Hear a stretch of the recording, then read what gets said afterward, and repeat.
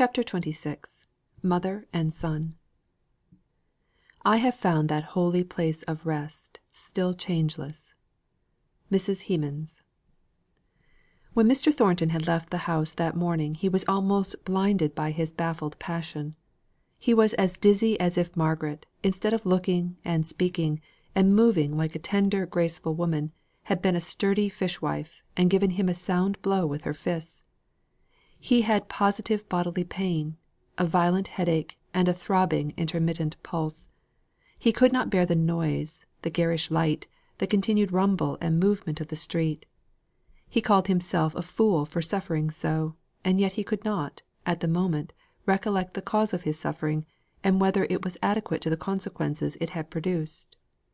It would have been a relief to him if he could have sat down and cried on a door step by a little child, who was raging and storming, through his passionate tears, at some injury he had received. He said to himself that he hated Margaret; but a wild, sharp sensation of love cleft his dull, thunderous feeling like lightning, even as he shaped the words expressive of hatred. His greatest comfort was in hugging his torment, and in feeling, as he had indeed said to her, that though she might despise him, contemn him, treat him with her proud sovereign indifference, he did not change one whit. She could not make him change. He loved her, and would love her, and defy her and all this miserable bodily pain. He stood still for a moment to make this resolution firm and clear. There was an omnibus passing, going into the country. The conductor thought he was wishing for a place, and stopped near the pavement. It was too much trouble to apologise and explain, so he mounted upon it, and was borne away; past long rows of houses, then past detached villas with trim gardens, till they came to real country hedgerows, and, by, to a small country town. Then everybody got down, and so did Mr. Thornton; and because they walked away, he did so too. He went into the fields, walking briskly, because the sharp motion relieved his mind. He could remember all about it now; the pitiful figure he must have cut; the absurd way in which he had gone and done the very thing he had so often agreed with himself in thinking would be the most foolish thing in the world; and had met with exactly the consequences which, in these wise moods, he had always foretold were certain to follow, if he ever did make such a fool of himself. Was he bewitched by those beautiful eyes, that soft, half open, sighing mouth which lay so close upon his shoulder only yesterday? He could not even shake off the recollection that she had been there, that her arms had been round him, once, if never again. He only caught glimpses of her; he did not understand her altogether. At one time she was so brave, and at another so timid; now so tender, and then so haughty and regal proud. And then he thought over every time he had ever seen her once again, by way of finally forgetting her. He saw her in every dress, in every mood, and did not know which became her best. Even this morning, how magnificent she had looked, her eyes flashing out upon him at the idea that, because she had shared his danger yesterday, she had cared for him the least. If Mr. Thornton was a fool in the morning, as he assured himself at least 20 times he was, he did not grow much wiser in the afternoon. All that he gained in return for his sixpenny omnibus ride was a more vivid conviction that there never was, never could be, any one like Margaret; that she did not love him, and never would; but that she no, nor the whole world should never hinder him from loving her.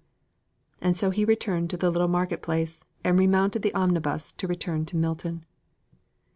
It was late in the afternoon when he was set down, near his warehouse. The accustomed places brought back the accustomed habits and trains of thought.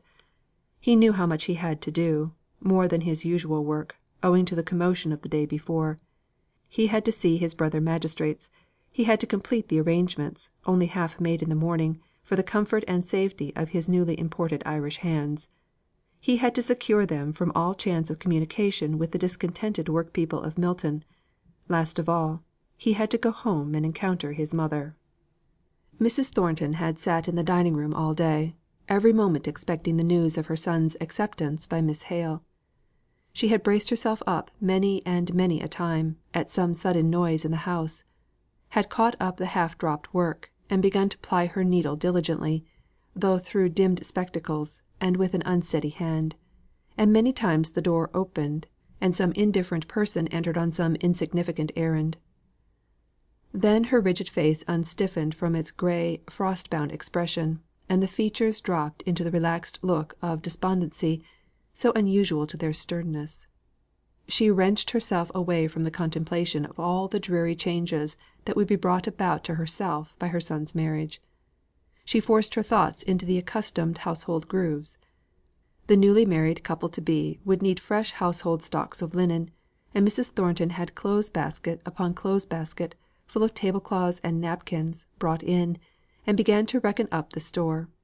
There was some confusion between what was hers, and consequently marked G.H.T. for George and Hannah Thornton, and what was her son's, bought with his money, marked with his initials. Some of those marked G.H.T. were Dutch damask of the old kind, exquisitely fine; none were like them now. Mrs. Thornton stood looking at them long. They had been her pride when she was first married. Then she knit her brows, and pinched and compressed her lips tight, and carefully unpicked the G.H. She went so far as to search for the turkey red marking thread to put in the new initials, but it was all used, and she had no heart to send for any more just yet. So she looked fixedly at vacancy, a series of visions passing before her, in all of which her son was the principal, the sole object. Her son, her pride, her property. Still he did not come. Doubtless he was with Miss Hale. The new love was displacing her already from her place as first in his heart. A terrible pain, a pang of vain jealousy, shot through her. She hardly knew whether it was more physical or mental, but it forced her to sit down. In a moment she was up again as straight as ever, a grim smile upon her face for the first time that day, ready for the door opening, and the rejoicing triumphant one who should never know the sore regret his mother felt at his marriage.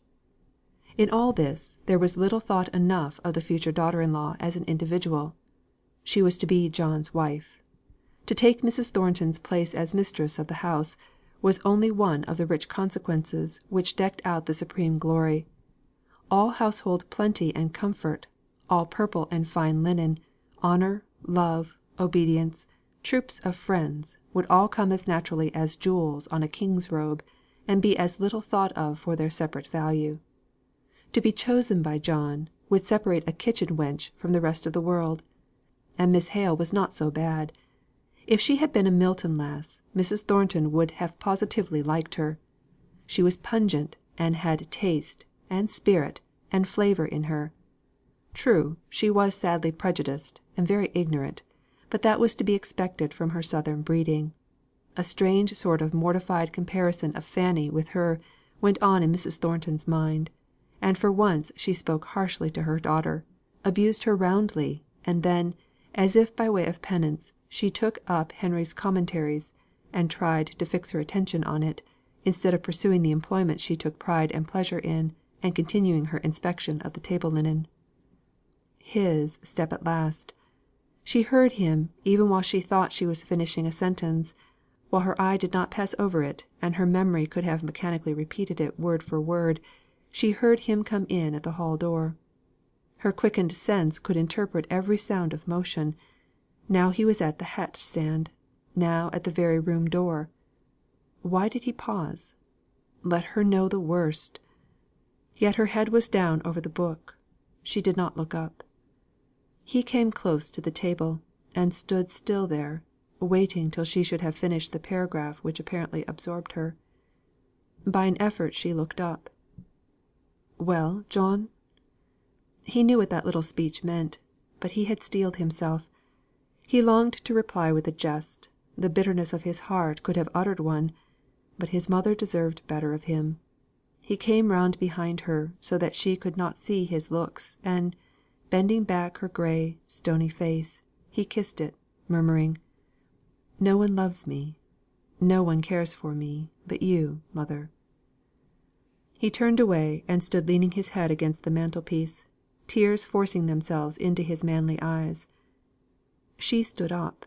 She tottered. For the first time in her life, the strong woman tottered. She put her hands on his shoulders. She was a tall woman. She looked into his face. She made him look at her. "Mother's love is given by God, John. It holds fast for ever and ever. A girl's love is like a puff of smoke. It changes with every wind. And she would not have you, my own lad, would not she?" She set her teeth. She showed them like a dog for the whole length of her mouth. He shook his head. "I am not fit for her, mother. I knew I was not." She ground out words between closed teeth. He could not hear what she said, but the look in her eyes interpreted it to be a curse. If not as coarsely worded, it fell as intent as ever was uttered. And yet her heart leapt up light to know he was her own again. "Mother," said he, hurriedly, "I cannot hear a word against her. Spare me, spare me. I am very weak in my sore heart. I love her yet. I love her more than ever." "And I hate her," said Mrs. Thornton, in a low fierce voice. "I tried not to hate her, when she stood between you and me, because I said to myself, she will make him happy, and I would give my heart's blood to do that. But now, I hate her for your misery's sake. Yes, John, it is no use hiding up your aching heart from me. I am the mother that bore you, and your sorrow is my agony. And if you do not hate her, I do." "Then, mother, you make me love her more. She is unjustly treated by you, and I must make the balance even. But why do we talk of love or hatred? She does not care for me, and that is enough. Too much. Let us never name the subject again. It is the only thing you can do for me in the matter. Let us never name her." "With all my heart. I only wish that she, and all belonging to her, were swept back to the place they came from." He stood still, gazing into the fire for a minute or two longer. Her dry dim eyes filled with unwonted tears as she looked at him; but she seemed just as grim and quiet as usual when he next spoke. "Warrants are out against 3 men for the conspiracy, mother. The riot yesterday helped to knock up the strike." And Margaret's name was no more mentioned between Mrs. Thornton and her son. They fell back into their usual mode of talk, about facts, not opinions, far less feelings. Their voices and tones were calm and cold. A stranger might have gone away and thought that he had never seen such frigid indifference of demeanour between such near relations. CHAPTER 27. Fruit piece. "For never anything can be amiss When simpleness and duty tender it." Midsummer Night's Dream. Mr. Thornton went straight and clear into all the interests of the following day. There was a slight demand for finished goods, and as it affected his branch of the trade he took advantage of it, and drove hard bargains. He was sharp to the hour at the meeting of his brother magistrates, giving them the best assistance of his strong sense, and his power of seeing consequences at a glance, and so coming to a rapid decision. Older men, men of long standing in the town, men of far greater wealth, realised and turned into land, while his was all floating capital engaged in his trade, looked to him for prompt, ready wisdom. He was the one deputed to see and arrange with the police, to lead in all the requisite steps, and he cared for their unconscious deference no more than for the soft west wind that scarcely made the smoke from the great tall chimneys swerve in its straight upward course. He was not aware of the silent respect paid to him. If it had been otherwise, he would have felt it as an obstacle in his progress to the object he had in view. As it was, he looked to the speedy accomplishment of that alone. It was his mother's greedy ears that sucked in, from the womankind of these magistrates and wealthy men, how highly Mr. This or Mr. That thought of Mr. Thornton, that if he had not been there, things would have gone on very differently, very badly indeed. He swept off his business right and left that day. It seemed as though his deep mortification of yesterday, and the stunned purposeless course of the hours afterwards, had cleared away all the mists from his intellect. He felt his power, and revelled in it. He could almost defy his heart. If he had known it, he could have sang the song of the miller who lived by the river Dee: "I care for nobody, nobody cares for me." The evidence against Boucher, and the other ringleaders of the riot, was taken before him. That against the 3 others for conspiracy, failed. But he sternly charged the police to be on the watch, for the swift right arm of the law should be in readiness to strike as soon as they could prove a fault.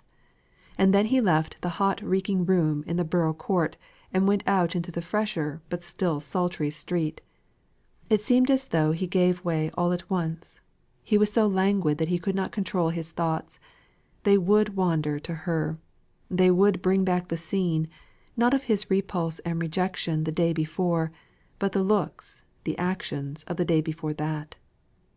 He went along the crowded streets mechanically, winding in and out among the people, but never seeing them, almost sick with longing for that one half hour, that one brief space of time when she clung to him, and her heart beat against his, to come once again. "Why, Mr. Thornton, you're cutting me very coolly, I must say. And how is Mrs. Thornton? Brave weather this! We doctors don't like it, I can tell you." "I beg your pardon, Dr. Donaldson. I really didn't see you. My mother's quite well, thank you. It is a fine day, and good for the harvest, I hope. If the wheat is well got in, we shall have a brisk trade next year, whatever you doctors have." "Ay, ay, each man for himself. Your bad weather and your bad times are my good ones. When trade is bad, there's more undermining of health, and preparation for death, going on among you Milton men than you're aware of." "Not with me, doctor. I'm made of iron. The news of the worst bad debt I ever had, never made my pulse vary. This strike, which affects me more than any one else in Milton, more than Hamper, never comes near my appetite. You must go elsewhere for a patient, doctor." "By the way, you've recommended me a good patient, poor lady. Not to go on talking in this heartless way, I seriously believe that Mrs. Hale, that lady in Crampton, you know, hasn't many weeks to live. I never had any hope of cure, as I think I told you; but I've been seeing her to day, and I think very badly of her." Mr. Thornton was silent. The vaunted steadiness of his pulse failed him for an instant. "Can I do anything, doctor?" he said in an altered voice. "You know you would see that money is not very plentiful. Are there any comforts or dainties she ought to have?" "No," replied the doctor, shaking his head. "She craves for fruit. She has a constant fever on her; but jargonelle pears will do as well as anything, and there are quantities of them in the market."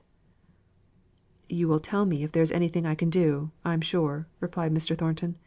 "I rely upon you." "Oh, never fear! I shall not spare your purse. I know it's deep enough. I wish you'd give me carte blanche for all my patients, and all their wants." But Mr. Thornton had no general benevolence, no universal philanthropy. Few even would have given him credit for strong affections. But he went straight to the first fruit shop in Milton, and chose out the bunch of purple grapes with the most delicate bloom upon them, the richest coloured peaches, the freshest vine leaves. They were packed into a basket, and the shopman awaited the answer to his inquiry: "Where shall we send them to, sir?" There was no reply. "To Marlborough Mills, I suppose, sir?" "No," Mr. Thornton said. "Give the basket to me. I'll take it." It took up both his hands to carry it, and he had to pass through the busiest part of the town for feminine shopping. Many a young lady of his acquaintance turned to look after him, and thought it strange to see him occupied just like a porter or an errand boy. He was thinking, "I will not be daunted from doing as I choose, by the thought of her. I like to take this fruit to the poor mother, and it is simply right that I should. She shall never scorn me out of doing what I please. A pretty joke, indeed, if, for fear of a haughty girl, I failed in doing a kindness to a man I liked. I do it for Mr. Hale. I do it in defiance of her." He went at an unusual pace, and was soon at Crampton. He went upstairs 2 steps at a time, and entered the drawing room before Dixon could announce him, his face flushed, his eyes shining with kindly earnestness. Mrs. Hale lay on the sofa, heated with fever. Mr. Hale was reading aloud. Margaret was working on a low stool by her mother's side. Her heart fluttered, if his did not, at this interview; but he took no notice of her, hardly of Mr. Hale himself. He went up straight with his basket to Mrs. Hale, and said, in that subdued and gentle tone which is so touching when used by a robust man in full health speaking to a feeble invalid: "I met Dr. Donaldson, ma'am, and he said fruit would be good for you. I have taken the liberty the great liberty of bringing you some that seemed to me fine." Mrs. Hale was excessively surprised, excessively pleased, quite in a tremble of eagerness. Mr. Hale with fewer words expressed a deeper gratitude. "Fetch a plate, Margaret a basket anything." Margaret stood up by the table, half afraid of moving, or making any noise, to arouse Mr. Thornton into a consciousness of her being in the room. She thought it would be awkward for both to be brought into conscious collision, and fancied that, from her being on a low seat at first, and now standing behind her father, he had overlooked her in his haste. As if he did not feel the consciousness of her presence all over, though his eyes had never rested on her. "I must go," he said. "I cannot stay. If you will forgive this liberty my rough ways too abrupt, I fear but I will be more gentle next time. You will allow me the pleasure of bringing you some fruit again, if I should see any that is tempting. Good afternoon, Mr. Hale. Good bye, ma'am." He was gone. Not one word, not one look to Margaret. She believed that he had not seen her. She went for a plate in silence, and lifted the fruit out tenderly, with the points of her delicate taper fingers. It was good of him to bring it. And after yesterday, too. "Oh, it is so delicious!" said Mrs. Hale, in a feeble voice. "How kind of him to think of me! Margaret, love, only taste these grapes. Was it not good of him?" "Yes," said Margaret, quietly. "Margaret," said Mrs. Hale, rather querulously, "you won't like anything Mr. Thornton does. I never saw anybody so prejudiced." Mr. Hale had been peeling a peach for his wife, and cutting off a small piece for himself, he said: "If I had any prejudices, the gift of such delicious fruit as this would melt them away.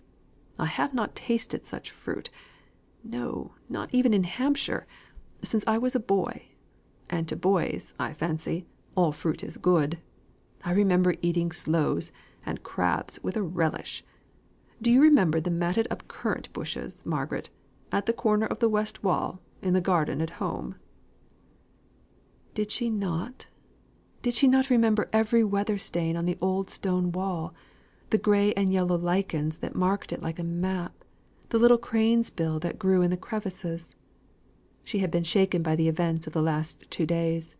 Her whole life just now was a strain upon her fortitude; and, somehow, these careless words of her father's, touching on the remembrance of the sunny times of old, made her start up, and, dropping her sewing on the ground, she went hastily out of the room into her own little chamber. She had hardly given way to the first choking sob, when she became aware of Dixon standing at her drawers, and evidently searching for something. "Bless me, miss, how you startled me! Missus is not worse, is she? Is anything the matter?" "No, nothing. Only I'm silly, Dixon, and want a glass of water. What are you looking for? I keep my muslins in that drawer." Dixon did not speak, but went on rummaging. The scent of lavender came out and perfumed the room. At last Dixon found what she wanted. What it was Margaret could not see. Dixon faced round, and spoke to her. "Now I don't like telling you what I wanted, because you've fretting enough to go through, and I know you'll fret about this. I meant to have kept it from you till night, may be, or such times as that." What is the matter? Pray tell me, Dixon, at once." "That young woman you go to see Higgins, I mean." "Well?" "Well, she died this morning, and her sister is here, come to beg a strange thing. It seems the young woman who died had a fancy for being buried in something of yours, and so this sister's come to ask for it; and I was looking for a night cap that wasn't too good to give away." "Oh, let me find one," said Margaret, in the midst of her tears. "Poor Bessy! I never thought I should see her again. Why, that's another thing. This girl downstairs wanted me to ask you if you would like to see her." "But she's dead," said Margaret, turning a little pale. "I never saw a dead person. No, I would rather not." "I should not have asked you if you hadn't come in. I told her you wouldn't." "I will go down and speak to her," said Margaret, afraid lest Dixon's harshness of manner might wound the poor girl. So, taking the cap in her hand, she went to the kitchen. Mary's face was all swollen with crying, and she burst out afresh when she saw Margaret. "Oh, ma'am! Oh, ma'am! She loved yo'! She loved yo'! She did indeed!" And for a long time Margaret could not get her to say anything more than this. At last, her sympathy and Dixon's scolding forced out a few facts. Nicholas Higgins had gone out in the morning, leaving Bessy as well as on the day before. But in an hour she was taken worse. Some neighbour ran to the room where Mary was working. They did not know where to find her father. Mary had only come in a few minutes before she died.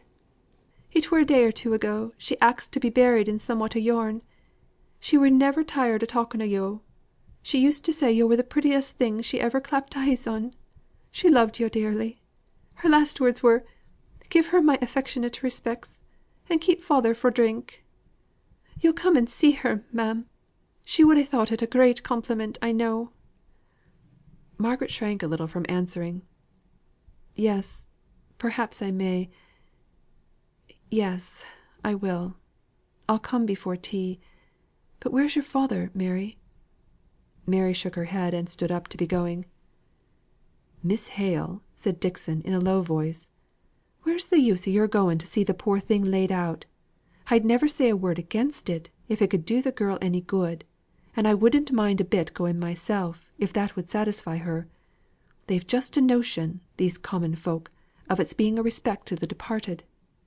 Here," she said, turning sharply round, "I'll come and see your sister. Miss Hale is busy, and she can't come, or else she would."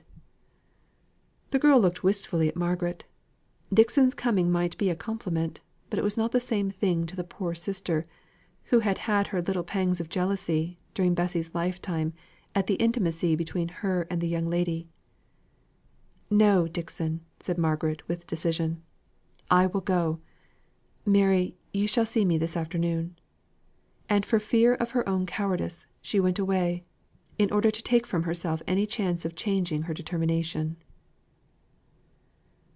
CHAPTER 28. Comfort in Sorrow. Through cross to crown!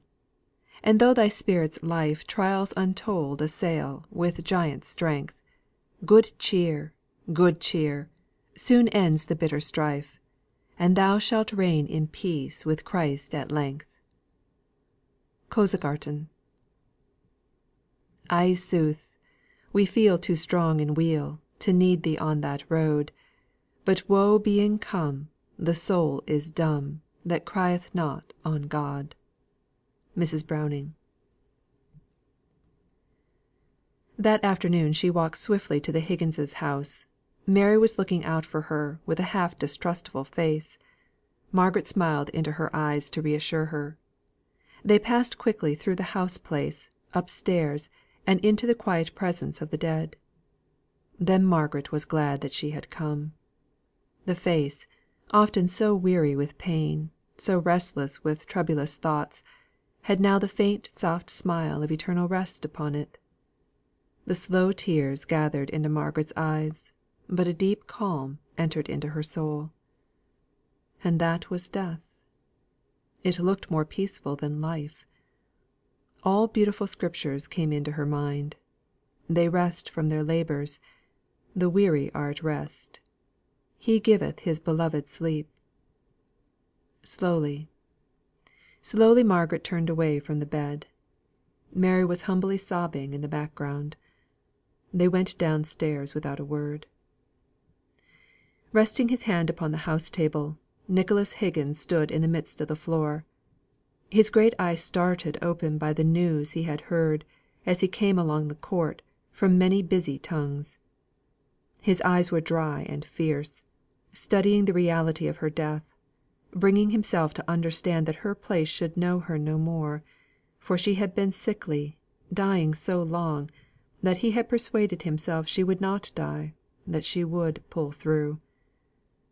Margaret felt as if she had no business to be there, familiarly acquainting herself with the surroundings of death which he, the father, had only just learnt. There had been a pause of an instant on the steep crooked stair, when she first saw him; but now she tried to steal past his abstracted gaze, and to leave him in the solemn circle of his household misery. Mary sat down on the first chair she came to, and throwing her apron over her head, began to cry. The noise appeared to rouse him. He took sudden hold of Margaret's arm, and held her till he could gather words to speak. They came up thick, and choked, and hoarse. "Were yo' with her? Did yo' see her die?" "No," replied Margaret, standing still with the utmost patience, now she found herself perceived. It was some time before he spoke again, but he kept his hold on her arm. "All men must die," said he at last, with a strange sort of gravity, which first suggested to Margaret the idea that he had been drinking, not enough to intoxicate himself, but enough to make his thoughts bewildered. "But she were younger than me." Still he pondered over the event, not looking at Margaret, though he grasped her tight. Suddenly he looked up at her with a wild searching inquiry in his glance. "Yo're sure and certain she's dead? Not in the dwam, as faint? She's been so before, often." "She is dead," replied Margaret. She felt no fear in speaking to him, though he hurt her arm with his grip, and wild gleams came across the stupidity of his eyes. "She is dead," she said. He looked at her still with that searching look, which seemed to fade out of his eyes as he gazed. Then he suddenly let go his hold of Margaret, and, throwing his body half across the table, he shook it, and every piece of furniture in the room, with his violent sobs. Mary came trembling towards him. "Get thee gone! Get thee gone!" he cried, striking wildly and blindly at her. "What do I care for thee?" Margaret took her hand, and held it softly in hers. He tore his hair, he beat his head against the hard wood, then he lay exhausted and stupid. Still his daughter and Margaret did not move. Mary trembled from head to foot. At last, it might have been a quarter of an hour, it might have been an hour, he lifted himself up. His eyes were swollen and bloodshot, and he seemed to have forgotten that any one was by. He scowled at the watchers when he saw them. He shook himself heavily, gave them one more sullen look, spoke never a word, but made for the door. "Oh, father, father!" said Mary, throwing herself upon his arms. "Not to night! Any night but to night! Oh, help me! He's going out to drink again. Father, I'll not leave yo'. Yo' may strike me, but I'll not leave yo'. She told me last of all to keep yo' from drink." But Margaret stood in the doorway, silent yet commanding. He looked up at her defyingly. "It's my own house. Stand out o' the way, wench, or I'll make yo'." He had shaken off Mary with violence. He looked ready to strike Margaret.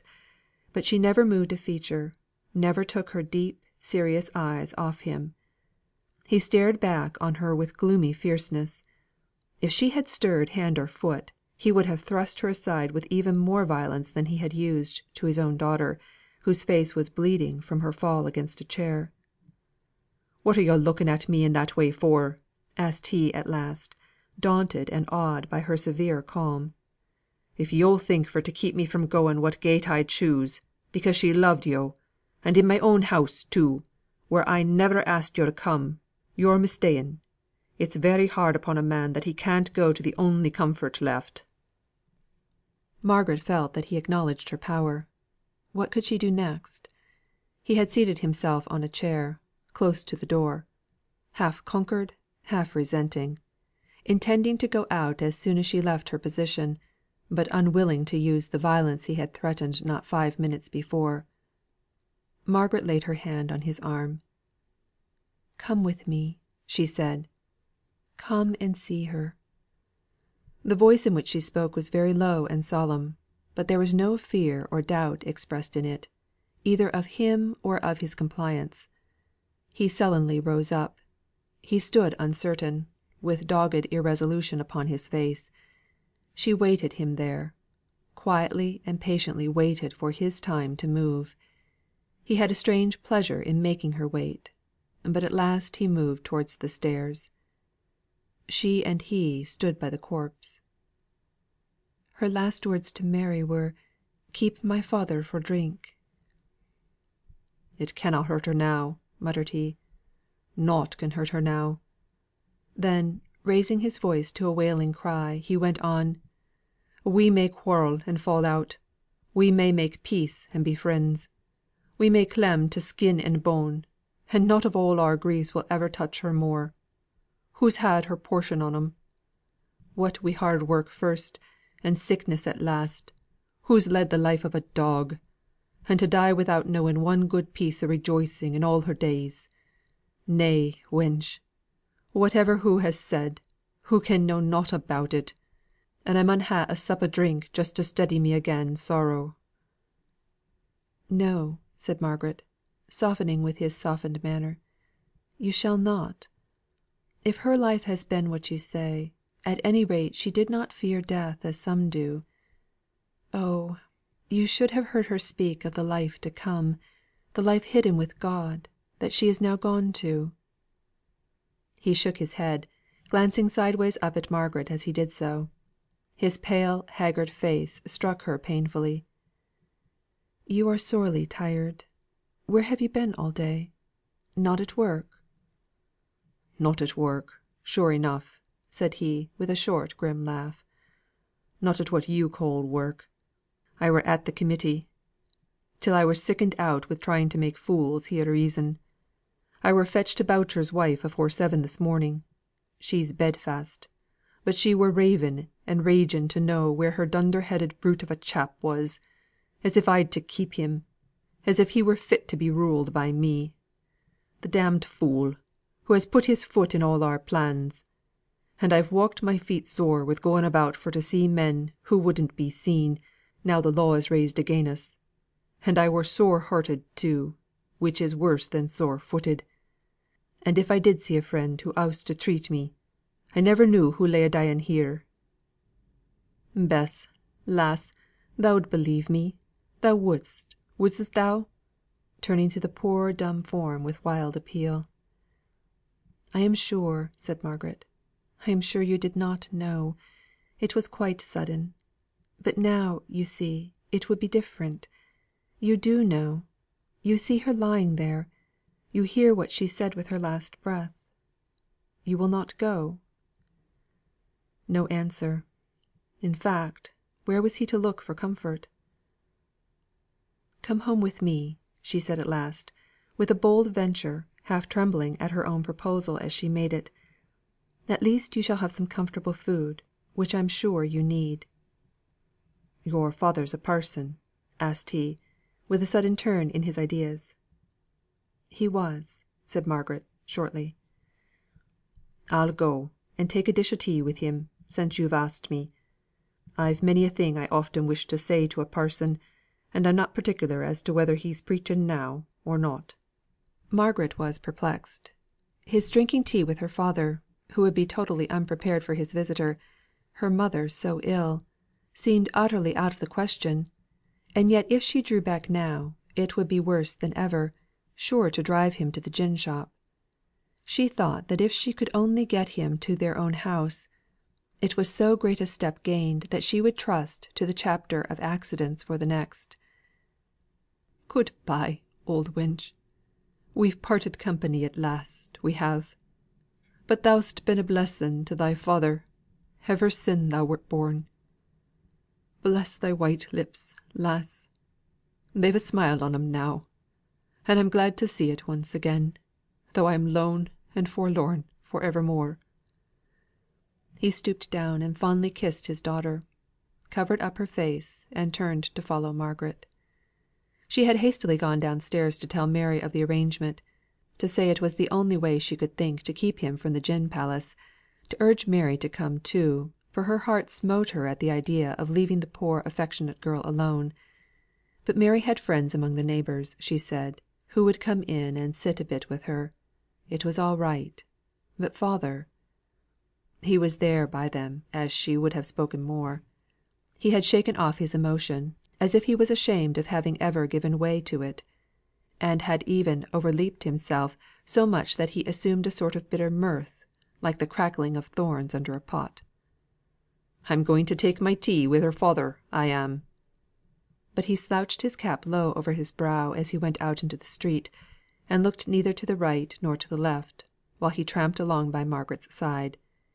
He feared being upset by the words, still more the looks, of sympathising neighbours. So he and Margaret walked in silence. As he got near the street in which he knew she lived, he looked down at his clothes, his hands and shoes. "I should m'appen ha' cleaned mysel' first." It certainly would have been desirable, but Margaret assured him that he should be allowed to go into the yard, and have soap and towel provided. She could not let him slip out of her hands just then. While he followed the house servant along the passage, and through the kitchen, stepping cautiously on every dark mark in the pattern of the oilcloth, in order to conceal his dirty footprints, Margaret ran upstairs. She met Dixon on the landing.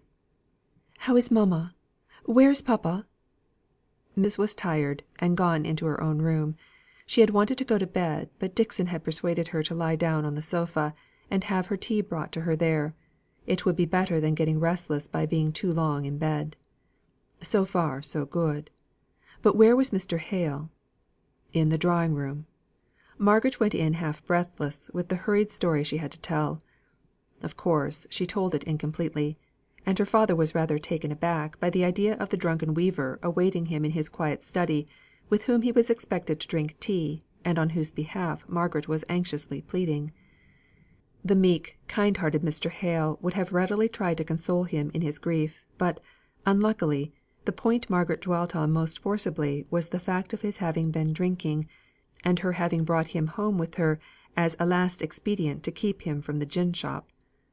One little event had come out of another so naturally that Margaret was hardly conscious of what she had done, till she saw the slight look of repugnance on her father's face. "Oh, papa! He really is a man you will not dislike, if you won't be shocked to begin with." "But, Margaret, to bring a drunken man home, and your mother so ill!" Margaret's countenance fell. "I am sorry, papa. He is very quiet. He is not tipsy at all. He was only rather strange at first; but that might be the shock of poor Bessy's death." Margaret's eyes filled with tears. Mr. Hale took hold of her sweet pleading face in both his hands, and kissed her forehead. "It's all right, dear. I'll go and make him as comfortable as I can; and do you attend to your mother. Only, if you can come in, and make a third in the study, I shall be glad." "Oh, yes! Thank you." But as Mr. Hale was leaving the room, she ran after him. "Papa, you must not wonder at what he says. He's I mean he does not believe in much of what we do." "Oh dear! A drunken infidel weaver!" said Mr. Hale to himself, in dismay. But to Margaret he only said, "If your mother goes to sleep, be sure you come directly." Margaret went into her mother's room. Mrs. Hale lifted herself up from a doze. "When did you write to Frederick, Margaret? Yesterday, or the day before?" "Yesterday, mamma." "Yesterday. And the letter went?" Yes, I took it myself." "Oh, Margaret, I'm so afraid of his coming. If he should be recognised if he should be taken if he should be executed, after all these years that he has kept away and lived in safety. I keep falling asleep and dreaming that he is caught and being tried." "Oh, mamma, don't be afraid. There will be some risk, no doubt, but we will lessen it as much as ever we can; and it is so little. Now, if we were at Helstone, there would be 20, 100 times as much. There everybody would remember him; and if there was a stranger known to be in the house, they would be sure to guess it was Frederick; while here, nobody knows or cares for us enough to notice what we do. Dixon will keep the door like a dragon. Won't you, Dixon, while he is here?" "They'll be clever if they come in past me," said Dixon, showing her teeth at the bare idea. "And he need not go out, except in the dusk, poor fellow." "Poor fellow!" echoed Mrs. Hale. "But I almost wish you had not written. Would it be too late to stop him, if you wrote again, Margaret?" "I am afraid it would, mamma," said Margaret, remembering the urgency with which she had entreated him to come directly, if he wished to see his mother alive. "I always dislike that doing things in such a hurry," said Mrs. Hale. Margaret was silent. "Come now, ma'am," said Dixon, with a kind of cheerful authority. "You know seeing Master Frederick is just the very thing of all others you're longing for. And I'm glad Miss Margaret wrote off straight, without shilly shallying. I've had a great mind to do it myself; and we'll keep him snug, depend upon it. There's only Martha in the house that would not do a good deal to save him in a pinch; and I've been thinking that she might go and see her mother just at that very time. She's been saying once or twice she should like to go, for her mother has had a stroke since she came here, only she didn't like to ask. But I'll see about her being safe off, as soon as we know when he comes. God bless him! So take your tea, ma'am, in comfort, and trust to me." Mrs. Hale did trust in Dixon more than in Margaret. Dixon's words quieted her for the time. Margaret poured out the tea in silence, trying to think of something agreeable to say; but her thoughts made answer something like Daniel O'Rourke, when the man in the moon asked him to get off his reaping hook: "The more you ax us, the more we won't stir." The more she tried to think of something, anything besides the danger to which Frederick would be exposed, the more closely her imagination clung to the unfortunate idea presented to her. Her mother prattled with Dixon, and seemed to have utterly forgotten the possibility of Frederick being tried and executed; utterly forgotten that at her wish, if by Margaret's deed, he was summoned into this danger. Her mother was one of those who throw out terrible possibilities, miserable probabilities, unfortunate chances of all kinds, as a rocket throws out sparks; but if the sparks light on some combustible matter, they smoulder first, and burst out into a frightful flame at last. Margaret was glad when, her filial duties gently and carefully performed, she could go down into the study.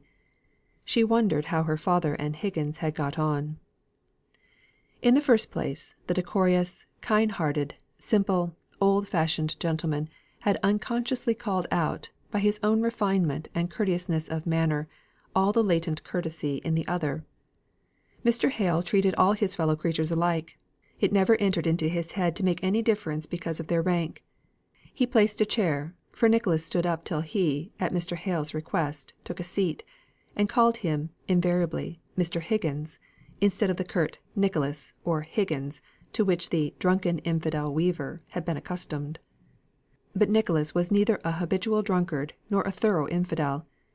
He drank to drown care, as he would have himself expressed it; and he was an infidel so far as he had never yet found any form of faith to which he could attach himself, heart and soul.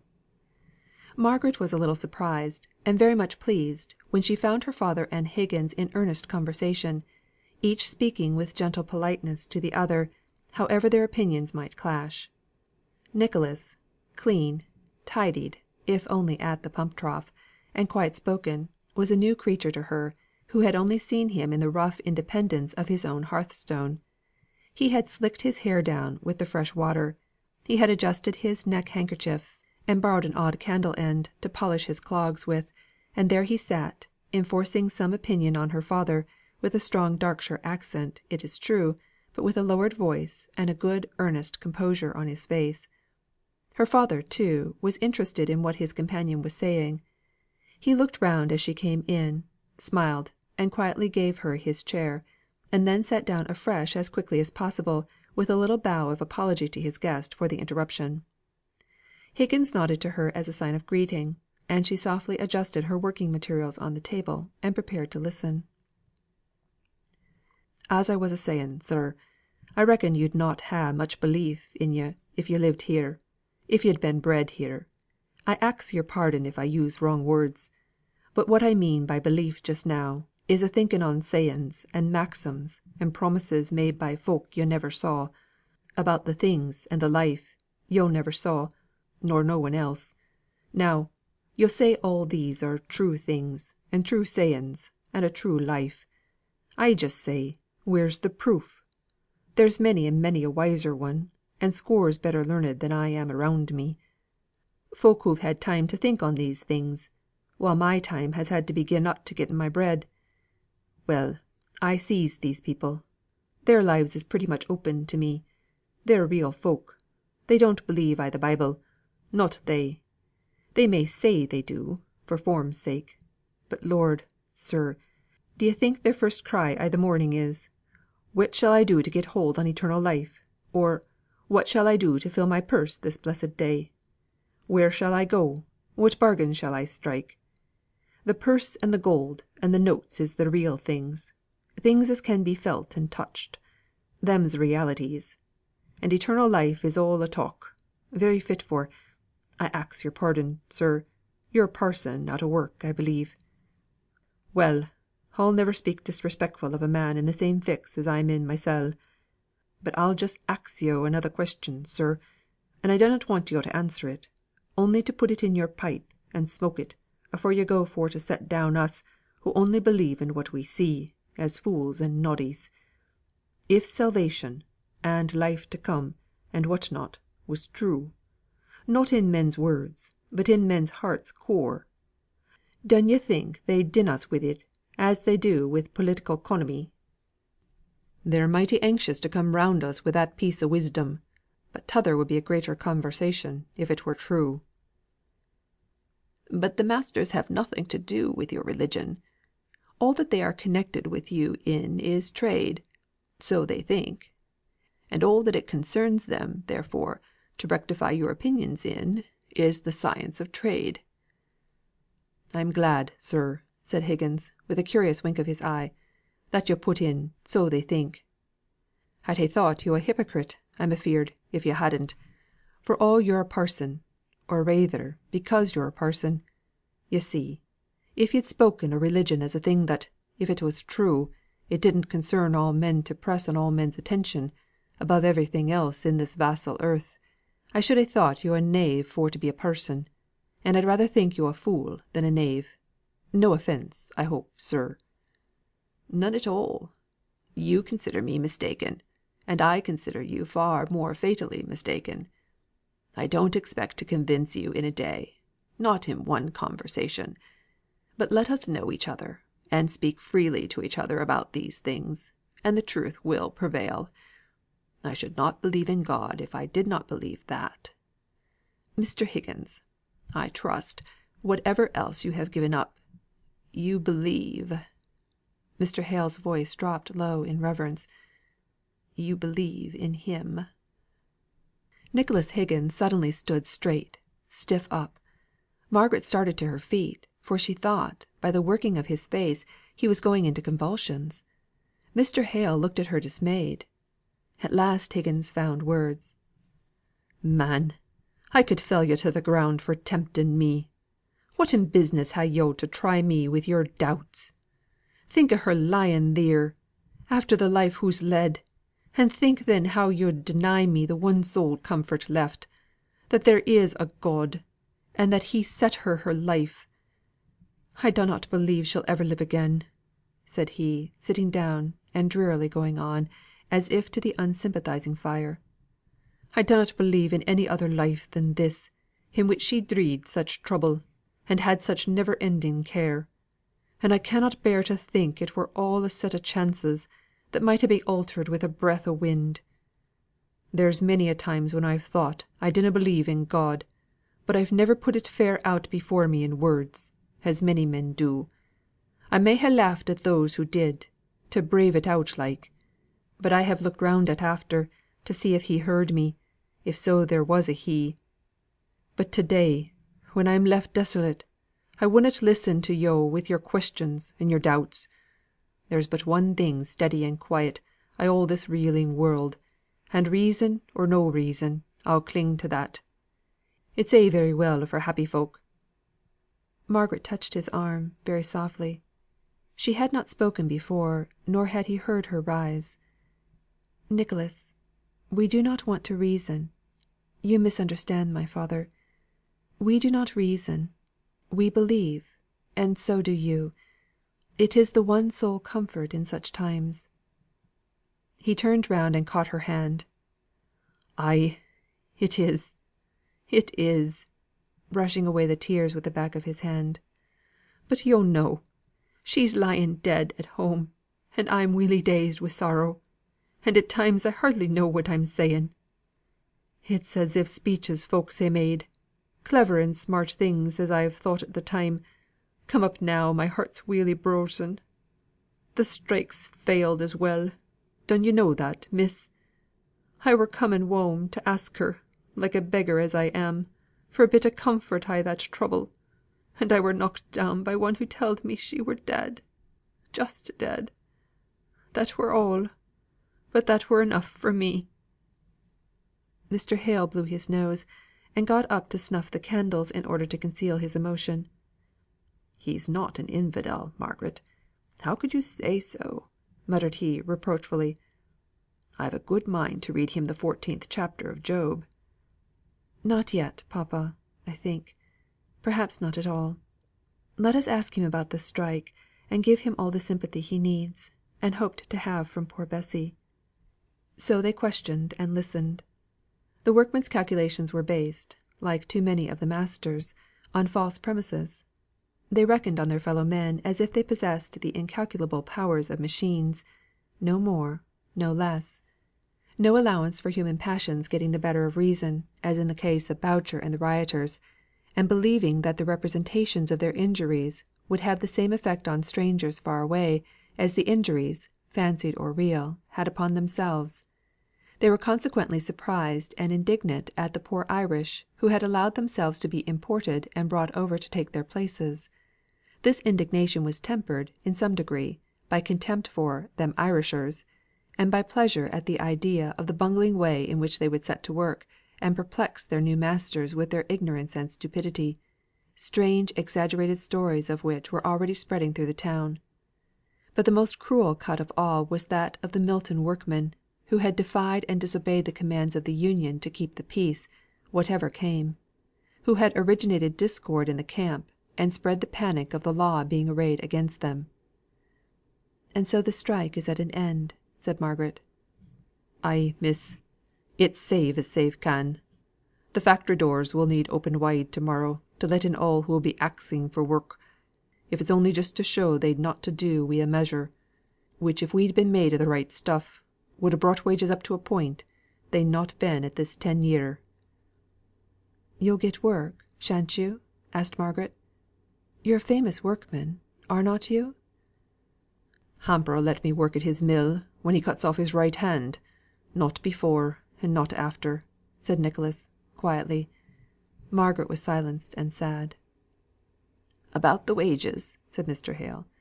"You'll not be offended, but I think you make some sad mistakes.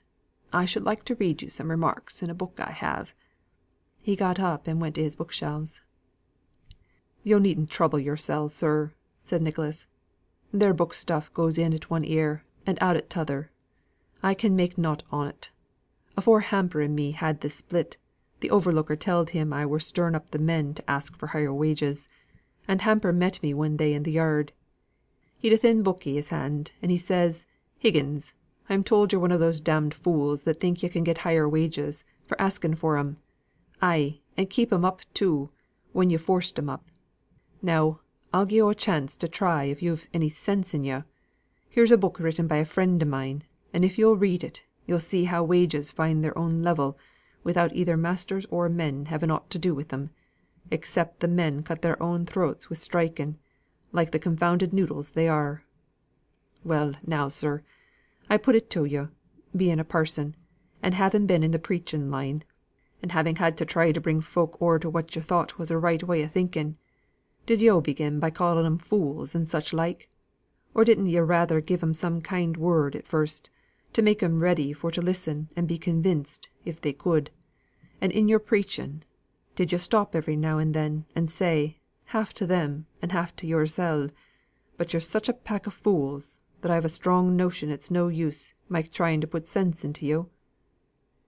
I were not i' the best state, I'll own, for taking in what Hamper's friend had to say. I were so vexed at the way it were put to me.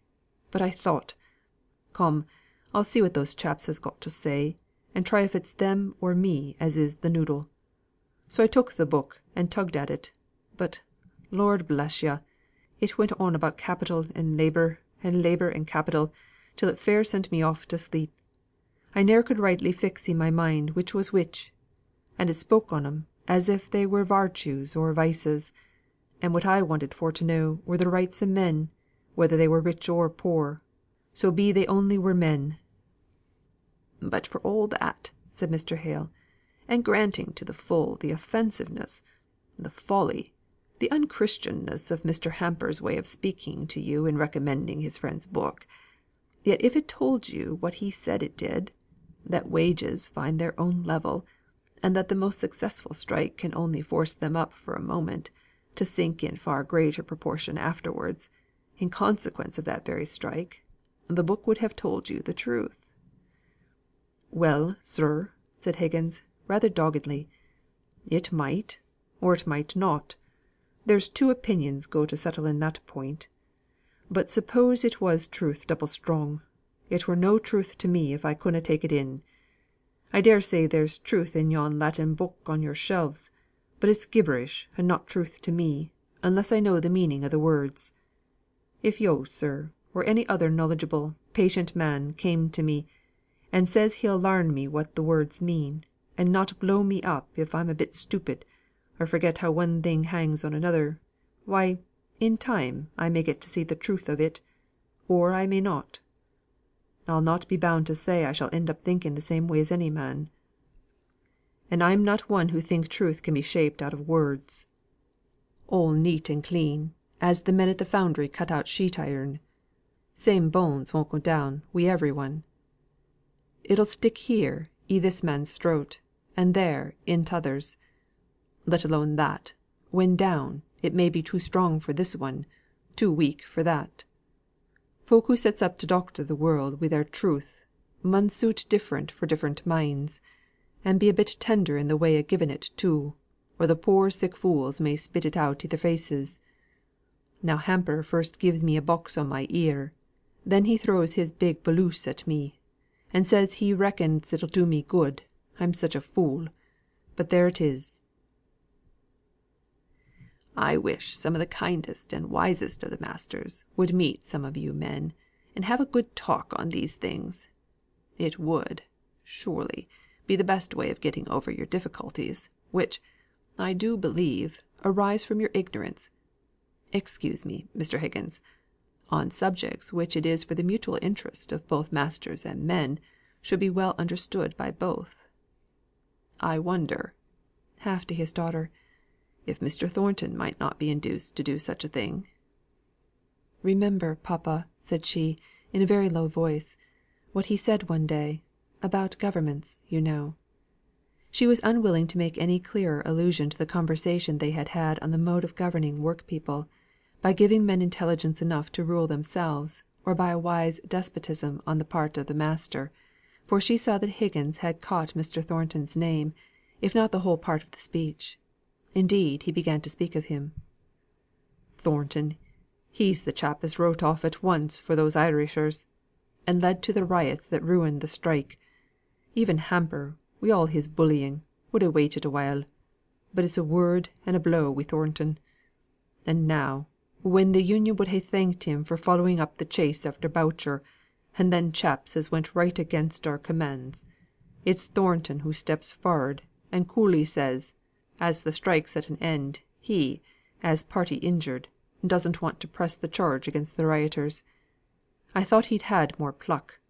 I thought he'd ha' carried his point, and had his revenge in an open way; but says he one in court telled me his very words, 'They are well known; they will find the natural punishment of their conduct in the difficulty they will meet wi' getting employment. That will be severe enough. I only wish they'd cotched Boucher, and had him up before Hamper.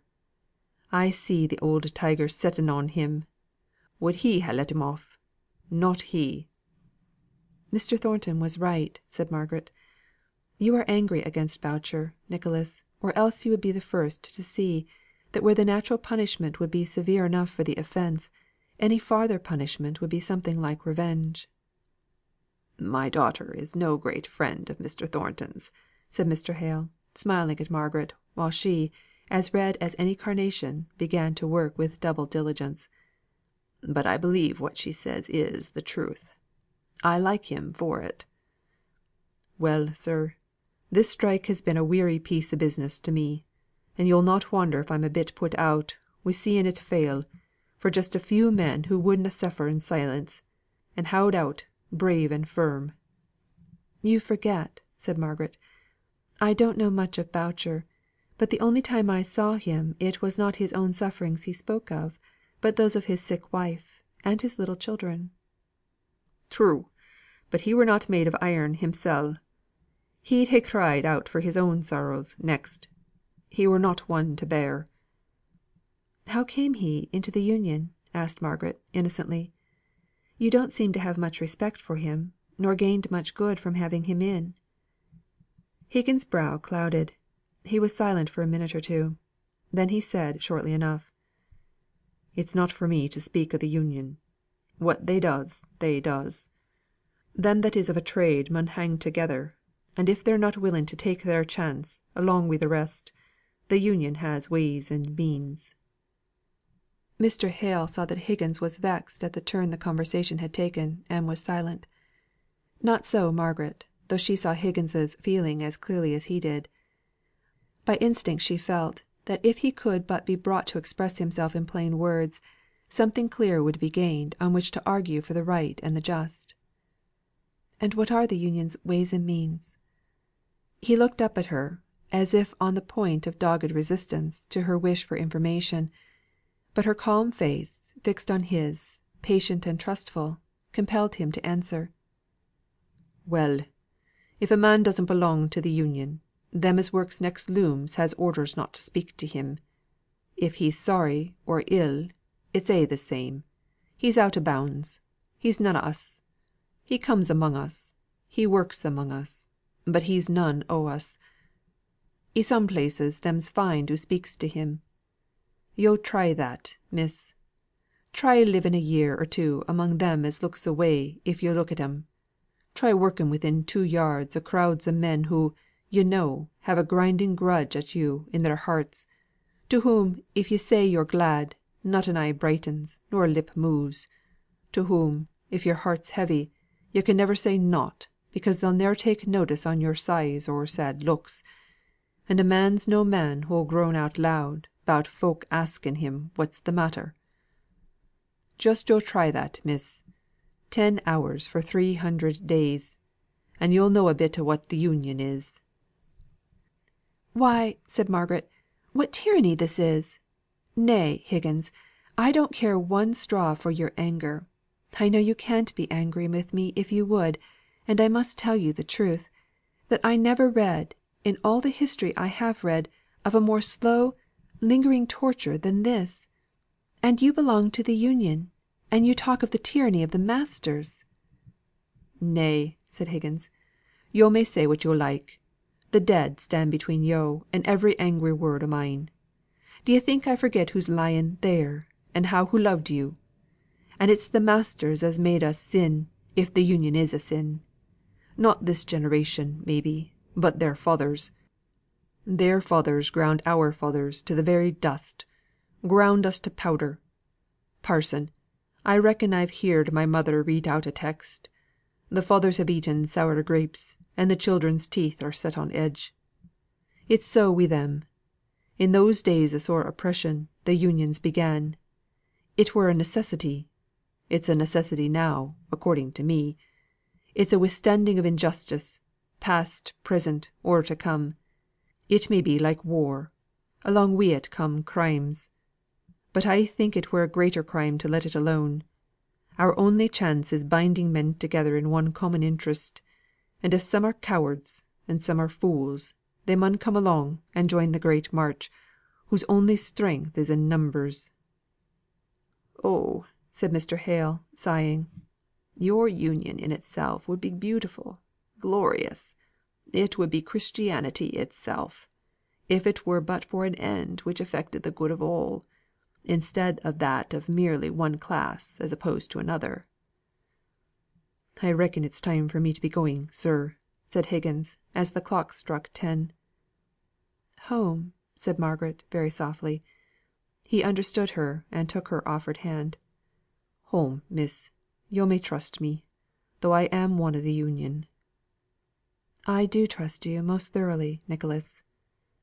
"Stay!" said Mr. Hale, hurrying to the book shelves. "Mr. Higgins, I'm sure you'll join us in family prayer."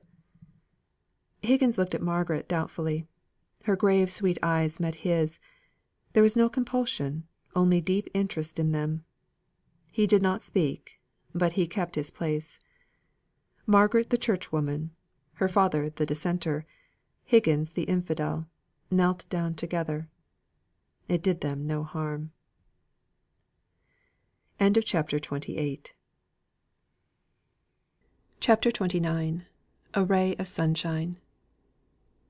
Some wishes crossed my mind and dimly cheered it, and one or two poor melancholy pleasures, each in the pale unwarming light of hope, slivering its flimsy wing, flew silent by. Moss in the moonbeam. Coleridge. The next morning brought Margaret a letter from Edith.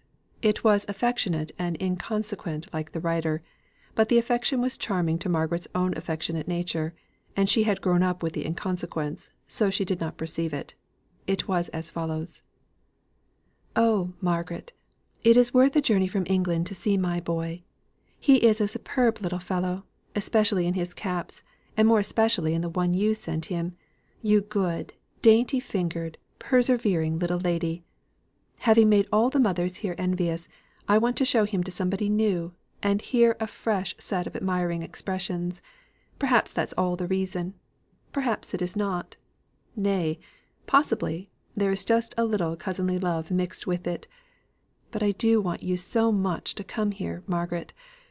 I'm sure it would be the best thing for Aunt Hale's health, and everybody here is young and well, and our skies are always blue, and the sun always shines, and the band plays deliciously from morning till night, and, to come back to the burden of my ditty, my baby always smiles. I am constantly wanting you to draw him for me, Margaret. It does not signify what he is doing; that very thing is prettiest, gracefullest, best.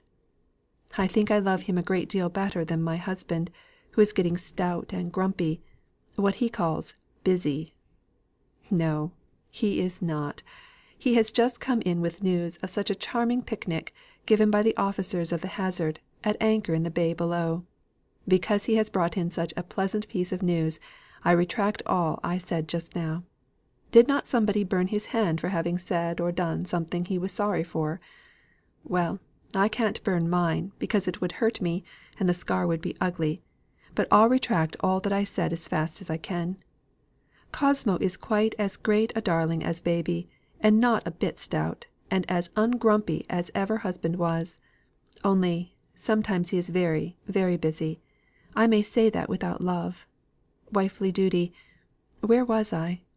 I had something very particular to say, I know, once. Oh, it is this.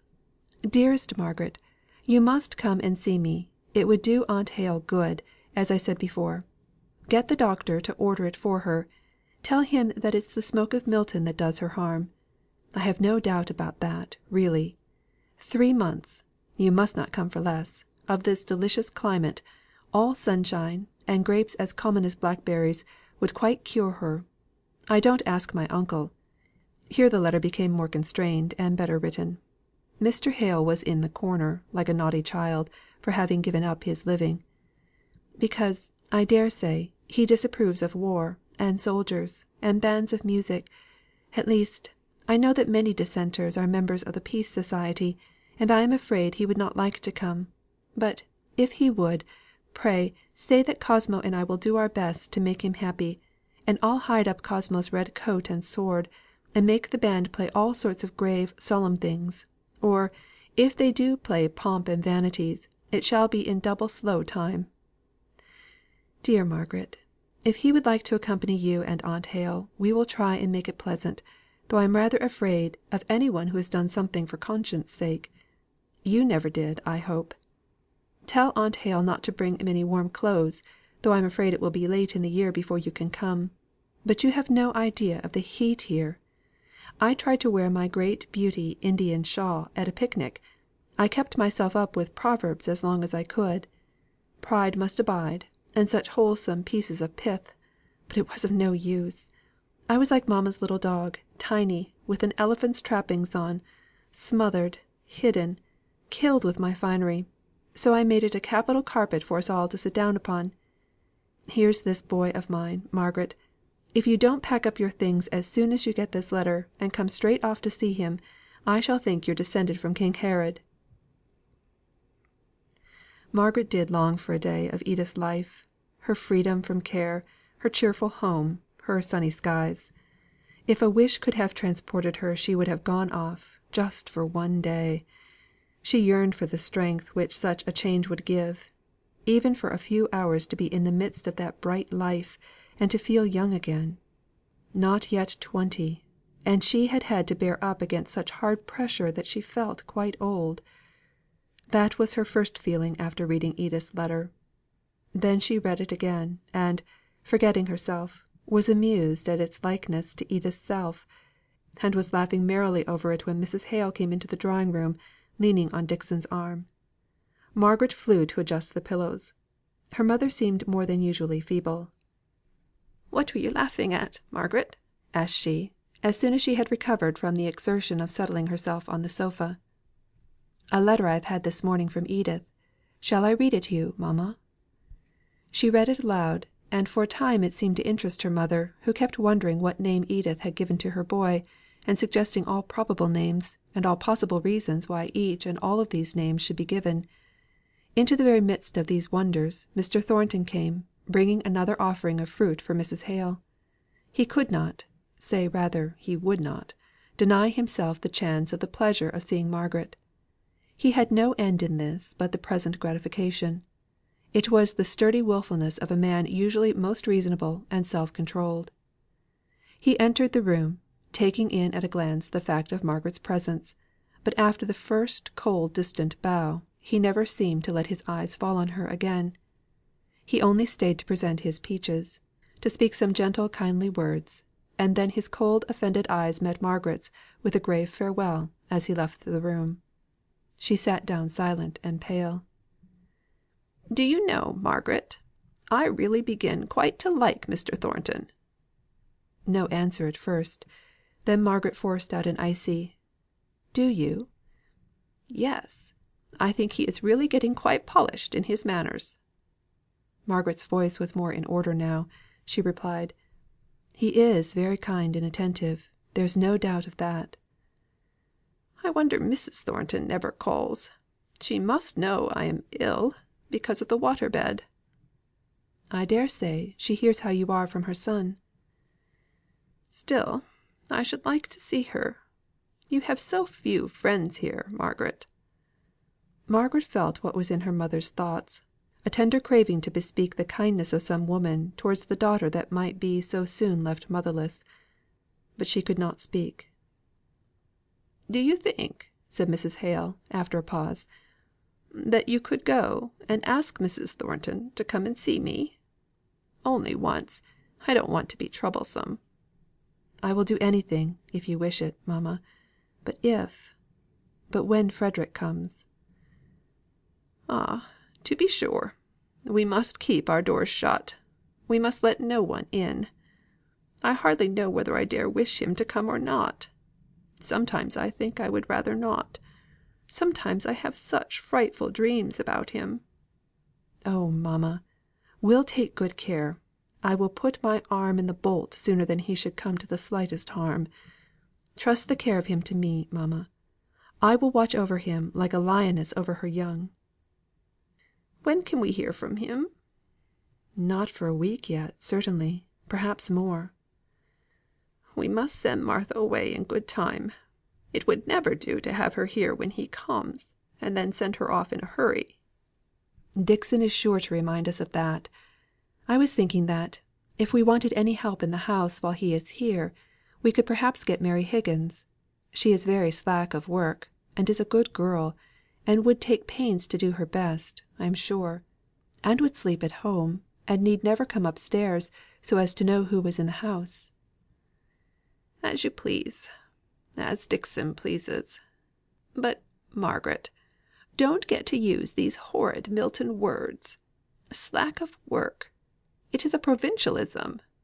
What would your Aunt Shaw say, if she hears you use it on her return?" "Oh, mamma, don't try and make a bugbear of Aunt Shaw," said Margaret, laughing. "Edith picked up all sorts of military slang from Captain Lennox, and Aunt Shaw never took any notice of it." "But yours is factory slang." "And if I live in a factory town, I must speak factory language when I want it. Why, mamma, I could astonish you with a great many words you have never heard in your life. I don't believe you know what a knobstick is." "Not I, child. I only know it has some very vulgar sound, and I don't want to hear you using it." "Very well, dearest mamma, I won't. Only I shall have to use a whole explanatory sentence instead." "I don't like this Milton," said Mrs. Hale. "Edith is right enough in saying it's the smoke that has made me so ill." Margaret stood up as her mother said this. Her father had just entered the room, and she was most anxious that the faint impression she had seen on his mind that the Milton air had injured her mother's health, should not be deepened. She did not receive any confirmation. She could not tell whether he had heard what Mrs. Hale had said or not; but she began to speak hurriedly of other things, unaware that Mr. Thornton was following him. "Mamma is accusing me of having picked up a great deal of vulgarity since we came to Milton." The vulgarity Margaret spoke of referred purely to the use of local words, and the expression arose out of the conversation they had just been holding. But Mr. Thornton's brow darkened, and Margaret suddenly felt how her speech might be misunderstood by him. So, in the natural sweet desire to avoid giving unnecessary pain, she forced herself to go forwards with a little greeting, and continue what she was saying, addressing herself to him expressly. "Now, Mr. Thornton, though knobstick has not a very pretty sound, is it not expressive? Could I do without it, in speaking of the thing it represents? If using local words is vulgar, I was very vulgar in the forest, was I not, mamma?" It was unusual with Margaret to obtrude her own subject of conversation on others; but in this case she was so anxious to prevent Mr. Thornton from feeling annoyance at the words he had accidentally overheard, that it was not until she had done speaking that she coloured all over with consciousness, more especially as Mr. Thornton seemed hardly to understand the exact gist or bearing of what she was saying, but passed her by, with a cold reserve of ceremonious movement, to speak to Mrs. Hale. The sight of him reminded her of the wish to see his mother, and commend Margaret to her care. Margaret, sitting in burning silence, vexed and ashamed of her difficulty in keeping her right place, and her calm unconsciousness of heart, when Mr. Thornton was by, heard her mother's slow entreaty that Mrs. Thornton would come and see her soon to morrow if it were possible. Mr. Thornton promised that she should, conversed a little more, and then took his leave; and Margaret's movements and voice seemed at once released from some invisible chains. He never looked at her, and yet, the careful avoidance of his eyes betokened that in some way he knew exactly where, if they fell by chance, they would rest on her. If she spoke, he gave no sign of attention, and yet his next speech to any one else was modified by what she had said. Sometimes there was an express answer to what she had remarked, but given to another person as though unsuggested by her. It was not the bad manners of ignorance; it was the wilful bad manners arising from deep offence. It was wilful at the time, repented of afterwards. But no deep pain, no careful cunning, could have stood him in such good stead.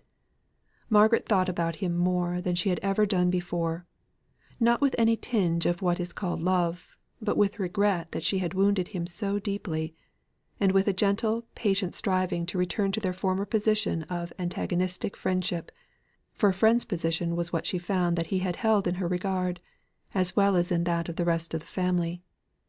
There was a pretty humility in her behaviour to him, as if mutely apologising for the over strong words which were the reaction from the deeds of the day of the riot.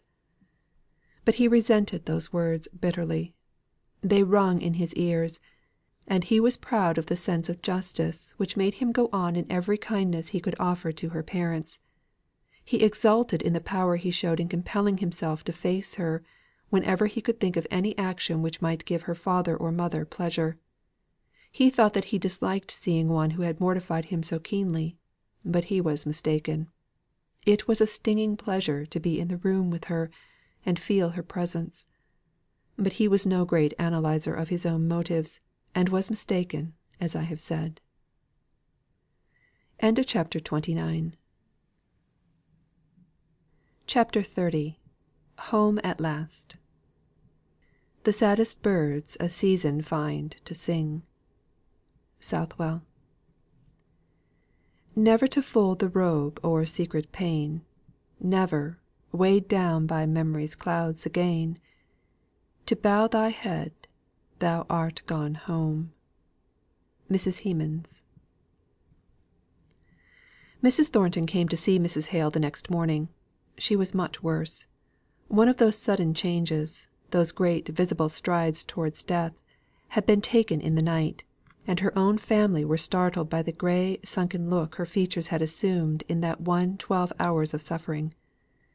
Mrs. Thornton, who had not seen her for weeks, was softened all at once. She had come because her son asked it from her as a personal favour, but with all the proud bitter feelings of her nature in arms against that family of which Margaret formed one. She doubted the reality of Mrs. Hale's illness; she doubted any want beyond a momentary fancy on that lady's part, which should take her out of her previously settled course of employment for the day. She told her son that she wished they had never come near the place; that he had never got acquainted with them; that there had been no such useless languages as Latin and Greek ever invented. He bore all this pretty silently; but when she had ended her invective against the dead languages, he quietly returned to the short, curt, decided expression of his wish that she should go and see Mrs. Hale at the appointed time, as most likely to be convenient to the invalid. Mrs. Thornton submitted with as bad a grace as she could to all her son's desire, all the time liking him the better for having it, and exaggerating in her own mind the same notion that he had of extraordinary goodness on his part in so perseveringly keeping up with the Hales. His goodness was verging on weakness, as all the softer virtues did in her mind; and her own contempt for Mr. and Mrs. Hale, and positive dislike to Margaret, were the ideas which occupied Mrs. Thornton till she was struck into nothingness before the dark shadow of the wings of the angel of death. There lay Mrs. Hale, a mother like herself, a much younger woman than she was, on the bed from which there was no sign of hope that she might ever rise again.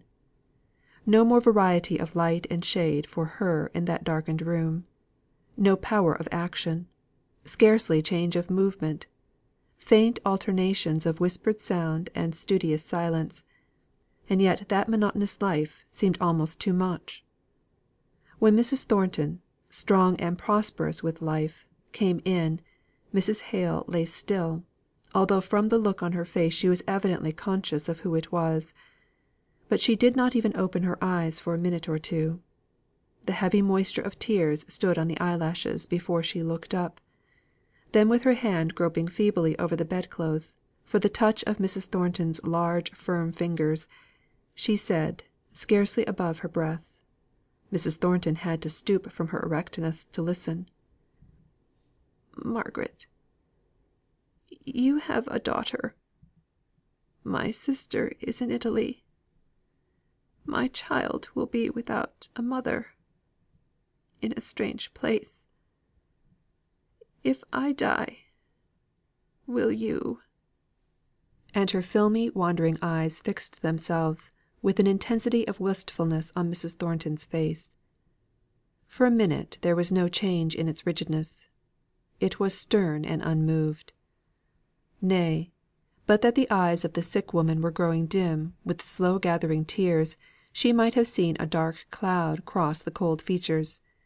And it was no thought of her son, or of her living daughter Fanny, that stirred her heart at last, but a sudden remembrance, suggested by something in the arrangement of the room, of a little daughter, died in infancy, long years ago, that, like a sudden sunbeam, melted the icy crust, behind which there was a real tender woman.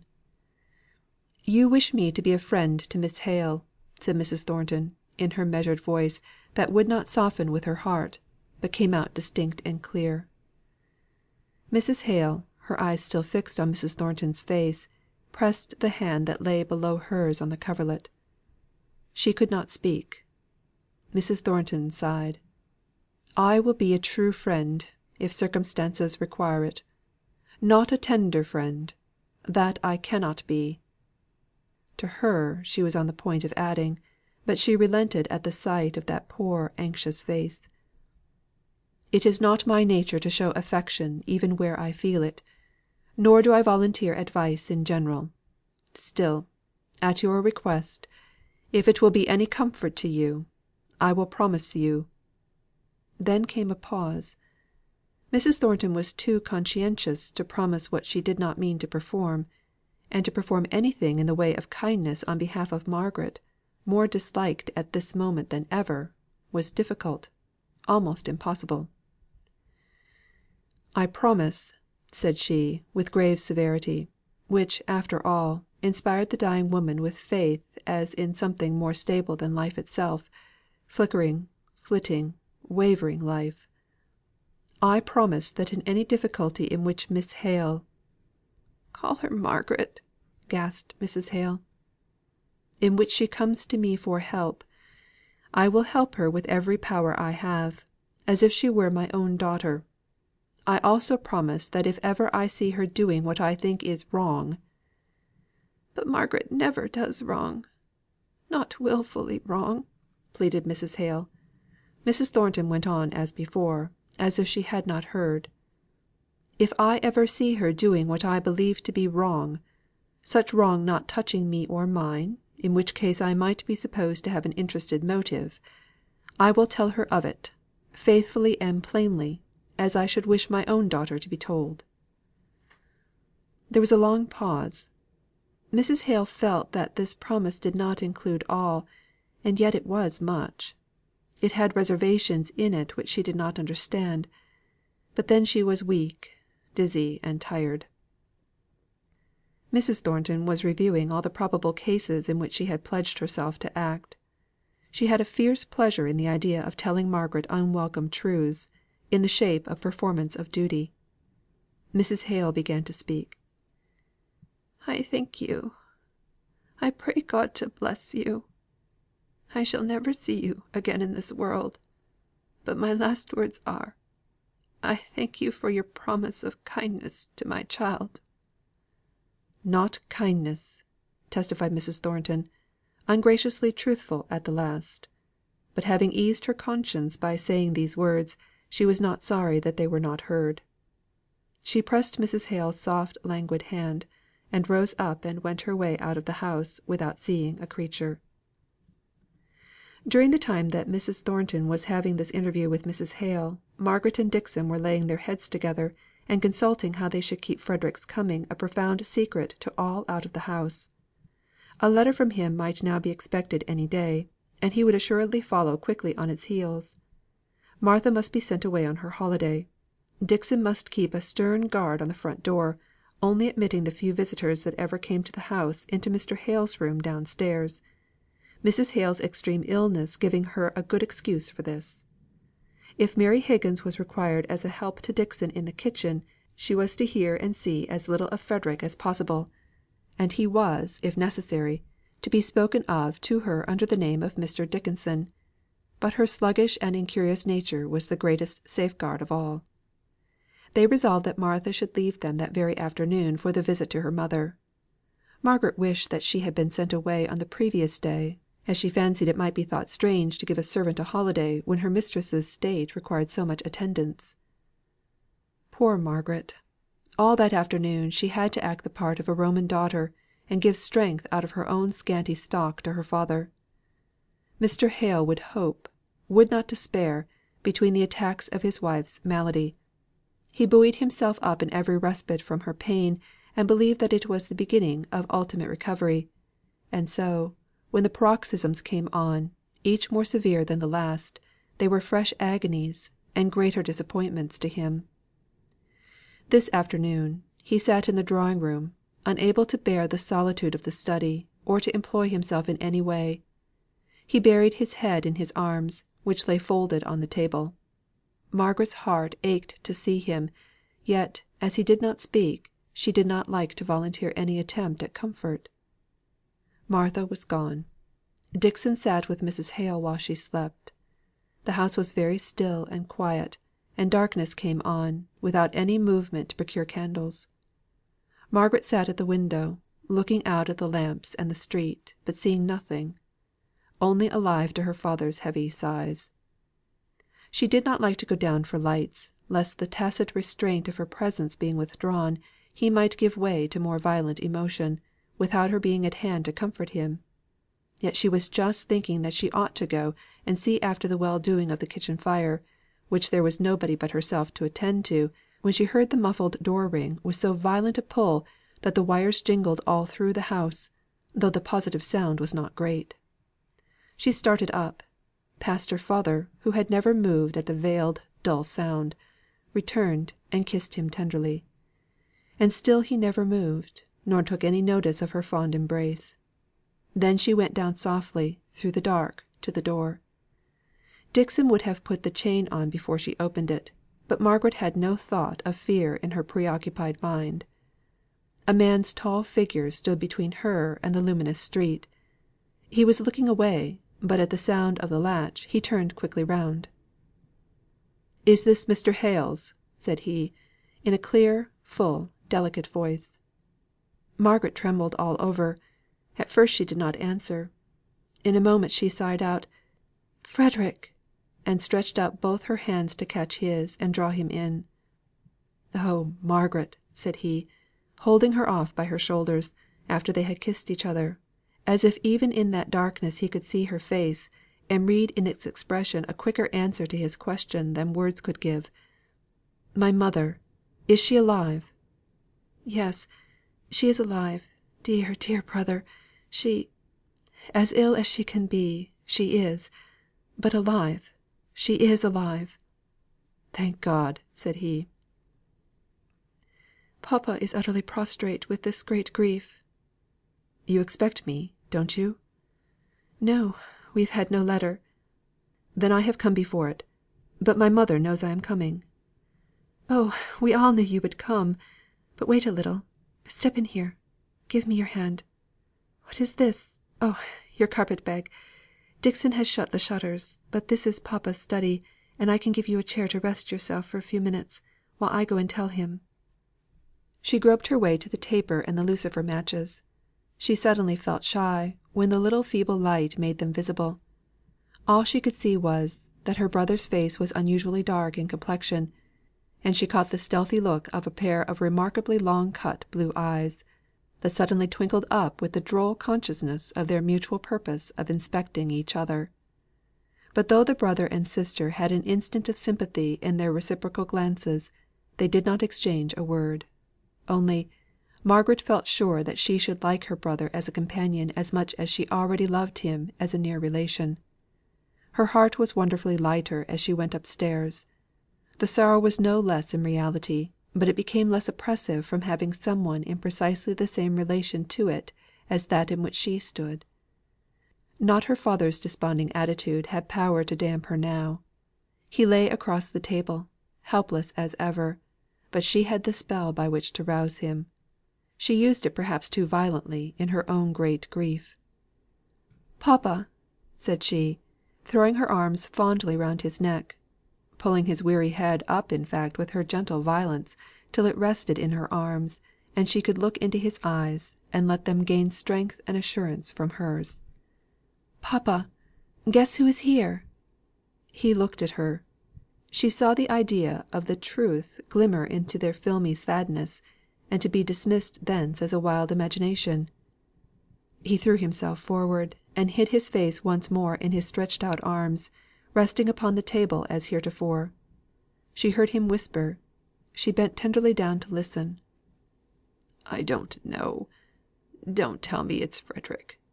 Not Frederick. I cannot bear it. I am too weak, and his mother is dying." He began to cry and wail like a child. It was so different to all which Margaret had hoped and expected, that she turned sick with disappointment, and was silent for an instant. Then she spoke again, very differently; not so exultingly, far more tenderly and carefully. "Papa, it is Frederick. Think of mamma, how glad she will be.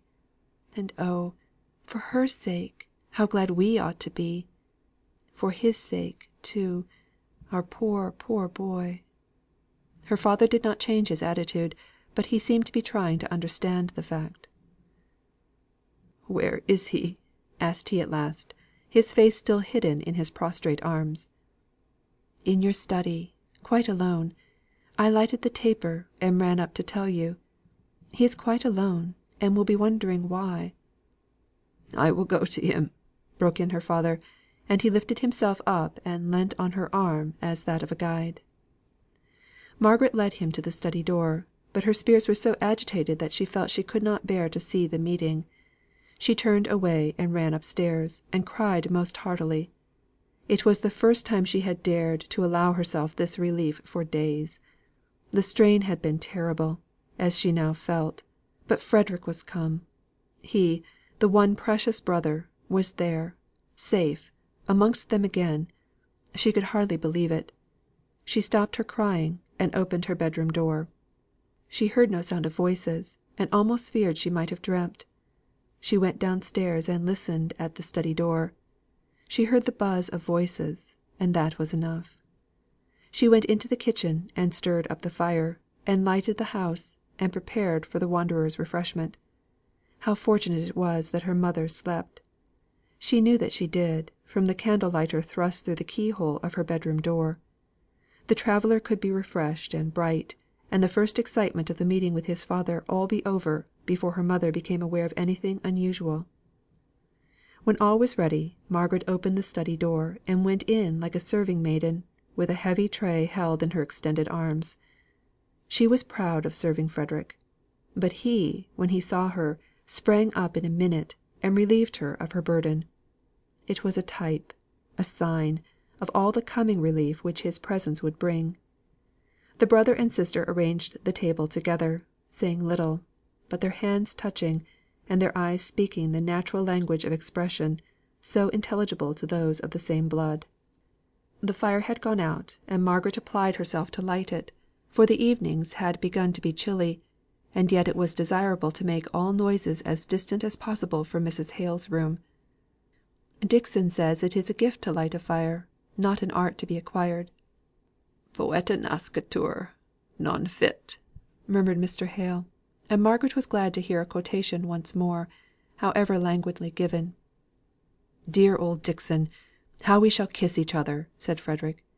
"She used to kiss me, and then look in my face to be sure I was the right person, and then set to again.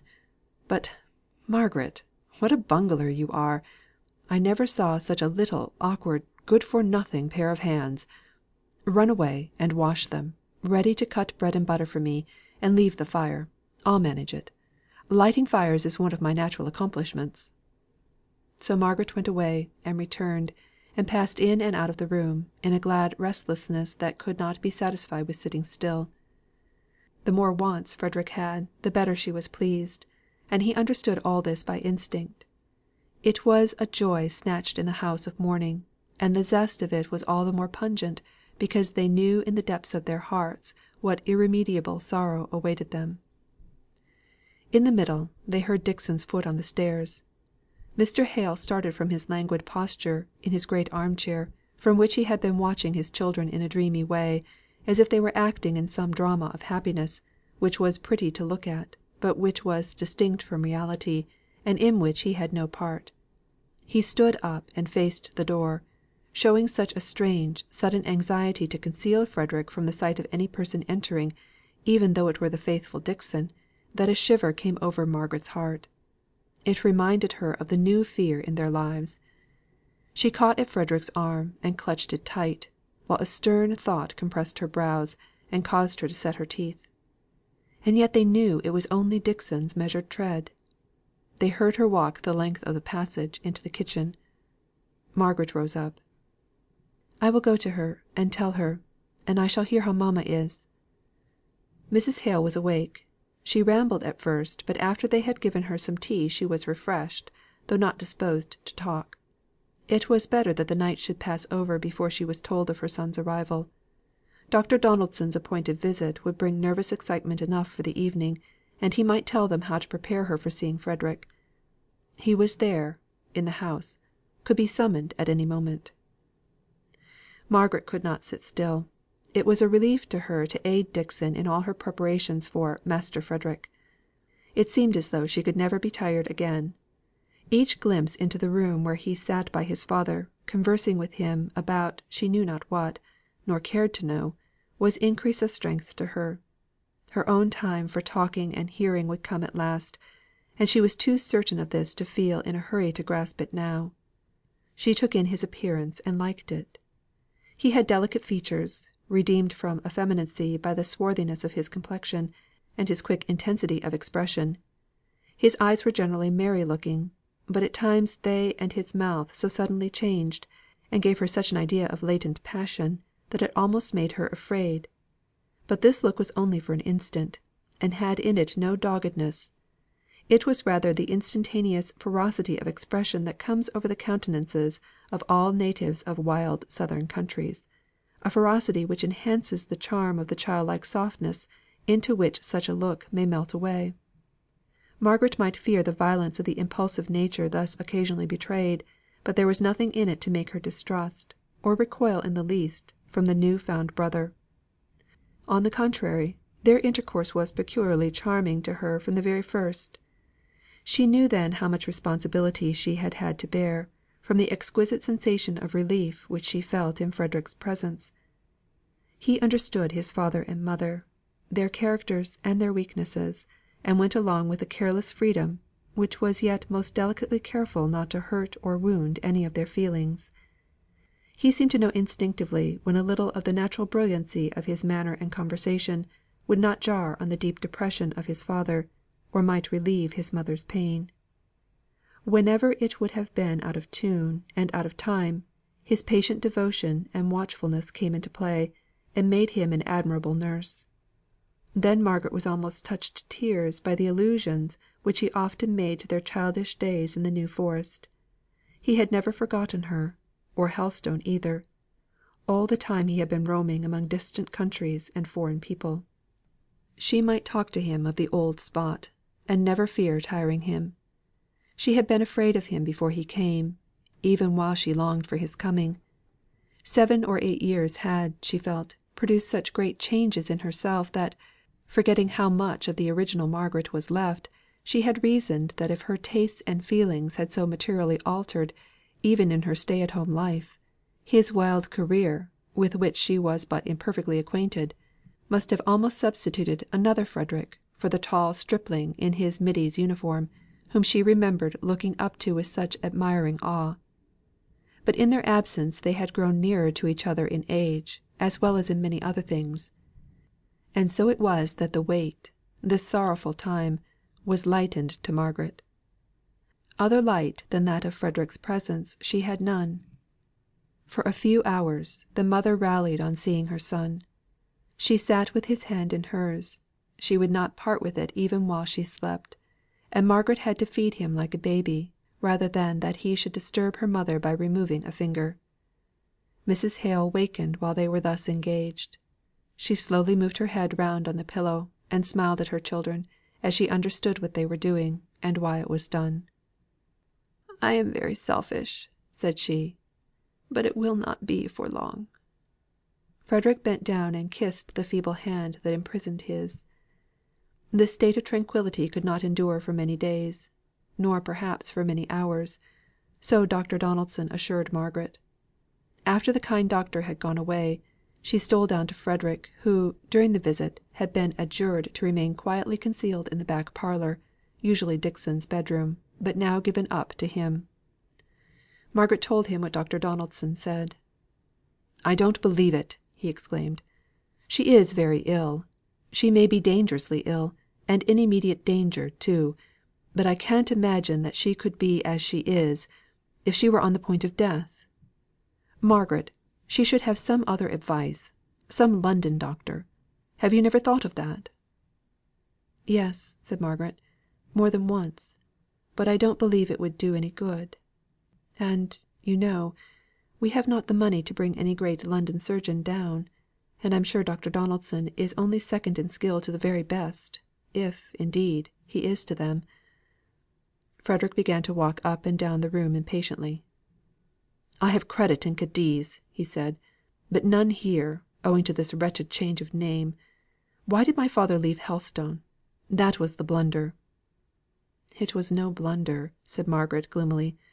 "And above all possible chances, avoid letting papa hear anything like what you have just been saying. I can see that he is tormenting himself already with the idea that mamma would never have been ill if we had stayed at Helstone; and you don't know papa's agonising power of self reproach." Frederick walked away as if he were on the quarter deck. At last he stopped right opposite to Margaret, and looked at her drooping and desponding attitude for an instant. "My little Margaret," said he, caressing her, "let us hope as long as we can. Poor little woman! What! Is this face all wet with tears?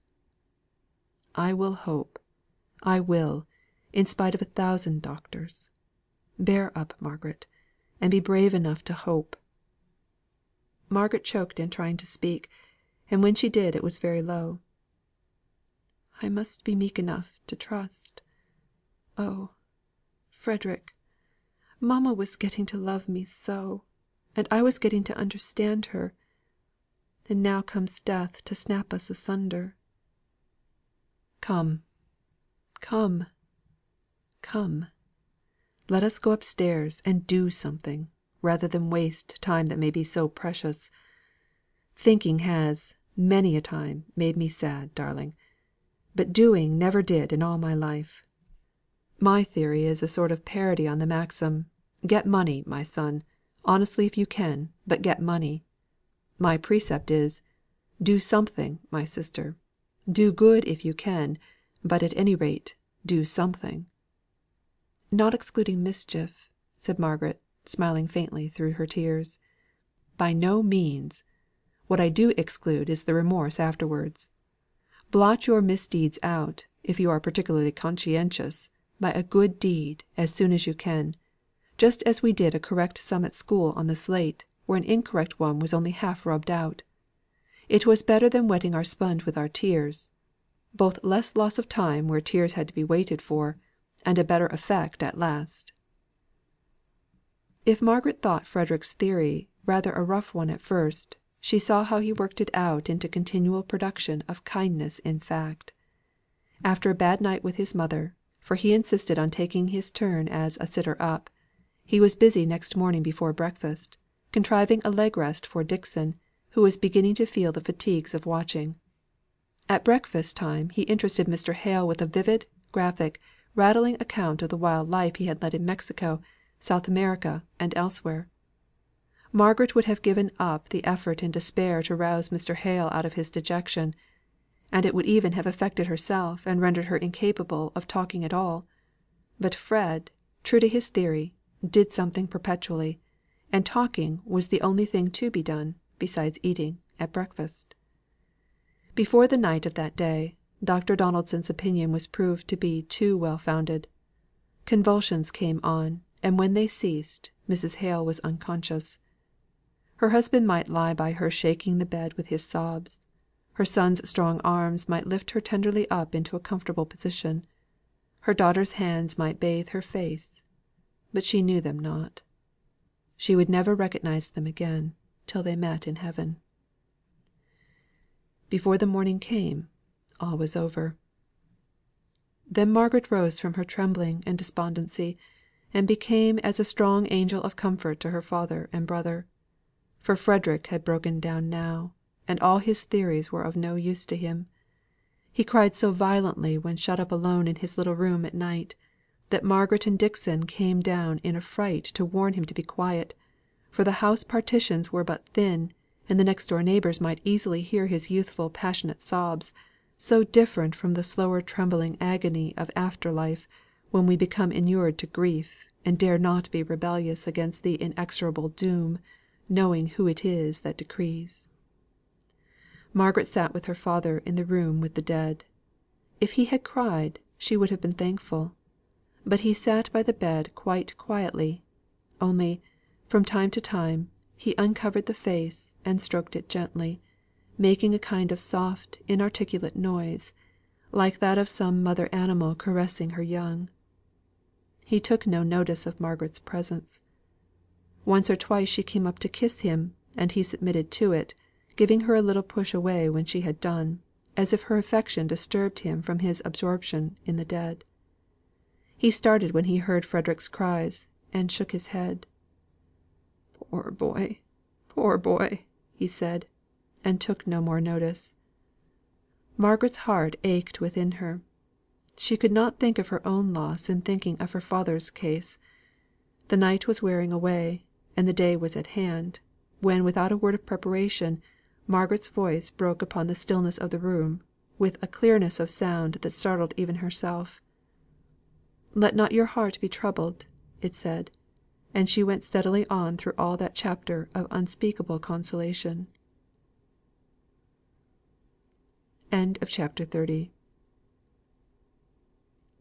CHAPTER 31. Should Old Acquaintance be Forgot? Show not that manner, and these features all, the serpent's cunning, and the sinner's fall. Crabbe. The chill shivery October morning came; not the October morning of the country, with soft silvery mists, clearing off before the sunbeams that bring out all the gorgeous beauty of colouring; but the October morning of Milton, whose silvery mists were heavy fogs, and where the sun could only show long dusky streets when he did break through and shine. Margaret went languidly about, assisting Dixon in her task of arranging the house. Her eyes were continually blinded by tears, but she had no time to give way to regular crying. The father and brother depended upon her; while they were giving way to grief, she must be working, planning, considering. Even the necessary arrangements for the funeral seemed to devolve upon her. When the fire was bright and crackling, when everything was ready for breakfast, and the tea kettle was singing away, Margaret gave a last look round the room before going to summon Mr. Hale and Frederick. She wanted everything to look as cheerful as possible; and yet, when it did so, the contrast between it and her own thoughts forced her into sudden weeping. She was kneeling by the sofa, hiding her face in the cushions that no one might hear her cry, when she was touched on the shoulder by Dixon. "Come, Miss Hale! Come, my dear! You must not give way, or where shall we all be? There's not another person in the house fit to give a direction of any kind; and there is so much to be done. There's who to manage the funeral, and who's to come to it, and where it's to be, and all to be settled; and Master Frederick's like one crazed with crying; and master never was a good one for settling; and, poor gentleman, he goes about now as if he was lost. It's bad enough, my dear, I know; but death comes to us all, and you're well off never to have lost any friend till now." Perhaps so; but this seemed a loss by itself, not to bear comparison with any other event in the world.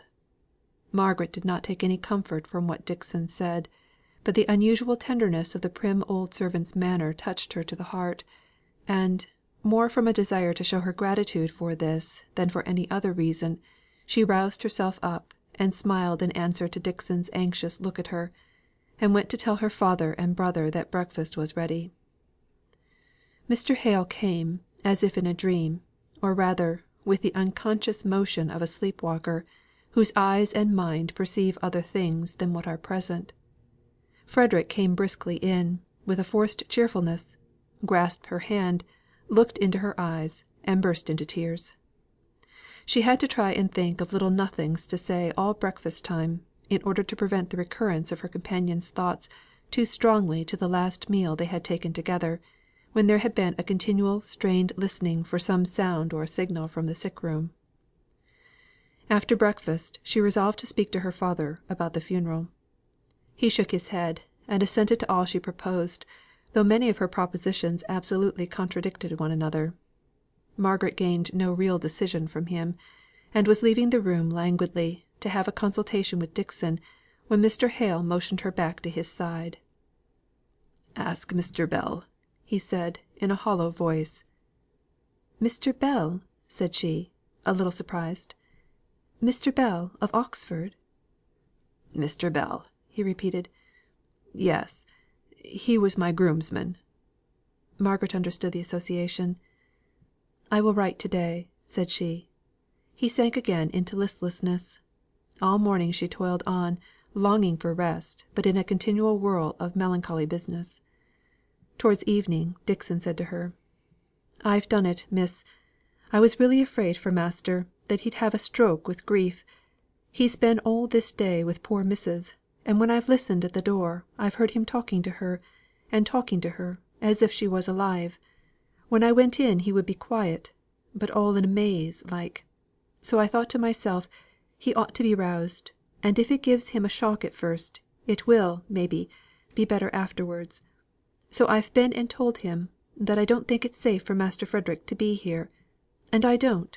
It was only on Tuesday, when I was out, that I met a Southampton man, the first I've seen since I came to Milton. They don't make their way much up here, I think. Well, it was young Leonards, old Leonards the draper's son, as great a scamp as ever lived, who plagued his father almost to death, and then ran off to sea.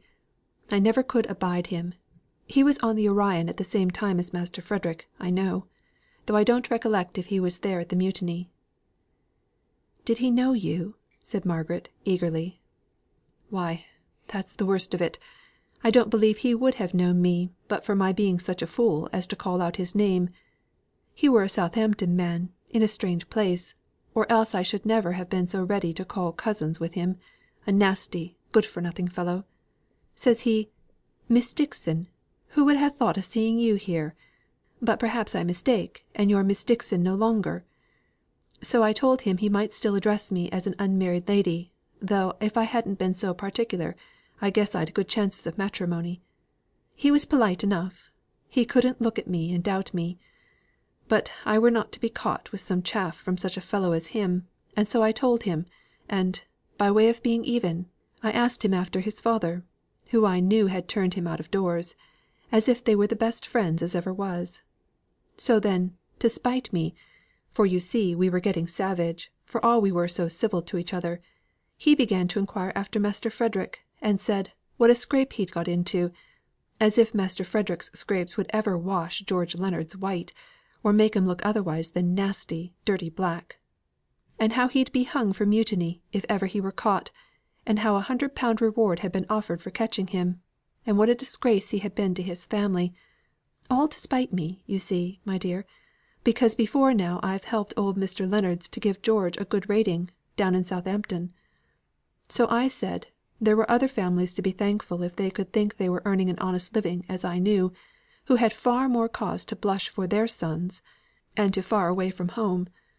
To which he made answer, like the impudent chap he is, that he were in a confidential situation, and if I knew of any young man who had been so unfortunate as to lead vicious courses, and wanted to turn steady, he'd have no objection to lend him his patronage. He, indeed! Why, He'd corrupt a saint. I've not felt so bad myself for years as when I were standing talking to him the other day. I could have cried to think I couldn't spite him better, for he kept smiling in my face, as if he took all my compliments for earnest; and I couldn't see that he minded what I said in the least, while I was mad with all his speeches." "But you did not tell him anything about us about Frederick?" "Not I," said Dixon. "He never had the grace to ask where I was staying, and I shouldn't have told him if he had asked. Nor did I ask him what his precious situation was. He was waiting for a 'bus, and just then it drove up, and he hailed it; but, to plague me to the last, he turned back before he got in, and said, 'If you can help me to trap Lieutenant Hale, Miss Dixon, we'll go partners in the reward. I know you'd be my partner, now wouldn't you? Don't be shy, but say yes.' And he jumped on the 'bus, and I saw his ugly face leering at me with a wicked smile to think how he'd had the last word of plaguing." Margaret was made very uncomfortable by this account of Dixon's. "Have you told Frederick?" asked she. "No," said Dixon. "I were uneasy in my mind at knowing that bad Leonards was in town; but there was so much else to think about that I did not dwell on it at all. But when I saw master sitting so stiff, and with his eyes so glazed and sad, I thought it might rouse him to have to think of Master Frederick's safety a bit; so I told him all, though I blushed to say how a young man had been speaking to me. And it has done master good. And if we're to keep Master Frederick in hiding, he would have to go, poor fellow, before Mr. Bell came." "Oh, I'm not afraid of Mr. Bell, but I am afraid of this Leonards. We must tell Frederick. What did Leonards look like?" "A bad looking fellow, I can assure you, miss. Whiskers such as I should be ashamed to wear, they are so red. And for all he said he'd got a confidential situation, he was dressed in a fustian, just like a working man." It was evident that Frederick must go; go, too, when he had so completely vaulted into his place in the family, and promised to be such a stay and staff to his father and sister. Go, when his cares for the living mother, and sorrow for the dead, seemed to make him one of those peculiar people who are bound to us by a fellow love for them that are taken away. Just as Margaret was thinking all this, sitting over the drawing room fire, her father restless and uneasy under the pressure of this newly aroused fear, of which he had not as yet spoken, Frederick came in. His brightness dimmed, but the extreme violence of his grief passed away. He came up to Margaret and kissed her forehead. "How wan you look, Margaret," he said in a low voice. "You have been thinking of everybody, and no one has thought of you. Lie on this sofa. There is nothing for you to do." "That is the worst," said Margaret, in a sad whisper; but she went and lay down, and her brother covered her feet with a shawl, and then sat on the ground by her side, and the two began to talk in a subdued tone. Margaret told him all that Dixon had related of her interview with young Leonards. Frederick's lips closed with a long whew of dismay. "I should just like to have it out with that young fellow. A worse sailor was never on board ship, nor much a worse man either. I declare, Margaret, you know the circumstances of the whole affair?" "Yes, mamma told me." "Well, when all the sailors who were good for anything were indignant with our captain, this fellow, to curry favour pah! And to think of his being here! Oh, if he'd a notion I was within 20 miles of him, he'd ferret me out to pay off old grudges. I'd rather anybody had the £100 they think I am worth than that rascal. What a pity poor old Dixon could not be persuaded to give me up, and make a provision for her old age." "Oh, Frederick, hush! Don't talk so." Mr. Hale came towards them, eager and trembling. He had overheard what they were saying. He took Frederick's hand in both of his. "My boy, you must go. It is very bad, but I see you must. You have done all you could. You have been a comfort to her." "Oh, papa, must he go?" said Margaret, pleading against her own conviction of necessity. "I declare, I've a good mind to face it out, and stand my trial, if I could only pick up my evidence. I can't endure the thought of being in the power of such a blackguard as Leonards. I could almost have enjoyed, In other circumstances, this stolen visit, it has had all the charm which the Frenchwomen attribute to forbidden pleasures." "One of the earliest things I can remember," said Margaret, "was your being in some great disgrace, Fred, for stealing apples. We had plenty of our own, trees loaded with them; but some one had told you that stolen fruit tasted sweetest, which you took au pied de la lettre, and went off a robbing. You have not changed your feelings much since then." "Yes, you must go," repeated Mr. Hale, answering Margaret's question, which she had asked some time ago. His thoughts were fixed on one subject, and it was an effort for him to follow the zigzag remarks of his children, an effort which he did not make. Margaret and Frederick looked at each other. That quick momentary sympathy would be theirs no longer if he went away. So much was understood through eyes that could not be put into words. Both coursed the same thought till it was lost in sadness. Frederick shook it off first. "Do you know, Margaret, I was very nearly giving both Dixon and myself a good fright this afternoon. I was in my bedroom. I had heard a ring at the front door, but I thought the ringer must have done his business and gone away long ago, so I was on the point of making my appearance in the passage, when, as I opened my room door, I saw Dixon coming downstairs, and she frowned and kicked me into hiding again. I kept the door open, and heard a message given to some man that was in my father's study, and that then went away. Who could it have been? Some of the shopmen?" "Very likely," said Margaret, indifferently. "There was the little quiet man who came up for orders about 2 o'clock." "But this was not a little man a great powerful fellow; and it was past 4 when he was here." "It was Mr. Thornton," said Mr. Hale. They were glad to have drawn him into the conversation. "Mr. Thornton!" said Margaret, a little surprised. "I thought " "Well, little one, what did you think?" asked Frederick, as she did not finish her sentence. "Oh, only," said she, reddening and looking straight at him, "I fancied you meant some one of a different class, not a gentleman somebody come on an errand." "He looked like one of that kind," said Frederick, carelessly. "I took him for a shopman, and he turns out a manufacturer." Margaret was silent. She remembered how at first, before she knew his character, she had spoken and thought of him just as Frederick was doing. It was but a natural impression that was made upon him, and yet she was a little annoyed by it. She was unwilling to speak. She wanted to make Frederick understand what kind of person Mr. Thornton was, but she was tongue tied. Mr. Hale went on: "He came to offer any assistance in his power, I believe; but I could not see him. I told Dixon to ask him if he would like to see you. I think I asked her to find you, and you would go to him. I don't know what I said." "He has been a very agreeable acquaintance, has he not?" asked Frederick, throwing the question like a ball for any one to catch who chose. "A very kind friend," said Margaret, when her father did not answer. Frederick was silent for a time. At last he spoke: "Margaret, it is painful to think I can never thank those who have shown you kindness. Your acquaintances and mine must be separate, unless, indeed, I run the chances of a court martial, or unless you and my father would come to Spain." He threw out this last suggestion as a kind of feeler, and then suddenly made the plunge. "You don't know how I wish you would. I have a good position the chance of a better," continued he, reddening like a girl. "That Dolores Barbour that I was telling you of, Margaret I only wish you knew her. I am sure you would like no, love is the right word, like is so poor. You would love her, father, if you knew her. She is not 18; but if she is in the same mind another year, she is to be my wife.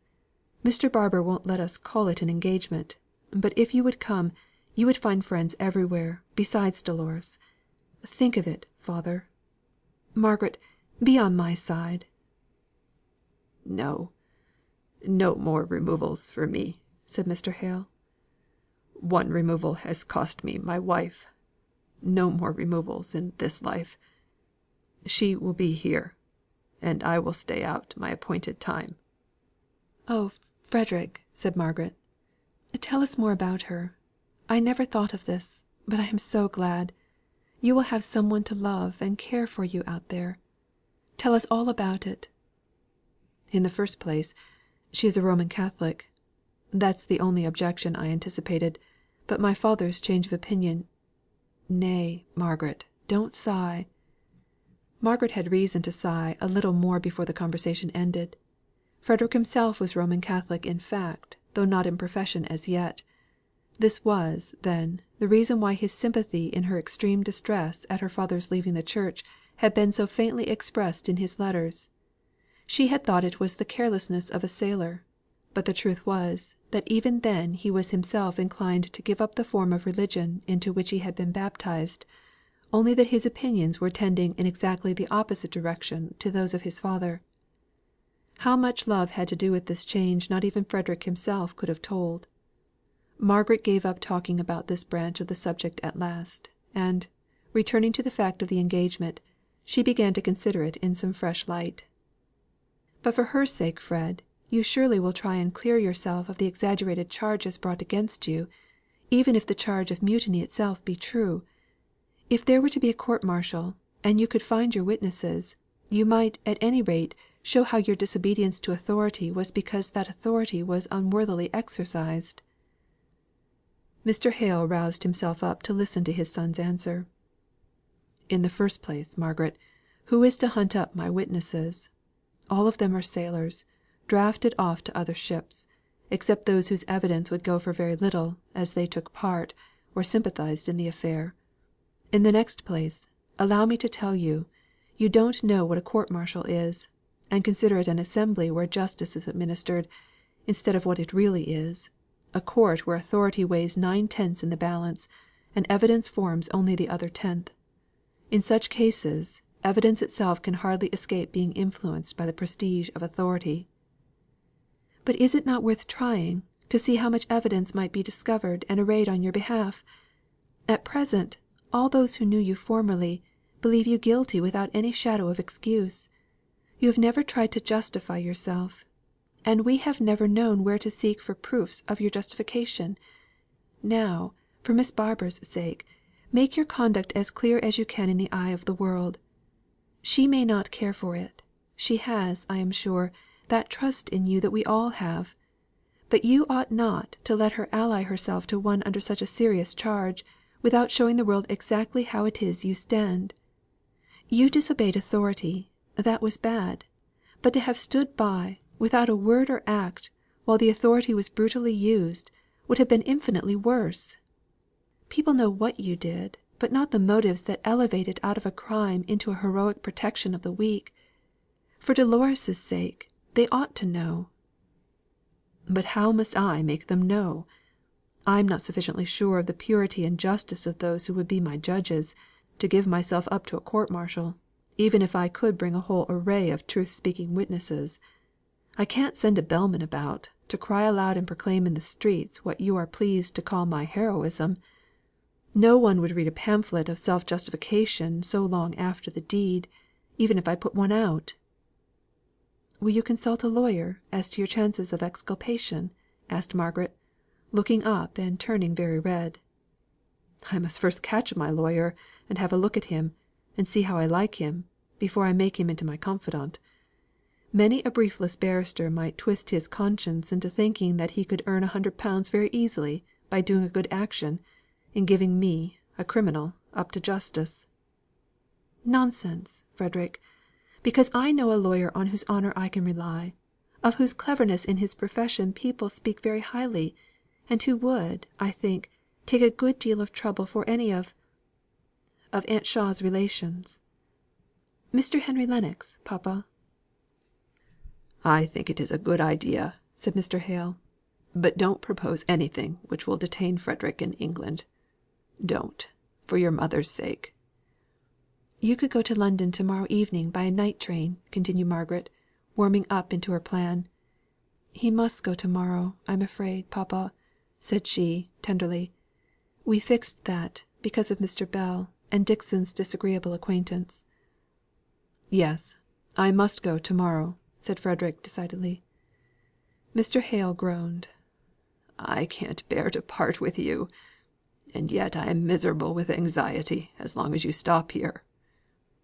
"Well then," said Margaret, "listen to my plan.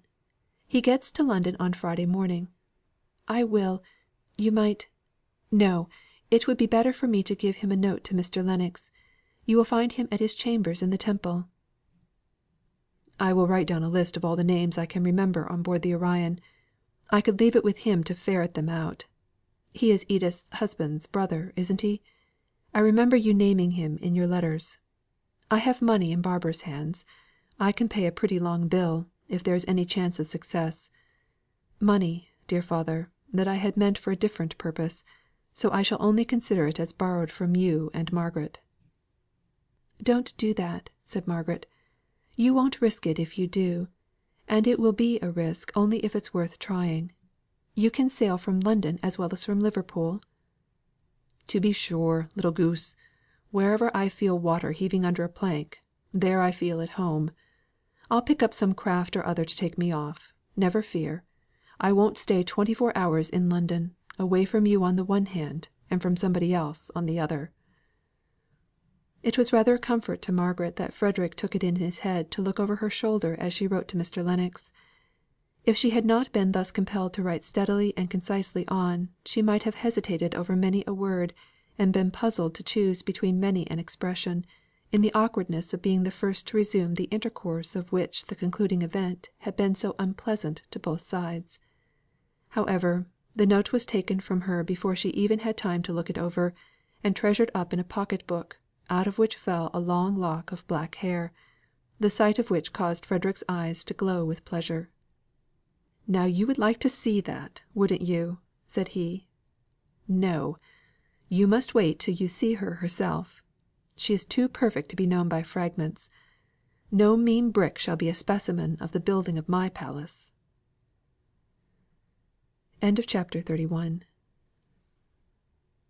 CHAPTER 32 Mischances. "What!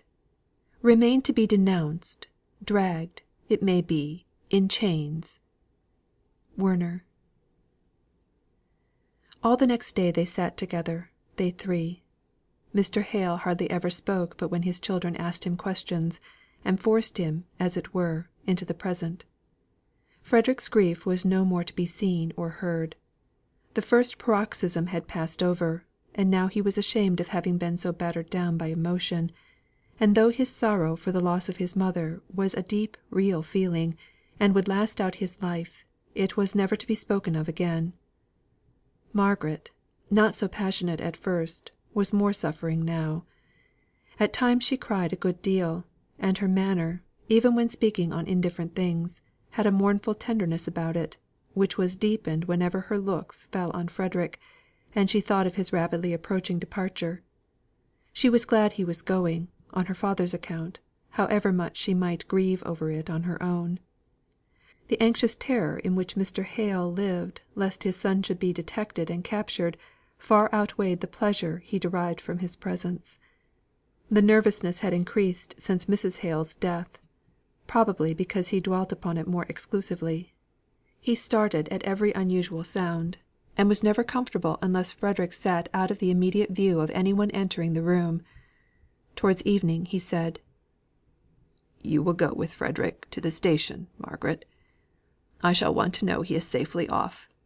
You will bring me word that he is clear of Milton, at any rate." "Certainly," said Margaret. "I shall like it, if you won't be lonely without me, papa." "No, no. I should always be fancying some one had known him, and that he had been stopped, unless you could tell me you had seen him off. And go to the Outwood station. It is quite near, and not so many people about. Take a cab there. There is less risk of being seen. What time is your train, Fred?" 10 minutes past 6. Very nearly dark. So what will you do, Margaret?" "Oh, I can manage. I am getting very brave and very hard. It is a well lighted road all the way home, if it should be dark; but I was out last week much later." Margaret was thankful when the parting was over the parting from the dead mother and the living father. She hurried Frederick into the cab, in order to shorten a scene which she saw was so bitterly painful to her father, who would accompany his son as he took his last look at his mother. Partly in consequence of this, and partly owing to one of the very common mistakes in the railway guide as to the times when trains arrive at the smaller stations, they found, on reaching Outwood, that they had nearly 20 minutes to spare. The booking office was not open, so they could not even take the ticket. They accordingly went down the flight of steps that led to the level of the ground below the railway. There was a broad cinder path diagonally crossing a field which lay alongside of the carriage road, and they went there to walk backwards and forwards for the few minutes they had to spare. Margaret's hand lay in Frederick's arm. He took hold of it affectionately. "Margaret, I am going to consult Mr. Lennox as to the chance of exculpating myself, so that I may return to England whenever I choose, more for your sake than for the sake of any one else. I can't bear to think of your lonely position, if anything should happen to my father. He looks sadly changed, terribly shaken. I wish you could get him to think of the Cadiz plan, for many reasons. What could you do if he were taken away? You have no friend near. We are curiously bare of relations." Margaret could hardly keep from crying at the tender anxiety with which Frederick was bringing before her an event which she herself felt was not very improbable, so severely had the cares of the last few months told upon Mr. Hale. But she tried to rally as she said: "There have been such strange unexpected changes in my life during these last 2 years, that I feel more than ever that it is not worth while to calculate too closely what I should do if any future event took place. I try to think only upon the present." She paused. They were standing still for a moment, close on the field side of the stile leading to the road; the setting sun fell on their faces.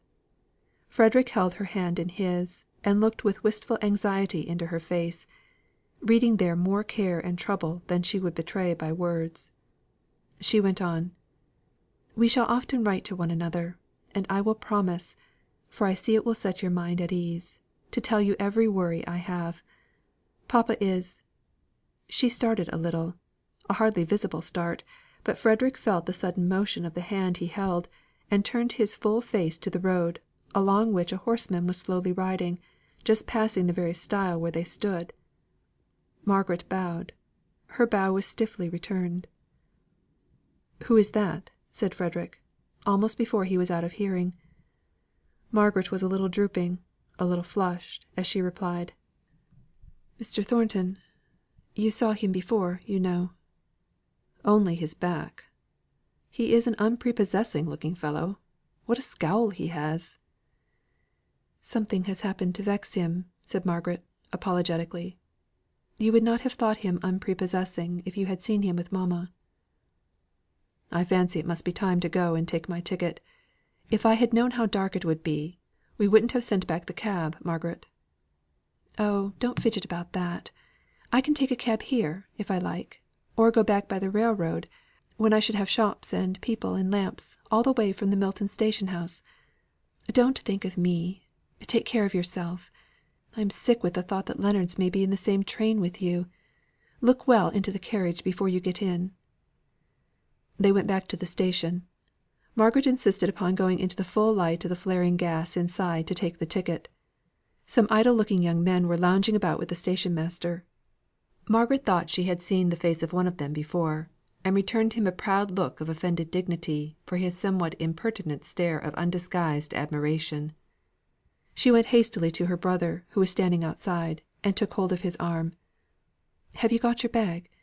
Let us walk about here, on the platform," said she, a little flurried at the idea of so soon being left alone, and her bravery oozing out rather faster than she liked to acknowledge even to herself.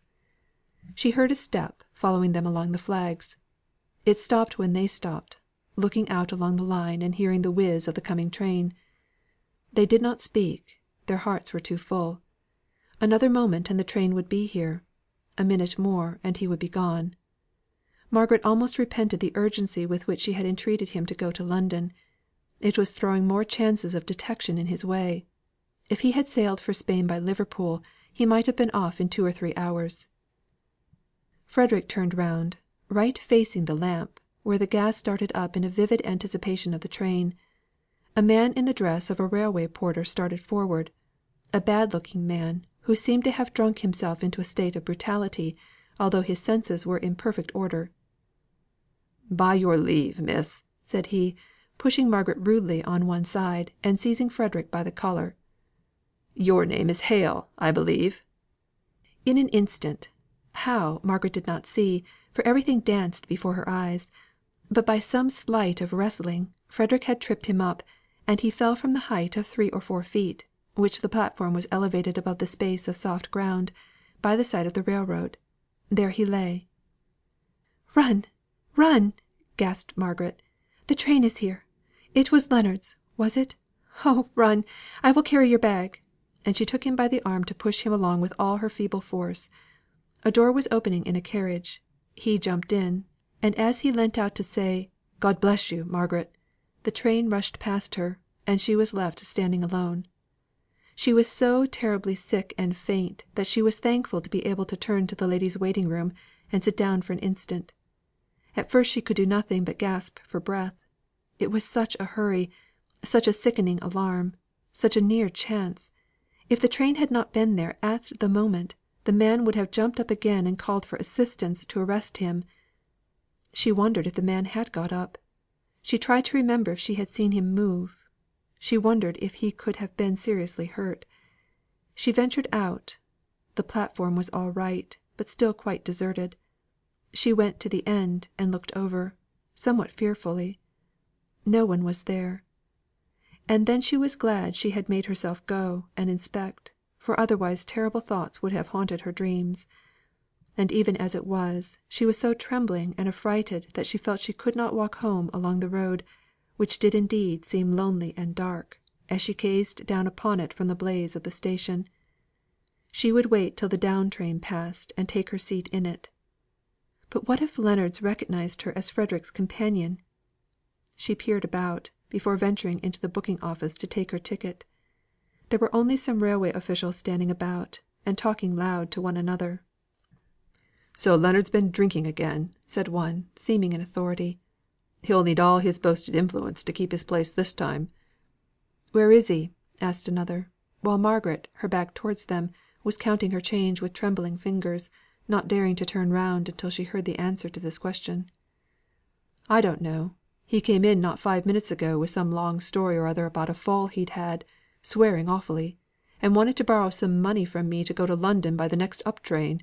He made all sorts of tipsy promises, but I'd something else to do than listen to him. I told him to go about his business, and he went off at the front door." "He's at the nearest vaults, I'll be bound," said the first speaker. "Your money would have gone there too, if you'd been such a fool as to lend it." "Catch me! I knew better what his London meant. Why, he has never paid me off that 5 shillings." And so they went on. And now all Margaret's anxiety was for the train to come. She hid herself once more in the ladies' waiting room, and fancied every noise was Leonards' step, every loud and boisterous voice was his. But no one came near her until the train drew up, when she was civilly helped into a carriage by a porter, into whose face she durst not look till they were in motion, and then she saw that it was not Leonards.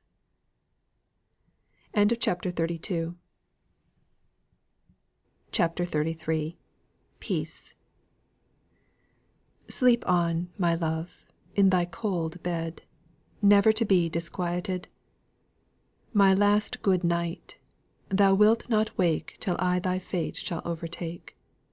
Dr. King. Home seemed unnaturally quiet after all this terror and noisy commotion. Her father had seen all due preparation made for her refreshment on her return, and then sat down again in his accustomed chair, to fall into one of his sad waking dreams. Dixon had got Mary Higgins to scold and direct in the kitchen, and her scolding was not the less energetic because it was delivered in an angry whisper, for, speaking above her breath she would have thought irreverent, as long as there was any one dead lying in the house. Margaret had resolved not to mention the crowning and closing affright to her father. There was no use in speaking about it. It had ended well. The only thing to be feared was lest Leonards should in some way borrow money enough to effect his purpose of following Frederick to London, and hunting him out there. But there were immense chances against the success of any such plan, and Margaret determined not to torment herself by thinking of what she could do nothing to prevent. Frederick would be as much on his guard as she could put him.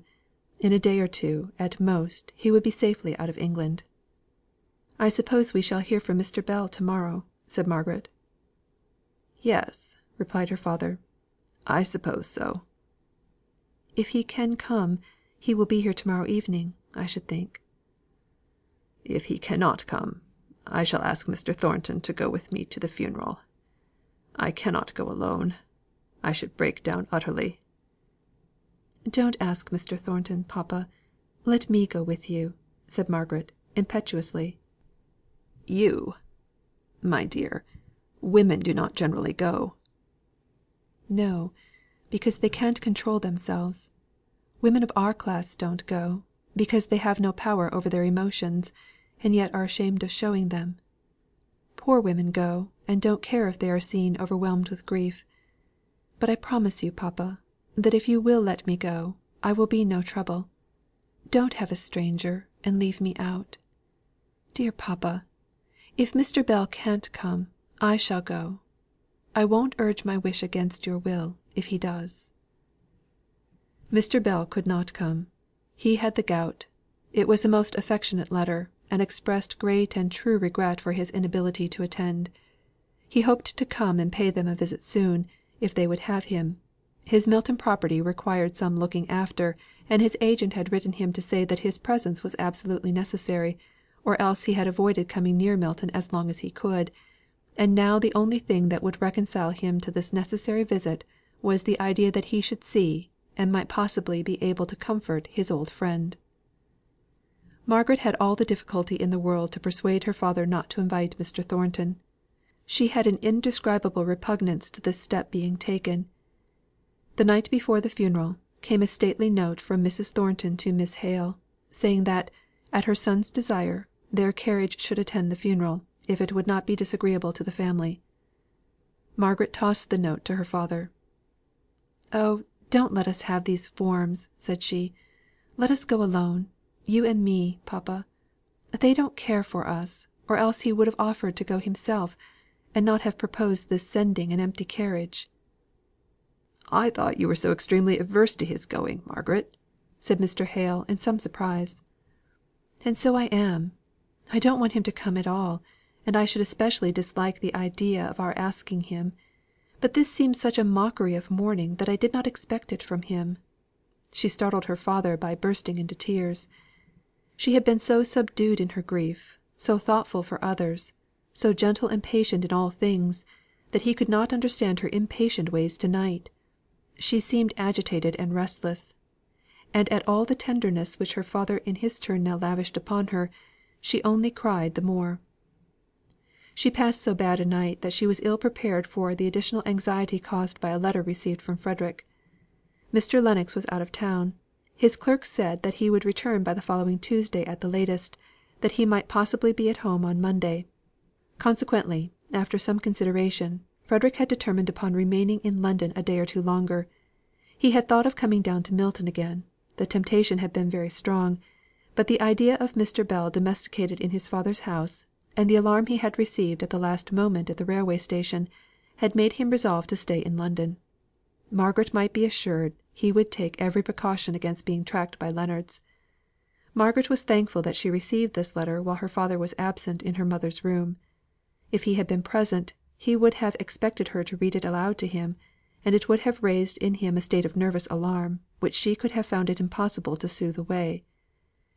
There was not merely the fact, which disturbed her excessively, of Frederick's detention in London, but there were allusions to the recognition at the last moment at Milton, and the possibility of a pursuit, which made her blood run cold.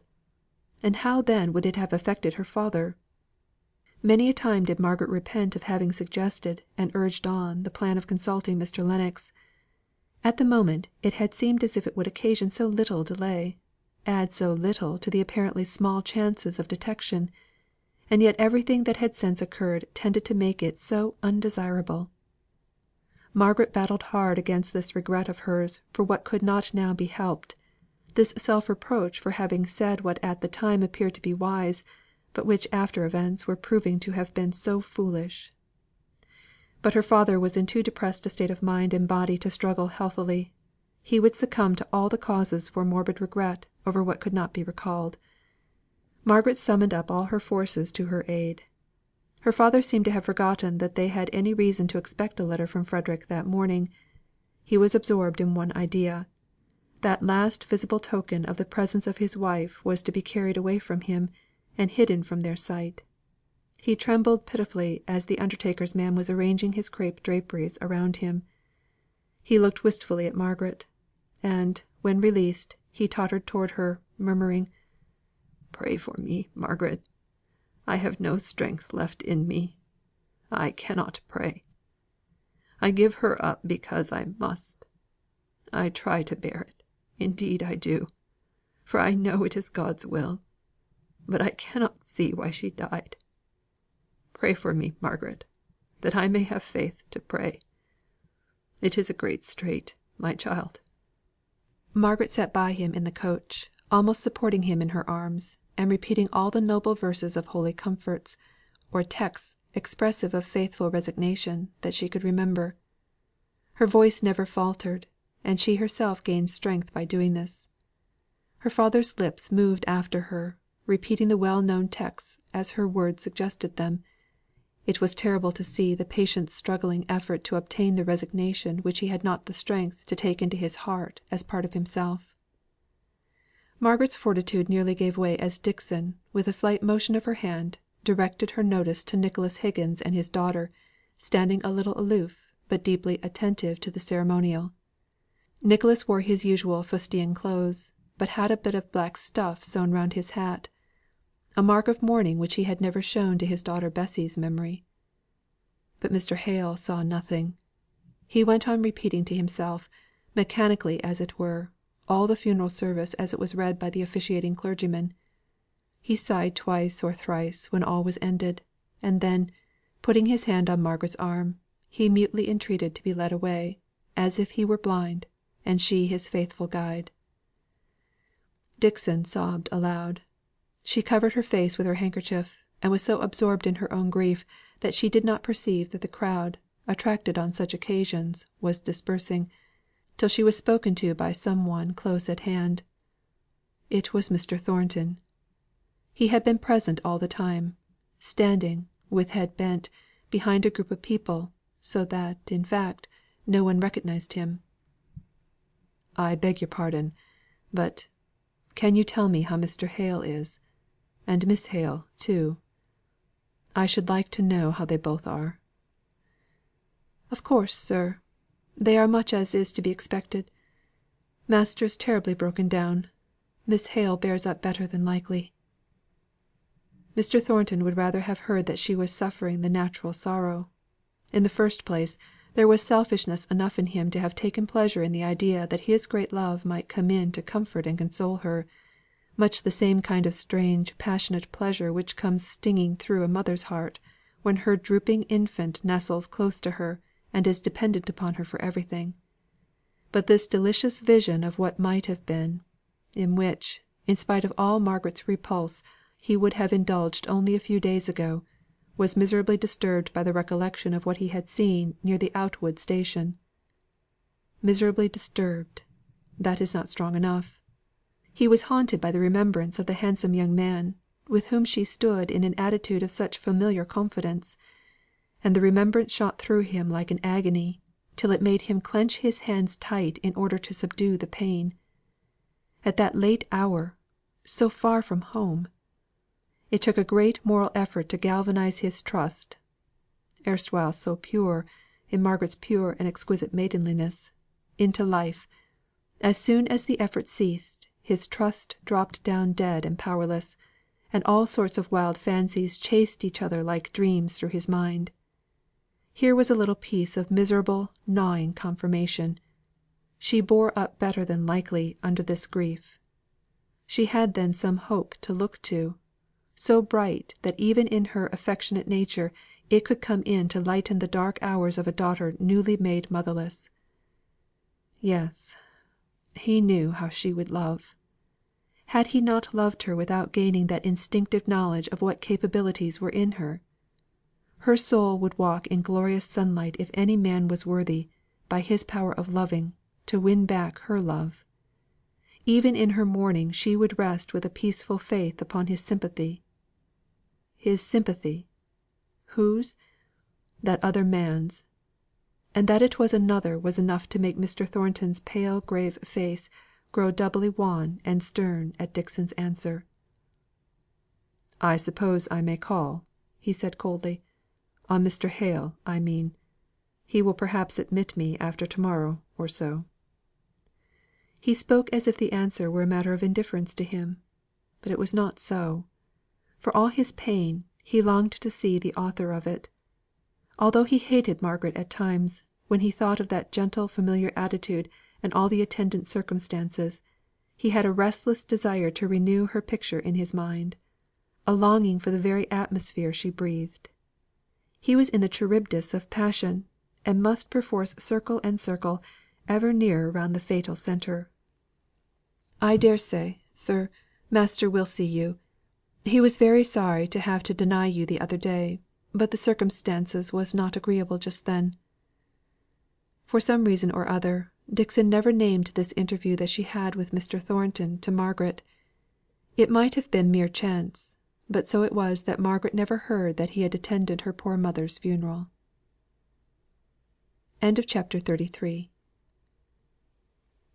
CHAPTER 34. False and True.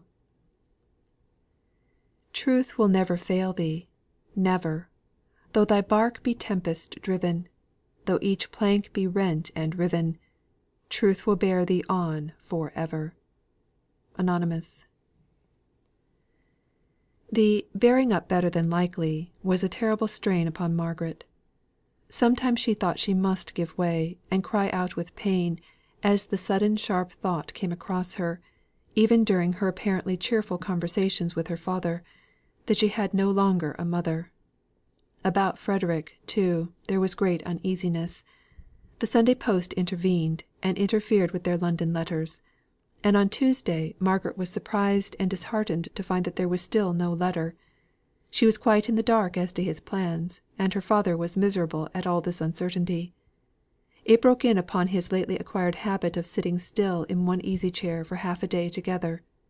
He kept pacing up and down the room, then out of it, and she heard him upon the landing opening and shutting the bedroom doors, without any apparent object. She tried to tranquillise him by reading aloud, but it was evident he could not listen for long together.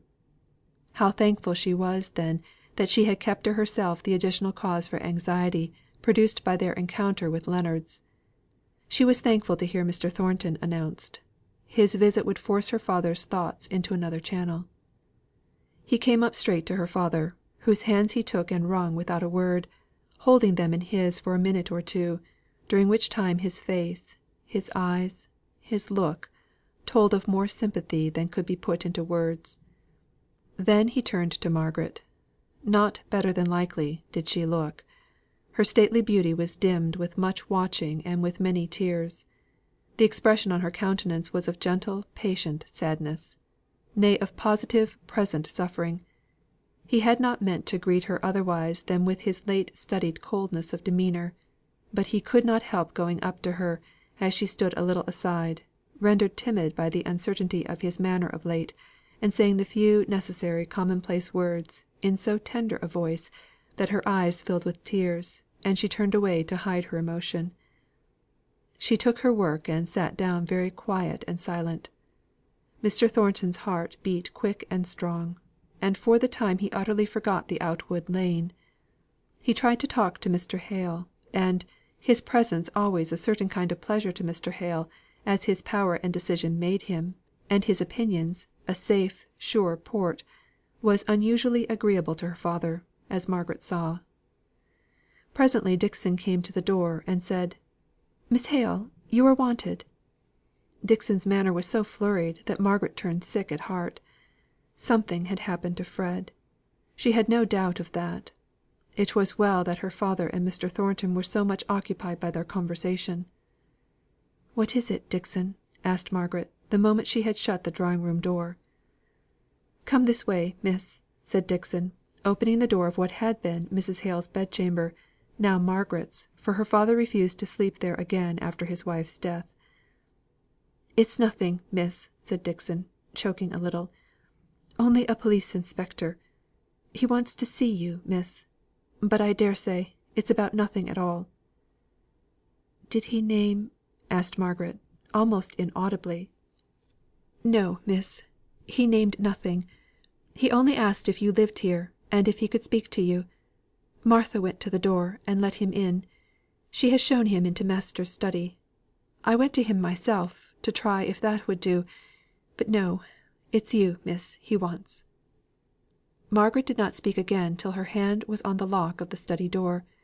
Here she turned round and said, "Take care papa does not come down. Mr. Thornton is with him now." The inspector was almost daunted by the haughtiness of her manner as she entered. There was something of indignation expressed in her countenance, but so kept down and controlled that it gave her a superb air of disdain. There was no surprise, no curiosity. She stood awaiting the opening of his business there. Not a question did she ask. "I beg your pardon, ma'am, but my duty obliges me to ask you a few plain questions. A man has died at the infirmary in consequence of a fall received at Outwood station, between the hours of 5 and 6 on Thursday evening, the 26th instant.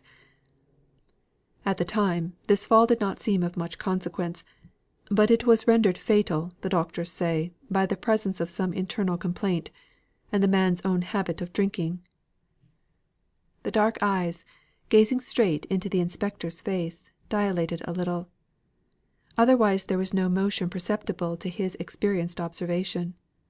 Her lips swelled out into a richer curve than ordinary, owing to the enforced tension of the muscles; but he did not know what was their usual appearance, so as to recognise the unwonted sullen defiance of the firm sweeping lines. She never blenched or trembled. She fixed him with her eye. Now, as he paused before going on, she said, almost as if she were encouraging him in telling his tale, "Well, go on." "It is supposed that an inquest will have to be held. There is some slight evidence to prove that the blow, or push, or scuffle that caused the fall, was provoked by this poor fellow's half tipsy impertinence to a young lady, walking with the man who pushed the deceased over the edge of the platform. This much was observed by some one on the platform, who, however, thought no more about the matter, as the blow seemed of slight consequence. There is also some reason to identify the lady with yourself, in which case " "I was not there," said Margaret, still keeping her expressionless eyes fixed on his face with the unconscious look of a sleep walker. The inspector bowed but did not speak.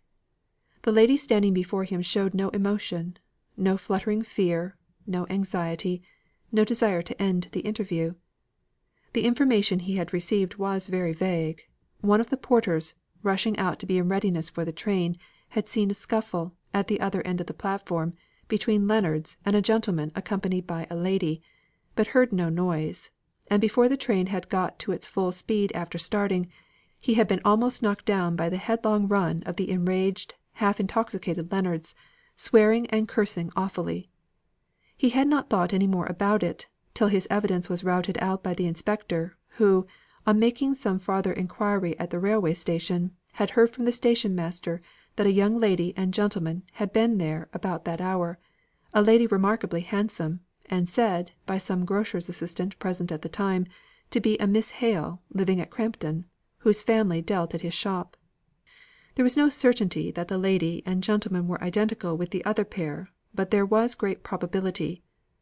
Leonards himself had gone, half mad with rage and pain, to the nearest gin place for comfort, and his tipsy words had not been attended to by the busy waiters there. They, however, remembered his starting up and cursing himself for not having sooner thought of the electric telegraph, for some purpose unknown; and they believed that he left with the idea of going there. On his way, overcome by pain or drink, he had laid down in the road, where the police had found him and taken him to the infirmary. There he had never recovered sufficient consciousness to give any distinct account of his fall, although once or twice he had glimmerings of sense sufficient to make the authorities send for the nearest magistrate, in hopes that he might be able to take down the dying man's deposition of the cause of his death. But when the magistrate had come, He was rambling about being at sea, and mixing up names of captains and lieutenants in an indistinct manner with those of his fellow porters at the railway; and his last words were a curse on the "Cornish trick," which had, he said, made him 100 pounds poorer than he ought to have been. The inspector ran all this over in his mind: the vagueness of the evidence to prove that Margaret had been at the station; the unflinching, calm denial which she gave such a supposition. She stood awaiting his next word with a composure that appeared supreme. "Then, ma'am, I have your denial that you were the lady accompanying the gentleman who struck the blow, or gave the push, which caused the death of this poor man?" A quick sharp pain went through Margaret's brain. "Oh God! that I knew Frederick were safe!" A deep observer of human countenances might have seen the momentary agony shoot out of her great gloomy eyes, like the torture of some creature brought to bay. But the inspector, though a very keen, was not a very deep, observer. He was a little struck, notwithstanding, by the form of the answer, which sounded like a mechanical repetition of her first reply, not changed and modified in shape so as to meet his last question.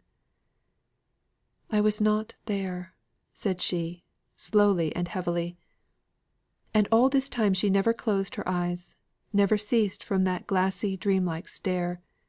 His quick suspicions were aroused by this dull echo of her former denial. It was as if she had forced herself to one untruth, and had been stunned out of all power of varying it. He put up his book of notes in a very deliberate manner. Then he looked up. She had not moved any more than if she had been some great Egyptian statue. "I hope you will not think me impertinent when I say, that I may have to call on you again. I may have to summon you to appear on the inquest, and provide an alibi, if my witnesses" (it was but one who had recognised her) "persist in deposing to your presence at the unfortunate event." He looked at her sharply. She was still perfectly quiet; no change of colour or darker shadow of guilt on her proud face. He thought to have seen her wince. He did not know Margaret Hale. He was a little abashed by her regal composure. It must have been a mistake of identity. He went on: "It is very unlikely, ma'am, that I shall have to do anything of the kind. I hope you will excuse me for doing what is only my duty, although it may appear impertinent." Margaret bowed her head as he went towards the door. Her lips were stiff and dry. She could not speak even the common words of farewell.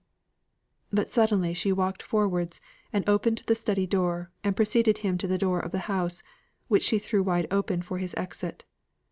She kept her eyes on him in the same dull, fixed manner, until he was fairly out of the house. She shut the door, and went half way into the study; then turned back, as if moved by some passionate impulse, and locked the door inside.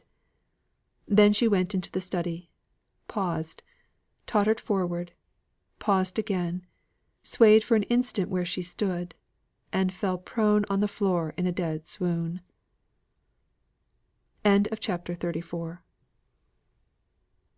XXXV. Expiation. "There's nought so finely spun but it cometh to the sun."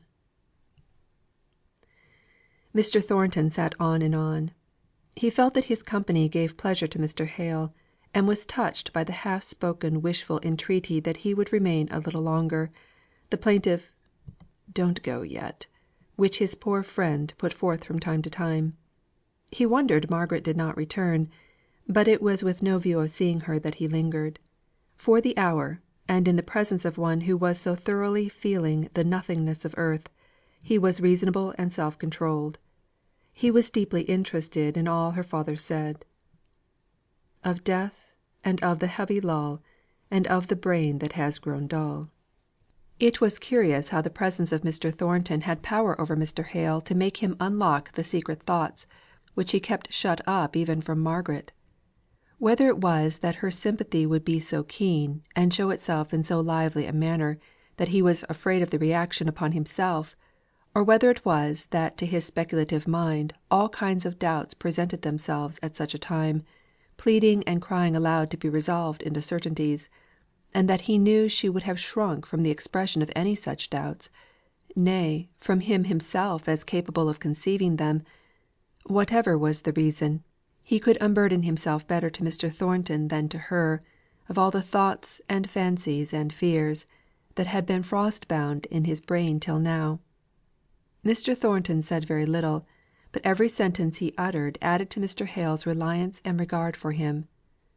Was it that he paused in the expression of some remembered agony, Mr. Thornton's 2 or 3 words would complete the sentence, and show how deeply its meaning was entered into. Was it a doubt, a fear, a wandering uncertainty seeking rest, but finding none, so tear blinded were its eyes? Mr. Thornton, instead of being shocked, seemed to have passed through that very stage of thought himself, and could suggest where the exact ray of light was to be found, which should make the dark places plain. Man of action as he was, busy in the world's great battle, there was a deeper religion binding him to God in his heart, in spite of his strong wilfulness, through all his mistakes, than Mr. Hale had ever dreamed.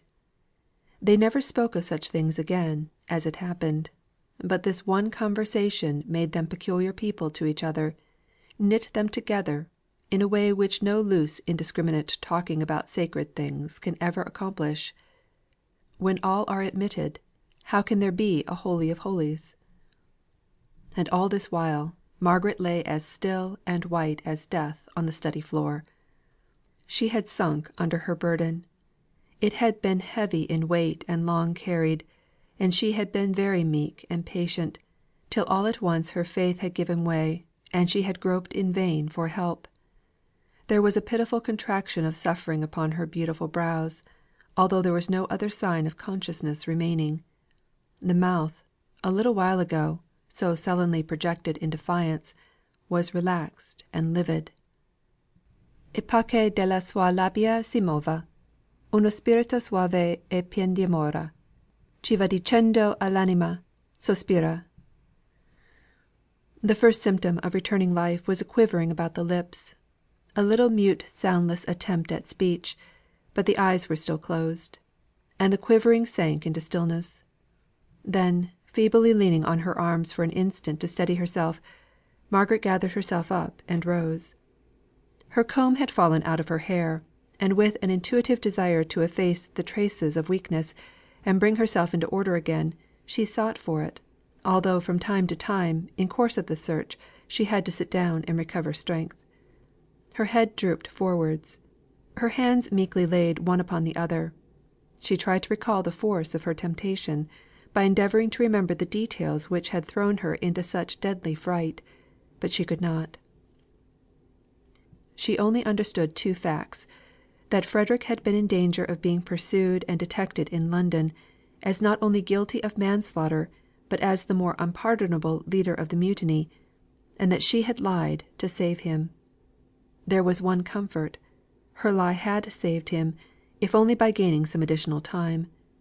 If the inspector came again to morrow, after she had received the letter she longed for to assure her of her brother's safety, she would brave shame, and stand in her bitter penance; she, the lofty Margaret, acknowledging before a crowded justice room, if need were, that she had been as a dog and done this thing. But if he came before she heard from Frederick, if he returned as he had half threatened in a few hours, why, she would tell that lie again; though how the words would come out, after all this terrible pause for reflection and self reproach, without betraying her falsehood, she did not know, she could not tell. But her repetition of it would gain time for Frederick. She was roused by Dixon's entrance into the room. She had just been letting out Mr. Thornton. He had hardly gone 10 steps in the street before a passing omnibus stopped close by him, and a man got down and came up to him, touching his hat as he did so. It was the police inspector. Mr. Thornton had obtained for him his first situation in the police, and had heard from time to time of the progress of his protégé, but they had not often met, and at first Mr. Thornton did not remember him. "My name is Watson George Watson, sir, that you got" "Ah, yes, I recollect. Why you are getting on famously, I hear." "Yes, sir. I ought to thank you, sir. but it is on a little matter of business I made so bold as to speak to you now. I believe you were the magistrate who attended to take down the deposition of a poor man who died in the infirmary last night." "Yes," replied Mr. Thornton. "I went and heard some kind of rambling statement, which the clerk said was of no great use. I'm afraid he was but a drunken fellow, though there is no doubt he came to his death by violence at last. One of my mother's servants was engaged to him, I believe, and she is in great distress to day. What about him?" "Why, sir, his death is oddly mixed up with somebody in the house I saw you coming out of just now. It was a Mr. Hale's, I believe?" "Yes," said Mr. Thornton, turning sharp round, and looking into the inspector's face with sudden interest. "What about it?" "Why, sir, it seems to me that I have got a pretty distinct chain of evidence, inculpating a gentleman who was walking with Miss Hale that night at the Outwood station, as the man who struck or pushed Leonards off the platform, and so caused his death. But the young lady denies that she was there at the time." "Miss Hale denies she was there?" repeated Mr. Thornton, in an altered voice. "Tell me, what evening was it? What time?" "About 6 o'clock, on the evening of Thursday, the 26th." They walked on, side by side, in silence for a minute or two. The inspector was the first to speak. "You see, sir, there is like to be a coroner's inquest, and I've got a young man who is pretty positive, at least he was at first; since he has heard of the young lady's denial, he says he should not like to swear; but still he's pretty positive that he saw Miss Hale at the station, walking about with a gentleman, not 5 minutes before the time, when one of the porters saw a scuffle, which he set down to some of Leonards' impudence, but which led to the fall which caused his death. And seeing you come out of the very house, sir, I thought I might make bold to ask if you see, it's always awkward having to do with cases of disputed identity, and one doesn't like to doubt the word of a respectable young woman unless one has strong proof to the contrary." "And she denied having been at the station that evening?" repeated Mr. Thornton, in a low, brooding tone. "Yes, sir, twice over, as distinct as could be. I told her I should call again; but seeing you just as I was on my way back from questioning the young man who said it was her, I thought I would ask your advice, both as the magistrate who saw Leonards on his death bed, and as the gentleman who got me my berth in the force." "You were quite right," said Mr. Thornton. "Don't take any steps till you have seen me again." "The young lady will expect me to call, from what I said." "I only want to delay you an hour. It's now 3. Come to my warehouse at 4." "Very well, sir." And they parted company. Mr. Thornton hurried to his warehouse, and sternly forbidding his clerks to allow any one to interrupt him, he went his way to his own private room, and locked the door. Then he indulged himself in the torture of thinking it all over, and realising every detail. How could he have lulled himself into the unsuspicious calm in which her tearful image had mirrored itself not 2 hours before, till he had weakly pitied her and yearned towards her, and forgotten the savage, distrustful jealousy with which the sight of her, and that unknown to him, at such an hour, in such a place, had inspired him? How could one so pure have stooped from her decorous and noble manner of bearing? But was it decorous? Was it? He hated himself for the idea that forced itself upon him, just for an instant, no more; and yet, while it was present, thrilled him with its old potency of attraction towards her image. And then this falsehood! How terrible must be some dread of shame to be revealed; for, after all, the provocation given by a man such as Leonards was, when excited by drinking, might, in all probability, be more than enough to justify any one who came forward to state the circumstances openly and without reserve. How creeping and deadly that fear which could bow down the truthful Margaret to falsehood! He could almost pity her. What would be the end of it? She could not have considered all she was entering upon. If there was an inquest, and the young man came forward Suddenly he started up. There should be no inquest. He would save Margaret. He would take the responsibility of preventing the inquest, the issue of which, from the uncertainty of the medical testimony, which he had vaguely heard the night before from the surgeon in attendance, could be but doubtful. The doctors had discovered an internal disease far advanced, and sure to prove fatal. They had stated that death might have been accelerated by the fall, or by the subsequent drinking and exposure to cold. If he had but known how Margaret would have become involved in the affair; if he had but foreseen that she would have stained her whiteness by a falsehood, he could have saved her by a word; for the question, of inquest or no inquest, had hung trembling in the balance only the night before. Miss Hale might love another, was indifferent and contemptuous to him; but he would yet do her faithful acts of service of which she should never know. He might despise her, but the woman whom he had once loved should be kept from shame; and shame it would be to pledge herself to a lie in a public court, or otherwise to stand and acknowledge her reason for desiring darkness rather than light. Very grey and stern did Mr. Thornton look, as he passed out through his wondering clerks. He was away about half an hour, and scarcely less stern did he look when he returned, although his errand had been successful. He wrote 2 lines on a slip of paper, put it in an envelope, and sealed it up. This he gave to one of the clerks, saying: "I appointed Watson he who was a packer in the warehouse, and who went into the police to call on me at 4 o'clock. I have just met with a gentleman from Liverpool who wishes to see me before he leaves town. Take care to give this note to Watson when he calls." The note contained these words: "There will be no inquest. Medical evidence not sufficient to justify it. Take no further steps.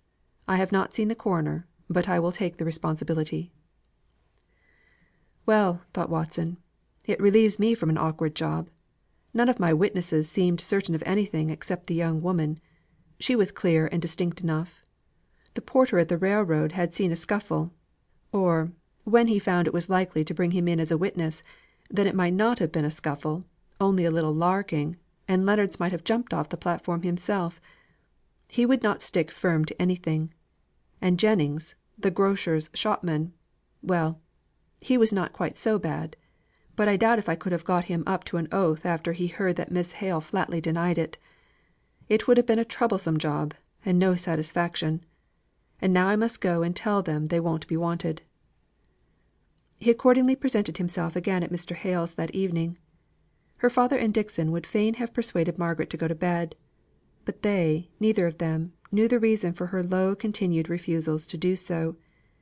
Dixon had learnt part of the truth, but only part. Margaret would not tell any human being of what she had said, and she did not reveal the fatal termination to Leonards' fall from the platform. So Dixon's curiosity combined with her allegiance to urge Margaret to go to rest, which her appearance, as she lay on the sofa, showed but too clearly that she required. She did not speak except when spoken to. She tried to smile back in reply to her father's anxious looks and words of tender inquiry; but, instead of a smile, the wan lips resolved themselves into a sigh. He was so miserably uneasy that, at last, she consented to go into her own room, and prepare for going to bed.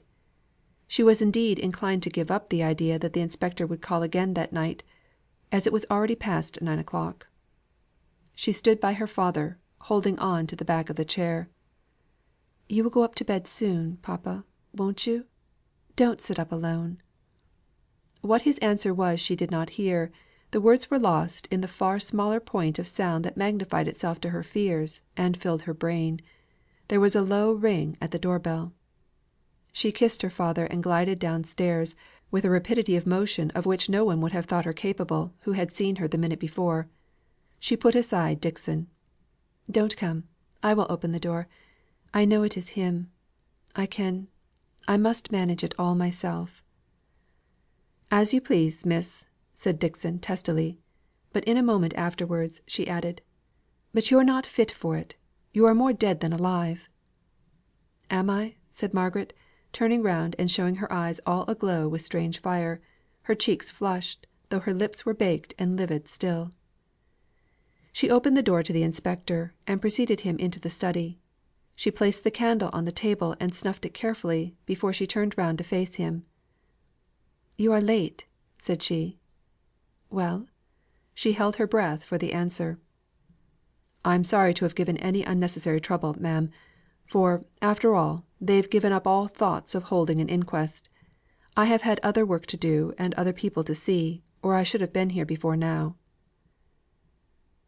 "Then it is ended," said Margaret.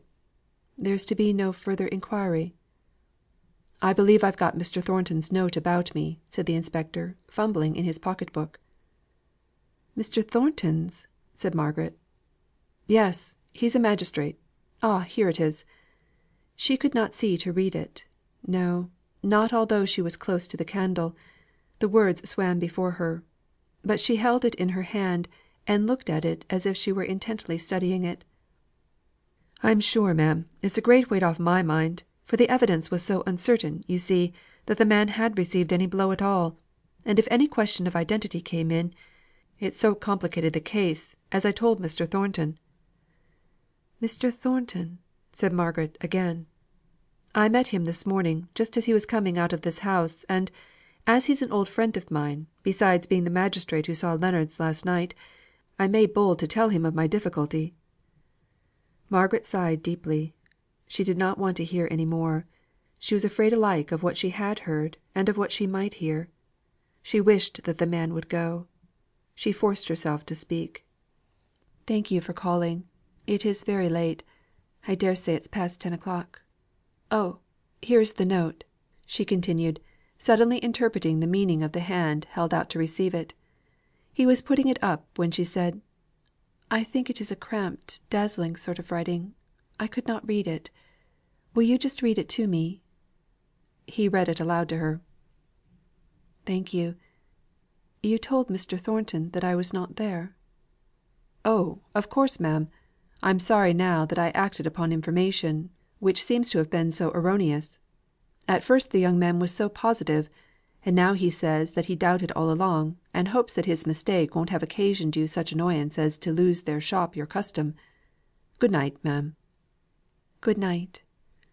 She rang the bell for Dixon to show him out. As Dixon returned up the passage Margaret passed her swiftly. "It's all right," said she, without looking at Dixon; and before the woman could follow her with further questions, she had sped upstairs and entered her bed chamber, and bolted the door. She threw herself, dressed as she was, upon her bed. She was much too exhausted to think. Half an hour or more elapsed before the cramped nature of her position, and the chilliness, supervening upon great fatigue, had the power to rouse her numbed faculties. Then she began to recall, to combine, to wonder. The first idea that presented itself to her was, that all this sickening alarm on Frederick's behalf was over; the strain was past. The next was a wish to remember every word of the inspector's which related to Mr. Thornton. When had he seen him? What had he said? What had Mr. Thornton done? What were the exact words of his note? And until she could recollect, even to the placing or omitting an article, the very expressions which he had used in the note, her mind refused to go on with its progress. But the next conviction she came to was clear enough. Mr. Thornton had seen her close to Outwood station on the fatal Thursday night, and had been told of her denial that she was there. She stood as a liar in his eyes. She was a liar; but she had no thought of penitence before God. Nothing but chaos and night surrounded the one lurid fact that, in Mr. Thornton's eyes, she was disgraced. She cared not to think, even to herself, of how much of excuse she might plead. That had nothing to do with Mr. Thornton. She never dreamed that he, or any one else, could find cause for suspicion in what was so natural as her accompanying her brother. But what was really false and wrong was known to him, and he had a right to judge her. "Oh, Frederick, Frederick!" she cried. "What have I not sacrificed for you!" Even when she fell asleep her thoughts were compelled to travel the same circle, only with exaggerated and monstrous circumstances of pain. When she awoke a new idea flashed upon her with all the brightness of the morning. Mr. Thornton had learnt her falsehood before he went to the coroner. That suggested the thought, that he had possibly been influenced so to do with a view of sparing her the repetition of her denial. But she pushed this notion on one side with the sick wilfulness of a child. If it were so, she felt no gratitude to him, as it only showed her how keenly he must have seen that she was disgraced already, before he took such unwonted pains to spare her any further trial of truthfulness, which had already failed so signally. She would have gone through the whole; she would have perjured herself to save Frederick, rather, far rather, than Mr. Thornton should have had the knowledge that prompted him to interfere to save her. What ill fate brought him in contact with the inspector? What made him to be the very magistrate sent for to receive Leonards' deposition? What had Leonard said? How much of it was intelligible to Mr. Thornton, who might already, for aught she knew, be aware of the old accusation against Frederick, through their mutual friend Mr. Bell? If so, he had striven to save the son, who came in defiance of the law to attend his mother's death bed; and under this idea she could feel grateful; not yet, if ever she should, if his interference had been prompted by contempt. Oh, had any one such just cause to feel contempt for her? Mr. Thornton, above all people, on whom she had looked down from her imaginary heights till now! She suddenly found herself at his feet, and was strangely distressed at her fall. She shrank from following out the premises to their conclusion, and so acknowledging to herself how much she valued his respect and good opinion. Whenever this idea presented itself to her at the end of a long avenue of thoughts, she turned away from following that path. She would not believe in it. It was later than she fancied, for in the agitation of the previous night she had forgotten to wind up her watch, and Mr. Hale had given especial orders that she was not to be disturbed by the usual awakening. By and by the door opened cautiously, and Dixon put her head in. Perceiving that Margaret was awake, she came forwards with a letter. "Here's something to do you good, miss. A letter from Master Frederick." "Thank you, Dixon. How late it is!" She spoke very languidly, and suffered Dixon to lay it on the counterpane before her, without putting out a hand to take it. "You want your breakfast, I'm sure. I will bring it up to you in a minute. Master has got the tray all ready, I know." Margaret did not reply. She let her go. She felt that she must be alone before she could open that letter. She opened it at last. The first thing that caught her eye was the date 2 days earlier than she received it. He had then written when he had promised, and their alarm might have been spared. But she would read the letter and see. It was hasty enough, but perfectly satisfactory. He had seen Henry Lennox, who knew enough of the case to shake his head over it, in the first instance, and to tell him he had done a very daring thing in returning to England with such an accusation, backed by such powerful influence, hanging over him. But when they had come to talk it over, Mr. Lennox had acknowledged that there might be some chance of his acquittal, if he could but prove his statements by credible witnesses; that in such case it might be worth while to stand his trial, otherwise it would be a great risk. He would examine; he would take every pains. "It struck me," said Frederick, "that your introduction, little sister of mine, went a long way. Is it so? He made many inquiries, I can assure you. He seemed a sharp intelligent fellow, and in good practice too, to judge from the signs of business and the number of clerks about him. But these may be only lawyers' dodges. I have just caught a packet on the point of sailing. I am off in 5 minutes. I may have to come back to England again about this business, so keep my visit secret. I shall send my father some rare old sherry, such as you cannot buy in England such stuff as I've got in the bottle before me. He needs something of the kind. My dear love to him. God bless him, I'm sure. Here's my cab. P.S. What an escape that was! Take care you don't breathe of my having been not even to the Shaws." Margaret turned to the envelope. It was marked "Too late." The letter had probably been trusted to some careless waiter who had forgotten to post it. Oh, what slight cobwebs of chances stand between us and temptation! Frederick had been safe, and out of England 20, nay 30 hours ago, and it was only about 17 hours since she had told a falsehood to baffle pursuit, which even then would have been in vain.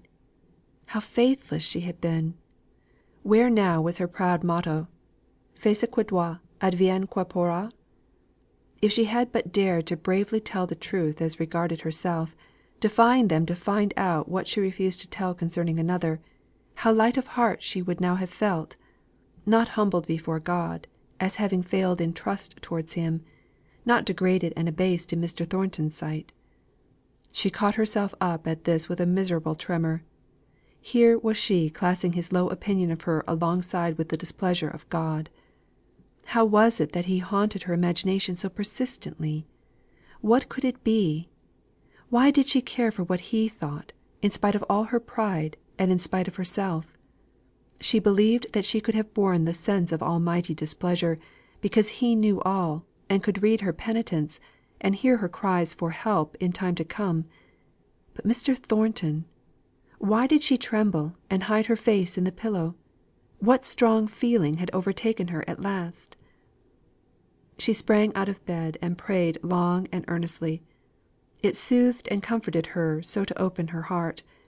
But as soon as she reviewed her position she found the sting was still there; that she was not good enough, nor pure enough to be indifferent to the lowered opinion of a fellow creature; that the thought of how he must be looking upon her with contempt, stood between her and her sense of wrong doing. She took her letter in to her father as soon as she was dressed. There was so slight an allusion to their alarm at the railroad station, that Mr. Hale passed over it without paying any attention to it. Indeed, beyond the mere fact of Frederick having sailed undiscovered and unsuspected, he did not gather much from the letter at the time, he was so uneasy about Margaret's pallid looks. She seemed continually on the point of weeping. "You are sadly overdone, Margaret. It is no wonder. But you must let me nurse you now."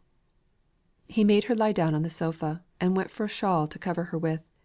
His tenderness released her tears, and she cried bitterly. "Poor child! Poor child!" said he, looking fondly at her, as she lay with her face to the wall, shaking with her sobs.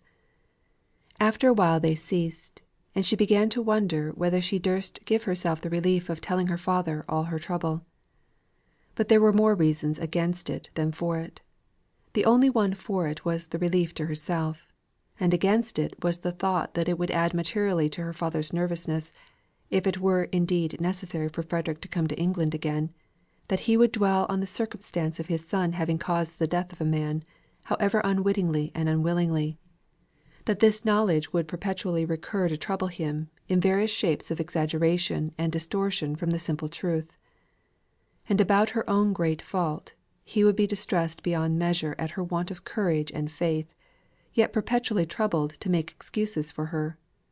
Formerly Margaret would have come to him as a priest as well as father, to tell him of her temptation and her sin; but latterly they had not spoken much on such subjects, and she knew not how, in his change of opinions, he would reply if the depth of her soul called unto his.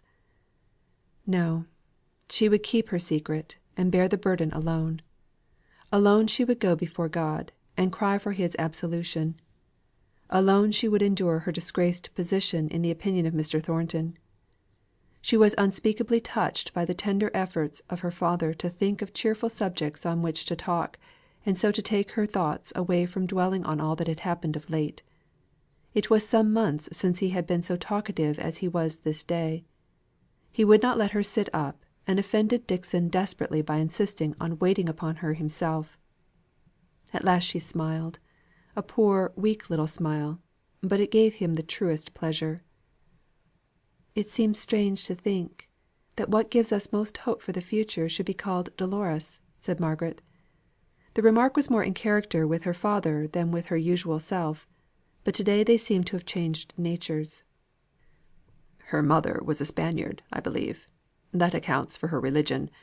Her father was a stiff Presbyterian when I knew him; but it is a very soft and pretty name." "How young she is! Younger by 14 months than I am. Just the age that Edith was when she was engaged to Captain Lennox. Papa, we will go and see them in Spain." He shook his head; but he said, "If you wish it, Margaret. Only let us come back here. It would seem unfair, unkind to your mother, who always, I'm afraid, disliked Milton so much, if we left it now she is lying here, and cannot go with us.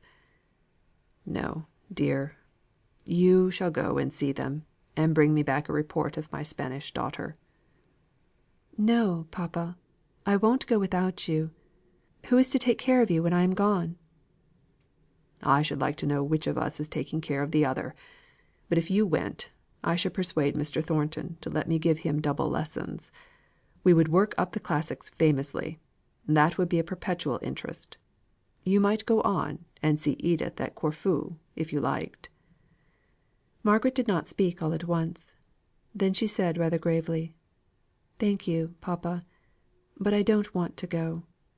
We will hope that Mr. Lennox will manage so well that Frederick may bring Dolores to see us when they are married.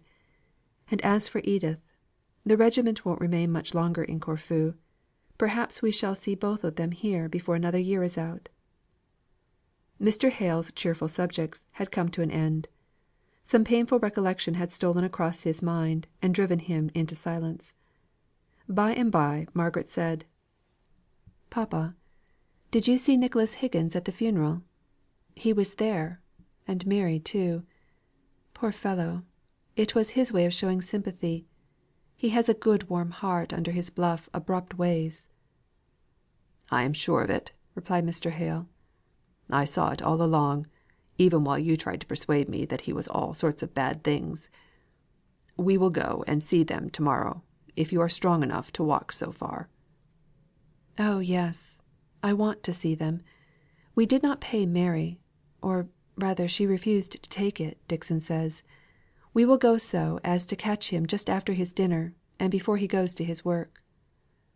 Towards evening Mr. Hale said: "I half expected Mr. Thornton would have called.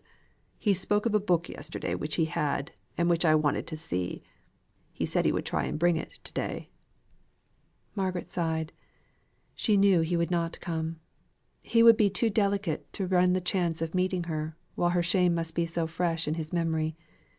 The very mention of his name renewed her trouble, and produced a relapse into the feelings of depressed, preoccupied exhaustion. She gave way to listless languor. Suddenly it struck her that this was a strange manner to show her patience, or to reward her father for his watchful care of her all through the day. She sat up and offered to read aloud. His eyes were failing, and he gladly accepted her proposal. She read well; she gave the due emphasis; but had any one asked her, when she had ended, the meaning of what she had been reading, she could not have told. She was smitten with the feeling of ingratitude to Mr. Thornton, inasmuch as, in the morning, she had refused to accept the kindness he had shown her, in making further inquiry from the medical men, so as to obviate any inquest being held. Oh, she was grateful! She had been cowardly and false, and had shown her cowardliness and falsehood in action that could not be recalled; but she was not ungrateful. It sent a glow to her heart, to know how she could feel towards one who had reason to despise her. His cause for contempt was so just, that she should have respected him less if she had thought he did not feel contempt. It was a pleasure to feel how thoroughly she respected him.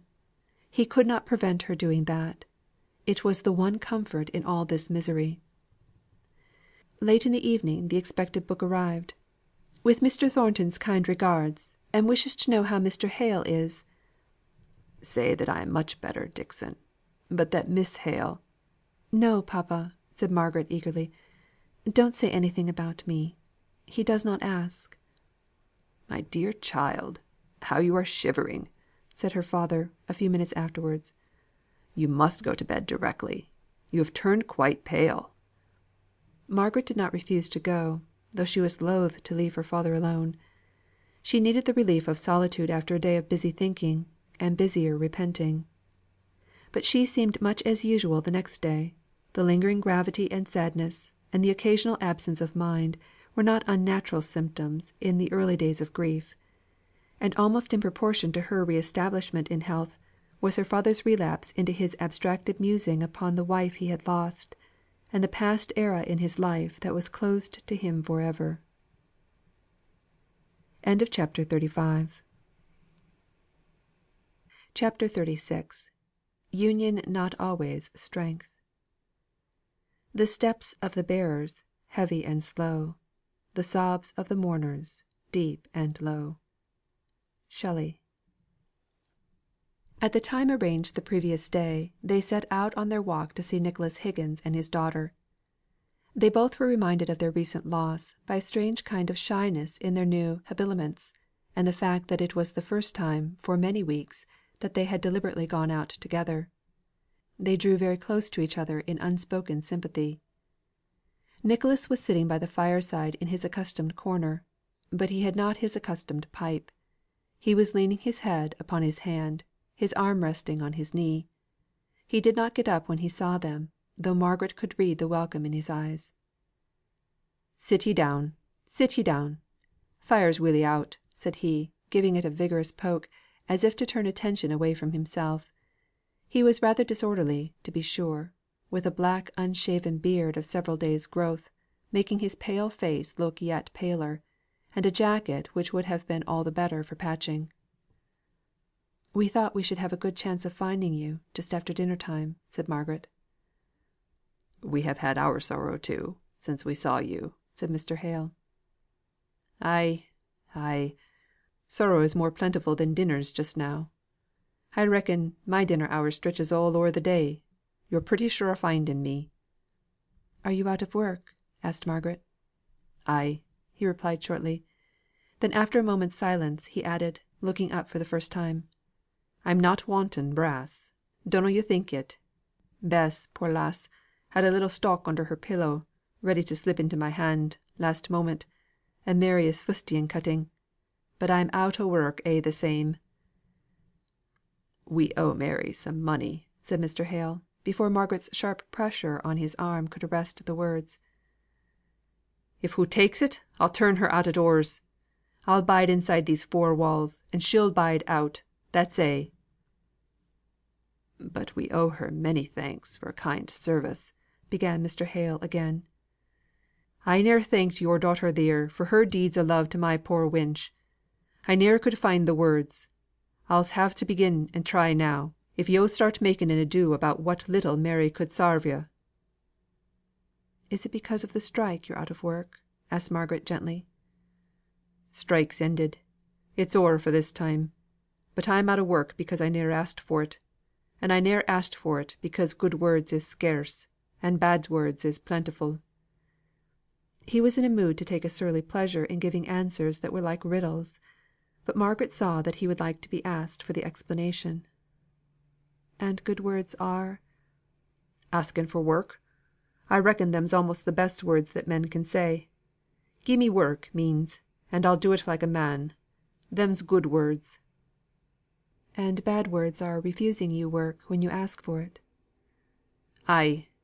Bad words is saying, 'Aha, my fine chap! Yo've been true to your order, and I'll be true to mine. Yo' did the best yo' could for them as wanted help.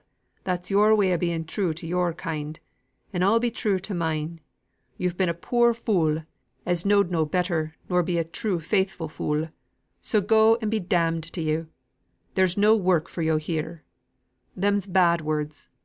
I'm not a fool; and if I was, folk ought to ha' taught me how to be wise after their fashion. I could m'appen ha' learned if any one had tried to teach me." "Would it not be worth while," said Mr. Hale, "to ask your old master if he would take you back again? It might be a poor chance, but it would be a chance." He looked up again, with a sharp glance at the questioner, and then tittered a low and bitter laugh. "Measter, if it's no offence, I'll ask yo' a question or two in my turn." "You're quite welcome," said Mr. Hale. "I reckon yo'n's some way of earning your bread. Folk seldom lives i' Milton just for pleasure, if they can live anywhere else." "You are quite right. I have some independent property, but my intention in settling in Milton was to become a private tutor." "To teach folk. Well, I reckon they pay yo' for teaching them, dunnot they?" "Yes," replied Mr. Hale, smiling. "I teach in order to get paid." "And them that pays yo', don't they tell yo' whatten to do, or whatten not to do wi' the money they give you in just payment for your pains, in fair exchange like?" "No, to be sure not." "They dunnot say, 'Yo' may have a brother, or a friend as dear as a brother, who wants this here brass for a purpose both you and he think is right, but yo' mun promise not to give it to him. Yo' mun say a good use, as yo' think, to put your money to, but we don't think it good; and so if yo' spend it a thatens, we'll leave off dailing with yo'. They dunnot say that, dun they?" "No, to be sure not." "Would yo' stand for it if they did?" "It would be some very hard pressure that would make me even think of submitting to such dictation." "There's not the pressure on all the broad earth that would make me," said Nicholas Higgins. "Now yo've got it. Yo've hit the bull's eye. Hampers, that's where I worked, makes their men pledge themselves they'll not give a penny to help the Union or keep turn outs from clemming. They may pledge, and make pledge," continued he, scornfully, "they nobbut make liars and hypocrites. And that's a lesson, to my mind, to making men's hearts so hard that they'll not do a kindness to them as needs it, or help on the right and just cause, though it goes again the strong hand. But I'll never forswear myself for a' the work the king could gie me. I'm a member o' the Union, and I think it's the only thing to do the workmen any good. And I've been a turn out, and known what it were to clem; so if I get a shilling, sixpence shall go to them if they axe it from me.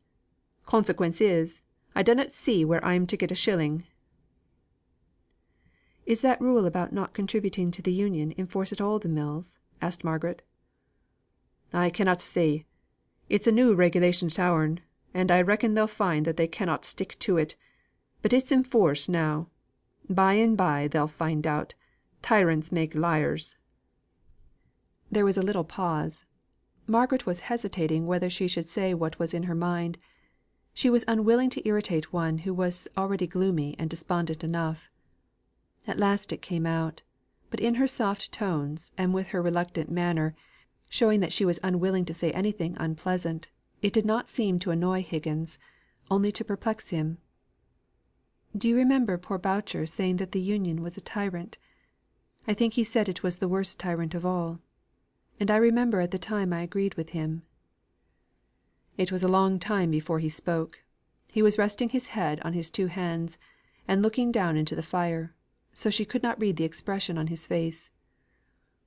"I'll not deny but what the Union finds it necessary to force a man into his own good. I'll speak truth. A man leads a dree life who's not i' the Union; but once i' the Union, his interests are taken care on better nor he could do it for himself, or by hisself for that matter. It's the only way working men can get their rights, by all joining together. More the members, more chance for each one separate man having justice done him. Government takes care o' fools and madmen; and if any man is inclined to do hisself or his neighbour a hurt, it puts a bit o' check on him, whether he likes it or no. That's all we do i' the Union. We can't clap folks into prison; but we can make a man's life so heavy to be borne, that he's obliged to come in, and be wise and helpful in spite of himself. Boucher were a fool all along, and ne'er a worse fool than at the last." "He did you harm?" asked Margaret. "Ay, that he did. We had public opinion on our side, till he and his sort began rioting and breaking laws. It were all o'er with the strike then." "Then would it not have been far better to have left him alone, and not forced him to join the Union? He did you no good, and you drove him mad." "Margaret," said her father, in a low and warning tone, for he saw the cloud gathering on Higgins's face. "I like her," said Higgins, suddenly, "who speaks plain out what's on her mind; who doesn't comprehend the Union for all that. It's a great power; it's our only power. I ha' read a bit o' poetry about a plough going o'er a daisy, as made tears come into my eyes, afore I'd other cause for crying. But the chap ne'er stopped driving the plough, I'se warrant, for all he were pitiful about the daisy. He'd too much mother wit for that. The Union's the plough, making ready the land for harvest time. Such as Boucher, 'twould be setting him up too much to liken him to a daisy. He's liker a weed lounging over the ground. Mun just make up their mind to be put o' the way. I'm sore vexed wi' him just now; so m'appen, I dunnot speak him fair. I could go o'er him wi' a plough mysel, with a' the pleasure in life." "Why, what has he been doing? Anything fresh?" "Ay, to be sure. He's ne'er out o' mischief, that man. First of a' he must go raging like a mad fool, and kick up yon riot. Then he'd go into hiding, where he'd a been yet, if Thornton had followed him out as I'd hoped he would ha' done. But Thornton, having got his own purpose, didn't care to go on wi' the prosecution of the riot. So Boucher slunk back again to his house. He ne'er showed himself abroad for a day or two. He had that grace. And then, where d'ye think he went? Why, to Hampers'. Damn him! He went wi' his mealy mouthed face, that turns me sick to look at, a asking for work, though he knowed well enough the new rule, o' pledging themselves to get nought to th' Unions, nought to help the starving turn out. Why, he'd a clemmed to death, if the Union hadna helped him in his pinch.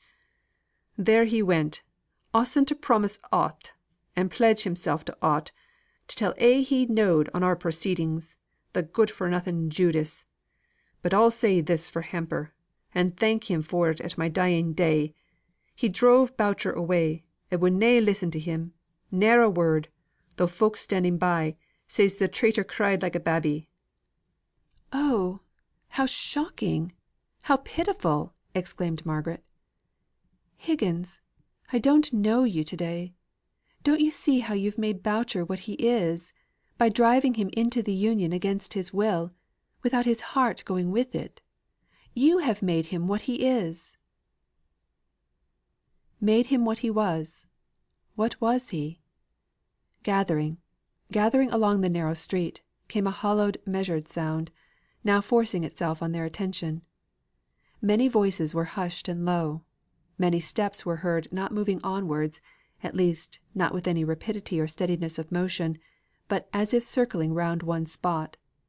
Yes, there was one distinct, slow tramp of feet, which made itself a clear path through the air, and reached their ears. The measured laboured walk of men carrying a heavy burden. They were all drawn towards the house door by some irresistible impulse; impelled thither, not by a poor curiosity, but as if by some solemn blast. 6 men walked in the middle of the road, 3 of them being policemen.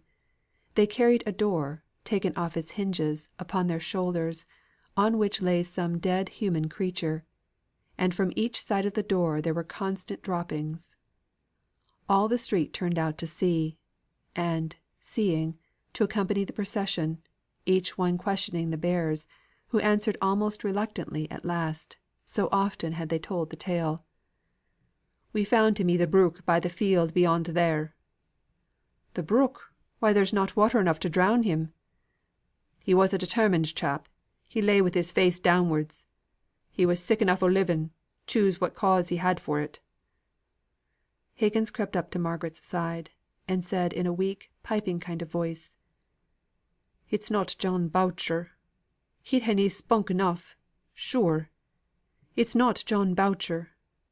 Why, they are looking this way. Listen! I've a singing in my head, and I cannot hear." They put the door down carefully upon the stones, and all might see the poor drowned wretch; his glassy eyes, one half open, staring right upwards to the sky. Owing to the position in which he had been found lying, his face was swollen and discoloured besides. His skin was stained by the water in the brook, which had been used for dyeing purposes. The fore part of his head was bald, but the hair grew thin and long behind, and every separate lock was a conduit for water. Through all these disfigurements, Margaret recognised John Boucher. It seemed to her so sacrilegious to be peering into that poor distorted, agonised face, that, by a flash of instinct, she went forwards, and softly covered the dead man's countenance with her handkerchief.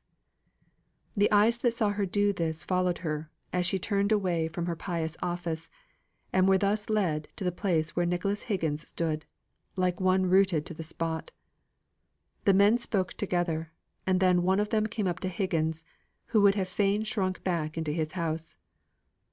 "Higgins, thou knowed him. Thou mun go tell the wife.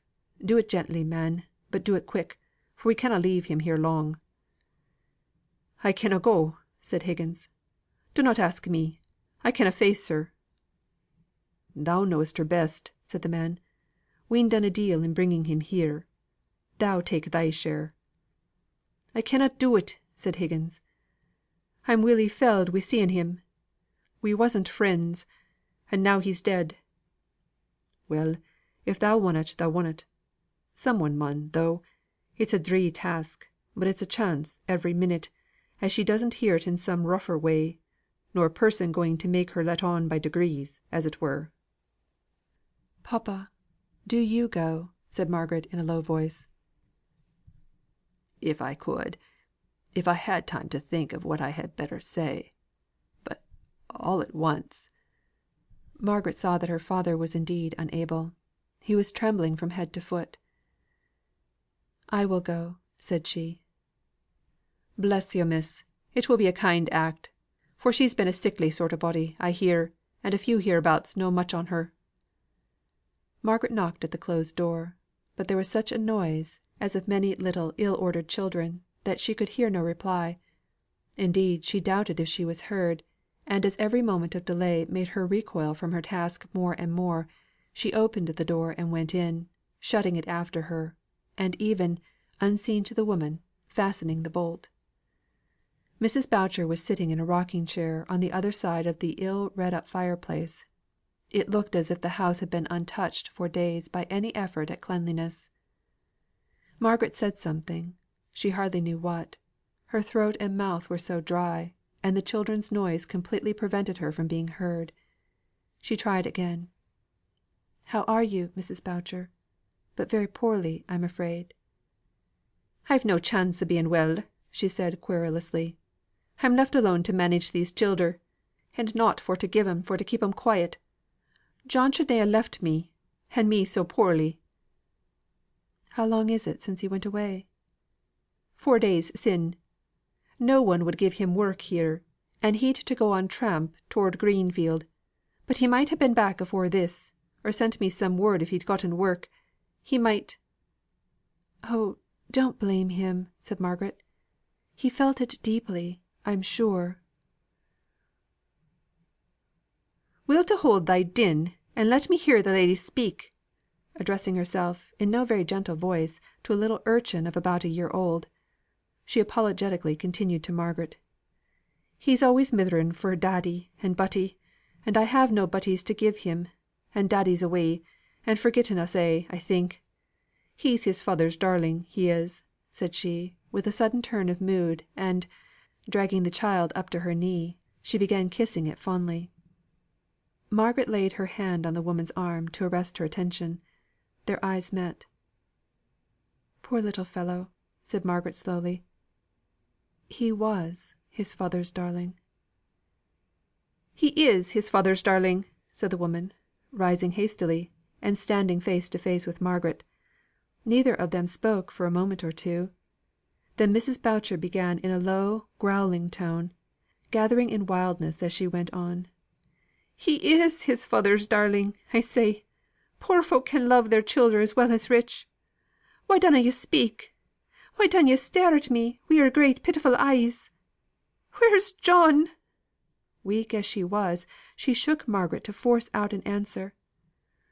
"Oh, my God!" said she, understanding the meaning of that tearful look. She sank back into the chair. Margaret took up the child and put him into her arms. "He loved him," said she. "Ay," said the woman, shaking her head. "He loved us a'. We had some one to love us once. It's a long time ago; but when he were in life and with us, he did love us, he did. He loved this bappy mappen the best on us; but he loved me, and I loved him, though I was calling him 5 minutes agone. Are yo' sure he's dead?" said she, trying to keep up. "If it's only that he's ill and like to die, they may bring him round yet. But I'm an ailing creature mysel, and I've been ailing this long time."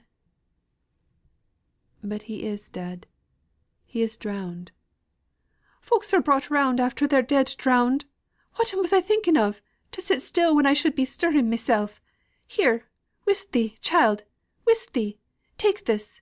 Take aught to play with, but dunna cry while my heart's breaking. Oh, where's my strength gone to? Oh, John! Husband!" Margaret saved her from falling by catching her in her arms. She sat down in the rocking chair and held the woman upon her knees, her head lying on Margaret's shoulder. The other children, clustered together in affright, began to understand the mystery of the scene, but the ideas came slowly, for their brains were dull and languid of perception. They set up such a cry of despair as they guessed the truth, that Margaret knew not how to bear it. Johnnie's cry was loudest of them all, though he did not know why he cried, poor little fellow. The mother quivered as she lay in Margaret's arms. Margaret heard a noise at the door. "Open it quick," she said to the eldest child. "It's bolted. Make no noise. Be very still. Oh, papa, let them go upstairs very softly and carefully, and perhaps she will not hear them. She has fainted, that's all." "It was well for her, poor creature," said a woman following in the wake of the bearers of the dead. "But you're not fit to hold her. Stay, I'll fetch a pillow, and we'll let her down easy on the floor." This helpful neighbour was a great relief to Margaret. She was evidently a stranger to the house, a new comer in the district, indeed; but she was so kind and thoughtful that Margaret felt she was no longer needed, and that it would be better, perhaps, to set an example of clearing the house, which was filled with idle, if sympathising gazers. She looked round for Nicholas Higgins. He was not there. She spoke to the woman who had taken the lead in placing Mrs. Boucher on the floor.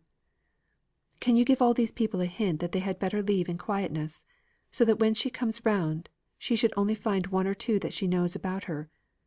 Papa, will you speak to the men, and get them to go away? She cannot breathe, poor thing, with this crowd about her." Margaret was kneeling down by Mrs. Boucher, and bathing her face with vinegar; but in a few minutes she was surprised at the gush of fresh air. She looked round, and saw a smile pass between her father and the woman. "What is it?" she asked.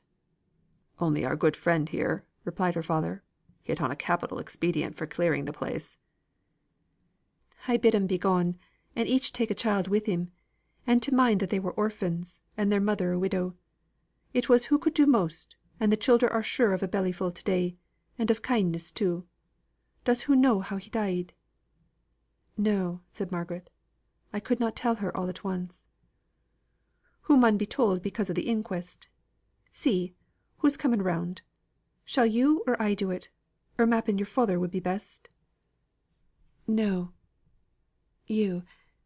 you, said Margaret. They awaited her perfect recovery in silence. Then the neighbour woman sat down on the floor, and took Mrs. Boucher's head and shoulders on her lap. "Neighbour," said she, "your man's dead. Guess yo how he died?" "He were drowned," said Mrs. Boucher, feebly, beginning to cry for the first time, at this rough probing of her sorrows. "He were found drowned. He were coming home very hopeless o' aught on earth. He thought God could na be harder than man; m'appen not so hard; m'appen as tender as a mother; m'appen tenderer. I'm not saying he did right; I'm not saying he did wrong. All I say is, may neither me nor mine ever have his sore heart, or we may do like things." "He has left me alone with these children," moaned the widow, less distressed at the manner of death than Margaret expected; but it was of a piece with her helpless character to feel his loss as principally affecting herself and her children. "Not alone," said Mr. Hale, solemnly. "Who is with you? Who will take up your cause?" The widow opened her eyes wide, and looked at the new speaker, of whose presence she had not been aware till then. "Who has promised to be a father to the fatherless?" continued he. "But I've getten 6 children, sir, and the eldest not 8 years of age. I'm not meaning for to doubt His power, sir; but it only needs a deal o' trust." And she began to cry afresh. "Hoo'll be better able to talk to morrow, sir," said the neighbour. "Best comfort now would be the feel of a child at her heart. I'm sorry they took the babby." "I'll go for it," said Margaret; and in a few minutes she returned, carrying Johnnie, his face all smeared with eating, and his hands loaded with treasures in the shape of shells and bits of crystal, and the head of a plaster figure. She placed him in his mother's arms. "There," said the woman. "Now you go. They'll cry together, and comfort together, better nor any one but child can do. I'll stop with her as long as I'm needed; and if you'll come to morrow, yo' can have a deal o' wise talk with her that she's not up to to day." As Margaret and her father went slowly up the street, she paused at Higgins's closed door. "Shall we go in?" asked her father. "I was thinking of him too." They knocked. There was no answer, so they tried the door. It was bolted, but they thought they heard him moving within. "Nicholas!" said Margaret. But there was no answer; and they might have gone away, believing the house to be empty, if there had not been some accidental fall, as of a book, within. "Nicholas!" said Margaret. "It is only us. Won't you let us come in?" "No," said he. "I spoke as plain as I could, 'bout using words, when I bolted the door. Let me be, this day." Mr. Hale would have urged their desire, but Margaret placed her finger on her lips. "I don't wonder at it," said she. "I myself long to be alone. It seems the only thing to do one good after a day like this." CHAPTER XXXVII. Looking South. A spade, a rake, a hoe, a pickaxe, or a bill; a hook to reap, or a scythe to mow; a flail, or what ye will; and here's a ready hand to ply the needful tool, and skilled enough, by lessons rough, in labour's rugged school. Hood. Higgins's door was locked the next day, when they went to pay their call on the widow Boucher; but they learnt this time from an officious neighbour that he was really from home. He had, however, been in to see Mrs. Boucher, before starting on his day's business, whatever that was. It was but an unsatisfactory visit to Mrs. Boucher. She considered herself an ill used woman by her poor husband's suicide; and there was quite germ of truth enough in this idea to make it a very difficult one to refute. Still, it was unsatisfactory to see how completely her thoughts were turned upon herself and her own position; and this selfishness extended even to her relations with her children, whom she considered as encumbrances, even in the very midst of her somewhat animal affection for them. Margaret tried to make acquaintances with one or two of them, while her father strove to raise the widow's thoughts into some higher channel than that of mere helpless querulousness. She found that the children were truer and simpler mourners than the widow.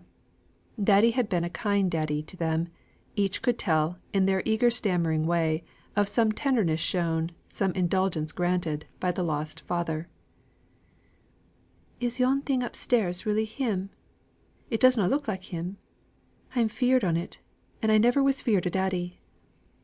Margaret's heart bled to hear that the mother, in her selfish requirement of sympathy, had taken her children upstairs to see their disfigured father. It was intermingling the coarseness of horror with the profoundness of natural grief. She tried to turn their thoughts in some other direction, on what they could do for her mother; on what, for this was a more efficacious way of putting it, what father would have wished them to do. Margaret was more successful than Mr. Hale in her efforts. The children, seeing their little duties lie in action close around them, began to try each one to do something that she suggested, towards redding up the slatternly room. But her father set too high a standard, and too abstract a view, before the indolent invalid. She could not rouse her torpid mind into any vivid imagination of what her husband's misery might have been before he had resorted to the last terrible step. She could only look upon it as it affected herself. She could not enter into the enduring mercy of the God who had not specially interposed to prevent the water from drowning her prostrate husband; and although she was scarcely blaming her husband for having fallen into such dread despair, and denying that he had any excuse for his last rash act, she was inveterate in her abuse of all who could by any possibility be supposed to have driven him to such desperation. The masters, Mr. Thornton in particular, whose mill had been attacked by Boucher, and who, after the warrant had been issued for his apprehension on the charge of rioting, had caused it to be withdrawn; the Union, of which Higgins was the representative to the poor woman; the children so numerous, so hungry, and so noisy, all made up one great army of personal enemies, whose fault it was that she was now a helpless widow. Margaret heard enough of this unreasonableness to dishearten her; and when they came away she found it impossible to cheer her father. "It is the town life," said she. "Their nerves are quickened by the haste and bustle and speed of everything around them, to say nothing of the confinement in these pent up houses, each of which itself is enough to induce depression and worry of spirits. Now in the country, people live so much more out of doors, even children, and even in the winter." "But people must live in towns; and in the country some get such stagnant habits of mind that they are almost fatalists." "Yes, I acknowledge that. I suppose each mode of life produces its own trials and its own temptations. The dweller in towns must find it as difficult to be patient and calm as the country bred man must find it to be active and equal to unwonted emergencies.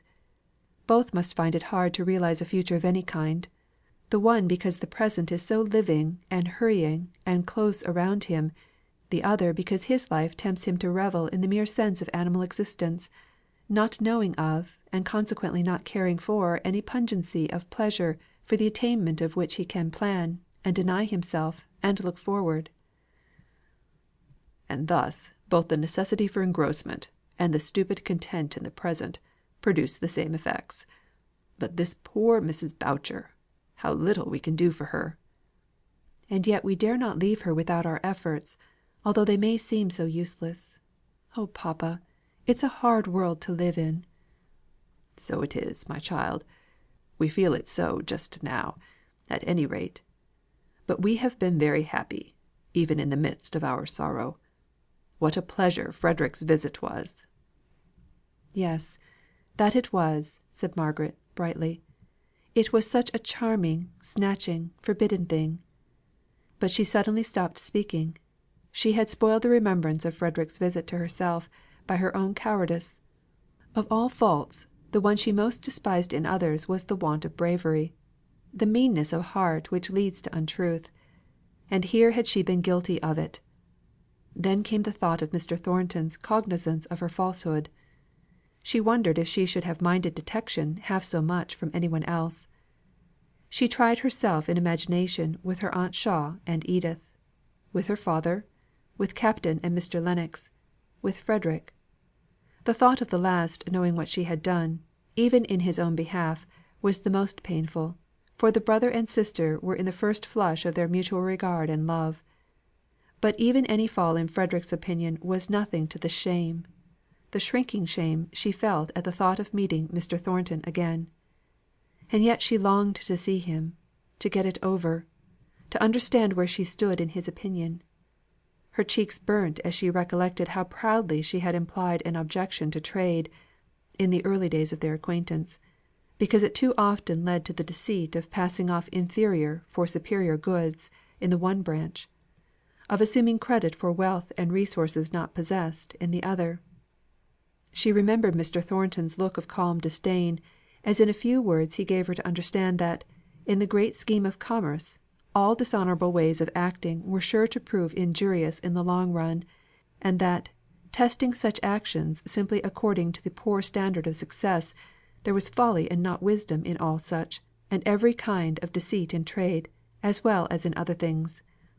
She remembered she, then strong in her own untempted truth, asking him, if he did not think that buying in the cheapest and selling in the dearest market proved some want of the transparent justice which is so intimately connected with the idea of truth; and she had used the word chivalric, and her father had corrected her with the higher word Christian, and so drawn the argument upon himself, while she sat silent by with a slight feeling of contempt.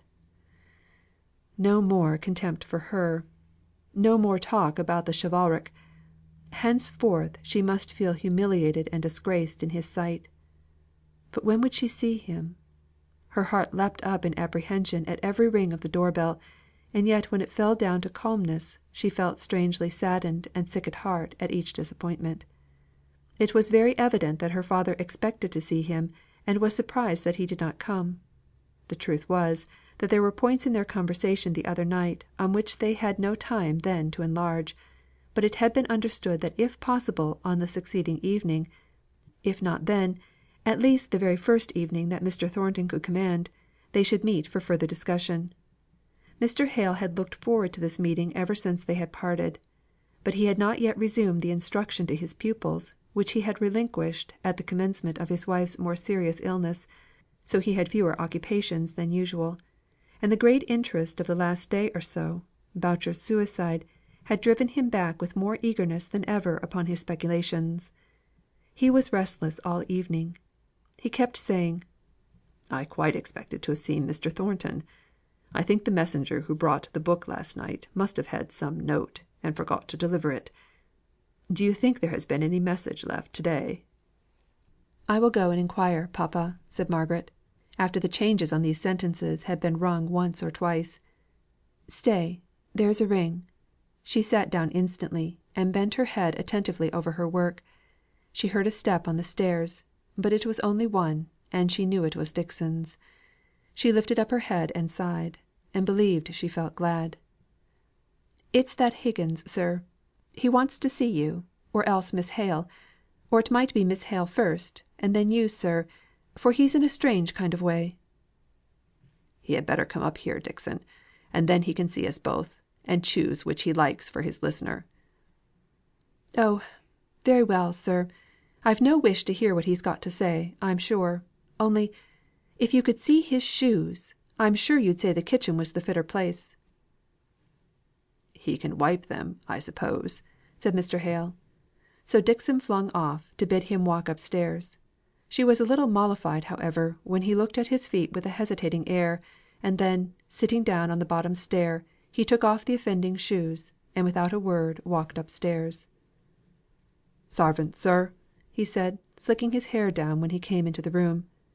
"If hoo'll excuse me," looking at Margaret, "for being in my stockings. I'se been tramping a' day, and streets is none of the cleanest." Margaret thought that fatigue might account for the change in his manner, for he was unusually quiet and subdued, and he had evidently some difficulty in saying what he came to say.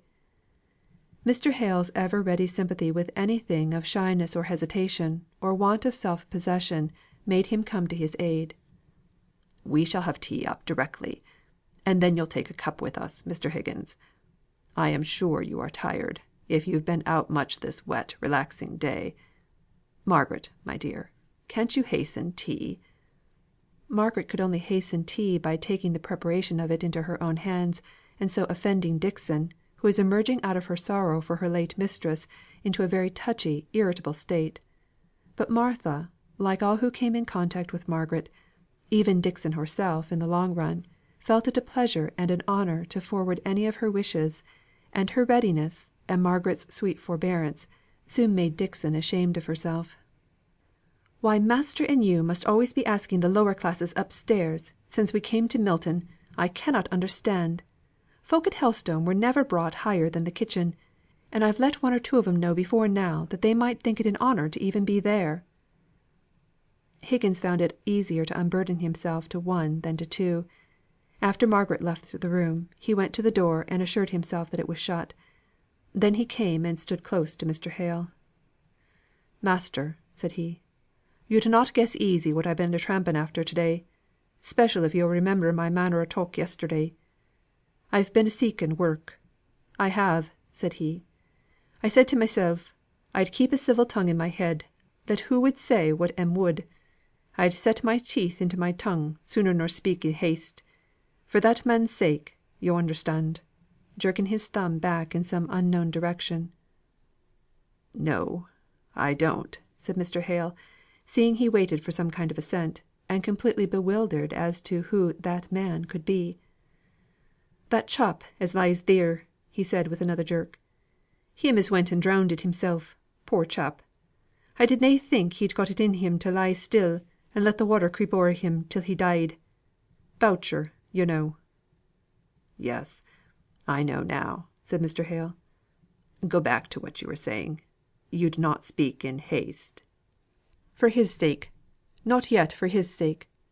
For where he is, and whate'er, he'll ne'er know other clemming or cold again. But for the wife's sake, and the bits o' childer." "God bless you!" said Mr. Hale, starting up. Then calming down, he said breathlessly, "What do you mean? Tell me out." "I have telled yo'," said Higgins, a little surprised at Mr. Hale's agitation. "I would na ask for work for myself. but them's left as a charge on me. I reckon I would ha' guided Boucher to a better end, but I set him off o' the road, and so I mun answer for him." Mr. Hale got hold of Higgins's hand, and shook it heartily, without speaking. Higgins looked awkward and ashamed. "Theer, theer, master! There's ne'er a man, to call a man, amongst us, but what would do the same; ay, and better too; for, believe me, I'se ne'er got a stroke o' work, nor yet a sight of any. For all I telled Hamper that, let alone his pledge, which I would not sign no, I could na, not e'en for this he'd ne'er ha' such a worker on his mill as I would be. He'd ha' none o' me, nor more would none o' the others. I am a poor black, feckless sheep; childer may clem for aught I can do, unless, parson, yo'd help me." "Help you! How? I would do anything; but what can I do?" "Miss there" for Margaret had re entered the room, and stood silent, listening "has often talked grand o' the South, and the ways down there. Now I dunnot know how far off it is, but I've been thinking if I could get 'em down theer, where food is cheap and wages good, and all the folk, rich and poor, master and man, friendly like, yo' could, may be, help me to work. I'm not 45, and I've a deal o' strength in me, measter." "But what kind of work could you do, my man?" "Well, I reckon I could spade a bit." "And for that," said Margaret, stepping forwards, "for anything you could do, Higgins, with the best will in the world, you would, may be, get 9 shillings a week, may be 10, at the outside. Food is much the same as here, except that you might have a little garden." "The childer could work at that," said he. "I'm sick o' Milton anyways, and Milton is sick o' me." "You must not go to the South," said Margaret, "for all that. You could not stand it. You would have to be out all weathers. It would kill you with rheumatism. The mere bodily work at your time of life would break you down. The fare is far different to what you've been accustomed to." "I'se not particular about my meat," said he, as if offended. "But you've reckoned on having butcher's meat once a day, if you're in work. Pay for that out of your 10 shillings, and keep those poor children if you can. I owe it to you, since it's my way of talking that has set you off on this idea, to put it all clear before you. You would not bear the dulness of the life. You don't know what it is. It would eat you away like rust. Those that have lived there all their lives are used to soaking in the stagnant waters. They labour on, from day to day, in the great solitude of steaming fields, never speaking or lifting up their poor bent, downcast heads. The hard spade work robs their brain of life. The sameness of their toil deadens their imagination. They don't care to meet to talk over thoughts and speculations, even of the weakest, wildest kind, after their work is done. They go home brutishly tired, poor creatures, caring for nothing but food and rest. You could not stir them up into any companionship which you get in a town as plentiful as the air you breathe, whether it be good or bad, and that I don't know. But I do know, that of all men you are not one to bear life among such labourers. What would be peace to them would be eternal fretting to you. Think no more of it, Nicholas, I beg. Besides, you could never pay to get mother and children all there. That's one good thing." "I've reckoned for that. One house mun do for a say, and the furniture o' t'other would go a good way. And men there mun have their families to keep, mappen 6 or 7 childer. God help 'em!" said he, more convinced by his own presentation of the facts than by all Margaret had said, and suddenly renouncing the idea, which had but recently formed itself in a brain worn out by the day's fatigue and anxiety. "God help 'em! North and South have each getten their own troubles. If work's sure and steady there, labour's paid at starvation prices; while here we'n rucks o' money coming in one quarter, and ne'er a farthing the next. For sure, the world is in a confusion that passes me or any other man to understand. It needs fettling; and who's to fettle it, if it's as yon folk say, and there's nought but what we see?" Mr. Hale was busy cutting bread and butter. Margaret was glad of this, for she saw that Higgins was better left to himself. that if her father began to speak ever so mildly on the subject of Higgins's thoughts, the latter would consider himself challenged to an argument, and would feel himself bound to maintain his own ground. She and her father kept up an indifferent conversation until Higgins, scarcely aware whether he ate or not, had made a very substantial meal. Then he put his chair away from the table, and tried to take an interest in what they were saying; but it was of no use, and he fell back into a dreamy gloom. Suddenly Margaret said she had been thinking of it for some time, but the words had stuck in her throat: "Higgins, have you been to Marlborough Mills to seek for work?" "Thornton's?" asked he. "Ay, I've been at Thornton's." "And what did he say?" "Such a chap as me is not like to see the master. The o'erlooker bid me go, and be damned." "I wish you had seen Mr. Thornton," said Mr. Hale. "He might not have given you work, but he would not have used such language." "As to the language, I'm welly used to it. It dunnot matter to me. I'm not nesh myself, when I'm put out. It were the fact that I were na wanted theer, no more nor any other place, as I minded."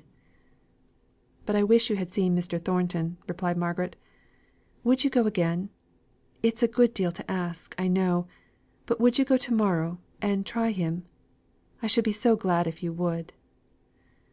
"I'm afraid it would be of no use," said Mr. Hale, in a low voice. "It would be better to let me speak to him." Margaret still looked at Higgins for his answer. Those grave soft eyes of hers were difficult to resist. He gave a great sigh. "It would tax my pride above a bit, if it were for myself. I could stand a deal of clemming first. I'd sooner knock him down than ask a favour from him. I'd a deal sooner be flogged myself. But yo're not a common wench, axing your pardon, nor yet have yo' common ways about yo'. I'll e'en make a wry face, and go at it to morrow. Dunna yo' think that he'll do it. That man has it in him to be burnt at the stake afore he'll give in. I do it for your sake, Miss Hale; and it's the first time in my life as e'er I give way to a woman. Neither my wife nor Bess could e'er say that much again me." "All the more do I thank you," said Margaret, smiling. "Though I don't believe you. I believe you have just given way to wife and daughter as much as most men." "And as to Mr. Thornton," said Mr. Hale, "I'll give you a note to him, which, I think I may venture to say, will ensure you a hearing." "I thank yo' kindly, sir; but I'd as lief stand on my own bottom. I dunnot stomach the notion of having favour curried for me, by one who doesn't know the ins and outs of the quarrel. Meddling twixt master and man is like meddling twixt husband and wife than aught else. It takes a deal of wisdom for to do ony good. I'll stand guard at the lodge door. I'll stand there fro' 6 in the morning till I get speech on him. But I'd liefer sweep the streets, if paupers had na got hold on that work. Dunna yo' hope, miss. There'll be more chance of getting milk out of a flint. I wish yo' a very good night, and many thanks to yo'." "You'll find your shoes by the kitchen fire. I took them there to dry," said Margaret. He turned round and looked at her steadily, and then he brushed his lean hand across his eyes and went away. "How proud that man is!" said her father, who was a little annoyed at the manner in which Higgins had declined his intercession with Mr. Thornton. "He is," said Margaret. "But what grand makings of a man there are in him, pride and all." "It's amusing to see how he evidently respects the part in Mr. Thornton's character which is like his own." "There's granite in all these northern people, papa, is there not?" "There was none in poor Boucher, I'm afraid. None in his wife either." "I should guess from their tones that they had Irish blood in them. I wonder what success he'll have to morrow, if he and Mr. Thornton speak out together as man to man. If Higgins would forget that Mr. Thornton was a master, and speak to him as he does to us; and if Mr. Thornton would be patient enough to listen to him with his human heart, not with his master's ears."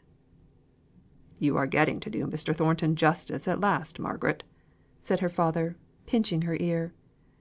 Margaret had a strange choking in her heart, which made her unable to answer. "Oh," thought she, "I wish I were a man, that I could go and force him to express his disapprobation, and tell him honestly that I knew I deserved it. It seems hard to lose him as a friend just when I had begun to feel his value. How tender he was with dear mamma! If it were only for her sake, I wish he would come, and then at least I should know how much I was abased in his eyes." CHAPTER XXXVIII. Promises Fulfilled. Then proudly, proudly up she rose, Though the tear was in her ee: "Whate'er ye say, think what ye may, Ye's get nae word frae me." Scotch Ballad. It was not merely that Margaret was known to Mr. Thornton to have spoken falsely, though she imagined that for this reason only she was so turned in his opinion, but that this falsehood of hers bore a distinct reference in his mind to some other lover.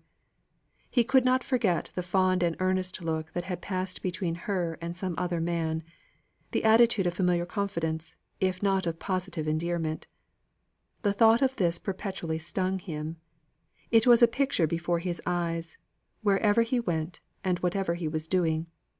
In addition to this, and he ground his teeth as he remembered it, was the hour, dusky twilight; the place, so far from home, and comparatively unfrequented. His nobler self had said at first, that all this last might be accidental, innocent, justifiable; but once allow her right to love and be beloved, and had he any reason to deny her right? Had not her words been severely explicit when she cast his love away from her? She might easily have been beguiled into a longer walk, on to a later hour than she had anticipated. But that falsehood, which showed a fatal consciousness of something wrong and to be concealed, which was unlike her. He did her that justice, though all the time it would have been a relief to believe her utterly unworthy of his esteem. It was this that made the misery, that he passionately loved her, and thought her, even with all her faults, more lovely and more excellent than any other woman; yet he deemed her so attached to some other man, so led away by her affection for him as to violate her truthful nature. The very falsehood that stained her, was a proof how blindly she loved another. This dark, slight, elegant, handsome man, while he himself was rough, and stern, and strongly made. He lashed himself into an agony of fierce jealousy. He thought of that look, that attitude; how he would have laid his life at her feet for such tender glances, such fond detention. He mocked at himself for having valued the mechanical way in which she had protected him from the fury of the mob. Now he had seen how soft and bewitching she looked when with a man she really loved. He remembered, point by point, the sharpness of her words. There was not a man in all that crowd for whom she would not have done as much, far more readily than for him. He shared with the mob in her desire of averting bloodshed from them; but this man, this hidden lover, shared with nobody. He had looks, words, hand cleavings, lies, concealment, all to himself. Mr. Thornton was conscious that he had never been so irritable as he was now, in all his long life. He felt inclined to give a short abrupt answer, more like a bark than a speech, to every one that asked him a question; and this consciousness hurt his pride. He had always piqued himself on his self control, and control himself he would. So the manner was subdued to a quiet deliberation, but the matter was even harder and sterner than common. He was more than usually silent at home, employing his evenings in a continual pace backwards and forwards, which would have annoyed his mother exceedingly if it had been practised by any one else, and did not tend to promote any forbearance on her part even to this beloved son. "Can you stop? Can you sit down for a moment?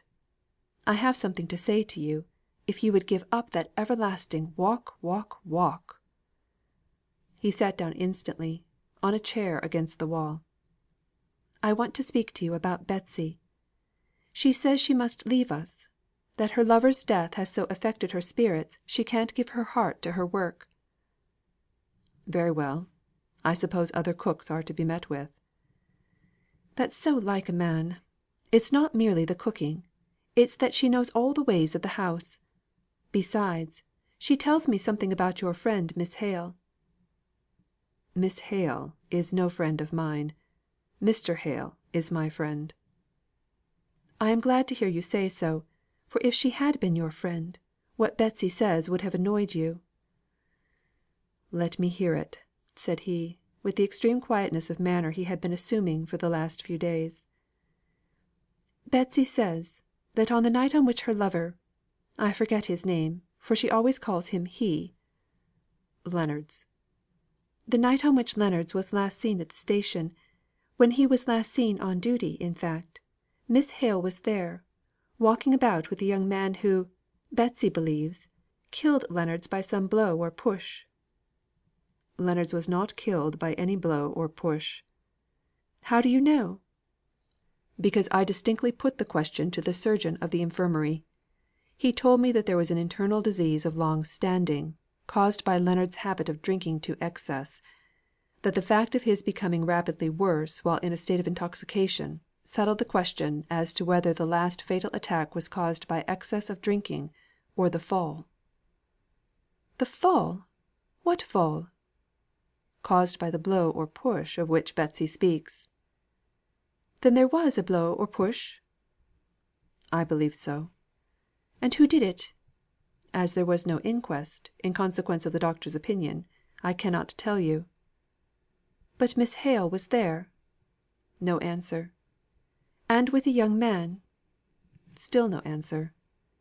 At last he said: "I tell you, mother, that there was no inquest no inquiry no judicial inquiry, I mean." "Betsy says that Wolmer some man she knows, who's in a grocer's shop out at Crampton can swear that Miss Hale was at the station at that hour, walking backwards and forwards with a young man." "I don't see what we have to do with that. Miss Hale is at liberty to please herself." "I am glad to hear you say so," said Mrs. Thornton, eagerly. "It certainly signifies very little to us not at all to you, after what has passed. But I made a promise to Mrs. Hale, that I would not allow her daughter to go wrong without advising and remonstrating with her. I shall certainly let her know my opinion of such conduct." "I do not see any harm in what she did that evening," said Mr. Thornton, getting up, and coming near to his mother. He stood by the chimney piece, with his face turned away from the room. "You would not have approved of Fanny's being seen out, after dark, in a rather lonely place, walking about with a young man. I say nothing of the taste which could choose the time, when her mother lay unburied, for such a promenade. Should you have liked your sister to have been noticed by a grocer's assistant for doing so?" "In the first place, it is not many years since I myself was a draper's assistant. The mere circumstance of a grocer's assistant noticing any act does not alter the character of the act to me. And in the next place, I see a great deal of difference between Miss Hale and Fanny. I can imagine that the one may have weighty reasons, which may and ought to make her overlook any seeming impropriety in her conduct. I never knew Fanny to have weighty reasons for anything. Other people must guard her. I believe Miss Hale is a guardian to herself." "A pretty character of your sister, indeed! Really, John, one would have thought Miss Hale had done enough to make you clear sighted. She drew you on to an offer, by a bold display of pretended regard for you, to play you off against this very young man, I've no doubt. Her whole conduct is clear to me now. You believe he is her lover, I suppose. You agree to that?" He turned round to his mother. His face was very grey and grim. "Yes, mother, I do believe he is her lover." When he had spoken, he turned round again, and writhed himself about, like one in bodily pain. He leant his face against his hand. Then before she could speak, he turned sharp again. "Mother, he is her lover, whoever he is. But she may need help and womanly counsel. There may be difficulties or temptations which I don't know. I fear there are. I don't want to know what they are; but as you have ever been a good, ay, and a tender mother to me, go to her, and gain her confidence, and tell her what is best to be done. I know that something is wrong. Some dread must be a terrible torture to her." "For God's sake, John!" said his mother, now really shocked. "What do you mean? What do you mean? What do you know?" He did not reply to her. "John, I don't know what I shan't think unless you speak. You have no right to say what you have done against her." "Not against her, mother. I could not speak anything against her." "Well, you have no right to say what you have done, unless you say more. These half expressions are what ruin a woman's character." "Her character! Mother, you do not dare!" He faced about and looked into her face with his flaming eyes. Then drawing himself up into determined composure and dignity, he said: "I will not say any more than this, which is neither more nor less than the simple truth, and I am sure you believe me. I have good reason to believe, that Miss Hale is in some strait and difficulty connected with an attachment which, of itself, from my knowledge of Miss Hale's character, is perfectly innocent and right. What my reason is, I refuse to tell. But let me never hear any one say a word against her, implying any more serious imputation than that she now needs the counsel of some kind and gentle woman. You promised Mrs. Hale to be that woman." "No," said Mrs. Thornton. "I am happy to say, I did not promise gentleness and kindness, for I felt at the time it might be out of my power to render these to one of Miss Hale's character and disposition. I promised counsel and advice, such as I would give to my own daughter. I shall speak to her as I would do to Fanny, if she had gone gallivanting with a young man in the dusk. I shall speak with relation to the circumstances I know, without being influenced either one way or another by the strong reasons which you will not confide to me. Then I shall have fulfilled my promise, and done my duty." "She will never bear it!" said he, passionately. "She will have to bear it, if I speak in her dead mother's name." "Well," said he, breaking away, "don't tell me any more about it. I cannot endure to think of it. It will be better that you should speak to her any way, than that she should not be spoken to at all. Oh, that look of love!" continued he, between his teeth, as he bolted himself into his own private room. "And that cursed lie, which showed some terrible shame in the background, to be kept from the light in which I thought she lived perpetually. Oh, Margaret, Margaret! Mother, how you have tortured me! Oh, Margaret, could you not have loved me? I am but uncouth and hard, but I would never have led you into any falsehood for me." The more Mrs. Thornton thought over what her son had said, in pleading for a merciful judgment for Margaret's indiscretion, the more bitterly she felt inclined towards her. She took a savage pleasure in the idea of speaking her mind to her in the guise of fulfilment of a duty. She enjoyed the thought of showing herself untouched by the glamour which she was well aware Margaret had the power of throwing over many people. She snorted scornfully over the picture of the beauty of her victim, her jet black hair, her clear smooth skin, her lucid eyes would not help to save her one word of the just and stern reproach which Mrs. Thornton spent half the night in preparing to her mind. "Is Miss Hale within?" She knew she was, for she had seen her at the window, and she had her feet inside the little hall before Martha had half answered the question. Margaret was sitting alone, writing to Edith, and giving her many particulars of her mother's last days. It was a softening employment, and she had to brush away the unbidden tears as Mrs. Thornton was announced. She was so gentle and ladylike in her mode of reception that her visitor was somewhat daunted, and it became impossible to utter the speech, so easy of arrangement with no one to address it to.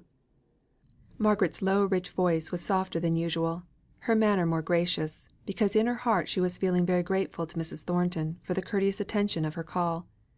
She exerted herself to find subjects of interest for conversation; praised Martha, the servant whom Mrs. Thornton had found for them; had asked Edith for a little Greek air about which she had spoken to Miss Thornton. Mrs. Thornton was fairly discomfited.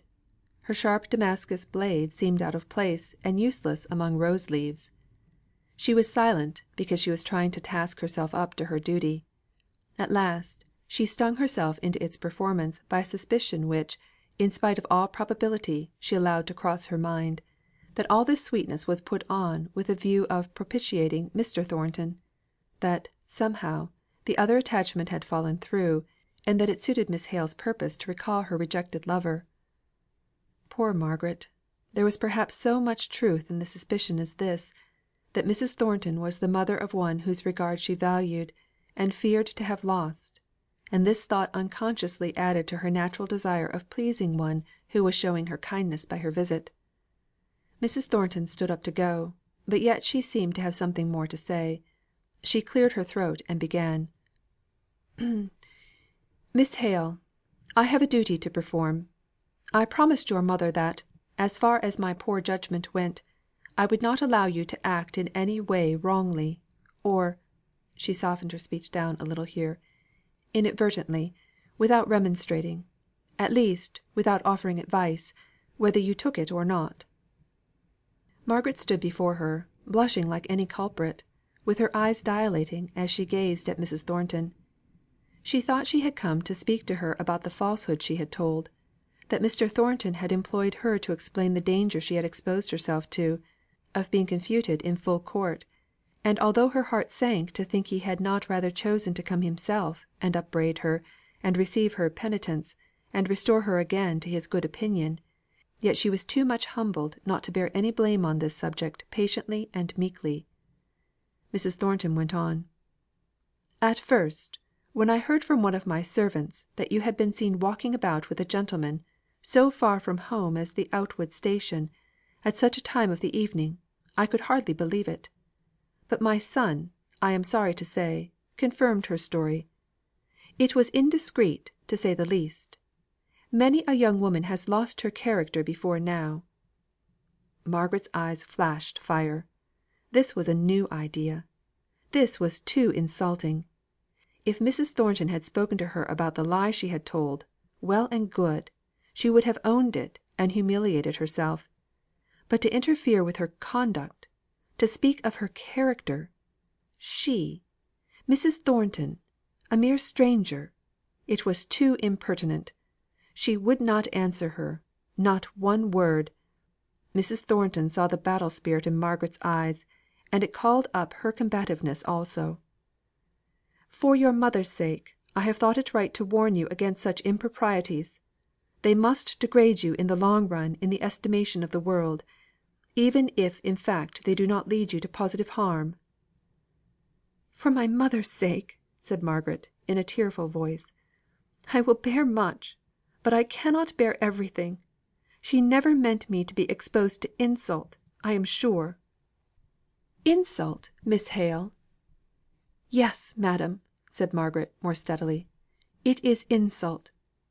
What do you know of me that should lead you to suspect Oh!" she said, breaking down, and covering her face with her hands. "I know now. Mr. Thornton has told you."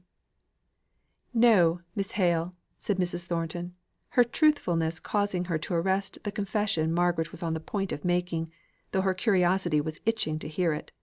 "Stop! Mr. Thornton has told me nothing. You do not know my son. You are not worthy to know him. He said this listen, young lady, that you may understand, if you can, what sort of a man you rejected. This Milton manufacturer, his great tender heart scorned as it was scorned, said to me only last night, 'Go to her. I have good reason to know that she is in some strait arising out of some attachment, and she needs womanly counsel.' I believe those were his very words. Farther than that, beyond admitting the fact of your being at the Outwood station with a gentleman, on the evening of the 26th, he has said nothing not one word against you. If he has knowledge of anything which should make you sob, he keeps it to himself." Margaret's face was still hidden in her hands, the fingers of which were wet with tears. Mrs. Thornton was a little mollified. "Come, Miss Hale. There may be circumstances, I'll allow, that, if explained, may take off from the seeming impropriety." Still no answer. Margaret was considering what to say. She wished to stand well with Mrs. Thornton, and yet she could not, might not, give any explanation. Mrs. Thornton grew impatient. "I shall be sorry to break off an acquaintance, but for Fanny's sake. As I told my son, if Fanny had done so we should consider it a great disgrace, and Fanny might be led away." "I can give you no explanation," said Margaret in a low voice. "I have done wrong, but not in the way you think or know about. I think Mr. Thornton judges me more mercifully than you." She had hard work to keep herself from choking with her tears. "But I believe, madam, you do mean rightly." "Thank you," said Mrs. Thornton, drawing herself up. "I was not aware that my meaning was doubted. It is the last time I shall interfere. I was unwilling to consent to do it, when your mother asked me. I had not approved of my son's attachment to you, while I only suspected it. You did not appear to me worthy of him. But when you compromised yourself as you did at the time of the riot, and exposed yourself to the comments of servants and workpeople, I felt it was no longer right to set myself against my son's wish of proposing to you; a wish, by the way, which he had always denied entertaining until the day of the riot." Margaret winced, and drew in her breath with a long hissing sound, of which, however, Mrs. Thornton took no notice. "He came. You had apparently changed your mind. I told my son yesterday, that I thought it possible, short as was the interval, you might have heard or learnt something of this other lover." "What must you think of me, madam?" asked Margaret, throwing her head back with proud disdain till her throat curved outwards like a swan's. "You can say nothing more, Mrs. Thornton. I decline every attempt to justify myself for anything. You must allow me to leave the room." And she swept out of it with the noiseless grace of an offended princess. Mrs. Thornton had quite enough of natural humour to make her feel the ludicrousness of the position in which she was left. There was nothing for it but to show herself out. She was not particularly annoyed at Margaret's way of behaving; she did not care enough for her for that. She had taken Mrs. Thornton's remonstrance to the full as keenly to heart as that lady expected; and Margaret's passion at once mollified her visitor, far more than any silence or reserve could have done. It showed the effect of her words. "My young lady," thought Mrs. Thornton to herself, "you've a pretty good temper of your own. If John and you had come together, he would have had to keep a tight hand over you, to make you know your place. But I don't think you will go a walking again with your beau, at such an hour of the day, in a hurry. You've too much pride and spirit in you for that. I like to see a girl fly out at the notion of being talked about. It shows they're neither giddy nor bold by nature. As for that girl, she might be bold, but she'd never be giddy. I'll do her that justice. Now as to Fanny, she'd be giddy, and not bold. She's no courage in her, poor thing." Mr. Thornton was not spending the morning so satisfactorily as his mother. She, at any rate, was fulfilling her determined purpose. He was trying to understand where he stood, what damage the strike had done him. A good deal of his capital was locked up in new and expensive machinery, and he had also bought cotton largely, with a view to some great orders which he had in hand. The strike had thrown him terribly behindhand, as to the completion of these orders. Even with his own accustomed and skilled workpeople, he would have had some difficulty in fulfilling his engagements. As it was, the incompetence of the Irish hands, who had to be trained to their work, at a time requiring unusual activity, was a daily annoyance. It was not a favourable hour for Higgins to make his request; but he had promised Margaret to do so at any cost. So, though every moment added to his repugnance, his pride, and his sullenness of temper, he stood leaning against the dead wall, hour after hour, first on one leg, then on the other. At last the latch was sharply lifted, and out came Mr. Thornton. "I want for to speak to yo', sir." "Can't stay now, my man. I'm too late as it is." "Well, sir, I reckon I can wait till yo' come back." Mr. Thornton was half way down the street. Higgins sighed; but it was no use. To catch him in the street was his only chance of seeing the maester. If he had rung the lodge bell, or even gone up to the house to ask for him, he would have been referred to the overlooker. So he stood still again, vouchsafing no answer, but a short nod of recognition to the few men who knew and spoke to him, as the crowd drove out of the mill yard at dinner time, and scowling with all his might at the Irish knobsticks who had just been imported. At last Mr. Thornton returned. "What, you there still?" "Ay, sir. I mun speak to yo'." "Come in here, then. Stay, we'll go across the yard. The men are not come back, and we shall have it to ourselves. These good people, I see, are at dinner," he said, closing the door of the porter's lodge. He stopped to speak to the overlooker. The latter said in a low tone: "I suppose you know, sir, that man is Higgins, one of the leaders of the Union, he that made that speech in Hurstfield." "No, I didn't," said Mr. Thornton, looking round sharply at his follower. Higgins was known to him by name as a turbulent spirit. "Come along," said he, and his tone was rougher than before. "It is men such as this," he thought, "who interrupt commerce and injure the very town they live in; mere demagogues, lovers of power, at whatever cost to others." "Well, sir, what do you want with me?" said Mr. Thornton, facing round at him, as soon as they were in the counting house of the mill. "My name is Higgins." "I know that," broke in Mr. Thornton. "What do you want, Mr. Higgins? That's the question." "I want work." "Work! You're a pretty chap to come asking me for work. You don't want impudence, that's very clear."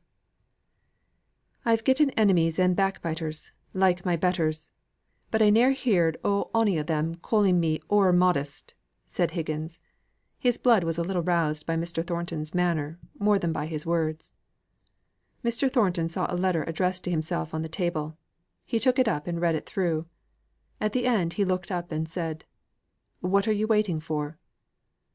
"An answer to the question I axed." "I gave it you before. Don't waste any more of your time."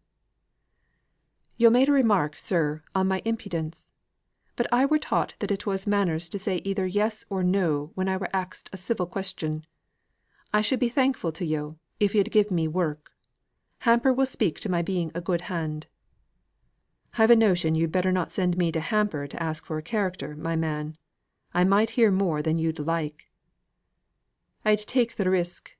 Worst they could say of me is, that I did what I thought best, even to my own wrong." "You'd better go and try them, then, and see whether they'll give you work. I've turned off upwards of 100 of my best hands, for no other fault than following you and such as you; and d'ye think I'll take you on? I might as well put a firebrand into the midst of the cotton waste." Higgins turned away. Then the recollection of Boucher came over him, and he faced round with the greatest concession he could persuade himself to make. "I'd promise yo', measter, I'd not speak a word as could do harm, if so be yo' did right by us; and I'd promise more. I'd promise that when I seed yo' go wrong, and acting unfair, I'd speak to yo' in private first, and that would be a fair warning. If yo' and I did na agree in our opinion o' your conduct, yo' might turn me off at an hour's notice." "Upon my word, you don't think small beer of yourself. Hamper has had a loss of you. How came he to let you and your wisdom go?" "Well, we parted with mutual dissatisfaction. I wouldna gie the pledge they were asking for, and they wouldna have me at no rate; so I'm free to make another engagement. And as I said before, though I should na say it, I'm a good hand, measter, and a steady man, specially when I can keep for drink; and that I shall do now, if I ne'er did afore." "That you may have more money laid up for another strike, I suppose?" "No! I'd be thankful if I was free to do that. It's for to keep the widow and childer of a man who was drove mad by them knobsticks o' yon, put out o' his place by a Paddy that did na know weft fra warp." "Well, you'd better turn to something else, if you've any such good intention in your head. I shouldn't advise you to stay in Milton; you're too well known here." "If it were summer," said Higgins, "I'd take to Paddy's work, and go as a navvy or haymaking, or summat, and ne'er see Milton again. But it's winter, and the childer will clem." "A pretty navvy you'd make! Why, you couldn't do half a day's work at digging against an Irishman." "I'd only charge half a day for the 12 hours, if I could only do half a day's work in the time. You're not knowing of any place where they would gie me a trial, away fra' the mills, if I'm such a firebrand. I'll take any wage they thought I was worth, for the sake of those childer." "Don't you see what you would be? You'd be a knobstick. You'd be taking less wages than the other labourers, all for the sake of another man's children. Think how you'd abuse any poor fellow who was willing to take what he could get to keep his own children. You and your Union would soon be down upon him. No, no! If it's only for the recollection of the way in which you've used the poor knobsticks before now, I say No to your question. I'll not give you work. I won't say, I don't believe your pretext for coming and asking for work. I know nothing about it. It may be true, or it may not. It's a very unlikely story, at any rate. Let me pass. I'll not give you work. There's your answer." "I hear, sir. I would na ha' troubled yo', but I were bid to come, by one as seemed to think yo'd gotten some soft place in your heart. Hoo were mistook, and I were misled. But I'm not the first man as is misled by a woman. Tell her to mind her own business the next time, instead of taking up your time and mine too. I believe women are at the very bottom of every plague in this world. Be off with you." "I'm obleeged to you for your kindness, measter, and most of all for your civil way of saying good bye." Mr. Thornton did not deign a reply; but, looking out the window a minute after, he was struck with the lean, bent figure going out of the yard. The heavy walk was in strange contrast with the resolute, clear determination of the man to speak to him. He crossed to the porter's lodge. "How long has that man Higgins been waiting to speak to me?" "He was outside the gate before 8 o'clock, sir. I think he's been there ever since." "And it is now?" "Just 1, sir."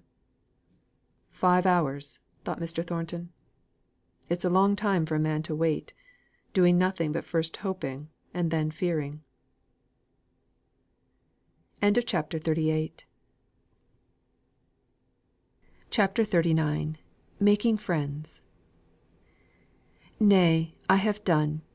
You get no more of me. And I am glad, yea glad with all my heart, that thus so clearly I myself am free." Drayton. Margaret shut herself up in her own room, after she had quitted Mrs. Thornton. She began to walk backwards and forwards, in her old habitual way of showing agitation; but then, remembering, that in that slightly built house every step was heard from one room to another, she sate down until she heard Mrs. Thornton go safely out of the house.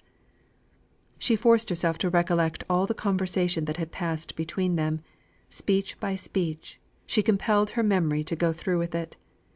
At the end, she rose up, and said to herself in a melancholy tone: "At any rate, her words do not touch me. They fall off from me, for I am innocent of all the motives she attributes to me. But still, it is hard to think that any one, any woman, can believe all this of another so easily. It is hard and sad. Where I have done wrong, she does not accuse me. She does not know. He never told her. I might have known he would not." She lifted up her head, as if she took pride in any delicacy of feeling which Mr. Thornton had shown. Then, as a new thought came across her, she pressed her hands tightly together. He, too, must take poor Frederick for some lover. She blushed as the word passed through her mind. I see it now. It is not merely that he knows of my falsehood, but he believes that some one else cares for me, and that oh dear, oh dear, what shall I do? What do I mean? Why do I care what he thinks, beyond the mere loss of his good opinion as regards my telling the truth or not? I cannot tell, but I am very miserable. Oh, how unhappy this last year has been! I have passed out of childhood into old age. I have had no youth, no womanhood. The hopes of womanhood have closed for me, for I shall never marry; and I anticipate cares and sorrows, just as if I were an old woman, and with the same fearful spirit. I am weary of this continual call upon me for strength. I could bear up for papa, because that is a natural, pious duty; and I think I could bear up against at any rate, I could have the energy to resent Mrs. Thornton's unjust, impertinent suspicions. But it is hard to feel how completely he must misunderstand me. What has happened to make me so morbid to day? I do not know. I only know I cannot help it. I must give way sometimes. No, I will not, though," said she, springing to her feet. "I will not. I will not think of myself and my own position. I won't examine into my own feelings. It would be of no use now. Some time, if I live to be an old woman, I may sit over the fire, and, looking into the embers, see the life that might have been." All this time she was hastily putting on her things to go out, only stopping from time to time to wipe her eyes, with an impatience of gesture at the tears that would come, in spite of all her bravery. I dare say, there's many a woman makes as sad a mistake as I have done, and only finds it out too late. And how proudly and impertinently I spoke to him that day! But I did not know then. It has come upon me little by little, and I don't know where it began. Now I won't give way. I shall find it difficult to behave in the same way to him, with this miserable consciousness upon me; but I will be very calm and very quiet, and say very little. But, to be sure, I may not see him. He keeps out of our way evidently. That would be worse than all. And yet no wonder that he avoids me, believing what he must about me. She went out, going rapidly towards the country, and trying to drown reflections by swiftness of motion. As she stood on the door step, at her return, her father came up. "Good girl," said he. "You've been to Mrs. Boucher's. I was just meaning to go there, if I had time, before dinner." "No, papa, I have not," said Margaret, reddening. "I never thought about her. But I will go directly after dinner. I will go while you are taking your nap." Accordingly Margaret went. Mrs. Boucher was very ill; really ill, not merely ailing. The kind and sensible neighbour, who had come in the other day, seemed to have taken charge of everything. Some of the children were gone to the neighbours'. Mary Higgins had come for the three youngest at dinner time, and since then Nicholas had gone for the doctor. He had not come as yet. Mrs. Boucher was dying, and there was nothing to do but to wait. Margaret thought that she should like to know his opinion, and that she could not do better than go and see the Higginses in the meantime. She might then possibly hear whether Nicholas had been able to make his application to Mr. Thornton. She found Nicholas busily engaged in making a penny spin on the dresser, for the amusement of the three children, who were clinging to him in a fearless manner. He, as well as they, were smiling at a good long spin, and Margaret thought that the happy look of interest in his occupation was a good sign. When the penny stopped spinning, Lile Johnny began to cry. "Come to me," said Margaret, taking him off the dresser, and holding him in her arms. She held her watch to his ear, while she asked Nicholas if he had seen Mr. Thornton. The look on his face changed instantly. "Ay," said he. "I've seen and heerd too much on him." "He refused you then?" said Margaret, sorrowfully. "To be sure. I knew he'd do it all along. It's no good expecting marcy at the hands of them maisters. You're a stranger and a foreigner, and aren't like to know their ways; but I knowed it." "I am sorry I asked you. Was he angry? He did not speak to you as Hamper did he?" "He weren't o'er civil," said Nicholas, spinning the penny again, as much for his own amusement as for that of the children. "Never yo' fret. I'm only where I was. I'll go on tramp to morrow. I gave him as good as I got. I telled him that I'd not that good opinion on him that I'd ha' come a second time o' mysel'. But yo'd advised me for to come, and I were beholden to yo'." You told him I sent you?" "I dunno if I ca'd yo' by your name. I dunnot think I did. I said, a woman who knew no better had advised me for to come, and see if there was a soft place in his heart." "And he?" asked Margaret. "Said I were to tell yo' to mind your own business. That's the longest been yet, my lads. And them's civil words to what he used to me. But ne'er mind.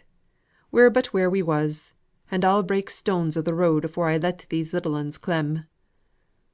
Margaret put the struggling Johnny out of her arms, back into his former place on the dresser.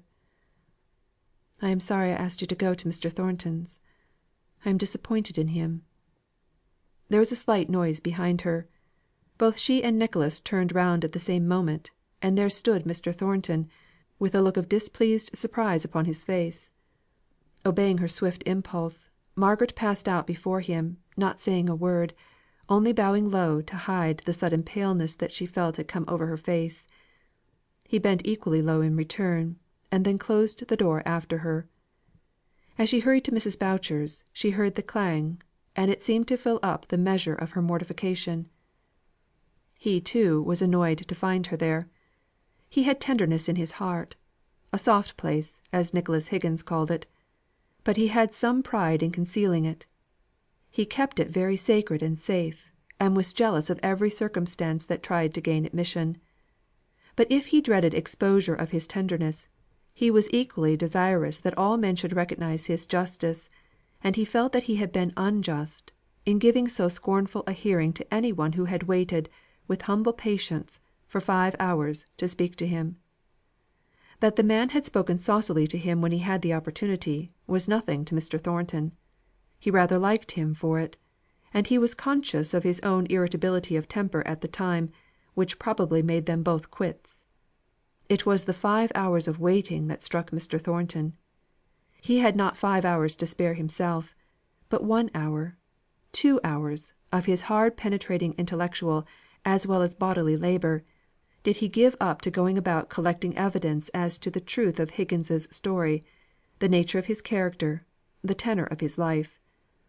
He tried not to be, but was convinced that all that Higgins had said was true. And then the conviction went in, as if by some spell, and touched the latent tenderness of his heart. The patience of the man, the simple generosity of the motive, for he had learnt about the quarrel between Boucher and Higgins, made him forget entirely the mere reasonings of justice, and overleap them by a diviner instinct. He came to tell Higgins he would give him work. And he was more annoyed to find Margaret there than by hearing her last words, for then he understood that she was the woman who had urged Higgins to come to him, and he dreaded the admission of any thought of her as a motive to what he was doing solely because it was right.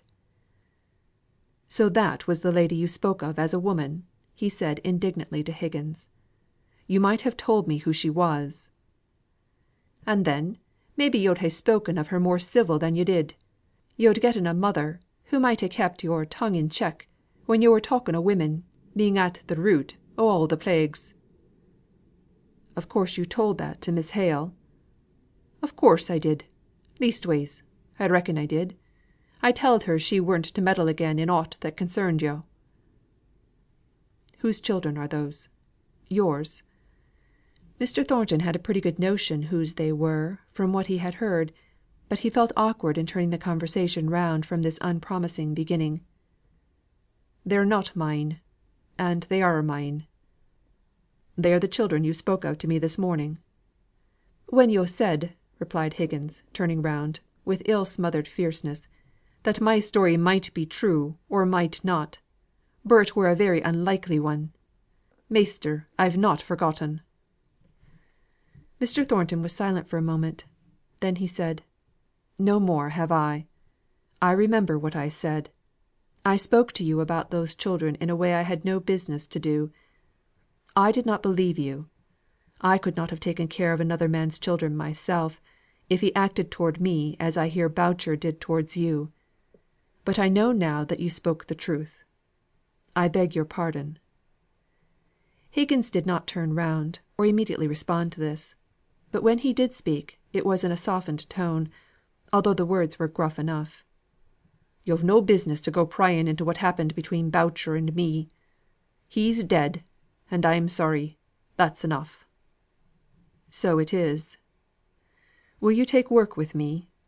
That's what I came to ask." Higgins' obstinacy wavered, recovered strength, and stood firm. He would not speak. Mr. Thornton would not ask again. Higgins's eye fell on the children. "Yo've called me impudent, and a liar, and a mischief maker; and yo' might ha' said wi' some truth, as I were now and then given to drink. And I ha' called you a tyrant, and an oud bull dog, and a hard, cruel master. That's where it stands. But for the childer, Measter, do yo' think we can e'er get on together?" "Well," said Mr. Thornton, half laughing, "it was not my proposal that we should go together. But there's one comfort, on your own showing. We neither of us can think much worse of the other than we do now." "That's true," said Higgins, reflectively. "I've been thinking, ever sin' I saw you, what a marcy it were yo' did na take me on, for that I ne'er saw a man whom I could less abide. But that's maybe been a hasty judgement. And work's work to such as me. So, measter, I'll come; and what's more, I thank yo'. And that's a deal fro' me," he said, more frankly, suddenly turning round and facing Mr. Thornton fully for the first time. "And this is a deal from me," said Mr. Thornton, giving Higgins's hand a good grip. "Now mind you come sharp to your time," continued he, resuming the master. "I'll have no laggards at my mill.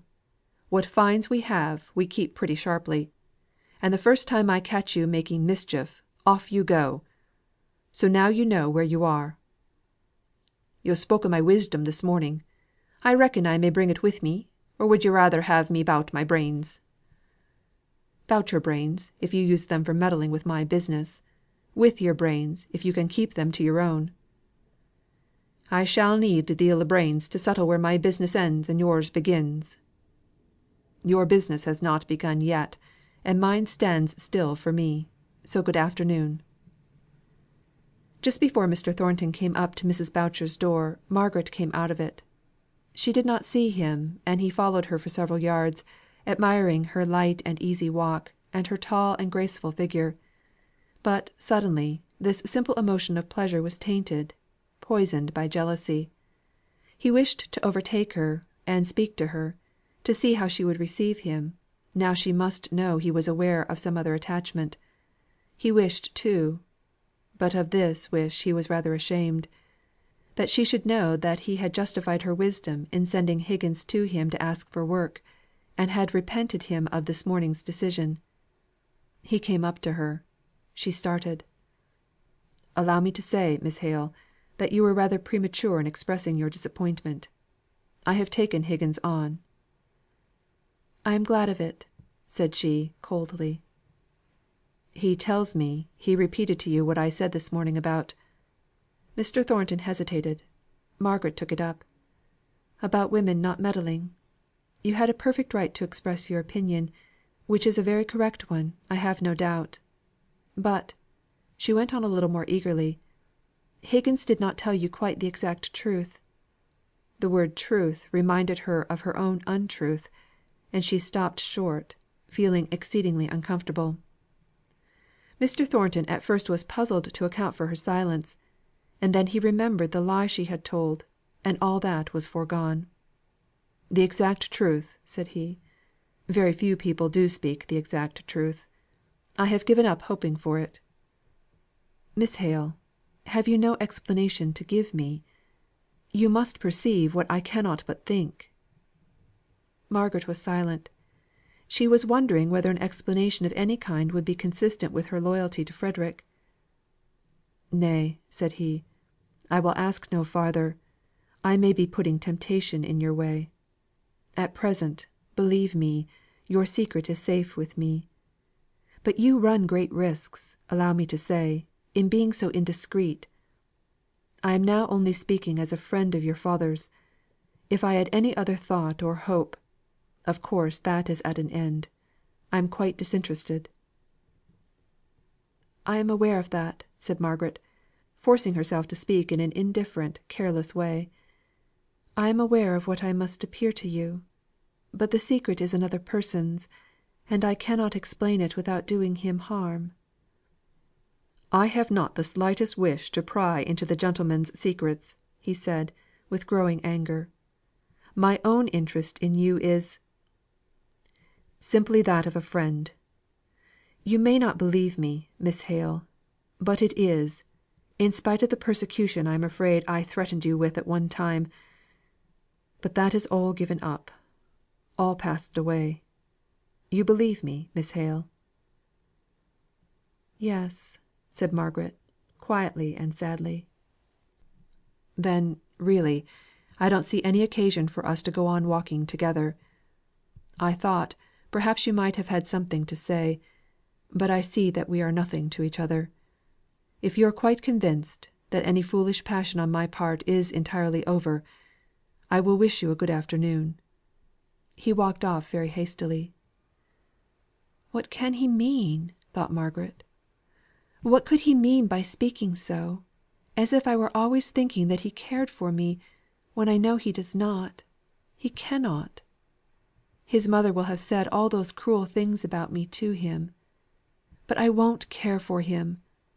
I surely am mistress enough of my own to control this wild, strange, miserable feeling, which tempted me even to betray my own dear Frederick, so that I might regain his good opinion the good opinion of a man who takes such pains to tell me that I am nothing to him.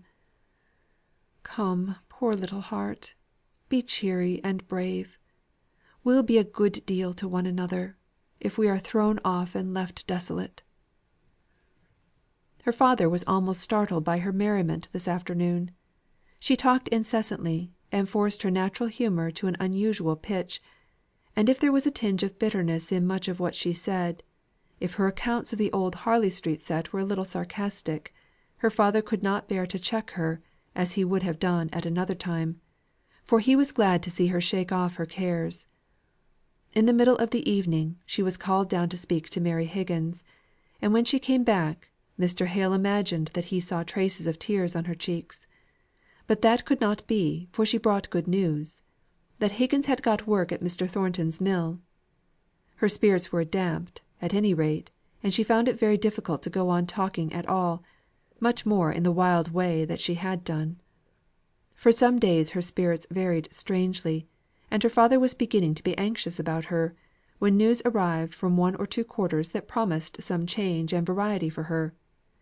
Mr. Hale received a letter from Mr. Bell in which that gentleman volunteered a visit to them; and Mr. Hale imagined that the promised society of his old Oxford friend would give as agreeable a turn to Margaret's ideas as it did to his own. Margaret tried to take an interest in what pleased her father, but she was too languid to care about any Mr. Bell, even though he were 20 times her godfather. She was more roused by a letter from Edith, full of sympathy about her aunt's death, full of details about herself, her husband, and child; and at the end saying, that as the climate did not suit the baby, and as Mrs. Shaw was talking of returning to England, she thought it probable that Captain Lennox might sell out, and that they might all go and live again in the old Harley Street house, which, however, would seem very incomplete without Margaret. Margaret yearned after that old house, and the placid tranquillity of that old well ordered, monotonous life. She had found it occasionally tiresome while it lasted; but since then she had been buffeted about, and felt so exhausted by this recent struggle with herself, that she thought that even stagnation would be a rest and a refreshment. So she began to look towards a long visit to the Lennoxes, on their return to England, as to a point no, not of hope, but of leisure, in which she could regain her power and command over herself. At present it seemed to her as if all subjects tended towards Mr. Thornton, as if she could not forget him with all her endeavours. If she went to see the Higginses, she heard of him there. Her father had resumed their readings together, and quoted his opinions perpetually. Even Mr. Bell's visit brought his tenant's name upon the tapis, for he wrote word that he believed he must be occupied some great part of his time with Mr. Thornton, as a new lease was in preparation, and the terms of it must be agreed upon. CHAPTER 40. Out of Tune. I have no wrong, where I can claim no right, Nought ta'en me fro, where I have nothing had; Yet of my woe I cannot be so quite; Namely, sense that another may be glad with that thus in sorrow makes me sad. WYATT. Margaret had not expected much pleasure to herself from Mr. Bell's visit. She had only looked forward to it on her father's account. But when her godfather came, she at once fell into the most natural position of friendship in the world. He said she had no merit in being what she was, a girl so entirely after his own heart; it was a hereditary power which she had, to walk in and take possession of his regard; while she, in reply, gave him much credit for being so fresh and young under his fellow's cap and gown. Fresh and young in warmth and kindness, I mean. I'm afraid I must own, that I think your opinions are the oldest and mustiest I have met with this long time. Hear this daughter of yours, Hale. Her residence at Milton has quite corrupted her. She's a democrat, a red republican, a member of the Peace Society, a socialist." "Papa, it's all because I'm standing up for the progress of commerce. Mr. Bell would have had it kept still at exchanging wild beast skins for acorns." "No, no. I'd dig the ground and grow potatoes; and I'd shave the wild beast skins, and make the wool into broadcloth. Don't exaggerate, missy. But I'm tired of this bustle. Everybody's rushing over everybody, in their hurry to get rich." "It's not every one who can sit comfortably in a set of college rooms, and let his riches grow without any exertion of his own. No doubt, there's many a man here who would be thankful if his property would increase as yours has done, without his taking any trouble about it," said Mr. Hale. "I don't believe they would. It's the bustle and the struggle they like. As for sitting still, and learning from the past, or shaping out the future by faithful work done in a prophetic spirit, why, pooh! I don't believe there's a man in Milton who knows how to sit still, and it is a great art." "Milton people, I suspect, think Oxford men don't know how to move. It would be a very good thing if they mixed a little more." "It might be good for the Miltoners. Many things might be good for them which would be very disagreeable for other people." "Are you not a Milton man yourself?" asked Margaret. "I should have thought you would have been proud of your town." "I confess, I don't see what there is to be proud of. If you'll only come to Oxford, Margaret, I will show you a place to glory in." "Well," said Mr. Hale, "Mr. Thornton is coming to drink tea with us to night, and he is as proud of Milton as you of Oxford. You two must try and make each other a little more liberal minded." "I don't want to be more liberal minded, thank you," said Mr. Bell. "Is Mr. Thornton coming to tea, papa?" asked Margaret in a low voice. "Either to tea, or soon after. He could not tell. He told us not to wait." Mr. Thornton had determined that he would make no inquiry of his mother as to how far she had put her project into execution, of speaking to Margaret about the impropriety of her conduct. He felt pretty sure that, if this interview took place, his mother's account of what passed at it would only annoy and chagrin him, though he would all the time be aware of the colouring which it received by passing through her mind. He shrank from hearing Margaret's very name mentioned. He, while he blamed her, while he was jealous of her, while he renounced her, he loved her sorely, in spite of himself. He dreamt of her. He dreamt she came dancing towards him, with outspread arms, and with a lightness and gaiety which made him loathe her, even while it allured him. But the impression of this figure of Margaret, with all Margaret's character taken out of it, as completely as if some evil spirit had got possession of her form, was so deeply stamped upon his imagination, that when he wakened he felt hardly able to separate the Ulna from the Duessa, and the dislike he had to the latter seemed to envelop and disfigure the former. Yet he was too proud to acknowledge his weakness by avoiding the sight of her. He would neither seek an opportunity of being in her company, nor avoid it. To convince himself of his power of self control, he lingered over every piece of business this afternoon; he forced every movement into unnatural slowness and deliberation; and it was consequently past 8 o'clock before he reached Mr. Hale's. Then there were business arrangements to be transacted in the study with Mr. Bell; and the latter kept on, sitting over the fire, and talking wearily, long after all business was transacted, and when they might just as well have gone upstairs. But Mr. Thornton would not say a word about moving their quarters. He chafed and chafed, and thought Mr. Bell a most prosy companion, while Mr. Bell returned the compliment in secret, by considering Mr. Thornton about as brusque and curt a fellow as he had ever met with, and terribly gone off both in intelligence and manner. At last, some slight noise in the room above suggested the desirableness of moving there. They found Margaret with a letter open before her, eagerly discussing its contents with her father. On the entrance of the gentleman, it was immediately put aside; but Mr. Thornton's eager senses caught some few words of Mr. Hale's to Mr. Bell. "A letter from Henry Lennox. It makes Margaret very hopeful." Mr. Bell nodded. Margaret was red as a rose when Mr. Thornton looked at her. He had the greatest mind in the world to get up and go out of the room that very instant, and never set foot in the house again. "We were thinking," said Mr. Hale, "that you and Mr. Thornton had taken Margaret's advice, and were each trying to convert each other, you were so long in the study." "And you thought there would be nothing left of us but an opinion, like the Kilkenny cat's tail. Pray whose opinion did you think would have the most obstinate vitality?" Mr. Thornton had not a notion what they were talking about, and disdained to inquire. Mr. Hale politely enlightened him. "Mr. Thornton, we were accusing Mr. Bell this morning of a kind of Oxonian mediaeval bigotry against his native town; and Margaret, I believe, suggested that it would do him good to associate a little with Milton manufacturers." "I beg your pardon. Margaret thought it would do the Milton manufacturers good to associate a little more with Oxford men. Now wasn't it so, Margaret?" "I believe I thought it would do both good to see a little more of the other; and I did not know it was my idea any more than papa's."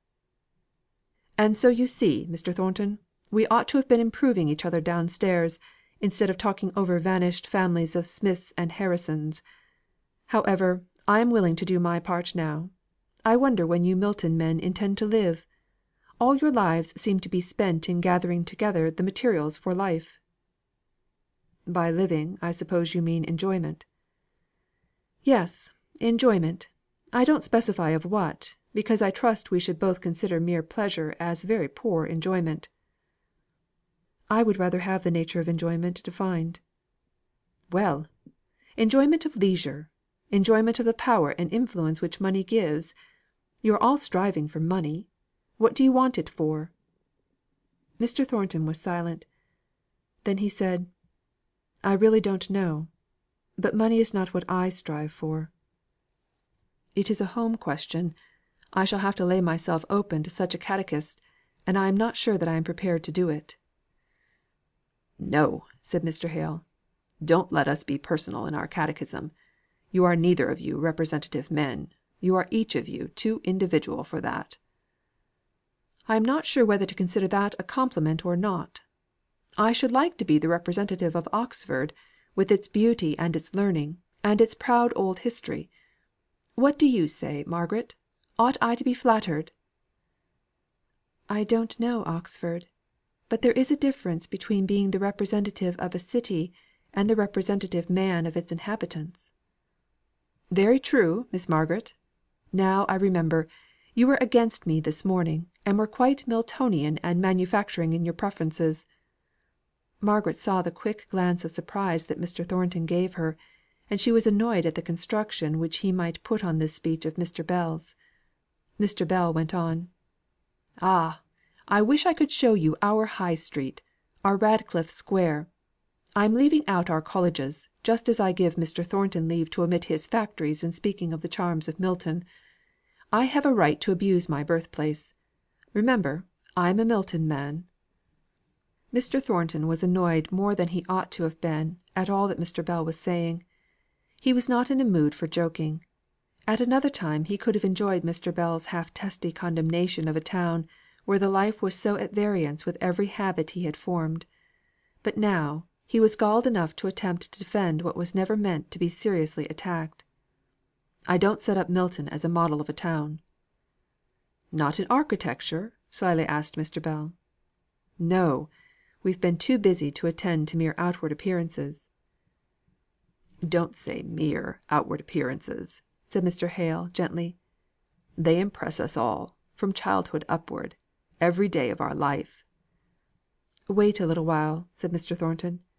"Remember, we're of a different race from the Greeks, to whom beauty was everything, and to whom Mr. Bell might speak of a life of leisure and serene enjoyment, much of which entered in through their outward senses.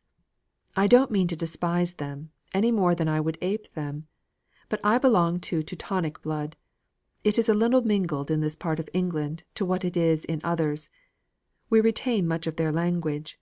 We retain more of their spirit. We do not look upon life as a time for enjoyment, but as a time for action and exertion. Our glory and our beauty arise out of our inward strength, which makes us victorious over material resistance, and over greater difficulties still. We are Teutonic up here in Darkshire in another way. We hate to have laws made for us at a distance. We wish people would allow us to right ourselves, instead of continually meddling with their imperfect legislation. We stand up for self government, and oppose centralisation." "In short, you would like the Heptarchy back again. Well, at any rate, I revoke what I said this morning, that you Milton people did not reverence the past. You are regular worshippers of Thor." "If we do not reverence the past as you do in Oxford, it is because we want something which can apply to the present more directly. It is fine when the study of the past leads to a prophecy of the future; but to men groping in new circumstances, it would be finer if the words of experience could direct us how to act in what concerns us most intimately and immediately, which is full of difficulties that must be encountered; and upon the mode in which they are met and conquered, not merely pushed aside for the time, depends our future. Out of the wisdom of the past, help us over the present. But no! People can speak of Utopia much more easily than of the next day's duty; and yet when that duty is all done by others, who so ready to cry, 'Fie, for shame!' And all this time I don't see what you are talking about. Would you Milton men condescend to send up your to day's difficulty to Oxford? You have not tried us yet." Mr. Thornton laughed outright at this. "I believe I was talking with reference to a good deal that has been troubling us of late. I was thinking of the strikes we have gone through, which are troublesome and injurious things enough, as I am finding to my cost; and yet this last strike, under which I am smarting, has been respectable." "A respectable strike!" said Mr. Bell. "That sounds as if you were far gone in the worship of Thor." Margaret felt, rather than saw, that Mr. Thornton was chagrined by the repeated turning into jest of what he was feeling as very serious. She tried to change the conversation from a subject about which one party cared little, while to the other it was deeply, because personally interesting. She forced herself to say something. "Edith says she finds the printed calicoes in Corfu better and cheaper than in London." "Does she?" said her father. "I think that must be one of Edith's exaggerations. Are you sure of it, Margaret?" "I am sure she says so, papa." "Then I am sure of the fact," said Mr. Bell. "Margaret, I go so far in my idea of your truthfulness, that it shall cover your cousin's character. I don't believe a cousin of yours could exaggerate." "Is Miss Hale so remarkable for truth?" said Mr. Thornton, bitterly. The moment he had done so he could have bitten his tongue out. What was he? And why should he stab her with shame in this way? How evil he was to night! Possessed by ill humour at being detained so long from her; irritated by the mention of some name, because he thought it belonged to a more successful lover; now ill tempered because he had been unable to cope, with a light heart, against one who was trying, by gay and careless speeches, to make the evening pass pleasantly away; the kind old friend to all parties, whose manner by this time might be well known to Mr. Thornton, who had been acquainted with him for many years. And then to speak to Margaret as he had done! She did not get up and leave the room, as she had done in former days, when his abruptness or his temper had annoyed her. She sat quite still, after the first momentary glance of grieved surprise, that made her eyes look like some child's who has met with an unexpected rebuff. They slowly dilated into mournful, reproachful sadness; and then they fell, and she bent over her work, and did not speak again. But he could not help looking at her, and he saw a sigh tremble over her body, as if she quivered in some unwonted chill. He felt as the mother would have done, in the midst of her rocking it and rating it, had she been called away before her slow confiding smile, implying perfect trust in mother's love, had proved the renewing of its love. He gave short sharp answers. He was uneasy and cross, unable to discern between jest and earnest, anxious only for a look, a word of hers, before which to prostrate himself in penitent humility. But she neither looked nor spoke. Her round taper fingers flew in and out of her sewing, as steadily and swiftly as if that were the business of her life. She could not care for him, he thought, or else the passionate fervour of his wish would have forced her to raise those eyes, if but for an instant, to read the late repentance in his. He could have struck her before he left, in order that by some strange overt act of rudeness he might earn the privilege of telling her the remorse that gnawed at his heart. It was well that the long walk in the open air wound up this evening for him. It sobered him back into grave resolution, that henceforth he would see as little of her as possible, since the very sight of that face and form, the very sounds of that voice, like the soft winds of pure melody, had such power to move him from his balance. Well, he had known what love was; a sharp pang, a fierce experience, in the midst of whose flames he was struggling; but, through that furnace he would fight his way out into the serenity of middle age, all the richer and more human for having known this great passion. When he had somewhat abruptly left the room, Margaret rose from her seat, and began silently to fold up her work. The long seams were heavy, and had an unusual weight for her languid arms. The round lines in her face took a lengthened, straighter form, and her whole appearance was that of one who had gone through a day of great fatigue. As the three prepared for bed, Mr. Bell muttered forth a little condemnation of Mr. Thornton. "I never saw a fellow so spoiled by success. He can't bear a word, a jest of any kind. Everything seems to touch on the soreness of his high dignity.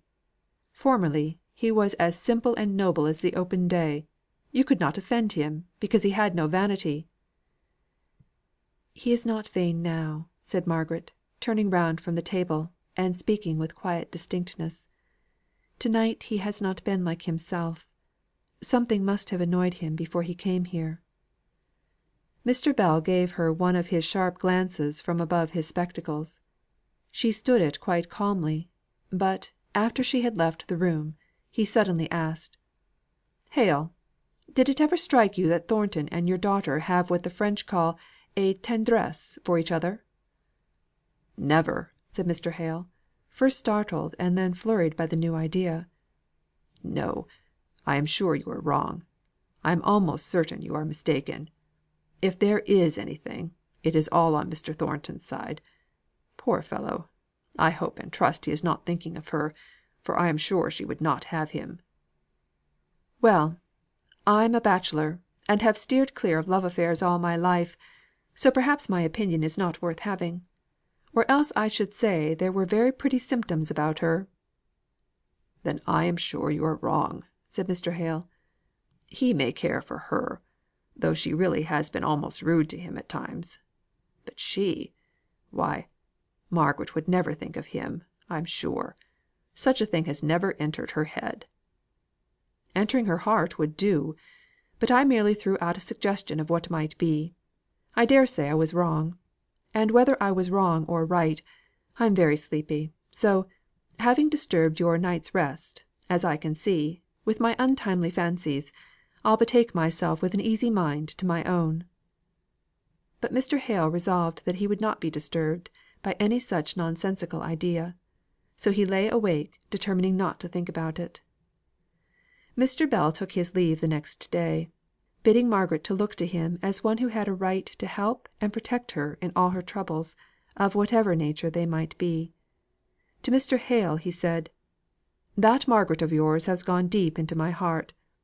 Take care of her, for she is a very precious creature; a great deal too good for Milton; only fit for Oxford, in fact the town, I mean, not the men. I can't match her yet. When I can, I shall bring my young man to stand side by side with your young woman, just as the genie in the Arabian Nights brought Prince Caeralmazan to match with the fairies' Princess Badoura." "I beg you'll do no such thing. Remember the misfortunes that ensued.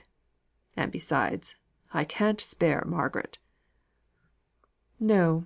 On second thoughts, we'll have her to nurse us 10 years hence, when we shall be two cross old invalids.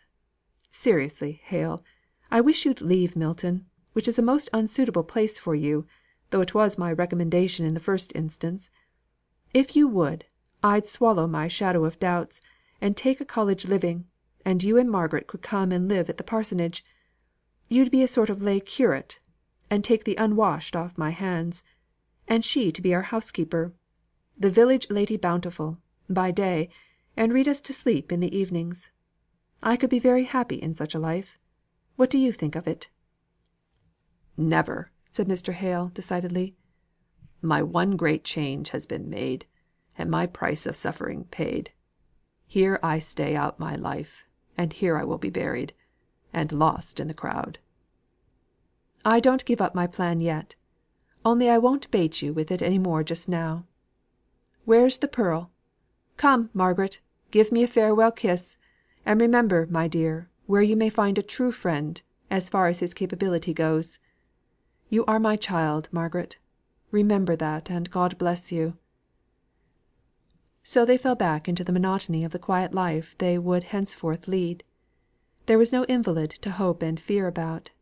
Even the Higginses, so long a vivid interest, seemed to have receded from any need of immediate thought. The Boucher children, left motherless orphans, claimed what of Margaret's care she could bestow, and she went pretty often to see Mary Higgins, who had charge of them. The two families were living in one house; the elder children were at humble schools; the younger ones were tended, in Mary's absence at her work, by the kind neighbour whose good sense had struck Margaret at the time of Boucher's death. Of course she was paid for her trouble; and indeed, in all his little plans and arrangements for these orphan children, Nicholas showed a sober judgement, and regulated method of thinking, which were at variance with his former more eccentric jerks of action. He was so steady at his work, that Margaret did not often see him during these winter months; but when she did, she saw that he winced away from any reference to the father of those children, whom he had so fully and heartily taken under his care. He did not speak easily of Mr. Thornton. "To tell the truth," said he fairly bamboozles me. He's two chaps. One chap I knowed of old, as were measter all o'er. T'other chap hasn't an ounce o' measter's flesh about him. How them two chaps is bound up in one body, is a craddy for me to find out. I'll not be beat by it, though. Meanwhile he comes here pretty often. That's how I know the chap that's a man, not a measter. And I reckon he's taken aback by me pretty much as I am by him; for he sits and listens, and stares, as if I were some strange beast newly caught in some o' the zones. But I'm none daunted. It would take a deal to daunt me in my own house, as he sees. And I tell him some o' my mind that I reckon he'd ha' been the better for hearing when he were a younger man." "And does he not answer you?" asked Mr. Hale. "Well, I'll not say the advantage is all on his side, for all I take credit for improving him above a bit. Sometimes he says a rough thing or two, which is not agreeable to look at first, but has a queer smack o' truth in it, when you come to chew it. He'll be coming to night, I reckon, about them childer's schooling. He's not satisfied with the make of it, and wants to examine 'em." "What are they?" began Mr. Hale; but Margaret, touching his arm, showed him her watch. "It's nearly 7," she said. "The evenings are getting longer now. Come, papa." She did not breathe freely till they were some distance from the house. Then, as she became more calm, she wished that she had not been in so great a hurry; for, somehow, they saw Mr. Thornton but very seldom now, and he might have come to see Higgins, and for the old friendship's sake, she should like to have seen him to night. Yes, he came very seldom, even for the dull cold purpose of lessons. Mr. Hale was disappointed in his pupil's lukewarmness about Greek literature, which had but a short time ago so great an interest for him. And now it often happened that a hurried note from Mr. Thornton would arrive, just at the last moment, saying that he was so much engaged that he could not come to read with Mr. Hale that evening; and though other pupils had taken more than his place as to time, no one was like his first scholar in Mr. Hale's heart. He was depressed and sad at this partial cessation of an intercourse which had become dear to him; and he used to sit pondering over the reason that could have occasioned this change.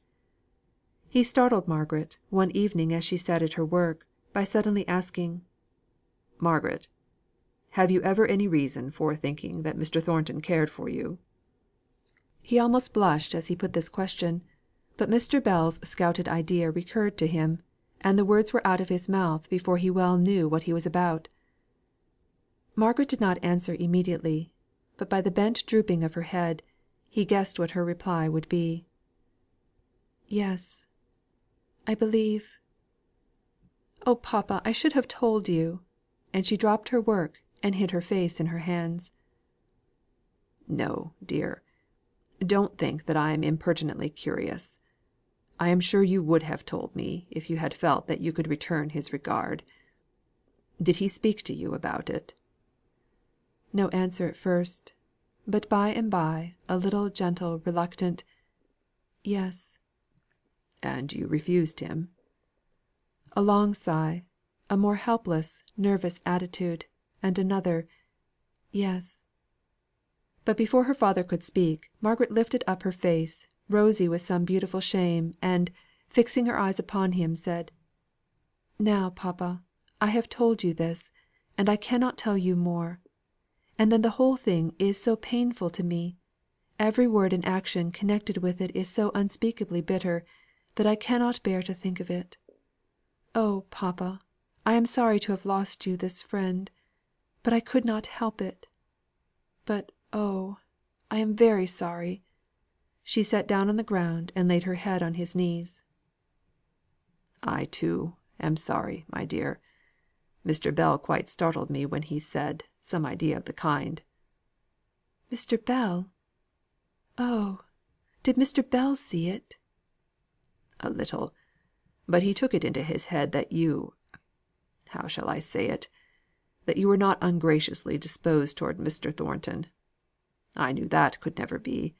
I hoped the whole thing was but an imagination; but I knew too well what your real feelings were to suppose that you could ever like Mr. Thornton in that way. But I am very sorry."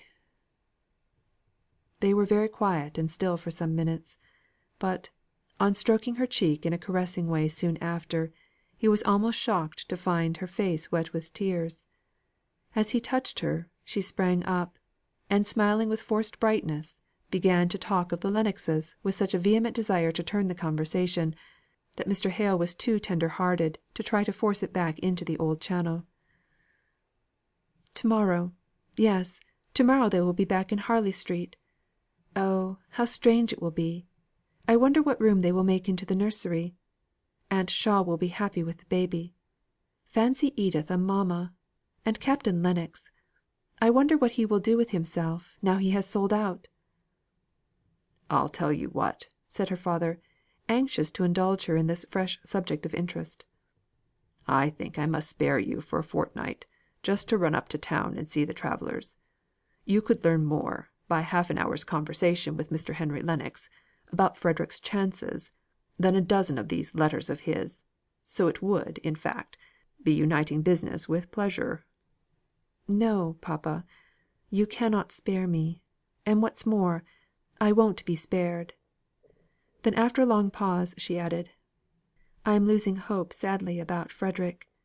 He is letting us down gently; but I can see that Mr. Lennox himself has no hope of hunting up the witnesses under years and years of time. No," said she, "that bubble was very pretty, and very dear to our hearts; but it has burst like many another; and we must console ourselves with being glad that Frederick is so happy, and with being a great deal to each other. So don't offend me by talking of being able to spare me, papa, for I assure you, you can't." But the idea of a change took root and germinated in Margaret's heart, although not in the way in which her father proposed it at first. She began to consider how desirable something of the kind would be to her father, whose spirits, always feeble, now became too frequently depressed, and whose health, though he never complained, had been seriously affected by his wife's illness and death. There were the regular hours of reading with his pupils; but that all giving and no receiving could no longer be called companionship, as in the old days when Mr. Thornton came to study under him. Margaret was conscious of the want under which he was suffering, unknown to himself the want of a man's intercourse with men. At Helstone there had been perpetual occasions for an interchange of visits with neighbouring clergymen, and the poor labourers in the fields, or leisurely tramping home at eve, or tending their cattle in the forest, were always at liberty to speak or be spoken to. But in Milton every one was too busy for quiet speech, or any ripened intercourse of thought. What they said was about business, very present and actual; and when the tension of mind relating to their daily affairs was over, they sunk into fallow rest until next morning. The workman was not to be found after the day's work was done; he had gone away to some lecture, or some club, or some beer shop, according to his degree of character. Mr. Hale thought of trying to deliver a course of lectures at some of the institutions; but he contemplated doing this so much as an effort of duty, and with so little of the genial impulse of love towards his work and its end, that Margaret was sure that it would not be well done until he could look upon it with some kind of zest.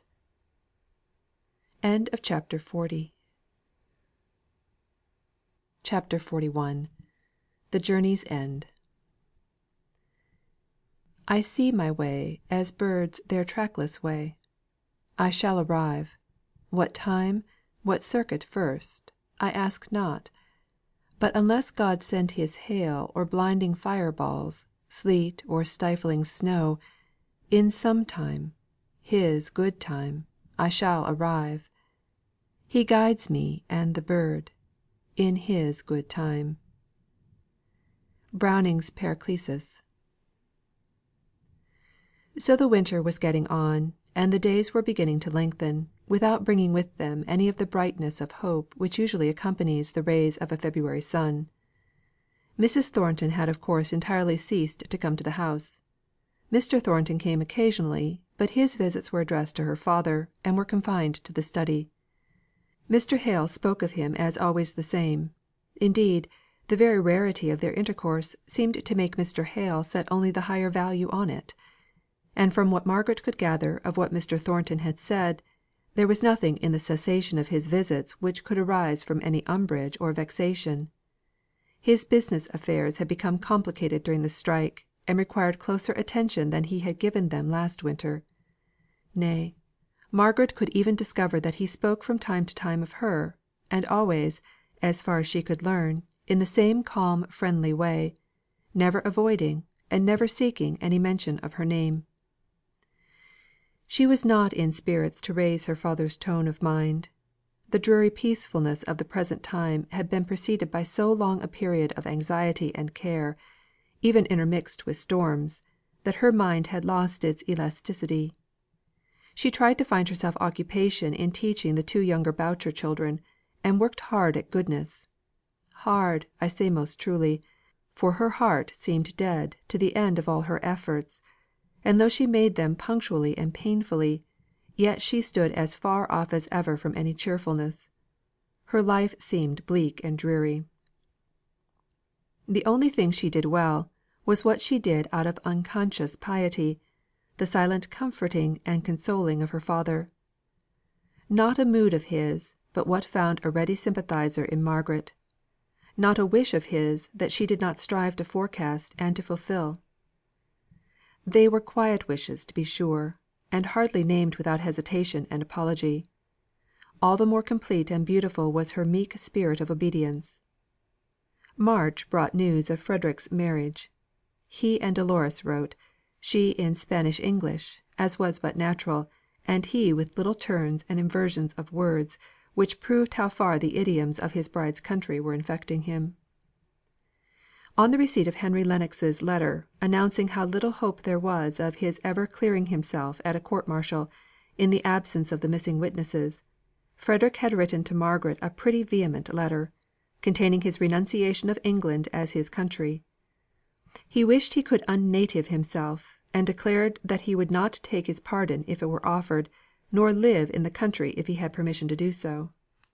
All of which made Margaret cry sorely, so unnatural did it seem to her at the first opening; but on consideration, she saw rather in such expressions the poignancy of the disappointment which had thus crushed his hopes, and she felt that there was nothing for it but patience. In the next letter, Frederick spoke so joyfully of the future that he had no thought for the past; and Margaret found a use in herself for the patience she had been craving for him. She would only have to be patient. But the pretty, timid, girlish letters of Dolores were beginning to have a charm for both Margaret and her father. The young Spaniard was so evidently anxious to make a favourable impression upon her lover's English relations, that her feminine care peeped out at every erasure, and the letters announcing the marriage were accompanied by a splendid black lace mantilla, chosen by Dolores herself for her unseen sister in law, whom Frederick had represented as a paragon of beauty, wisdom, and virtue. Frederick's worldly position was raised by this marriage on to as high a level as they could desire. Barbour and Co. was one of the most extensive Spanish houses, and into it he was received as a junior partner.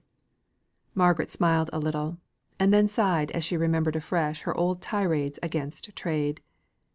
Here was her preux chevalier of a brother turned merchant trader. But then she rebelled against herself, and protested silently against the confusion implied between a Spanish merchant and a Milton mill owner. Well, trade or no trade, Frederick was very, very happy. Dolores must be charming, and the mantilla was exquisite. And then she returned to the present life. Her father had occasionally experienced a difficulty in breathing this spring, which had for the time distressed him exceedingly. Margaret was less alarmed, and this difficulty went off completely in the intervals; but she still was so desirous of his shaking off the liability altogether, as to make her very urgent that he should accept Mr. Bell's invitation to visit him at Oxford this April. Mr. Bell's invitation included Margaret. Nay more, he wrote a special letter commanding her to come; but she felt as if it would be a great relief to her to remain quietly at home, entirely free from any responsibility whatever, and so to rest her mind and heart in a manner which she had not been able to do for more than 2 years past. When her father had driven off on his way to the railroad, Margaret felt how great and long had been the pressure on her time and her spirits. It was astonishing, almost stunning, to feel herself so much at liberty; no one depending on her for cheering care, if not for positive happiness; no invalid to plan and think for. She might be idle, and silent, and forgetful, and what seemed worth more than all the other privileges, she might be unhappy if she liked. For months past, all her own personal cares and troubles had had to be stuffed away into a dark cupboard; but now she had leisure to take them out and mourn over them, and study their nature, and seek the true method of subduing them into the elements of peace. All these weeks she had been conscious of their existence in a dull kind of way, though they were hidden out of sight. Now, once for all she would consider them, and appoint to each of them its right work in her life. So she sat almost motionless for hours in the drawing room, going over the bitterness of every remembrance with an unwincing resolution. Only once she cried aloud, at the stinging thought of the faithlessness which gave birth to that abasing falsehood. She now would not even acknowledge the force of the temptation. Her plans for Frederick had all failed, and the temptation lay there a dead mockery, a mockery which had never had life in it. The lie that had been so despicably foolish, seen by the light of the ensuing events, and faith in the power of truth so infinitely the greater wisdom. In her nervous agitation, she unconsciously opened a book of her father's that lay upon the table. The words that caught her eye in it seemed almost made for her present state of acute self abasement. Je ne voudrais pas rompre mon ser en ces sortes, mais de honte, aveugle, impudente, très déloyale attendue, et semblable chose, mais je voudrais la corriger pour voie de compassion. Au sus, mon pauvre cœur, nous voilà tomber dans la fosse, laquelle nous avions tant résolu d'échapper. Ah, relevons-nous, et quittons-la pour jamais, réclamons la miséricorde de Dieu. Espérons qu'elle nous assistera pour des sommets extra plus fermes, et retombe-nous au chemin de l'humilité. Courage, soyons suis sur nos gardes. Dieu nous aidera. The way of humility. Ah, thought Margaret, that is what I have missed. But courage, little heart. We will turn back, and by God's way we may find the lost path. She rose up, and determined at once to set to on some work which should take her out of herself. To begin with, she called Martha, as she passed the drawing room door in going upstairs, and tried to find out what was below the grave, respectful, servant like manner, which crusted over her individual character with an obedience that was almost mechanical. She found it difficult to induce Martha to speak of any of her personal interests, but at last she touched the right chord in naming Mrs. Thornton. Martha's whole face brightened, and, on a little encouragement, out came a long story of how her father had been in early life connected with Mrs. Thornton's husband; nay, had even been in a position to show him some kindness.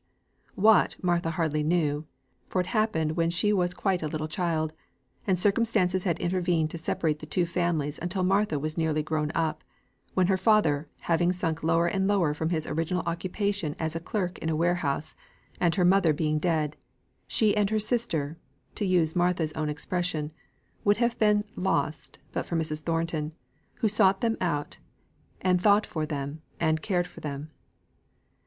I had had a fever, and was but delicate; but Mrs. Thornton, and Mr. Thornton too, they never rested till they had nursed me up in their own house, and sent me to the sea and all. The doctors say the fever was catching, but they cared none for that. Only Miss Fanny, and she went a visiting these folks that she is going to marry into; so, though she was afraid at the time, it has all ended well." "Miss Fanny is going to be married!" exclaimed Margaret. "Yes, and to a rich gentleman too; only he's a deal older than she is. His name is Watson, and his mills are somewhere out beyond Halley. It's a very good marriage, for all he's got such grey hair." At this piece of information Margaret was silent long enough for Martha to recover her propriety, and with it her habitual shortness of answer. She swept up the hearth, asked at what time she should prepare tea, and quitted the room with the same wooden face with which she had entered it. Margaret had to pull herself up from indulging in a bad trick, which she had lately fallen into, of trying to imagine how every event that she heard of in relation to Mr. Thornton would affect him, whether he would like it or dislike it. Next day she had the little Boucher children for their lessons, and took a long walk, and ended by a visit to Mary Higgins. Somewhat to Margaret's surprise, she found Nicholas already come home from his work; the lengthening light had deceived her as to the lateness of the evening. He too seemed, by his manners, to have entered a little more on the way of humility. He was quieter, and less self asserting. "So t' oud gentleman is away on his travels, is he?" said he. "Little uns telled me so. Eh, but they're sharp uns, they are. I a'most think they beat my own wenches for sharpness, though m'appen it's wrong to say so, and one on 'em in her grave. There's summat in the weather, I reckon, as sets folks a wondering. My master, him at the shop yonder, is spinning about the world somewhere." "Is that the reason you're home so soon to night?" asked Margaret innocently. "Thou know'st nought about it, that's all," said he contemptuously. "I'm not wi' two faces, one for my master, and t'other for his back. I counted a' the clocks in town striking, afore I'd leave my work. No! yon Thornton's good enough for to fight wi', but too good for to be cheated. It were you as getten me the place, and I thank you for it. Thornton's is not a bad mill, as times go. Stand down, lad, and say your pretty hymn to Miss Margaret. That's right. Steady on thy legs, and right arm out as straight as a skewer. 1 to stop, 2 to stay, 3 make ready, and 4 away."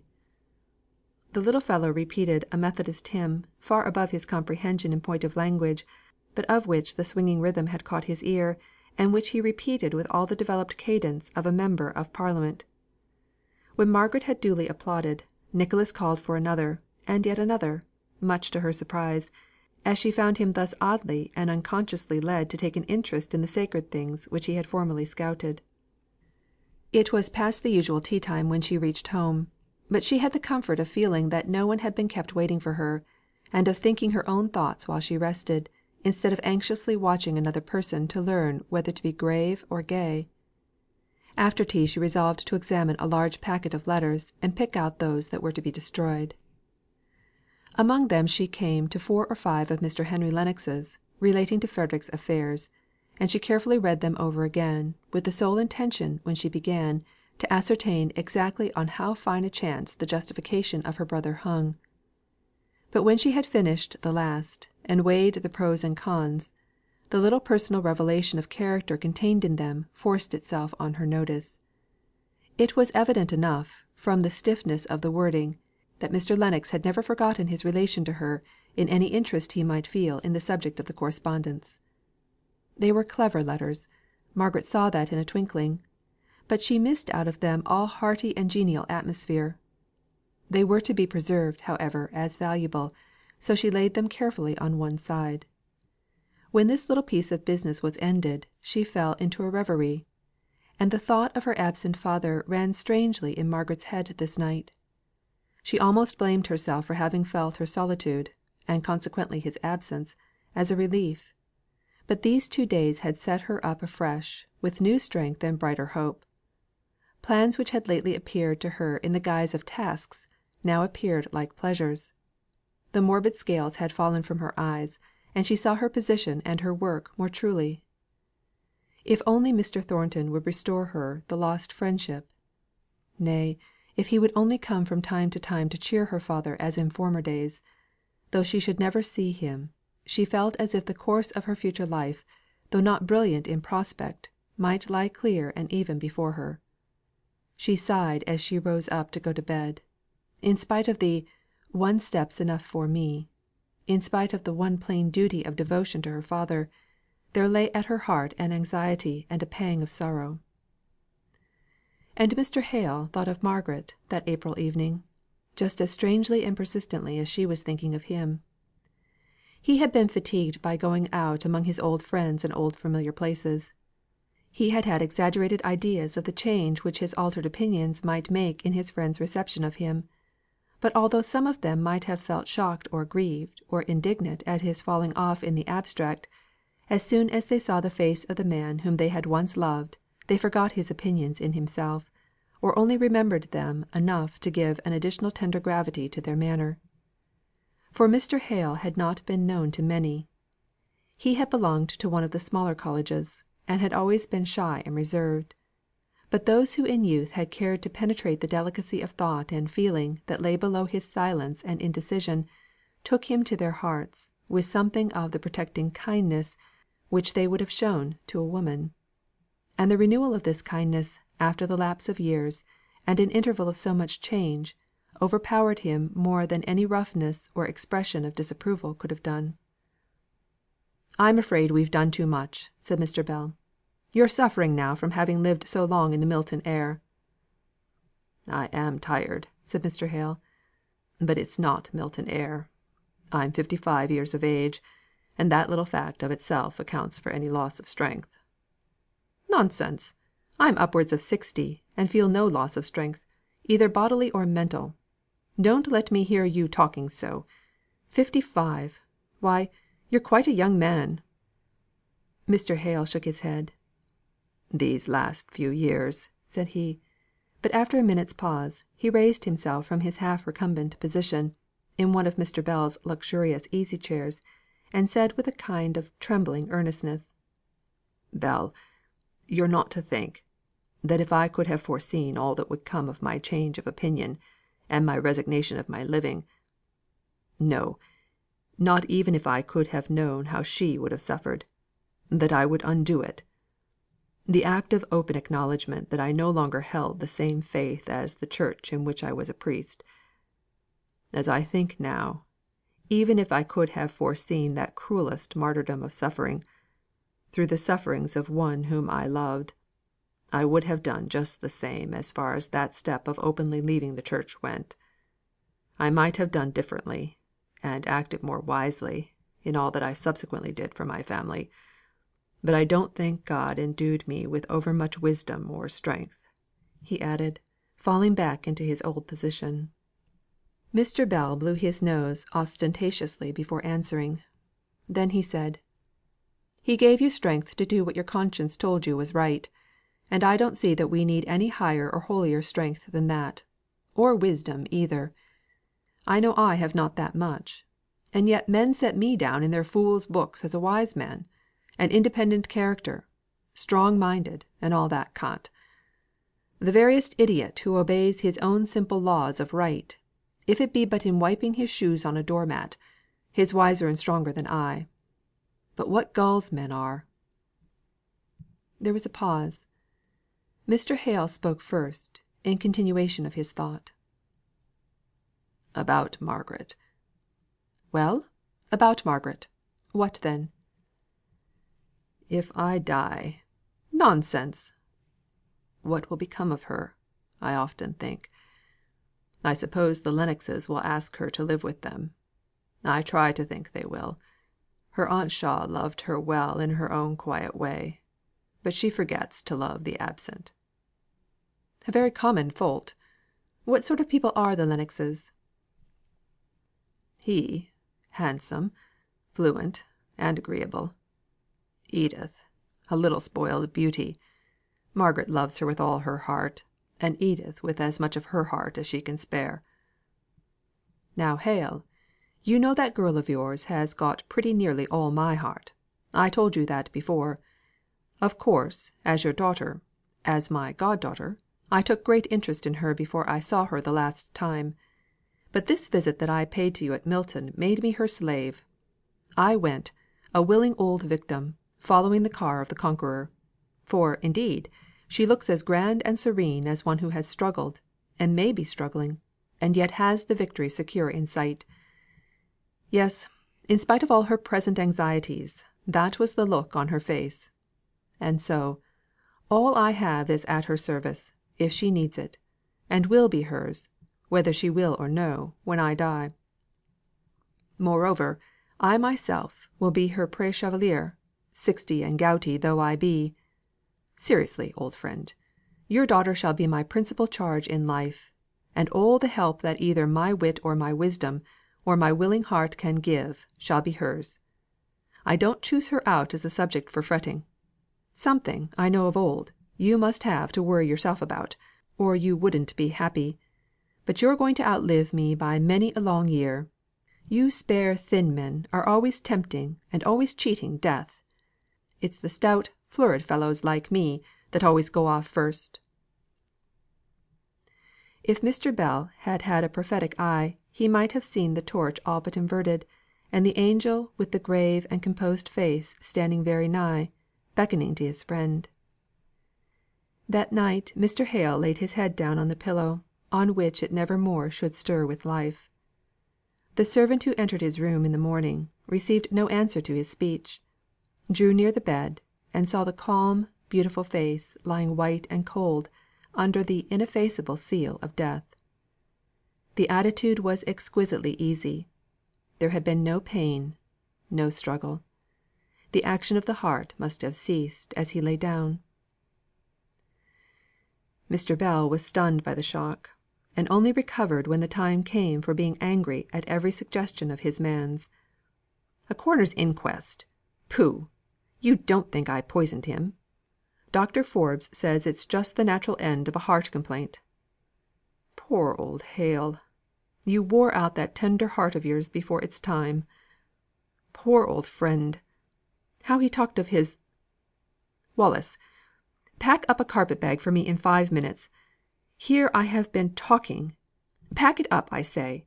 I must go to Milton by the next train." The bag was packed, the cab ordered, the railway reached, in 20 minutes from the moment of this decision. The London train whizzed by, drew back some yards, and in Mr. Bell was hurried by the impatient guard. He threw himself back in his seat, to try, with closed eyes, to understand how one in life yesterday could be dead to day; and shortly tears stole out between his grizzled eyelashes, at the feeling of which he opened his keen eyes, and looked as severely cheerful as his set determination could make him. He was not going to blubber before a set of strangers not he. There was no set of strangers, only one sitting far from him on the same side.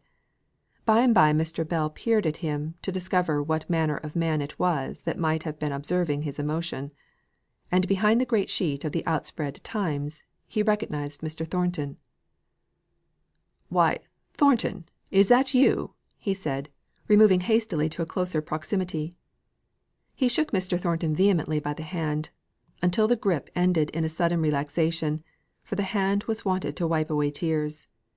He had last seen Mr. Thornton in his friend Hale's company.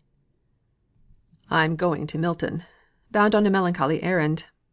Going to break to Hale's daughter the news of his sudden death." "Death! Mr. Hale dead!" "I keep saying it to myself. Hale is dead; but it doesn't make it any the more real. Hale is dead for all that. He went to bed well, to all appearance, last night, and was quite cold this morning when my servant went to call him." "Where? I don't understand." "At Oxford. He came to stay with me. Hadn't been in Oxford these 17 years. And this is the end of it." Not a word was spoken for above a quarter of an hour. Then Mr. Thornton said, "And she," and stopped full short. "Margaret, you mean? Yes, I am going to tell her. Poor fellow! How full his thoughts were of her all last night. Good God! last night only! And how immeasurably distant he is now. But I take Margaret as my child for his sake. I said last night I would take her for her own sake. Well, I take her for both." Mr. Thornton made one or two fruitless attempts to speak, before he could get out the words. "What will become of her?" "I rather fancy there will be 2 people waiting for her. Myself for one. I would take a live dragon into my house to live, if, by hiring such a chaperon, and setting up an establishment of my own, I could make my old age happy with having Margaret for a daughter. But there are those Lennoxes." "Who are they?" asked Mr. Thornton with trembling interest. "Oh, smart London people, who very likely will think they've the best right to her. Captain Lennox married her cousin, a girl she was brought up with. Good enough people, I dare say. And there's her aunt, Mrs. Shaw. There might be a way open, perhaps, by my offering to marry that worthy lady; but that would be quite a pis aller. And then there's that brother." "What brother? A brother of her aunt's?" "No, no. A clever Lennox. The Captain's a fool, you must understand.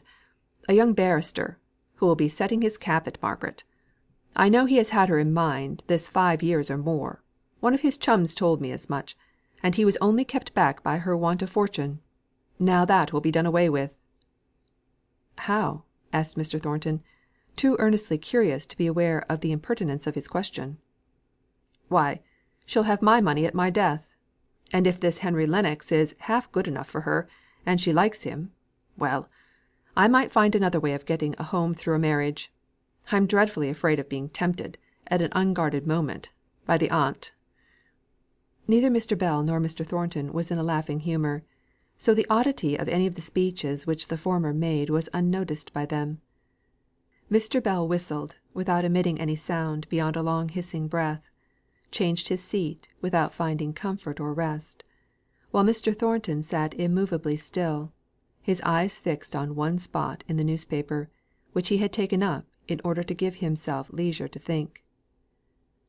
"Where have you been?" asked Mr. Bell, at length. "To Havre, trying to detect the secret of the great rise in the price of cotton." "Ugh!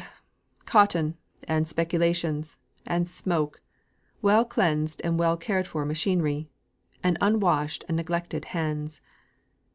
Poor old Hale! Poor old Hale! If you could have known the change which it was to him from Helstone. Do you know the New Forest at all?" "Yes, very shortly." "Then you can fancy the difference between it and Milton. What part were you in? Were you ever at Helstone? A little picturesque village, something like the Odenwald. You know Helstone?" "I have seen it. It was a great change to leave it and come to Milton." He took up his newspaper with a determined air, as if resolved to avoid further conversation; and Mr. Bell was fain to resort to his former occupation of trying to find out how he could best break the news to Margaret. She was at an upstairs window; she saw him alight. She guessed the truth with an instinctive flash. She stood in the middle of the drawing room, as if arrested in her first impulse to rush downstairs, and as if by the same restraining thought she had been turned to stone, so white and immovable was she. "Oh, don't tell me! I know it from your face. You would have sent. You would not have left him, if he were alive. Oh, papa, papa!"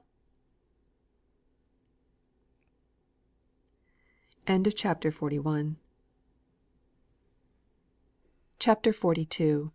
Alone, alone.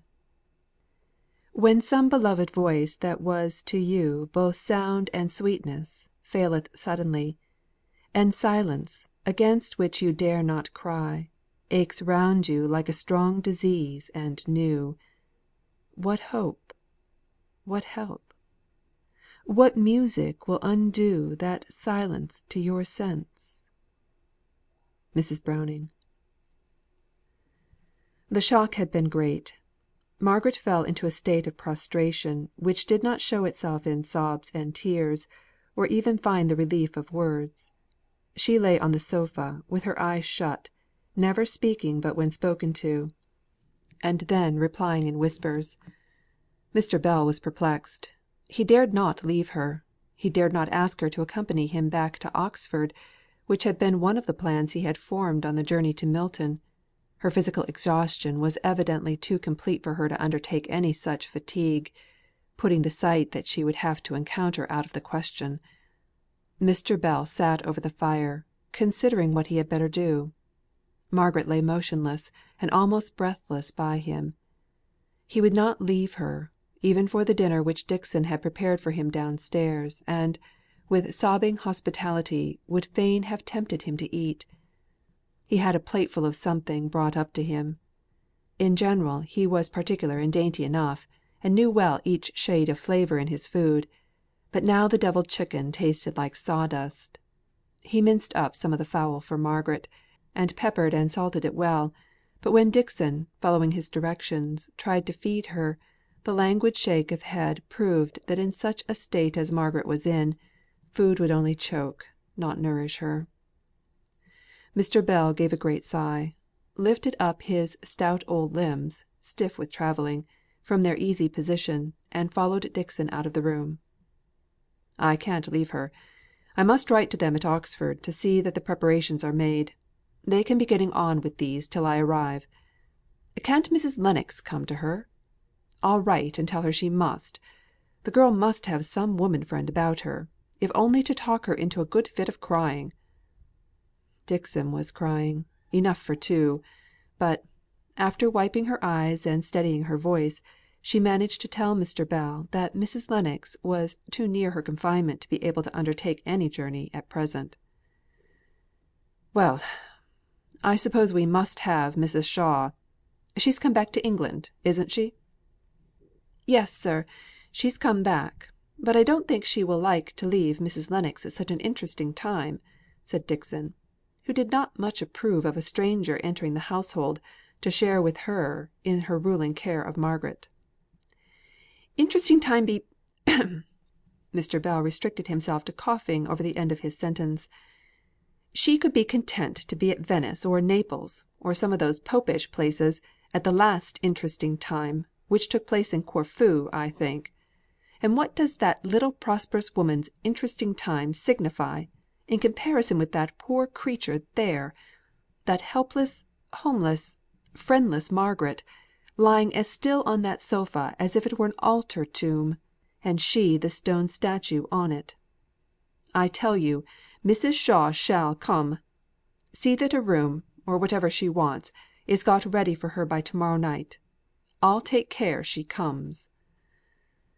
Accordingly Mr. Bell wrote a letter, which Mrs. Shaw declared with many tears to be so like one of the dear General's when he was going to have a fit of the gout, that she should always value and preserve it. If he had given her the option, by requesting or urging her, as if a refusal were possible, she might not have come. True and sincere as was her sympathy with Margaret, it needed the sharp, uncourteous command to make her conquer her vis inertiæ, and allow herself to be packed up by her maid, after the latter had completed the boxes. Edith, all cap, shawls, and tears, came out to the top of the stairs as Captain Lennox was taking her mother down to the carriage. "Don't forget, mamma, Margaret must come and live with us. Sholto will go to Oxford on Wednesday, and you must send word by Mr. Bell to him when we're to expect you. And if you want Sholto, he can go on from Oxford to Milton. Don't forget, mamma, you're to bring back Margaret." Edith re entered the drawing room. Mr. Henry Lennox was there, cutting open the pages of a new review. Without lifting his head, he said, "If you don't like Sholto to be so long absent from you, Edith, I hope you would let me go down to Milton and give what assistance I can." "Oh, thank you," said Edith. "I dare say old Mr. Bell will do everything he can, and more help may not be needed. Only one does not look for much savoir faire from a resident fellow. Dear, darling Margaret! Won't it be nice to have her here again? You were both great allies, years ago." "Were we?" asked he indifferently, with an appearance of being interested in a passage in the review. "Well, perhaps not. I forget. I was so full of Sholto. But doesn't it fall out well, that if my uncle was to die, it should be just now, when we are come home, and settled in the old house, and quite ready to receive Margaret? Poor thing! What a change it will be to her from Milton! I'll have new chintz for her bedroom, and make it look new and bright, and cheer her up a little." In the same spirit of kindness Mrs. Shaw journeyed to Milton, occasionally dreading the first meeting, and wondering how it would be got over, but more frequently planning how soon she could get Margaret away from "that horrid place," and back into the pleasant comforts of Harley Street. "Oh dear!" she said to her maid, "look at those chimneys! My poor sister Hale! I don't think I could have rested at Naples, if I had known what it was. I must have come and fetched her and Margaret away." And to herself she acknowledged that she had always thought her brother in law rather a weak man, but never so weak as now, when she saw for what a place he had exchanged the lovely Helstone home. Margaret had remained in the same state, white, motionless, speechless, tearless. They had told her that her Aunt Shaw was coming, but she had not expressed either surprise or pleasure, or dislike to the idea. Mr. Bell, whose appetite had returned, and who appreciated Dixon's endeavours to gratify it, in vain urged upon her to taste some sweetbreads stewed with oysters. She shook her head with the same quiet obstinacy as on the previous day, and he was obliged to console himself for her rejection by eating them all himself. But Margaret was the first to hear the stopping of the cab that brought her aunt from the railway station. Her eyelids quivered, her lips coloured and trembled. Mr. Bell went down to meet Mrs. Shaw, and when they came up, Margaret was standing, trying to steady her dizzy self; and when she saw her aunt, she went forward to the arms open to receive her, and first found the passionate relief of tears on her aunt's shoulder. all thoughts of quiet habitual love, of tenderness for years, of relationship to the dead, all that inexplicable likeness in look, tone, and gesture that seemed to belong to one family, and which reminded Margaret so forcibly at this moment of her mother, came in to melt and soften her numbed heart into the overflow of warm tears. Mr. Bell stole out of the room, and went down into the study, where he ordered a fire, and tried to divert his thoughts by taking down and examining the different books. Each volume brought a remembrance or a suggestion of his dead friend. It might be a change of employment from his 2 days' work of watching Margaret, but it was no change of thought. He was glad to catch the sound of Mr. Thornton's voice, making inquiry at the door. Dixon was rather cavalierly dismissing him, for with the appearance of Mrs. Shaw's maid came visions of former grandeur, of the Beresford blood, of the "station" (so she was pleased to term it) from which her young lady had been ousted, and to which she was now, please God, to be restored. These visions, which she had been dwelling on with complacency in her conversation with Mrs. Shaw's maid, skilfully eliciting meanwhile all the circumstances of state and consequence connected with the Harley Street establishment, for the edification of the listening Martha, made Dixon rather inclined to be supercilious in her treatment of any inhabitant of Milton. So, though she always stood rather in awe of Mr. Thornton, she was as curt as she durst be, in telling him that he could see none of the inmates of the house that night. It was rather uncomfortable to be contradicted in her statement by Mr. Bell's opening the study door, and calling out, "Thornton, is that you? Come in for a minute or two. I want to speak to you." So Mr. Thornton went into the study, and Dixon had to retreat into the kitchen, and reinstate herself in her own esteem by a prodigious story of Sir John Beresford's coach and six, when he was High Sheriff. "I don't know what I wanted to say to you after all. Only it's dull enough to sit in a room where everything speaks to you of a dear friend. Yet Margaret and her aunt must have the drawing room to themselves." "Is her aunt come?" asked Mr. Thornton. "Come? Yes, maid and all. One would have thought she might have come by herself at such a time; and now I shall have to turn out and find my way to the Clarendon." "You must not go to the Clarendon. We have 5 or 6 empty bedrooms at home." "Well aired?" "I think you may trust my mother for that." "Then I'll only run upstairs and wish that wan girl good night, and make my bow to her aunt, and go off with you straight." Mr. Bell was some time upstairs. Mr. Thornton began to think it long, for he was full of business, and had hardly been able to spare the time for running up to Crampton, and inquiring how Miss Hale was. When they had set out upon their walk, Mr. Bell said: "I was kept by those women in the drawing room. Mrs. Shaw is anxious to get home, on account of her daughter, she says, and wants Margaret to go off with her at once. Now she is no more fit for travelling than I am for flying. Besides, she says, and very justly, that she has friends she must see; that she must wish good bye to several people. And then her aunt worried her about old claims, and was she forgetful of old friends?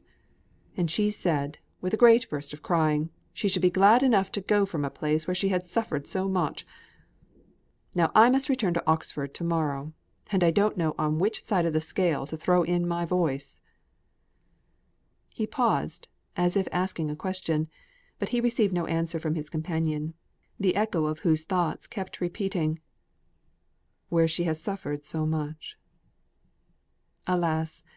and that was the way in which this 18 months in Milton, to him so unspeakably precious down to its very bitterness, which was worth all the rest of life's sweetness, would be remembered. Neither loss of father, nor loss of mother, dear as she was to Mr. Thornton, could have poisoned the remembrance of the weeks, the days, the hours, when a walk of 2 miles, every step of which was pleasant as it brought him nearer and nearer to her, took him to her sweet presence; every step of which was rich, as each recurring moment that bore him away from her made him recall some fresh grace in her demeanour, or pleasant pungency in her character. Yes, whatever had happened to him, external to his relation to her, he could never have spoken of that time, when he could have seen her every day, when he had her within his grasp, as it were, as a time of suffering. It had been a royal time of luxury to him, with all its stings and contumelies, compared to the poverty that crept round and clipped the anticipation of the future down to sordid fact, and life without an atmosphere of either hope or fear. Mrs. Thornton and Fanny were in the dining room, the latter in a flurry of small exultation, as the maid held up one glossy material after another, to try the effect of the wedding dresses by candlelight. Her mother really tried to sympathize with her, but could not. Neither taste nor dress were in her line of subjects, and she heartily wished that Fanny had accepted her brother's offer of having the wedding clothes provided by some first rate London dressmaker, without the endless troublesome discussions, unsettled wavering, that arose out of Fanny's desire to choose and superintend everything herself. Mr. Thornton was only too glad to mark his grateful approbation of any sensible man who could be captivated by Fanny's second rate airs and graces, by giving her ample means for providing herself with the finery which certainly rivalled, if it did not exceed, the lover in her estimation. When her brother and Mr. Bell came in, Fanny blushed and simpered, and fluttered over the signs of her employment, in a way which could not have failed to draw attention from any one else but Mr. Bell. If he thought about her and her silks and satins at all, it was to compare her and them with the pale sorrow he had left behind him, sitting motionless, with bent head and folded hands, in a room where the stillness was so great, that you might almost fancy the rush in your straining ears was occasioned by the spirits of the dead, yet hovering round their beloved. For, when Mr. Bell had first gone upstairs, Mrs. Shaw lay asleep on the sofa, and no sound broke the silence. Mrs. Thornton gave Mr. Bell her formal hospitable welcome. She was never so gracious as when receiving her son's friends in her son's house; and the more unexpected they were, the more honour to her admirable housekeeping preparations for comfort. "How is Miss Hale?" she asked. "About as broken down by this last stroke as she can be." "I am sure it is very well for her that she has such a friend as you." "I wish I were her only friend, madam. I dare say, it sounds very brutal; but here have I been displaced, and turned out of my post of comforter and adviser by a fine lady aunt; and there are cousins and what not claiming her in London, as if she were a lap dog belonging to them; and she is too weak and miserable to have a will of her own." "She must indeed be weak," said Mrs. Thornton, with an implied meaning which her son understood well. "But where," continued Mrs. Thornton, "have these relations been all this time that Miss Hale has appeared almost friendless, and has certainly had a good deal of anxiety to bear?" But she did not feel interest enough in the answer to her question to wait for it. She left the room to make her household arrangements. "They have been living abroad. They have some kind of claim upon her, I will do them that justice. The aunt brought her up, and she and the cousin have been like sisters. The thing vexing me, you see, is that I wanted to take her for a child of my own, and I am jealous of these people, who don't seem to value the privilege of their right.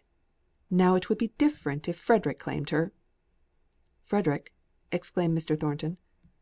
"Who is he? What right" He stopped short in his vehement question. "Frederick!" said Mr. Bell in surprise. "Why, don't you know? He's her brother. Have you not heard?"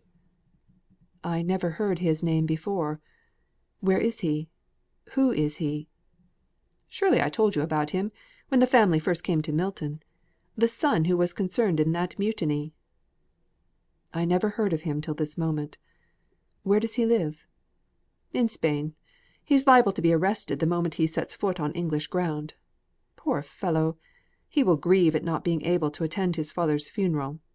We must be content with Captain Lennox, for I don't know of any other relation to summon."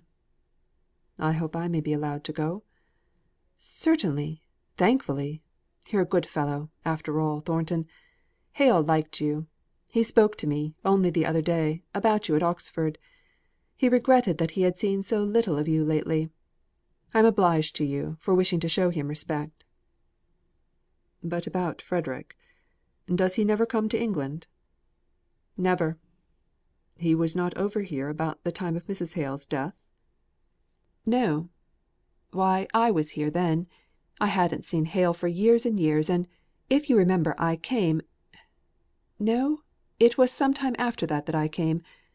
But poor Frederick Hale was not here then. What made you think he was?" "I saw a young man walking with Miss Hale one day," replied Mr. Thornton, "and I think it was about that time."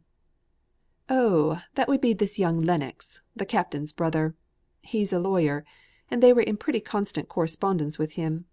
And I remember Mr. Hale told me he thought he would come down.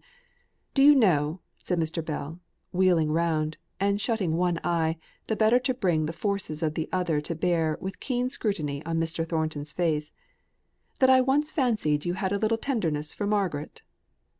No answer; no change of countenance. "And so did poor Hale. Not at first, and not till I had put it into his head." "I admired Miss Hale. Every one must do so. She is a beautiful creature," said Mr. Thornton, driven to bay by Mr. Bell's pertinacious questioning. "Is that all?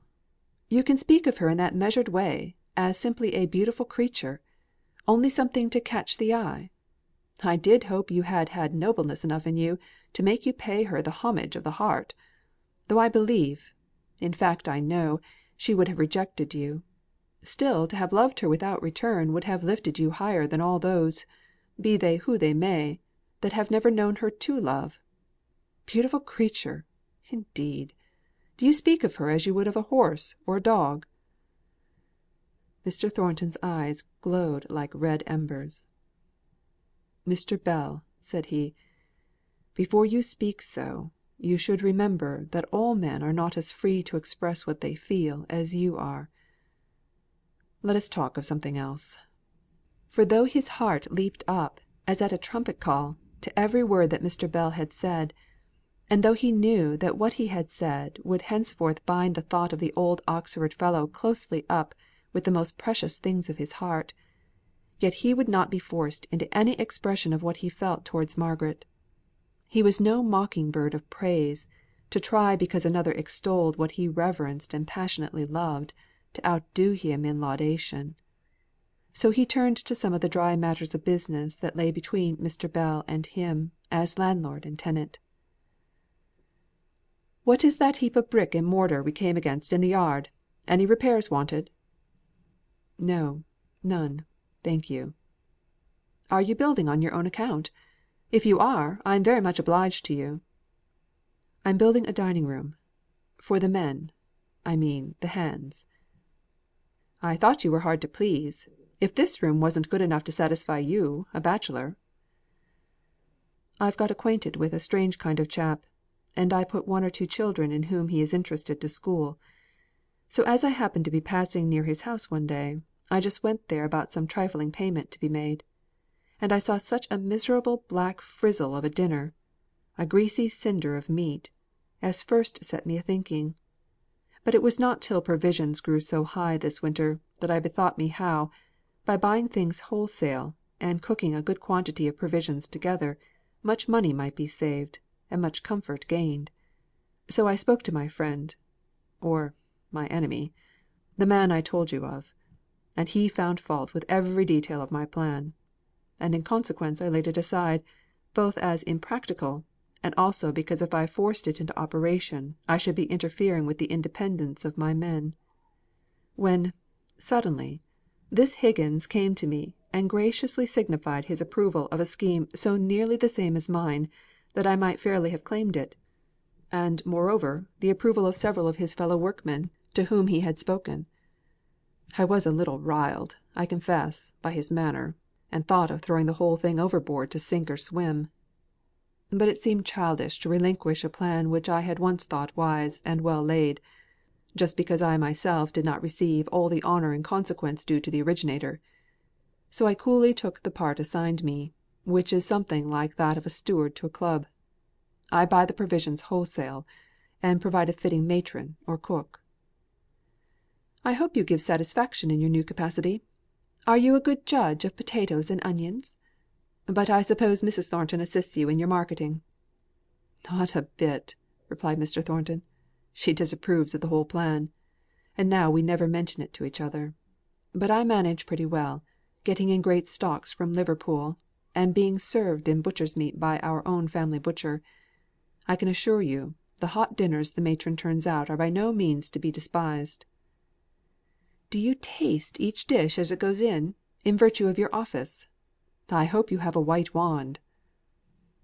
"I was very scrupulous, at first, in confining myself to the mere purchasing part; and even in that I rather obeyed the men's orders conveyed through the housekeeper, than went by my own judgement. At one time, the beef was too large; at another the mutton was not fat enough. I think they saw how careful I was to leave them free, and not to intrude my own ideas upon them. So, one day, 2 or 3 of the men, my friend Higgins among them, asked me if I would not come in and take a snack. It was a very busy day, but I saw that the men would be hurt if, after making the advance, I didn't meet them half way; so I went in, and I never made a better dinner in my life. I told them my next neighbours I mean, for I'm no speech maker how much I'd enjoyed it; and for some time, whenever that especial dinner recurred in their dietary, I was sure to be met by these men with a 'Master, there's hot pot for dinner to day. Win yo' come?' If they had not asked me, I would no more have intruded on them than I would have gone to the mess at the barracks without invitation." "I should think you were rather a restraint on your host's conversation. They can't abuse the masters while you're there. I suspect they take it out on non hot pot days." "Well, hitherto we've steered clear of all vexed questions. But if any of the old disputes came up again, I would certainly speak out my mind next hot pot day. But you are hardly acquainted with our Darkshire fellows, for all you're a Darkshireman yourself. They have such a sense of humour, and such a racy mode of expression. I am getting really to know some of them now, and they talk pretty freely before me." "Nothing like the act of eating for equalising men. Dying is nothing to it. The philosopher dies sententiously; the Pharisee ostentatiously; the simple hearted humbly; the poor idiot blindly, as the sparrow falls to the ground." "The philosopher and idiot, publican and Pharisee all eat after the same fashion, given an equally good digestion. There's theory for you." "Indeed, I have no theory. I hate theories." "I beg your pardon. To show my penitence, will you accept a 10 pound note towards your marketing, and give the poor fellows a feast?" "Thank you, but I'd rather not. They pay me rent for the oven and cooking places at the back of the mill, and will have to pay more for the new dining room. I don't want it to fall into a charity. I don't want donations. Once let in the principal, and I should have people going and talking, and spoiling the simplicity of the whole thing." "People will talk about any new plan. You can't help that." "My enemies, if I have any, may make a philanthropic fuss about this dinner scheme. But you are a friend, and I expect you will pay my experiment the respect of silence. It is but a new broom at present, and sweeps clean enough. But, by and by, we shall meet with plenty of stumbling blocks, no doubt."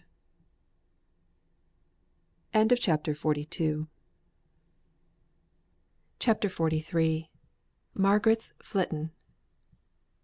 "The meanest thing to which we bid adieu, Loses its meanness in the parting hour." ELLIOTT. Mrs. Shaw took as vehement a dislike as it was possible for one of her gentle nature to do, against Milton. It was noisy and smoky, and the poor people whom she saw in the streets were dirty, and the rich ladies overdressed, and not a man that she saw, high or low, had his clothes made to fit him. She was sure Margaret would never regain her lost strength while she stayed in Milton, and she herself was afraid of one of her old attacks of the nerves. Margaret must return with her, and that quickly.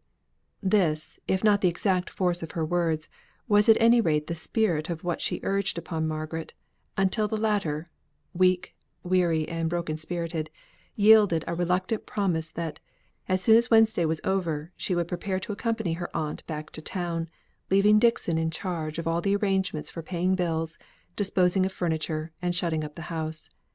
Before that Wednesday, that mournful Wednesday, when Mr. Hale was to be interred, far away from either of the homes he had known in life, and far away from the wife who lay lonely among strangers; and this last was Margaret's great trouble, for she thought that if she had not given way to that overwhelming stupor during the first sad days, she could have arranged things otherwise. Before that Wednesday, Margaret received a letter from Mr. Bell.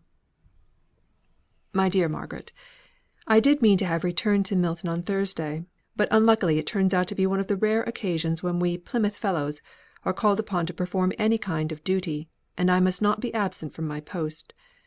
Captain Lennox and Mr. Thornton are here.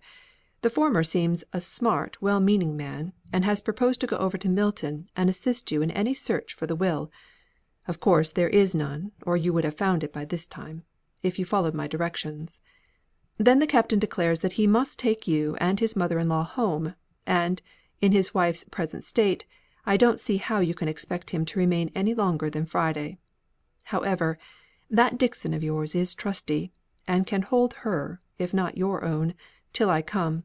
I will put matters into the hands of my Milton attorney if there is no will, for I doubt this smart Captain is no great man of business. Nevertheless, his mustachios are splendid.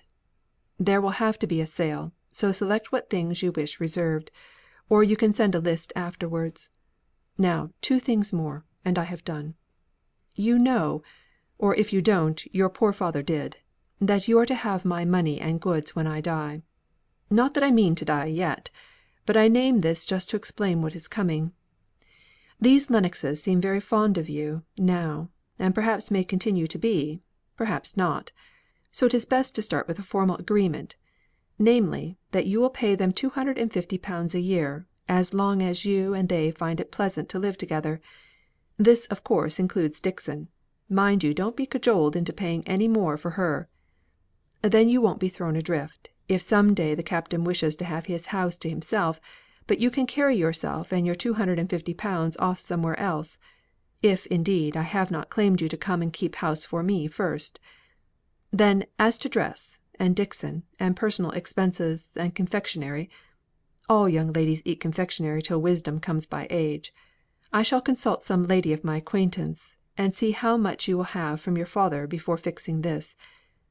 Now, Margaret, have you flown out before you have read this far, and wondered what right the old man has to settle your affairs for you so cavalierly? I make no doubt you have. Yet the old man has a right. He has loved your father for 35 years. He stood beside him on his wedding day. He closed his eyes in death. Moreover, he is your godfather, and as he cannot do you much good spiritually, having a hidden consciousness of your superiority in such things, he would fain do you the poor good of endowing you materially. And the old man has not a known relation on earth. Who is there to mourn for Adam Bell? And his whole heart is set and bent upon this one thing, and Margaret Hale is not the girl to say him nay. Write by return, if only 2 lines, to tell me your answer, but no thanks." Margaret took up a pen and scrawled with trembling hand, "Margaret Hale is not the girl to say him nay." In her weak state she could not think of any other words, and yet she was vexed to use these. But she was so much fatigued even by this slight exertion, that if she could have thought of another form of acceptance, she could not have sat up to write a syllable of it. She was obliged to lie down again, and try not to think. "My dearest child, has that letter vexed or troubled you?" "No," said Margaret, feebly. "I shall be better when to morrow is over." "I feel sure, darling, you won't be better till I get you out of this horrid air. How you can have borne it this 2 years I can't imagine." "Where could I go? I could not leave papa and mamma." "Well, don't distress yourself, my dear. I dare say it was all for the best, only I had no conception of how you were living. Our butler's wife lives in a better house than this." "It is sometimes very pretty in summer. You can't judge by what it is now. I have been very happy here." And Margaret closed her eyes by way of stopping the conversation. The house teemed with comfort now, compared to what it had done. The evenings were chilly, and by Mrs. Shaw's directions fires were lighted in every bedroom. She petted Margaret in every possible way, and bought every delicacy or soft luxury in which she herself would have burrowed and sought comfort; but Margaret was indifferent to all these things, or, if they forced themselves upon her attention, it was simply as causes for gratitude to her aunt, who was putting herself so much out of her way to think of her. She was restless, though so weak. All day long she kept herself from thinking of the ceremony which was going on at Oxford, by wandering from room to room, and languidly setting aside such articles as she wished to retain. Dixon followed her by Mrs. Shaw's desire, ostensibly to receive instructions, but with a private injunction to soothe her into repose as soon as might be. "These books, Dixon, I will keep. All the rest will you send to Mr. Bell? They are of a kind that he will value for themselves, as well as for papa's sake. This I should like you to take this to Mr. Thornton, after I am gone. Stay, I will write a note with it." And she sat down hastily, as if afraid of thinking, and wrote: "Dear Sir, the accompanying book I am sure will be valued by you for the sake of my father, to whom it belonged. Yours sincerely, Margaret Hale." She set out again upon her travels through the house, turning over articles, known to her from childhood, with a sort of caressing reluctance to leave them, old fashioned, worn, and shabby as they might be. But she hardly spoke again; and Dixon's report to Mrs. Shaw was that she doubted whether Miss Hale heard a word of what she said, though she talked the whole time, in order to divert her attention. The consequence of being on her feet all day was excessive bodily weariness in the evening, and a better night's rest than she had had since she had heard of Mr. Hale's death. At breakfast time the next day she expressed her wish to go and bid one or two friends good bye. Mrs. Shaw objected. "I am sure, my dear, you can have no friends here with whom you are sufficiently intimate to justify you in calling upon them so soon, before you have been at church." "But to day is my only day, if Captain Lennox comes this afternoon; and if I must really go to morrow." "Oh, yes! we shall go to morrow. I am more and more convinced that this air is bad for you, and it makes you look so pale and ill. Besides, Edith expects us, and she may be waiting me; and you cannot be left alone, my dear, at your age. No, if you must pay these calls, I will go with you. Dixon can get us a coach, I suppose?" So Mrs. Shaw went to take care of Margaret, and took her maid with her, to take care of the shawls and air cushions. Margaret's face was too sad to lighten up into a smile at all this preparation for paying 2 visits, that she had often made by herself at all hours of the day. She was half afraid of owning that one place to which she was going was Nicholas Higgins'. All she could do was to hope her aunt would be indisposed to get out of the coach and walk up the court, and at every breath of wind have her face slapped by wet clothes, hanging out on dry ropes stretched from house to house. There was a little battle in Mrs. Shaw's mind between ease and a sense of matronly propriety; but the former gained the day, and with many an injunction to Margaret to be careful of herself, and not to catch any fever, such as was always lurking in such places, her aunt permitted her to go where she had often been before without taking any precaution, or requiring any permission. Nicholas was out; only Mary and 1 or 2 of the Boucher children at home. Margaret was vexed with herself for not having timed her visit better. Mary had a very blunt intellect, although her feelings were warm and kind; and the instant she understood what Margaret's purpose was in coming to see them, she began to cry and sob with so little restraint, that Margaret found it useless to say any of the 1,000 little things which had suggested themselves to her as she was coming along in the coach. She could only try to comfort her a little by suggesting the vague chance of their meeting again, at some possible time, in some possible place, and bid her tell her father how much she wished, if he could manage it, that he should come to see her when he had done his work in the evening.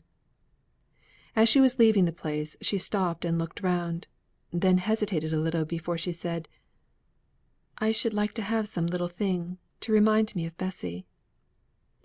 Instantly Mary's generosity was keenly alive. What could they give? And on Margaret singling out a little common drinking cup, which she remembered as the one always standing by Bessy's side, with drink for her feverish lips, Mary said: "Oh, take summat better. That only cost fourpence." "That will do, thank you," said Margaret; and she went quickly away, while the light caused by the pleasure of having something to give yet lingered on Mary's face. "Now to Mrs. Thornton's," she thought to herself. "It must be done." But she looked rather rigid and pale at the thought of it, and had hard work to find the exact words in which to explain to her aunt who Mrs. Thornton was, and why she should go to bid her farewell. They for Mrs. Shaw alighted here were shown into the drawing room, in which a fire had only just been kindled. Mrs. Shaw huddled herself up in her shawl, and shivered. "What an icy room!" she said. They had to wait for some time before Mrs. Thornton entered. There was some softening in her heart towards Margaret, now that she was going away out of her sight. She remembered her spirit, as shown at various times and places, even more than the patience with which she had endured long and wearing cares. Her countenance was blander than usual, as she greeted her. There was even a shade of tenderness in her manner, as she noticed the white, tear swollen face, and the quiver in the voice which Margaret tried to make so steady. "Allow me to introduce my aunt, Mrs. Shaw. I am going away from Milton to morrow. I do not know if you are aware of it. But I wanted to see you once again, Mrs. Thornton, to apologise for my manner the last time I saw you, and to say that I am sure you meant kindly, however much we may have misunderstood each other." Mrs. Shaw looked extremely perplexed by what Margaret had said. Thanks for kindness, and apologies for failure in good manners! But Mrs. Thornton replied: "Miss Hale, I am glad you do me justice. I did no more than I believed to be my duty in remonstrating with you as I did. I have always desired to act the part of a friend to you. I am glad you do me justice." "And," said Margaret, blushing excessively as she spoke, "will you do me justice, and believe that though I cannot I do not choose to give explanations of my conduct, I have not acted in the unbecoming way you apprehended?" Margaret's voice was so soft, and her eyes so pleading, that Mrs. Thornton was for once affected by the charm of manner to which she had hitherto proved herself invulnerable. "Yes, I do believe you. Let us say no more about it. Where are you going to reside, Miss Hale? I understood from Mr. Bell that you were going to leave Milton. You never liked Milton, you know," said Mrs. Thornton, with a sort of grim smile. "But for all that, you must not expect me to congratulate you on quitting it. Where shall you live?" "With my aunt," replied Margaret, turning towards Mrs. Shaw. "My niece will reside with me in Harley Street. She is almost like a daughter to me," said Mrs. Shaw, looking fondly at Margaret. "And I am glad to acknowledge my own obligation for any kindness that has been shown to her. If you and your husband ever come to town, my son and daughter, Captain and Mrs. Lennox, will, I am sure, join with me in wishing to do anything in our power to show you attention." Mrs. Thornton thought in her own mind that Margaret had not taken much care to enlighten her aunt as to the relationship between the Mr. and Mrs. Thornton, towards whom the fine lady was extending her soft patronage; so she answered shortly: "My husband is dead. Mr. Thornton is my son. I never go to London, so I am not likely to be able to avail myself of your polite offers." At this instant Mr. Thornton entered the room. He had only just returned from Oxford. His morning suit spoke of the reason that had called him there. "John," said his mother, "this lady is Mrs. Shaw, Miss Hale's aunt. I am sorry to say, that Miss Hale's call is to wish us good bye." "You are going then?" said he, in a low voice. "Yes," said Margaret. "We leave to morrow." "My son in law comes this evening to escort us," said Mrs. Shaw. Mr. Thornton turned away. He had not sat down, and now he seemed to be examining something on the table, almost as if he had discovered an unopened letter, which had made him forget the present company. He did not even seem to be aware when they got up to take leave. He started forwards, however, to hand Mrs. Shaw down to the carriage. As it drove up, he and Margaret stood close together on the door step, and it was impossible but that the recollection of the day of the riot should force itself into both their minds. Into his it came associated with the speeches of the following day; her passionate declaration that there was not a man in all that violent and desperate crowd for whom she did not care as much as for him; and at the remembrance of her taunting words his brow grew stern, though his heart beat thick with longing love. "No," said he. "I put it to the touch once, and I lost it all. Let her go, with her stony heart, and her beauty. How set and terrible her look is now, for all her loveliness of feature! She is afraid I shall speak what will require some stern repression. Let her go. Beauty and heiress as she may be, she will find it hard to meet with a truer heart than mine. Let her go." And there was no tone of regret or emotion of any kind in the voice with which he said good bye, and the offered hand was taken with a resolute calmness, and dropped as carelessly as if it had been a dead and withered flower. But none in his household saw Mr. Thornton again that day. He was busily engaged, or so he said. Margaret's strength was so utterly exhausted by these visits that she had to submit to much watching, and petting, and sighing "I told you so's" from her aunt. Dixon said she was quite as bad as she had been on the first day she heard of her father's death; and she and Mrs. Shaw consulted as to the desirableness of delaying the morrow's journey; but when her aunt reluctantly proposed a few days' delay to Margaret, the latter writhed her body as if in acute suffering, and said, "Oh, let us go. I cannot be patient here. I shall not get well here. I want to forget." So the arrangements went on, and Captain Lennox came, and with him news of Edith and the little boy; and Margaret found that the indifferent, careless conversation of one who, however kind, was not too warm and anxious a sympathizer, did her good. She roused up, and by the time that she knew she might expect Higgins, she was able to leave the room quietly, and await in her own chamber the expected summons. "Eh!" said he, as she came in, "to think of the old gentleman dropping off as he did! You might ha' knocked me down with a straw when they telled me. 'Mr. Hale,' said I, 'him as was the parson.' 'Ay,' said they. 'Then,' said I, 'there's as good a man gone, as ever lived on this earth, let who will be t'other.' And I came to see yo', and tell yo' how grieved I were; but them women in the kitchen wouldn't tell yo' I were there. They said yo' were ill, and butter me, but yo' dunnot look like the same wench. And you're going to be a grand lady up in Lunnon, aren't yo'?" "Not a grand lady," said Margaret, half smiling.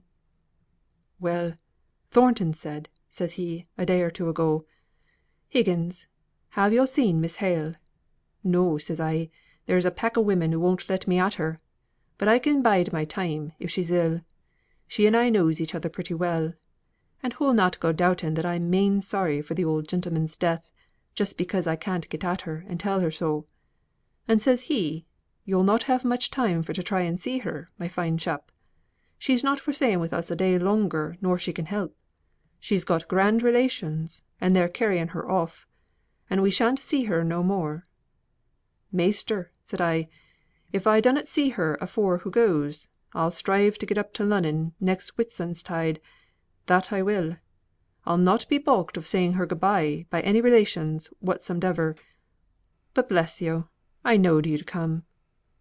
It were only for to humour the measter I let on as if I thought yo'd m'appen leave Milton without seeing me." "You're quite right," said Margaret. "You only do me justice. And you'll not forget me, I'm sure. If no one else in Milton remembers me, I'm certain you will, and papa too. You know how good and tender he was. Look, Higgins, here is his Bible. I have kept it for you. I can ill spare it, but I know he would have liked you to have it. I'm sure you'll care for it, and study what's in it, for his sake." "Yo' may say that. If it were the deuce's own scribble, and yo' axed me to read in it for your sake, and the old gentleman's, I'd do it. Whatten's this, wench? I'm not going for to take your brass, so dunnot think it. We've been great friends, 'bout the sound o' money passing between us." "For the children for Boucher's children," said Margaret hurriedly. "They may need it. You've no right to refuse it for them. I would not give you a penny," she said, smiling. "Don't think there's any of it for you." "Well, wench, I can nobbut say, bless yo', and bless yo', and amen."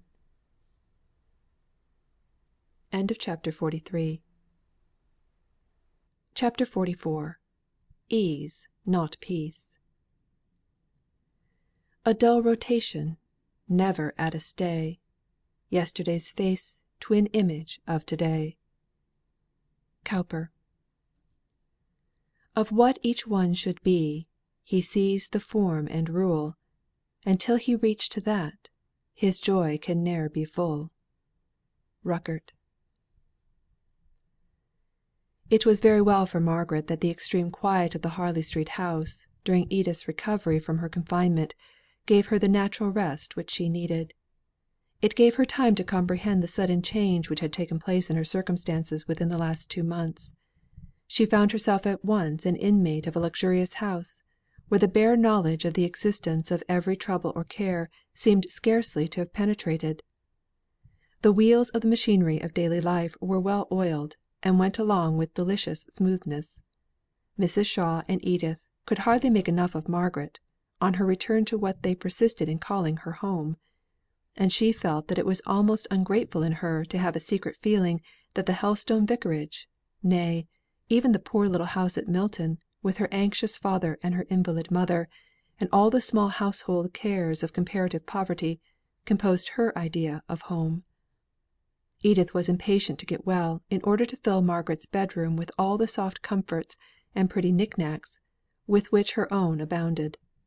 Mrs. Shaw and her maid found plenty of occupation in restoring Margaret's wardrobe to a state of elegant variety.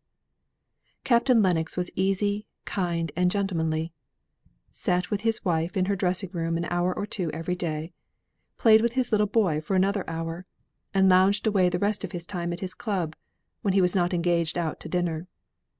Just before Margaret had recovered from her necessity for quiet and repose, before she had begun to feel her life wanting and dull, Edith came downstairs and resumed her usual part in the household, and Margaret fell into the old habit of watching, and admiring, and ministering to her cousin.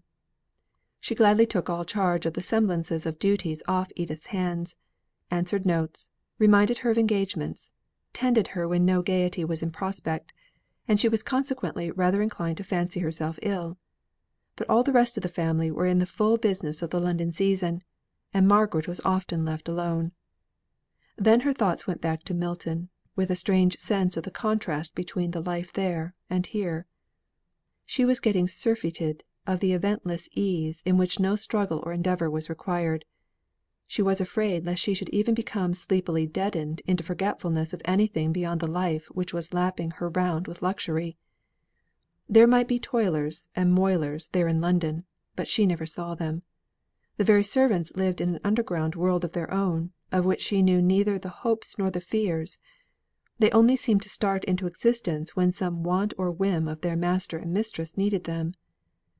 There was a strange unsatisfied vacuum in Margaret's heart and mode of life; and once, when she had dimly hinted this to Edith, the latter, wearied with dancing the night before, languidly stroked Margaret's cheek as she sat by her in the old attitude, she on a footstool by the sofa where Edith lay. "Poor child!" said Edith. "It is a little sad for you to be left, night after night, just at this time when all the world is so gay. But we shall be having our dinner parties soon as Henry comes back from circuit; and then there will be a little pleasant variety for you. No wonder it is moped, poor darling." Margaret did not feel as if the dinner parties would be a panacea; but Edith piqued herself on her dinner parties, so different, as she said, from the old dowager dinners under mamma's regime. And Mrs. Shaw herself seemed to take exactly the same kind of pleasure in the very different arrangements and circle of acquaintances which were to Captain and Mrs. Lennox's taste, as she did from the more formal and ponderous entertainments which she herself used to give. Captain Lennox was always extremely kind and brotherly to Margaret. She was really fond of him, excepting when he was anxiously attentive to Edith's dress and appearance, with a view to her beauty making a sufficient impression upon the world. then all the latent Vashti in Margaret was roused, and she could hardly keep herself from expressing her feelings. The course of Margaret's day was this: a quiet hour or two before a late breakfast, an unpunctual meal, lazily eaten by weary and half awake people, but yet at which, in all its dragged out length, she was expected to be present, because, directly afterwards, came a discussion of plans, at which, although none of them concerned her, she was expected to give her sympathy, if she could not assist with her advice; an endless number of notes to write, which Edith invariably left to her, with many caressing compliments as to her eloquence du billet; a little play with Sholto, as he returned from his morning's walk, besides the care of the children during the servants' dinner; a drive or callers, and some dinner or morning engagements for her aunt and cousins, which left Margaret free, it is true, but rather wearied with the inactivity of the day, coming upon depressed spirits and delicate health. She looked forward with longing, though unspoken interest, to the homely object of Dixon's return from Milton, where, until now, the old servant had been busily engaged in winding up all the affairs of the Hale family. It had appeared a sudden famine to her heart, this entire cessation of any news respecting the people amongst whom she had lived so long. It was true, that Dixon, in her business letters, quoted, every now and then, an opinion of Mr. Thornton's as to what she had better do about the furniture, or how to act in regard to the landlord of the Crampton Terrace house; but it was only here and there that the name came in, or any Milton name, indeed; and Margaret was sitting one evening, all alone in the Lennoxes' drawing room, not reading Dixon's letters, which she yet held in her hand, but thinking over them, and recalling the days which had been, and picturing the busy life out of which her own had been taken and never missed; wondering if all went on in that whirl just as if she and her father had never been; questioning within herself, if no one in all the crowd missed her not Higgins, she was not thinking of him when, suddenly, Mr. Bell was announced, and Margaret hurried the letters into her work basket, and started up, blushing as if she had been doing some guilty thing. "Oh, Mr. Bell! I never thought of seeing you." "But you give me a welcome, I hope, as well as that very pretty start of surprise." "Have you dined? How did you come? Let me order you some dinner." "If you are going to have any. Otherwise, you know, there is no one who cares less for eating than I do. But where are the others? Gone out to dinner? Left you alone?" "Oh, yes, and it is such a rest. I was just thinking.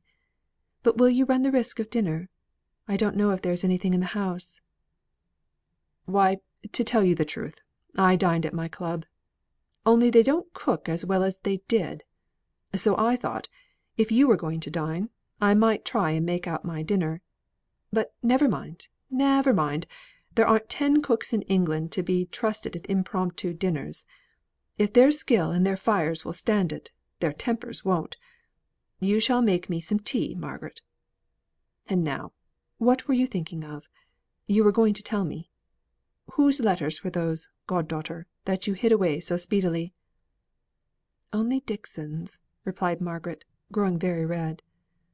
"Whew! Is that all? Who do you think came up in the train with me?" "I don't know," said Margaret, resolved against making a guess. "Your what d'ye call him? What's the right name for a cousin in law's brother?" "Mr. Henry Lennox?" asked Margaret. "Yes," replied Mr. Bell. "You knew him formerly, didn't you? What sort of a person is he, Margaret?" "I liked him long ago," said Margaret, glancing down for a moment; and then she looked straight up and went on in her natural manner. "You know we have been corresponding about Frederick since, but I have not seen him for nearly 3 years, and he may be changed. What did you think of him?" "I don't know. He was so busy trying to find out who I was, in the first instance, and what I was in the second, that he never let out who he was; unless indeed that veiled curiosity of his as to what manner of man he had to talk to was not a good piece, and a fair indication of his character. Do you call him good looking, Margaret?" "No, certainly not. Do you?" "Not I. But I thought, perhaps, you might. Is he a great deal here?" "I fancy he is when he is in town. He has been on circuit now since I came. But, Mr. Bell, have you come from Oxford, or from Milton?" "From Milton! Don't you see I'm smoke dried?" "Certainly. But I thought that it might be the effect of the antiquities of Oxford." "Come now, be a sensible woman. In Oxford I could have managed all the landlords in the place, and had my own way, with half the trouble your Milton landlord has given me, and defeated me after all. He won't take the house off our hands till next June twelvemonth. Luckily Mr. Thornton found a tenant for it. Why don't you ask after Mr. Thornton, Margaret? He has proved himself a very active friend of yours, I can tell you. Taken more than half the trouble off my hands." "And how is he? How is Mrs. Thornton?" asked Margaret hurriedly and below her breath, though she tried to speak out. "I suppose they're well. I've been staying at their house till I was driven out of it by the perpetual clack about the Thornton girl's marriage. It was too much for Thornton himself, though she was his sister. He used to go and sit in his own room perpetually. He's getting past the age of caring for such things, either as principal or accessory. I was surprised to find the old lady falling into the current, and carried away by her daughter's enthusiasm for orange blossoms and lace. I thought Mrs. Thornton had been made of sterner stuff." "She would put on any assumption of feeling to veil her daughter's weakness," said Margaret in a low voice. "Perhaps so. You've studied her, have you? She doesn't seem over fond of you, Margaret." "I know it," said Margaret. "Oh, here's tea at last!" exclaimed she, as if relieved. And with tea came Mr. Henry Lennox, who had walked up to Harley Street after a late dinner, and had evidently expected to find his brother and sister in law at home. Margaret suspected him of being as thankful as she was at the presence of a third party, on this their first meeting since the memorable day of his offer, and her refusal, at Helstone. She could hardly tell what to say at first, and was thankful for all the tea table occupations, which gave her an excuse for keeping silence, and him an opportunity of recovering himself. For, to tell the truth, he had rather forced himself up to Harley Street this evening, with a view of getting over an awkward meeting awkward even in the presence of Captain Lennox and Edith, and doubly awkward now that he found her the only lady there, and the person to whom he must naturally and perforce address a great part of his conversation. She was the first to recover her self possession. She began to talk on the subject which came uppermost in her mind, after the first flush of awkward shyness. "Mr. Lennox, I've been so much obliged to you for all you have done about Frederick." "I'm only sorry it has been so unsuccessful," he replied, with a quick glance towards Mr. Bell, as if reconnoitring how much he might say before him. Margaret, as if she read his thought, addressed herself to Mr. Bell, both including him in the conversation, and implying that he was perfectly aware of the endeavours that had been made to clear Frederick. "That Horrocks, the very last witness of all, has proved as unavailing as all the others. Mr. Lennox has discovered that he sailed for Australia only last August, only 2 months before Frederick was in England, and gave us the names of—" "Frederick in England! You never told me that!" exclaimed Mr. Bell in surprise. "I thought you knew. I never doubted you had been told. Of course, it was a great secret, and perhaps I should not have named it now," said Margaret, a little dismayed. "I have never named it to either my brother or your cousin," said Mr. Lennox, with a little professional dryness of implied reproach. "Never mind, Margaret. I'm not living in a talking, babbling world, nor yet among people who are trying to worm facts out of me. You needn't look so frightened because you have let the cat out of the bag to a faithful old hermit like me. I shall never name his having been in England. I shall be out of temptation, for no one will ask me. Stay," interrupting himself rather abruptly.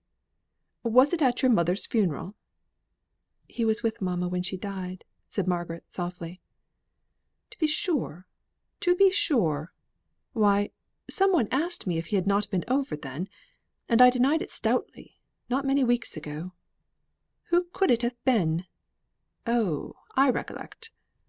But he did not say the name, and although Margaret would have given much to know if her suspicions were right, and it had been Mr. Thornton who had made the inquiry, she could not ask the question of Mr. Bell, much as she longed to do so.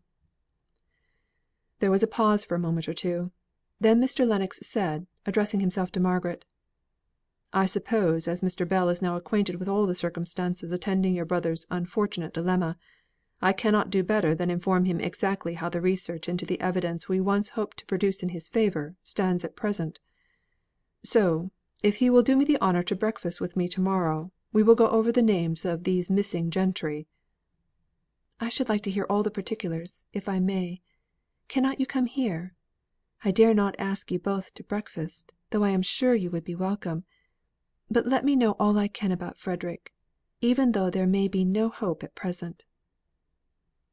"I have an engagement at 11:30, but I will certainly come if you wish it," replied Mr. Lennox, with a little afterthought of extreme willingness, which made Margaret shrink into herself, and almost wish that she had not proposed her natural request. Mr. Bell got up, and looked around him for his hat, which had been removed to make room for tea. "Well," said he, "I don't know what Mr. Lennox is inclined to do, but I'm disposed to be moving off homewards. I've been a journey to day, and journeys begin to tell upon my 60 and odd years." "I believe I shall stay to see my brother and sister," said Mr. Lennox, making no movement of departure. Margaret was seized with a shy awkward dread of being left alone with him. The scene on the little terrace in the Helstone garden was so present to her, that she could hardly help believing it was so with him. "Don't go yet, please, Mr. Bell," she said, hastily. "I want you to see Edith, and I want Edith to know you. Please," said she, laying a light but determined hand on his arm. He looked at her, and saw the confusion stirring in her countenance. He sat down again, as if her little touch had been possessed of resistless strength. "You see how she overpowers me, Mr. Lennox," said he. "And I hope you noticed the happy choice of her expressions. She wants me to see this cousin Edith, who, I am told, is a great beauty. But she has the honesty to change her word when she comes to me. Mrs. Lennox is to know me. I suppose I am not much to see, Margaret?" He joked, to give her time to recover from the slight flutter which he had detected in her manner on his proposal to leave, and she caught the tone and threw the ball back. Mr. Lennox wondered how his brother, the Captain, could have reported her as having lost all her good looks. To be sure, in her quiet black dress, she was a contrast to Edith, dancing in her white crape mourning, and long floating golden hair, all softness and glitter. She dimpled and blushed most becomingly when introduced to Mr. Bell, conscious that she had her reputation as a beauty to keep up, and that it would not do to have a Mordecai refusing to worship and admire, even in the shape of an old fellow of a college, which nobody had ever heard of. Mrs. Shaw and Captain Lennox, each in their separate way, gave Mr. Bell a kind and sincere welcome, winning him over to them, almost in spite of himself, especially when he saw how naturally Margaret took her place as sister and daughter of the house. "What a shame that we were not at home to receive you!" said Edith. "You too, Henry, though I don't know that we should have stayed home for you. And for Mr. Bell, for Margaret's Mr. Bell." "There is no knowing what sacrifices you would not have made," said her brother in law. "Even a dinner party, and the delight of wearing this very becoming dress." Edith did not know whether to frown or to smile; but it did not suit Mr. Lennox to drive her to the first of these alternatives, so he went on: "Will you show your readiness to make sacrifices to morrow morning, first by asking me to breakfast, to meet Mr. Bell, and secondly by being so kind as to order it at 9:30 instead of 10:00? I have some letters and papers that I want to show to Miss Hale and Mr. Bell." "I hope Mr. Bell will make our house his own during his stay in London," said Captain Lennox. "I am only so sorry that we cannot offer him a bedroom." "Thank you. I am very much obliged to you. You would only think me a churl if you had, for I should decline it, I believe, in spite of all the temptations of such agreeable company," said Mr. Bell, bowing all round, and secretly congratulating himself on the very neat turn he had given to his sentence, which, if put into plain language, would have been more to this effect: "I couldn't stand the restraints of such a proper behaved and civil spoken set of people as these are. It would be like meat without salt. I'm thankful they haven't a bed. And how well I rounded my sentence! I'm absolutely catching the trick of good manners." His self satisfaction lasted him till he was fairly out in the streets, walking side by side with Henry Lennox. Here he suddenly remembered Margaret's little look of entreaty as she urged him to stay longer, and he also recollected a few hints given him long ago by an acquaintance of Mr. Lennox's as to his admiration of Margaret. It gave a new direction to his thoughts. "You have known Miss Hale for a long time, I believe. How do you think her looking? She strikes me as pale and ill." "I thought her looking remarkably well.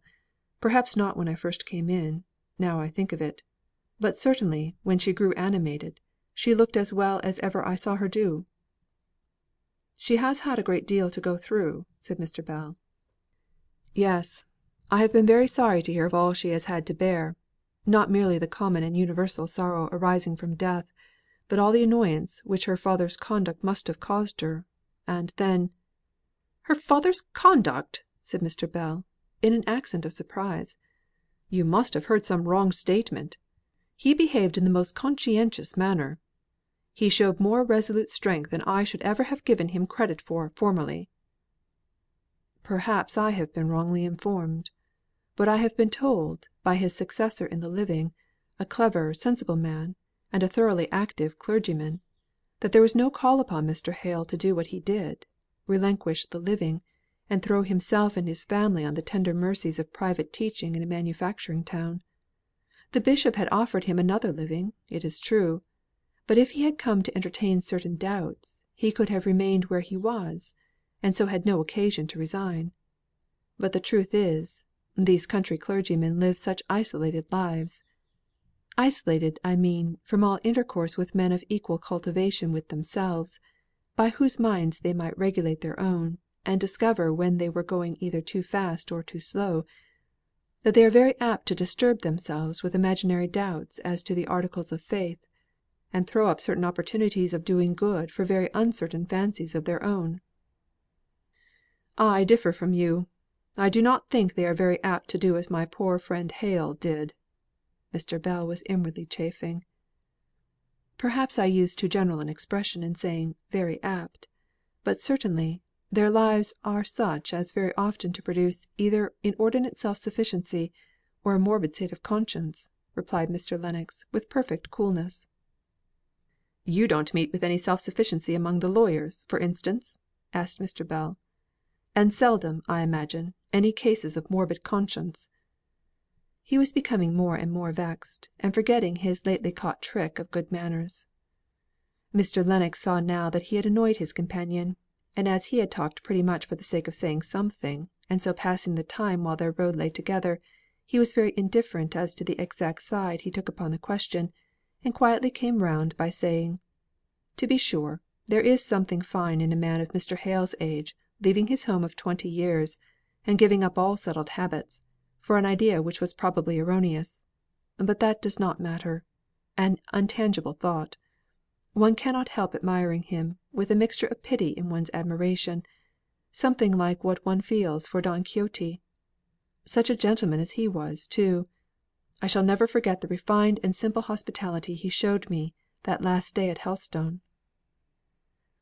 Only half mollified, and yet anxious, in order to lull certain qualms of his own conscience, to believe that Mr. Hale's conduct had a tinge of Quixotism in it, Mr. Bell growled out: "Aye, and you don't know Milton. Such a change from Helstone!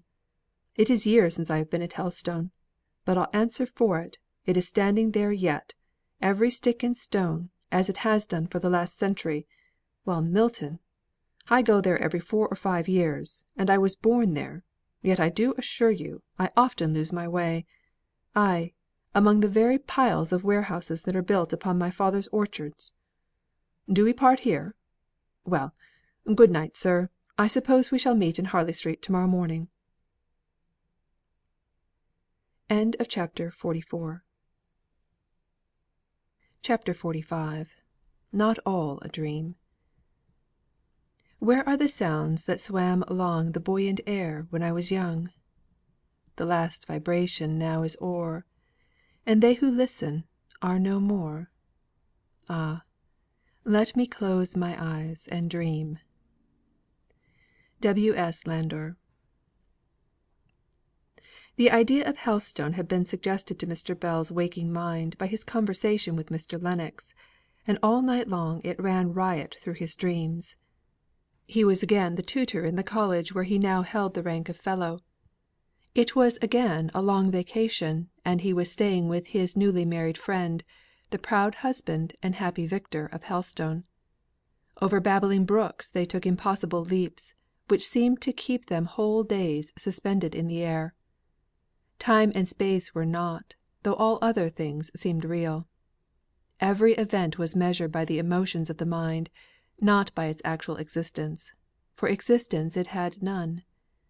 But the trees were gorgeous in their autumnal leafiness; the warm odours of flower and herb came sweet upon the senses; the young wife moved about her house with just that mixture of annoyance at her position as regarded wealth, with pride in her handsome and devoted husband, which Mr. Bell had noticed in real life a quarter of a century ago. The dream was so like life that, when he awoke, his present life seemed like a dream. Where was he? In the close, handsomely furnished room of a London hotel. Where were those who spoke to him, moved around him, touched him, not an instant ago? Dead, buried, lost for evermore, as far as earth's for evermore would extend. He was an old man, so lately exultant in the full strength of manhood. The utter loneliness of his life was insupportable to think about. He got up hastily, and tried to forget what never more might be, in a hurried dressing for the breakfast in Harley Street. He could not attend to all the lawyer's details, which, as he saw, made Margaret's eyes dilate, and her lips grow pale, as one by one fate decreed, or so it seemed, every morsel of evidence which would exonerate Frederick, should fall from beneath her feet and disappear. Even Mr. Lennox's well regulated professional voice took a softer, tenderer tone, as he drew near to the extinction of the last hope. It was not that Margaret had not been perfectly aware of the result before; it was only that the details of each successive disappointment came with such relentless minuteness to quench all hope, that she at last fairly gave way to tears. Mr. Lennox stopped reading. "I had better not go on," said he, in a concerned voice. "It was a foolish proposal of mine. Lieutenant Hale" and even this giving him the title of service from which he had so harshly been expelled was soothing to Margaret. "Lieutenant Hale is happy now, more secure in fortune and future prospects than he could ever have been in the navy, and has, doubtless, adopted his wife's country as his own." "That is it," said Margaret. "It seems so selfish in me to regret it," trying to smile. "And yet he is lost to me, and I am so lonely." Mr. Lennox turned over his papers, and wished that he were as rich and prosperous as he believed he should be some day. Mr. Bell blew his nose, but, otherwise, he also kept silence; and Margaret, in a minute or two, had apparently recovered her usual composure. She thanked Mr. Lennox very courteously for all his trouble, all the more courteously and graciously, because she was conscious that, by her behaviour, he might have probably been led to imagine that he had given her needless pain. Yet it was pain she would not have been without. Mr. Bell came up to wish her good bye. "Margaret," said he, as he fumbled with his gloves, "I'm going down to Helstone to morrow, to look at the old place. Would you like to come with me, or would it give you too much pain? Speak out; don't be afraid." "Oh, Mr. Bell!" said she, and could say no more; but she took his old gouty hand and kissed it. "Come, come, that's enough," said he, reddening with awkwardness. "I suppose your aunt Shaw will trust you with me. We'll go to morrow morning, and we shall get there about 2 o'clock, I fancy. We'll take a snack, and order dinner at the little inn the Lennard Arms, it used to be and go and get an appetite in the Forest. Can you stand it, Margaret? It will be a trial, I know, to both of us; but it will be a pleasure to me, at least. And there we'll dine. It will be but doe venison, if we can get it at all. and then I'll take my nap while you go out and see old friends. I'll give you back safe and sound, barring railway accidents, and I'll insure your life for £1,000 before starting, which may be some comfort to your relations. But otherwise, I'll bring you back to Mrs. Shaw by lunch time on Friday; so if you say yes, I'll just go upstairs and propose it." "It's no use my trying to say how much I shall like it," said Margaret, through her tears. "Well, then, prove your gratitude by keeping those fountains of yours dry for the next 2 days. If you don't, I shall feel queer myself about the lachrymal ducts, and I don't like that." "I won't cry a drop," said Margaret, winking her eyes to shake the tears off her eyelashes, and forcing a smile.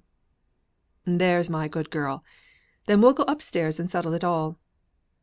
Margaret was in a state of almost trembling eagerness, while Mr. Bell discussed his plan with her Aunt Shaw, who was first startled, then doubtful and perplexed, and in the end, yielding rather to the rough force of Mr. Bell's words than to her own conviction; for to the last, whether it was right or wrong, proper or improper, she could not settle to her own satisfaction, till Margaret's safe return, the happy fulfilment of the project, gave her decision enough to say, she was sure it had been a very kind thought of Mr. Bell's, and just what she herself had been wishing for Margaret, as giving her the very change which she required, after all the anxious time she had had.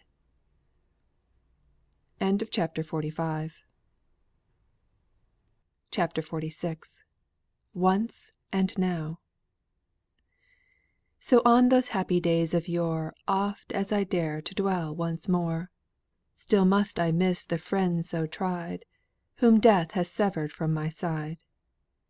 But ever when true friendship binds, Spirit it is that spirit finds; In spirit then our bliss we found, In spirit yet to them I'm bound.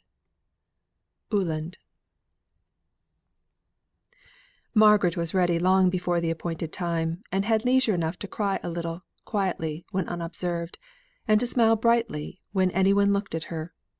Her last alarm was lest they should be too late and miss the train; but no, they were all in time, and she breathed freely and happily at length, seated in the carriage opposite to Mr. Bell, and whirling away past the well known stations, seeing the old south country towns and hamlets sleeping in the warm light of the pure sun, which gave a yet ruddier colour to their tiled roofs, so different to the cold slates of the north. Broods of pigeons hovered around these peaked and quaint gables, slowly settling here and there, and ruffling their soft, shiny feathers, as if exposing every fibre to the delicious warmth. There were few people around at the stations; it seemed almost as if they were too lazily content to wish to travel; none of the bustle and stir that Margaret had noticed in her 2 journeys on the London and North Western line. Later on in the year, this line of railway should be stirring and alive with rich pleasure seekers; but as to the constant going to and fro of busy tradespeople, it would always be widely different from the northern lines. Here a spectator or two stood lounging at nearly every station, with his hands in his pockets, so absorbed in the simple act of watching, that it made the travellers wonder what he could find to do when the train whirled away, and only the blank of a railway station, some sheds, and a distant field or two were left for him to gaze upon.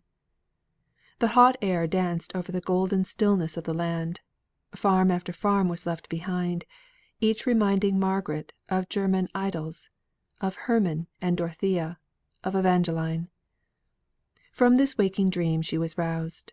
It was the place to leave the train and take the fly to Helstone. And now sharper feelings came shooting through her heart, whether pain or pleasure she could hardly tell. Every mile was redolent of associations, which she would not have missed for the world, but each of which made her cry upon the days that are no more, with ineffable longing. The last time she had passed along this road was when she had left it with her father and mother. The day, the season, had been gloomy, and she herself hopeless; but they were there with her. Now she was alone, an orphan, and they, strangely, had gone away from her, and vanished from the face of the earth. It hurt her to see the Helstone road so flooded in the sunlight, and every turn and every familiar tree so precisely the same in its summer glory as it had been in former years.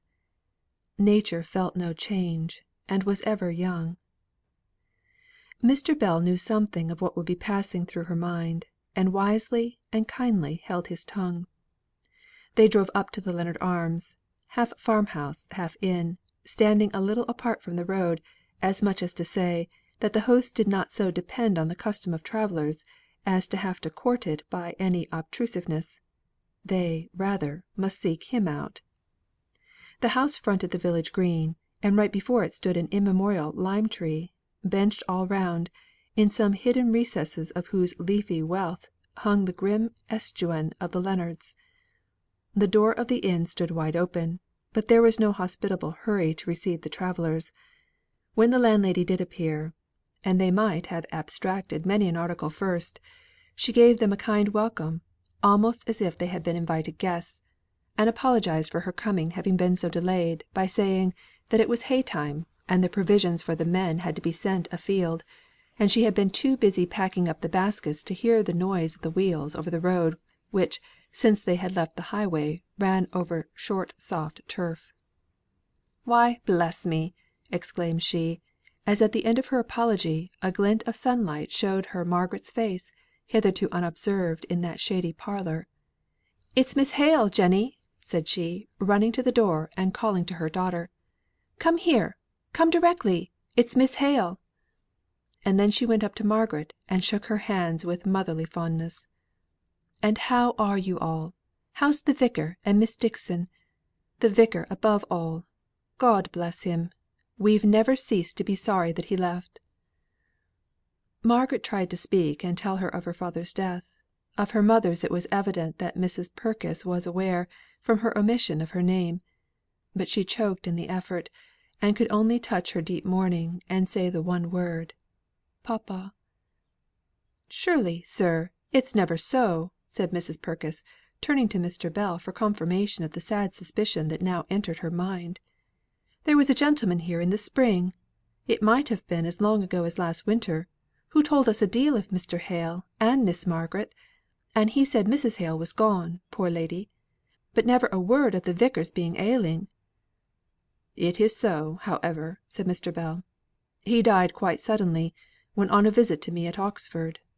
He was a good man, Mrs. Purkis, and there's many of us that might be thankful to have as calm an end as his. Come, Margaret, my dear. Her father was my oldest friend, and she's my god daughter, so I thought we would just come down together, and see the old place. I know of Auld you can give us comfortable rooms and a capital dinner. You don't remember me, I see; but my name is Bell, and once or twice when the parsonage has been full, I've slept here, and tasted your good ale." "To be sure. I ask your pardon; but you see I was taken up with Miss Hale. Let me show you to a room, Miss Margaret, where you can take off your bonnet and wash your face. It's only this very morning I plunged some fresh gathered rose heads downward in the water jug, for, thought I, perhaps some one will be coming, and there's nothing so sweet as spring water scented by a musk rose or two. To think of the Vicar being dead! Well, to be sure, we must all die; only that gentleman said, he was quite picking up after his trouble about Mrs. Hale's death." "Come down to me, Mrs. Purkis, after you have attended to Miss Hale. I want to have a consultation with you about dinner." The little casement window in Margaret's bedchamber was almost filled up with rose and vine branches; but pushing them aside, and stretching a little out, she could see the tops of the parsonage chimneys above the trees, and distinguish many a well known line through the leaves. "Ay," said Mrs. Purkis, smoothing down the bed, and despatching Jenny for an armful of lavender scented towels. "Times is changed, miss. Our new Vicar has 7 children, and is building a nursery ready for more, just out where the arbour and tool house used to be in old times; and he has had new grates put in, and a plate glass window in the drawing room. He and his wife are stirring people, and have done a deal of good; at least they say it's doing good. If it were not, I should call it turning things upside down for very little purpose.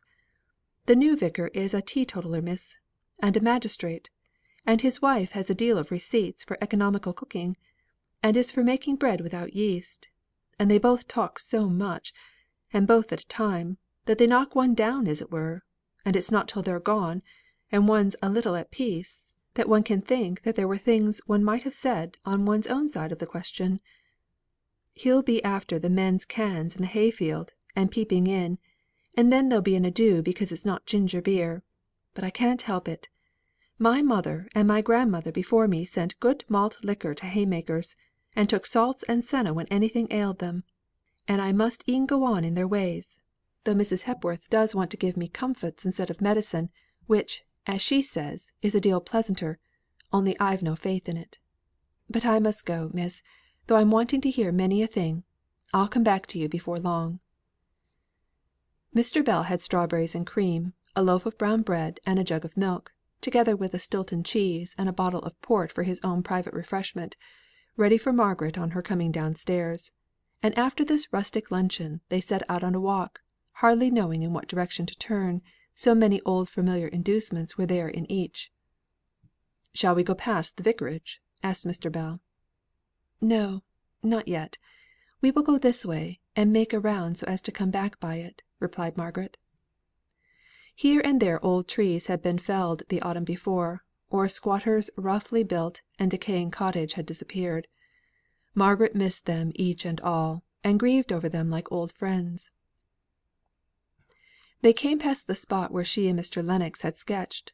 The white, lightning scarred trunk of the venerable beech, among whose roots they had sat down, was there no more. The old man, the inhabitant of the ruinous cottage, was dead. The cottage had been pulled down, and a new one, tidy and respectable, had been built in its stead. There was a small garden on the place where the beech tree had been. "I did not think I had been so old," said Margaret, after a pause of silence, and she turned away sighing. "Yes," said Mr. Bell. "It is the first changes among familiar things that make such a mystery of time to the young. Afterwards we lose the sense of the mysterious. I take changes in all I see as a matter of course. The instability of all human things is familiar to me. To you it is new and oppressive." "Let us go and see little Susan," said Margaret, drawing her companion up a grassy roadway, leading under the shadow of a forest glade.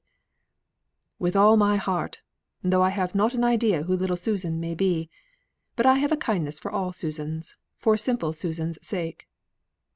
"My little Susan was disappointed when I left without wishing her good bye; and it has been on my conscience ever since, that I gave her pain which a little more exertion on my part might have prevented.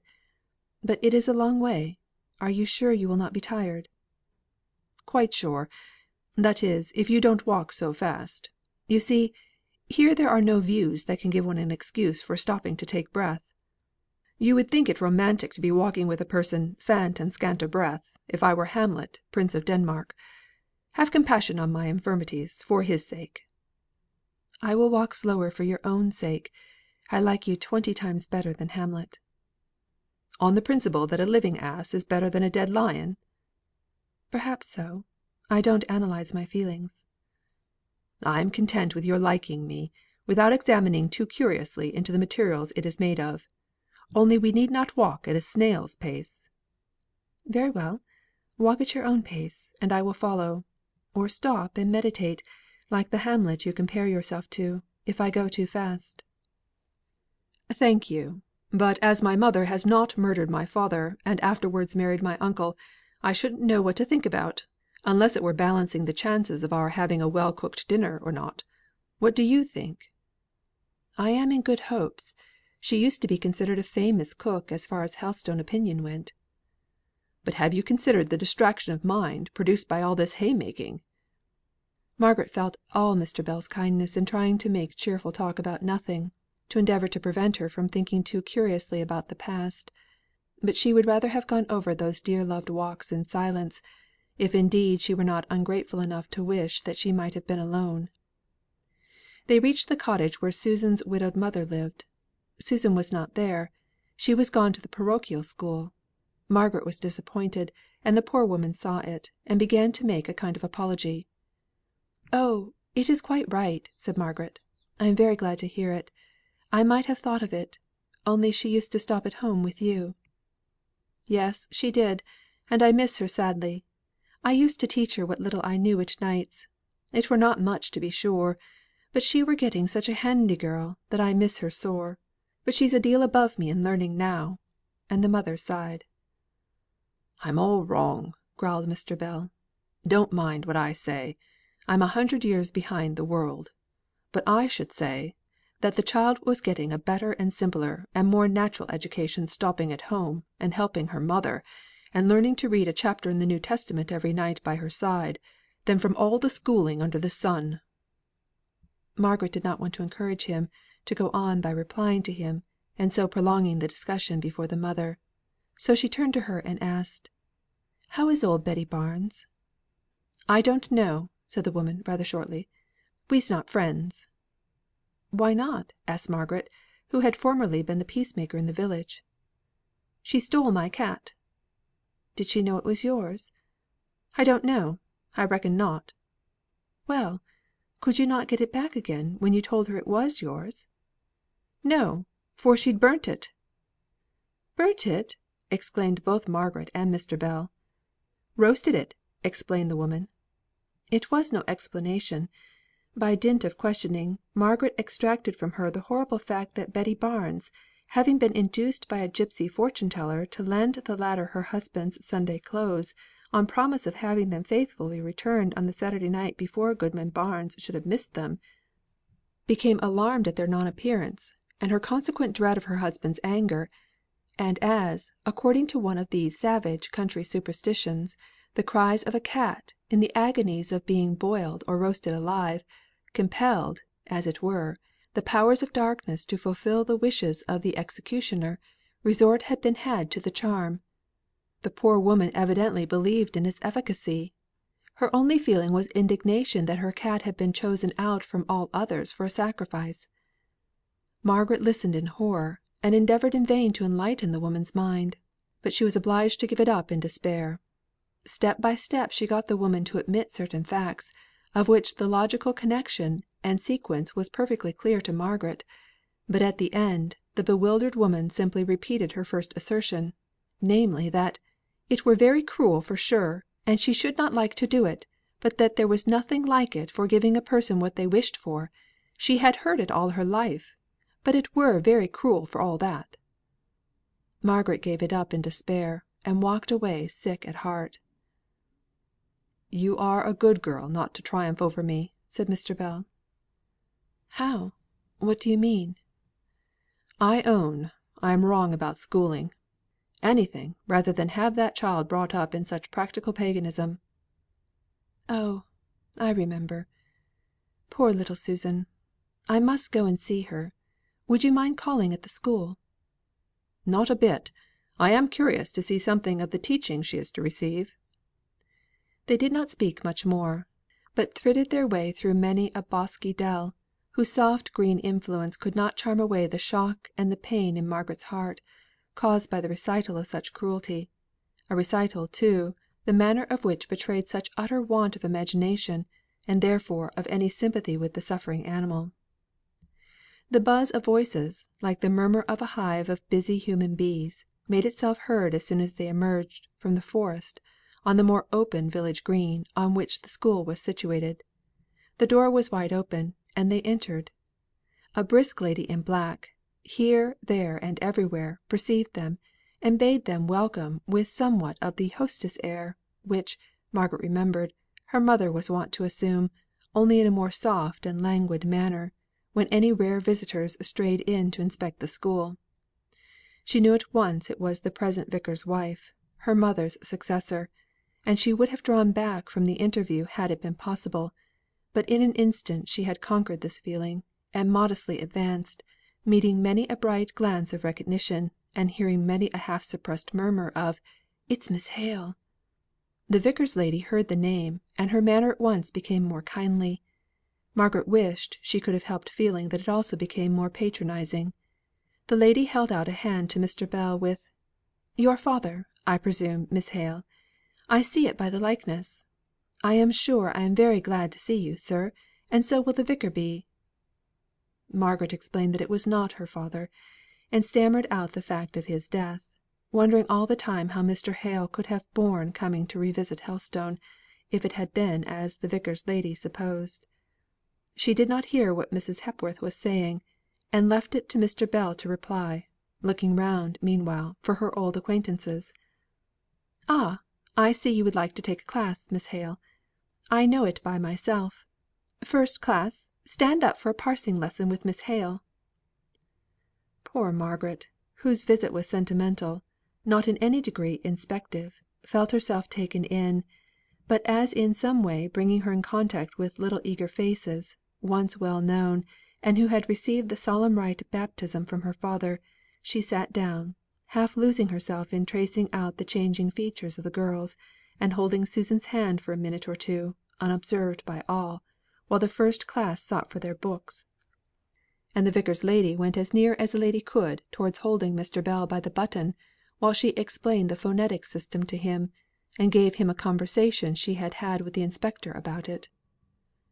Margaret bent over her book, and seeing nothing but that, hearing the buzz of children's voices, old times rose up, and she thought of them, and her eyes filled with tears, till all at once there was a pause.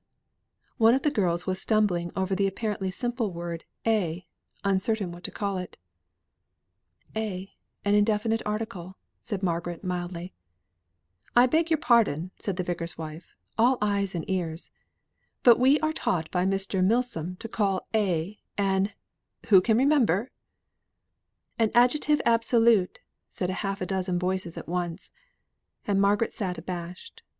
The children knew more than she did. Mr. Bell turned away, and smiled.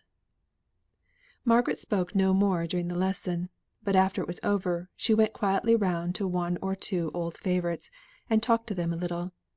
They were growing out of children into great girls, passing out of her recollection in their rapid development, as she, by her 3 years' absence, was vanishing from theirs. Still, she was glad to have seen them all again, though a tinge of sadness mixed itself with her pleasure.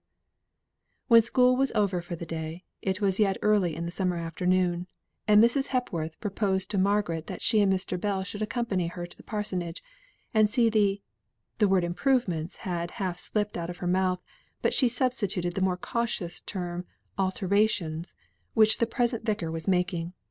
Margaret did not care a straw about seeing the alterations, which jarred upon her fond recollection of what her home had been; but she longed to see the old place once more, even though she shivered away from the pain which she knew she would feel. The parsonage was so altered, both inside and out, that the real pain was less than she had anticipated. It was not like the same place.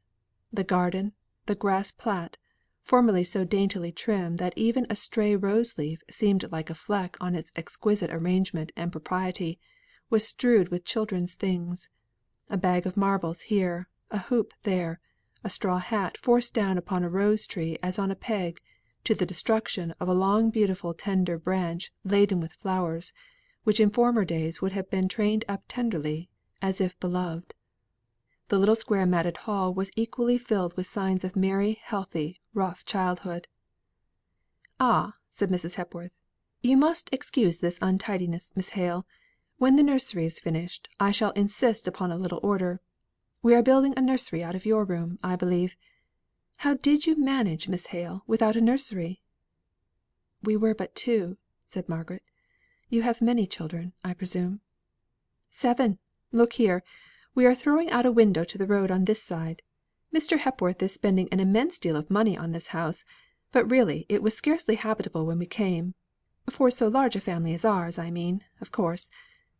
Every room in the house was changed, besides the one of which Mrs. Hepworth spoke, which had been Mr. Hale's study formerly, and where the green gloom and delicious quiet of the place had conduced, as he had said, to a habit of meditation, but, perhaps, in some degree to the formation of a character more fitted for thought than action. The new window gave a view of the road, and had many advantages, as Mrs. Hepworth pointed out. From it the wandering sheep of her husband's flock might be seen, who straggled to the tempting beer house, unobserved as they might hope, but not unobserved in reality; for the active vicar kept his eye on the road, even during the composition of his most orthodox sermons, and had a hat and stick hanging ready at hand to seize, before sallying out after his parishioners, who had need of quick legs, if they could take refuge in the Jolly Forester, before the teetotal vicar had arrested them. The whole family were quick, brisk, loud talking, kind hearted, and not troubled with much delicacy of perception. Margaret feared that Mrs. Hepworth would find out that Mr. Bell was playing upon her, in the admiration he thought fit to express for everything that especially grated on his taste. But no, she took it all literally, and with such good faith, that Margaret could not help remonstrating with him as they walked slowly away from the parsonage back to their inn. "Don't scold, Margaret. It was all because of you. If she had not shown you every change with such evident exultation in their superior sense, in perceiving what an improvement this and that would be, I could have behaved well. But if you must go on preaching, keep it till after dinner, when it will send me to sleep, and help my digestion."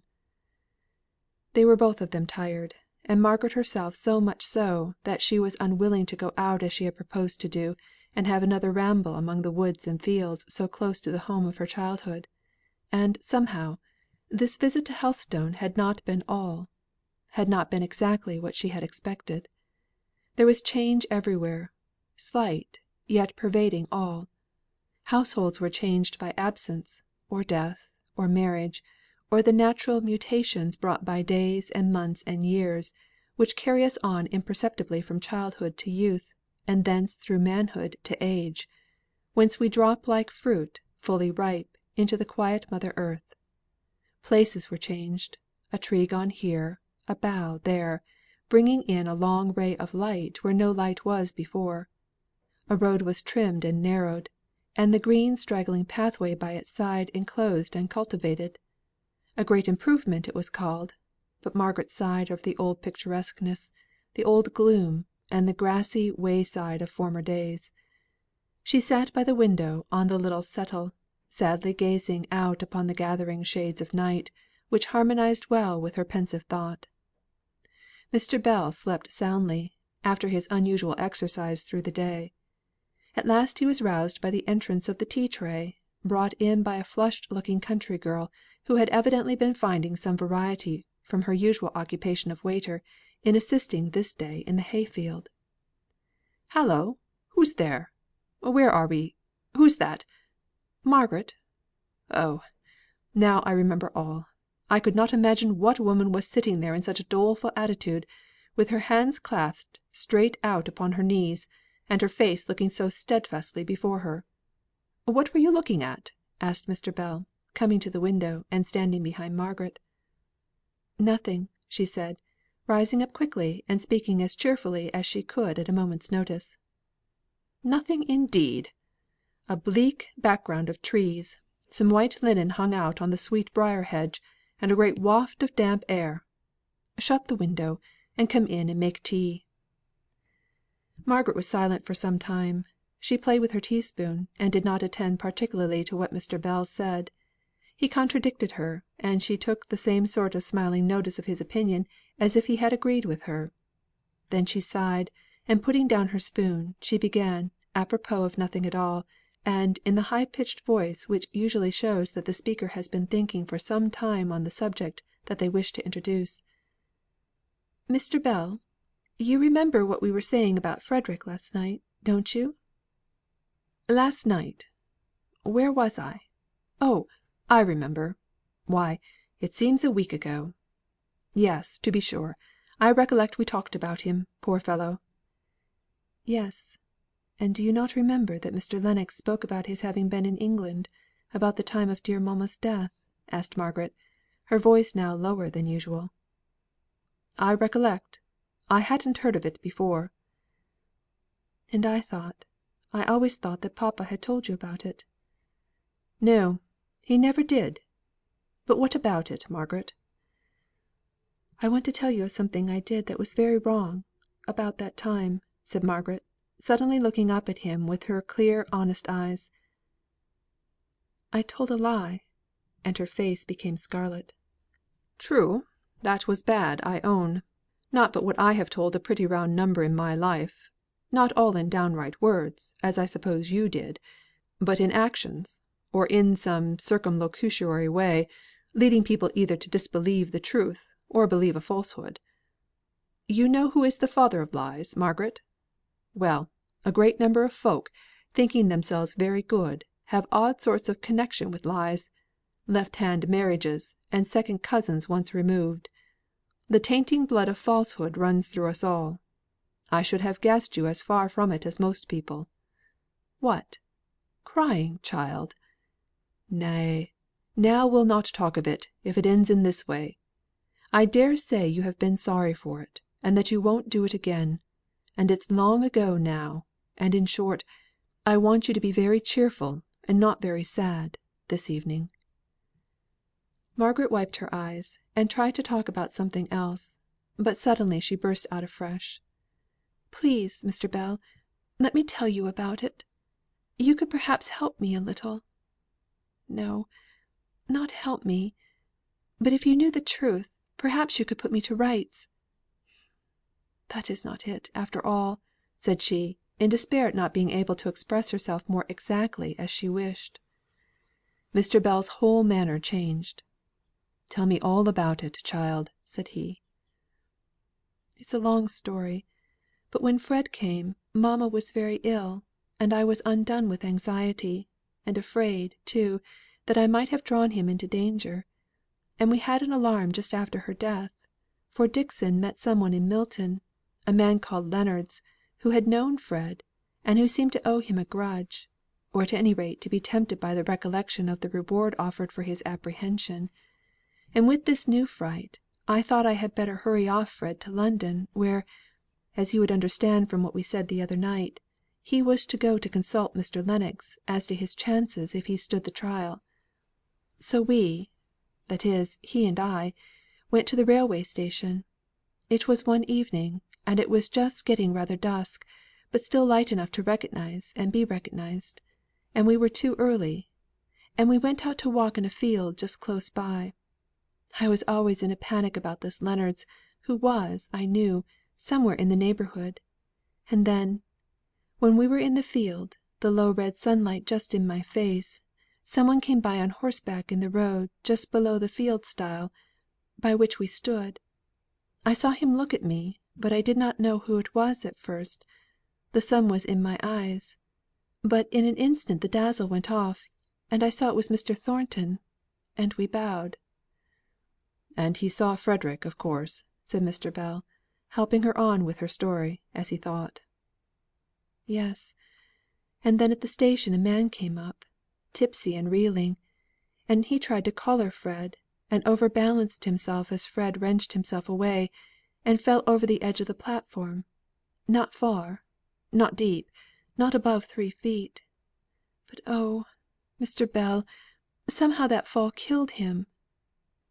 "How awkward! It was this Leonards, I suppose. And how did Fred get off?" "Oh, he went off immediately after the fall, which we never thought could have done the poor fellow any harm, it seemed so slight an injury." "Then he did not die directly?"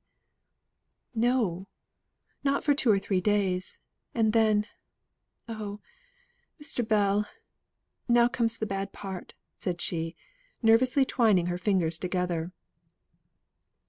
"A police inspector came and taxed me with having been the companion of the young man whose push or blow had occasioned Leonards' death. That was a false accusation, you know. But we had not heard that Fred had sailed; he might still be in London, and liable to be arrested on this false charge, and his identity with the Lieutenant Hale, accused of causing that mutiny, discovered, he might be shot. All this flashed through my mind, and I said it was not me. I was not at the railway station that night. I knew nothing about it. I had no conscience or thought but to save Frederick." "I say it was right. I should have done the same thing. You forgot yourself in thought for another. I hope I should have done the same." "No, you would not. It was wrong, disobedient, faithless. At that very time Fred was safely out of England, and in my blindness I forgot that there was another witness who could testify to my being there." "Who?" "Mr. Thornton. You know he had seen me close to the station. We had bowed to each other." "Well, he would know nothing of this riot about the drunken fellow's death. I suppose the inquiry never came to anything." "No! The proceedings they had begun to talk about on the inquest were stopped. Mr. Thornton did know all about it. He was a magistrate, and he found out that it was not the fall that caused the death, but not before he knew what I had said. Oh, Mr. Bell!" She suddenly covered her face with her hands, as if wishing to hide herself from the presence of the recollection. "Did you have any explanation with him? Did you ever tell him the strong, instinctive motive?" "The instinctive want of faith, and clutching at a sin to keep myself from sinking," she said bitterly. "No! How could I? He knew nothing of Frederick. To put myself to rights in his good opinion, was I to tell him of the secrets of our family, involving, as they seemed to do, the chances of poor Frederick's entire exculpation? Fred's last words had been to enjoin me to keep his visit a secret from all. You see, papa never told, even you. No! I could bear the shame. I thought I could at least. I did bear it. Mr. Thornton has never respected me since." "He respects you, I am sure," said Mr. Bell. "To be sure, it accounts a little for but he always speaks of you with regard and esteem, though now I understand certain reservations in his manner." Margaret did not speak, did not attend to what Mr. Bell went on to say, lost all sense of it. By and by she said: "Will you tell me what you refer to about reservations in his manner of speaking of me?" "Oh! simply, he has annoyed me by not joining in my praises of you. Like an old fool, I thought that every one would have the same opinions as I had, and he evidently could not agree with me. I was puzzled at the time; but he must be perplexed, if the affair has never been in the least explained. There was first your walking out with the young man in the dark." "But it was my brother!" said Margaret, surprised. "True; but how was he to know that?" "I don't know. I never thought of anything of that kind," said Margaret, reddening, and looking hurt and offended. "And perhaps he never would, but for the lie, which, under the circumstances, I maintain was necessary." "It was not. I know it now. I bitterly repent it." There was a long pause of silence. Margaret was the first to speak. "I am not likely ever to see Mr. Thornton again." And there she stopped. "There are many things more unlikely, I should say," replied Mr. Bell. "But I believe I never shall. Still, somehow one does not like to have sunk so low in a friend's opinion, as I have done in his." Her eyes were full of tears, but her voice was steady, and Mr. Bell was not looking at her. "And now that Frederick has given up all hope, and almost all wish of ever clearing himself, and returning to England, it would only be doing myself justice to have all this explained. If you please, and if you can, if there is a good opportunity, don't force an explanation upon him, pray; but if you can, will you tell him the whole circumstances, and tell him also that I gave you leave to do so, because I felt that for papa's sake I should not like to lose his respect, though we may never be likely to meet again." "Certainly. I think he ought to know. I do not like you to rest even under the shadow of an impropriety. He would not know what to think of seeing you alone with the young man." "As for that," said Margaret, rather haughtily, "I hold it is honi soit qui mal y pense; yet I should choose to have it explained, if any natural opportunity for easy explanation occurs. But it is not to clear myself of any suspicion of improper conduct that I wish to have him told. If I thought that he had suspected me, I should not care for his good opinion. No; it is that he may learn how I was tempted, and how I fell into the snare; why I told that falsehood, in short." "Which I don't blame you for. It is no partiality of mine, I assure you." "What other people think of the rightness or wrongness is nothing in comparison to my own deep knowledge, my innate conviction that it was wrong. But we will not talk of it any more, if you please. It is done. My sin is sinned. I have now to put it behind me, and be truthful evermore, if I can." "Very well. If you like to be comfortable and morbid, be so. I always keep my conscience as tight shut up as a jack in the box, for when it jumps into existence it surprises me by its size; so I coax it down again, as the fisherman coaxed the genie. Wonderful, say I, to think that you have been concealed so long, and in so small a compass, that I really did not know of your existence. Pray, sir, instead of growing larger and larger every instant, and bewildering me with your misty outlines, would you once more compress yourself into your former dimensions? And when I've got him down, don't I clap the seal on the vase, and take good care how I open it again, and how I go against Solomon, wisest of men, who can find him there?" But it was no smiling matter to Margaret. She hardly attended to what Mr. Bell was saying. Her thoughts ran upon the idea, before entertained, but which now had assumed the strength of a conviction, that Mr. Thornton no longer held his former good opinion of her, that he was disappointed in her. She did not feel as if any explanation could ever reinstate her; not in his love, for that and any return on her part she had resolved never to dwell upon, and she kept rigidly to her resolution; but in the respect and high regard which she had hoped would have ever made him willing, in the spirit of Gerald Griffin's beautiful lines, "To turn and look back when thou hearest the sound of my name." She kept choking and swallowing all the time that she thought about it. She tried to comfort herself with the idea, that what he imagined her to be did not alter the fact of what she was; but it was a truism, a phantom, and broke down under the weight of her regret. She had 20 questions on the tip of her tongue to ask Mr. Bell, but not one of them did she utter. Mr. Bell thought that she was tired, and sent her early to her room, where she sat long hours by the open window, gazing out on the purple dome above, where the stars arose, and twinkled and disappeared behind the great umbrageous trees, before she went to bed. All night long, too, there burnt a little light on earth, a candle in her old bedroom, which was the nursery with the present inhabitants of the parsonage, until the new one was built. A sense of change, of individual nothingness, of perplexity and disappointment, overpowered Margaret. Nothing had been the same, and this slight, all pervading instability had given her greater pain than if all had been too entirely changed for her to recognise it. "I begin to understand now what heaven must be; and oh! the grandeur and repose of the words, 'The same yesterday, to day, and for ever.' Everlasting! From everlasting to everlasting, thou art God. That sky above me looks as though it could not change, and yet it will.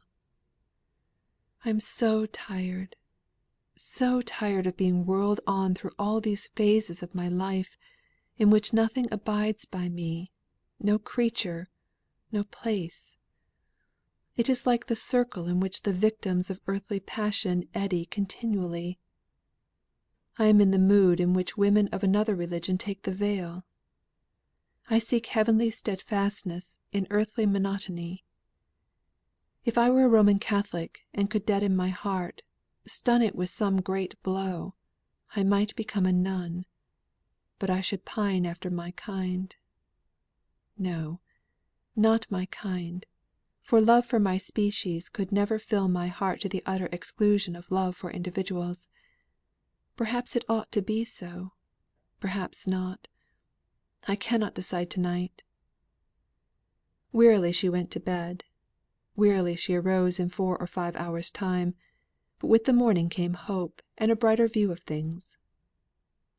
"After all it is right," said she, hearing the voices of children at play while she was dressing.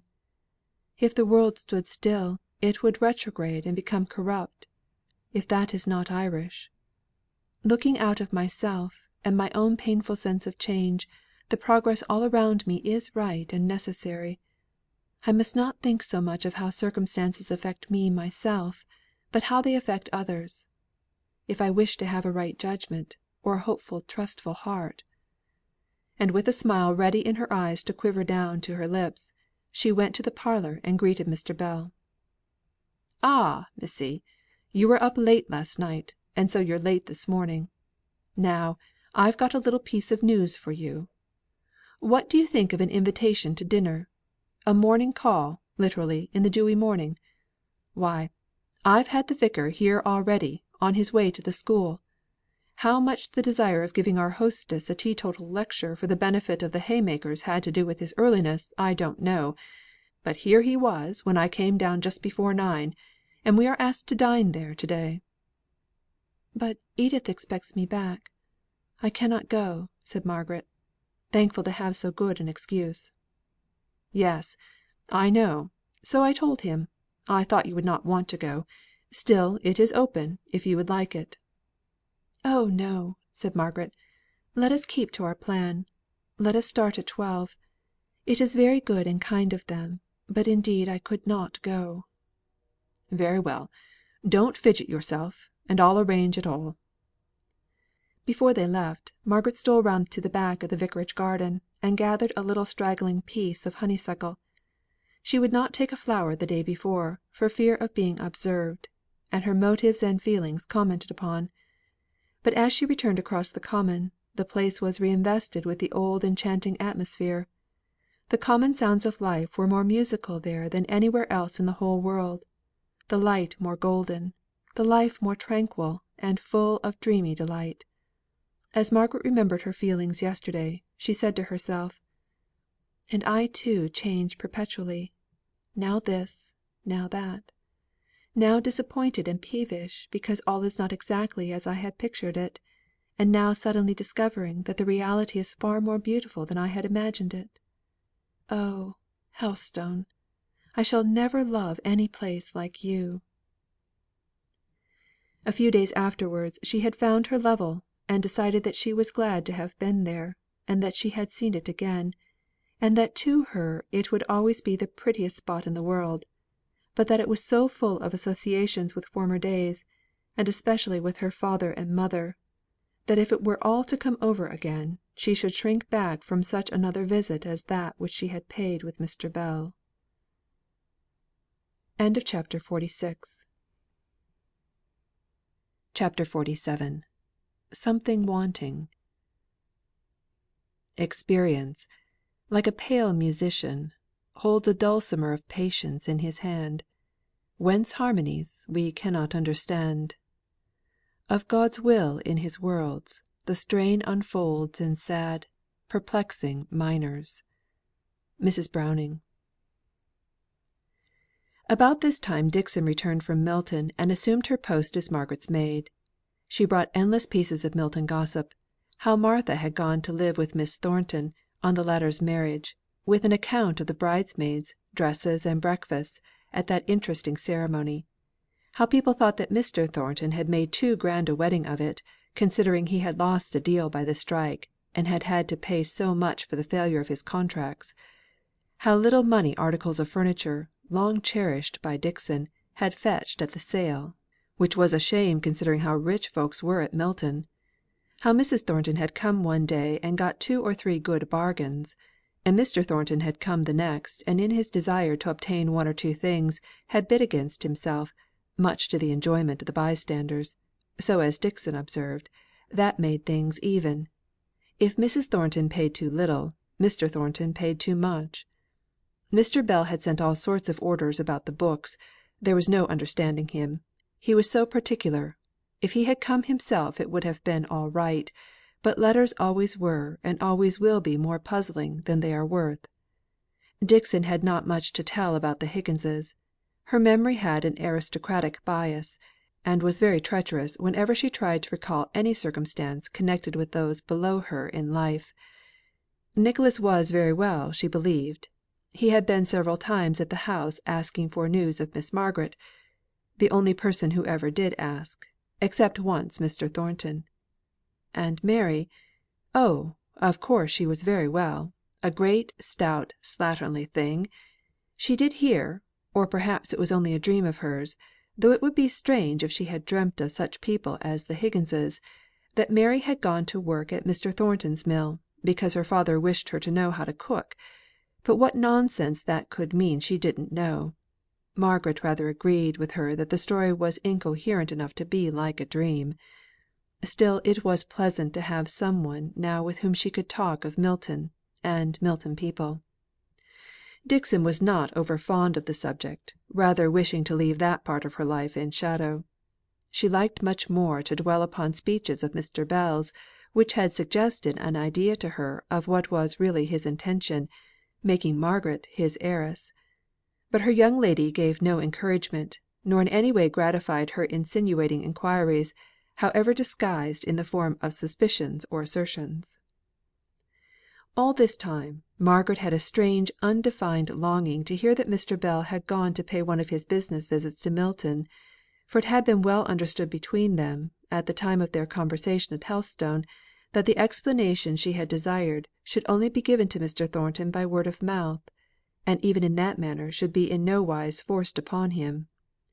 Mr. Bell was no great correspondent, but he wrote from time to time long or short letters, as the humour took him; and although Margaret was not conscious of any definite hope on receiving them, yet she always put away his notes with a little feeling of disappointment. He was not going to Milton; he said nothing about it at any rate. Well, she must be patient. Sooner or later the mists would be cleared away. Mr. Bell's letters were hardly like his usual self; they were short and complaining, with every now and then a little touch of bitterness that was unusual. He did not look forward to the future; he rather seemed to regret the past, and be weary of the present. Margaret fancied that he could not be well; but in answer to some inquiry of hers as to his health, he sent her a short note, saying there was an old fashioned complaint called the spleen; that he was suffering from that, and it was for her to decide if it was more mental or physical; but that he should like to indulge himself in grumbling, without being obliged to send a bulletin every time. In consequence of this note, Margaret made no more inquiries about his health. One day Edith let out accidentally a fragment of a conversation which she had had with Mr. Bell when he was last in London, which possessed Margaret with the idea that he had some notion of taking her to pay a visit to her brother and new sister in law, at Cadiz, in the autumn. She questioned and cross questioned Edith, till the latter was weary, and declared that there was nothing more to remember. All he had said was that he half thought he should go, and hear for himself what Frederick had to say about the mutiny, and that it would be a good opportunity for Margaret to become acquainted with her new sister in law; that he always went somewhere during the long vacation, and did not see why he should not go to Spain as well as anywhere else. That was all. Edith hoped Margaret did not want to leave them, that she was so anxious about all this; and then, having nothing else particular to do, she cried, and said that she knew she cared more for Margaret than Margaret did for her. Margaret comforted her as well as she could; but she could hardly explain to her how this idea of Spain, a mere Château en Espagne as it might be, charmed and delighted her. Edith was in the mood to think that any pleasure enjoyed away from her was a tacit affront, or at best a proof of indifference. So Margaret had to keep her pleasure to herself, and could only let it escape by the safety valve of asking Dixon, when she dressed for dinner, if she would not like to see Master Frederick and his new wife very much indeed. "She's a Papist, miss, isn't she?" "I believe oh, yes, certainly," said Margaret, a little damped for an instant at this recollection. "And they live in a Popish country?" "Yes." "Then I'm afraid I must say that my soul is dearer to me than even Master Frederick, his own dear self. I should be in a perpetual terror, miss, lest I should be converted." "Oh!" said Margaret. "I do not know that I am going; and if I go, I am not such a fine lady as to be unable to travel without you. No, dear old Dixon, you shall have a long holiday, if we go; but I am afraid it is a long if." Now Dixon did not like this speech. In the first place, she did not like Margaret's trick of calling her dear old Dixon, whenever she was particularly demonstrative. She knew that Miss Hale was apt to call all people that she liked old, as a sort of term of endearment; but Dixon always winced away from the application of the word to herself, who, being not much past 50, was, she thought, in the very prime of life. Secondly, she did not like being so easily taken at her word. She had, with all her terror, a lurking curiosity about Spain, the Inquisition, and Popish mysteries. So after clearing her throat, as if to show her willingness to do away with difficulties, she asked Miss Hale, whether she thought, if she took care never to see a priest, or enter into one of their churches, there would be so very much danger of her being converted? Master Frederick, to be sure, had gone over unaccountable. "I fancy that it was love that first predisposed him to conversion," said Margaret, sighing. "Indeed, miss!" said Dixon. "Well, I can preserve myself from priests, and from churches, but love steals in unawares. I think it's as well I should not go." Margaret was afraid of letting her mind run too much upon this Spanish plan; but it took off her thoughts from too impatiently dwelling upon her desire to have all explained to Mr. Thornton. Mr. Bell appeared for the present to be stationary at Oxford, and to have no immediate purpose of going to Milton; and some secret restraint seemed to hang over Margaret, and prevent her from even asking, or alluding again to any probability of such a visit on his part. Nor did she feel at liberty to name what Edith had told her of the idea he had entertained it might be but for 5 minutes of going to Spain. He had never named it at Helstone, during all that sunny day of leisure. It was very probably but the fancy of a moment. But if it were true, what a bright outlet it would be from the monotony of her present life, which was beginning to fall upon her. One of the great pleasures of Margaret's life at this time was in Edith's boy. He was the pride and plaything of both father and mother, as long as he was good; but he had a strong will of his own, and as soon as he burst out into one of his stormy passions, Edith would throw herself back in despair and fatigue, and sigh out, "Oh dear! what shall I do with him? Do, Margaret, please ring the bell for Hanley." But Margaret almost liked him better in these manifestations of character than in his good blue sashed moods. She would carry him off into a room, where they two alone battled it out; she with a firm power which subdued him into peace, while every sudden charm and wile she possessed was exerted on the side of right, until he would rub his little hot and tear smeared face all over hers, kissing and caressing till he often fell asleep in her arms, or on her shoulder. These were Margaret's sweetest moments. They gave her a taste of the feelings that she believed would be denied to her for ever. Mr. Henry Lennox added a new and not disagreeable element to the course of the household life by his frequent presence. Margaret thought him colder, if more brilliant than formerly; but there were strong intellectual tastes, and much and varied knowledge, which gave flavour to the otherwise rather insipid conversation. Margaret saw glimpses in him of a slight contempt for his brother and sister in law, and for their mode of life, which he seemed to consider as frivolous and purposeless. He once or twice spoke to his brother, in Margaret's presence, in a pretty sharp tone of inquiry, as to whether he meant entirely to relinquish his profession; and on Captain Lennox's reply, that he had quite enough to live upon, she had seen Mr. Lennox's curl of the lip, as he said, "And that is all you live for?" But the brothers were much attached to each other, in the way that any two persons are, when the one is cleverer and always leads the other, and this last is patiently content to be led. Mr. Lennox was pushing on in his profession, cultivating, with profound calculation, all those connections that might eventually be of service to him; keen sighted, far seeing, intelligent, sarcastic, and proud. Since the one long conversation relating to Frederick's affairs, which she had with him the first evening in Mr. Bell's presence, she had had no great intercourse with him, further than that which arose out of their close relations with the same household. But this was enough to wear off the shyness on her side, and any symptoms of mortified pride and vanity on his. They met continually, of course, but she thought that he rather avoided being alone with her. She fancied that he, as well as she, perceived that they had drifted strangely apart from their former anchorage, side by side, in many of their opinions, and all their tastes. And yet, when he had spoken unusually well, or with remarkable epigrammatic point, she felt that his eye sought the expression of her countenance first of all, if but for an instant; and that, in the family intercourse which constantly threw them together, her opinion was the one to which he listened with a deference, the more complete because it was reluctantly paid, and concealed as much as possible. CHAPTER XLVIII. Ne'er to be found again.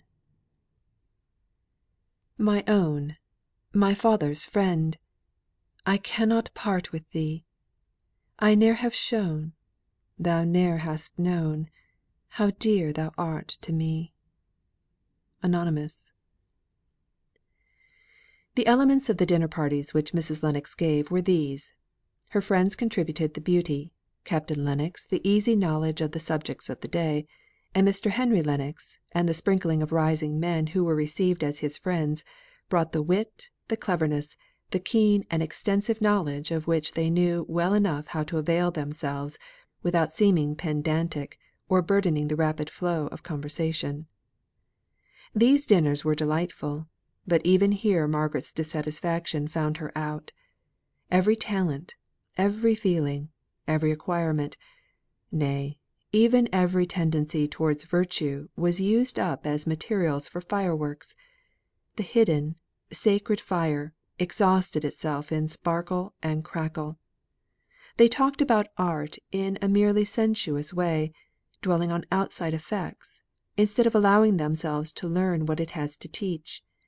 They lashed themselves up into an enthusiasm about high subjects in company, and never thought about them when they were alone. They squandered their capabilities of appreciation into a mere flow of appropriate words.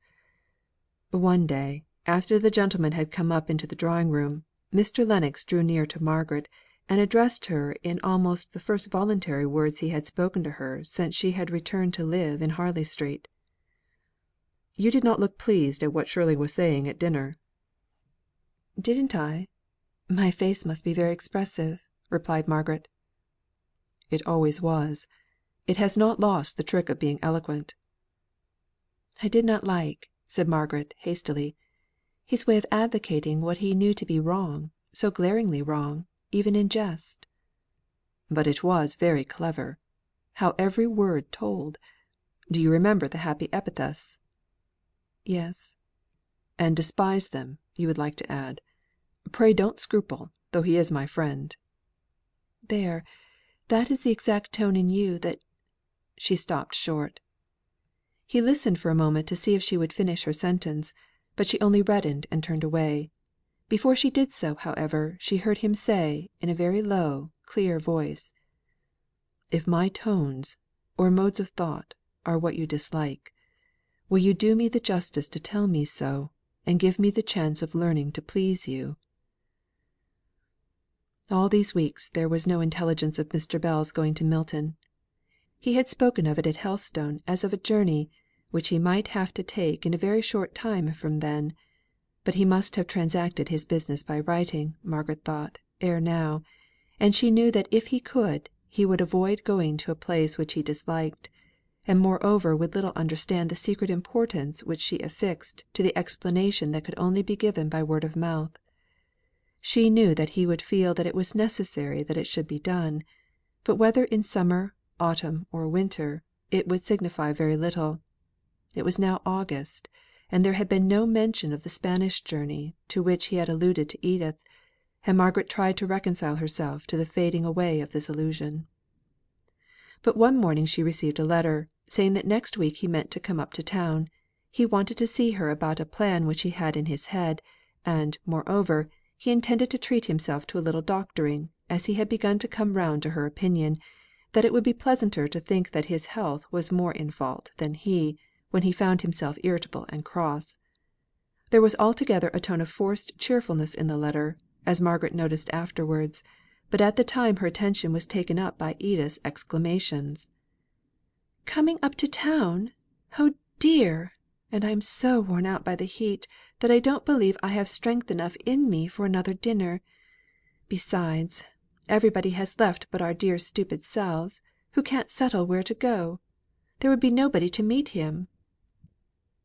"I'm sure he would much rather come and dine with us quite alone, than with the most agreeable strangers you could pick up. Besides, if he is not well, he won't wish for invitations. I am glad he has owned it at last. I was sure he was ill from the whole tone of his letters, and yet he would not answer me when I asked him, and I had no third person to whom I could apply for news."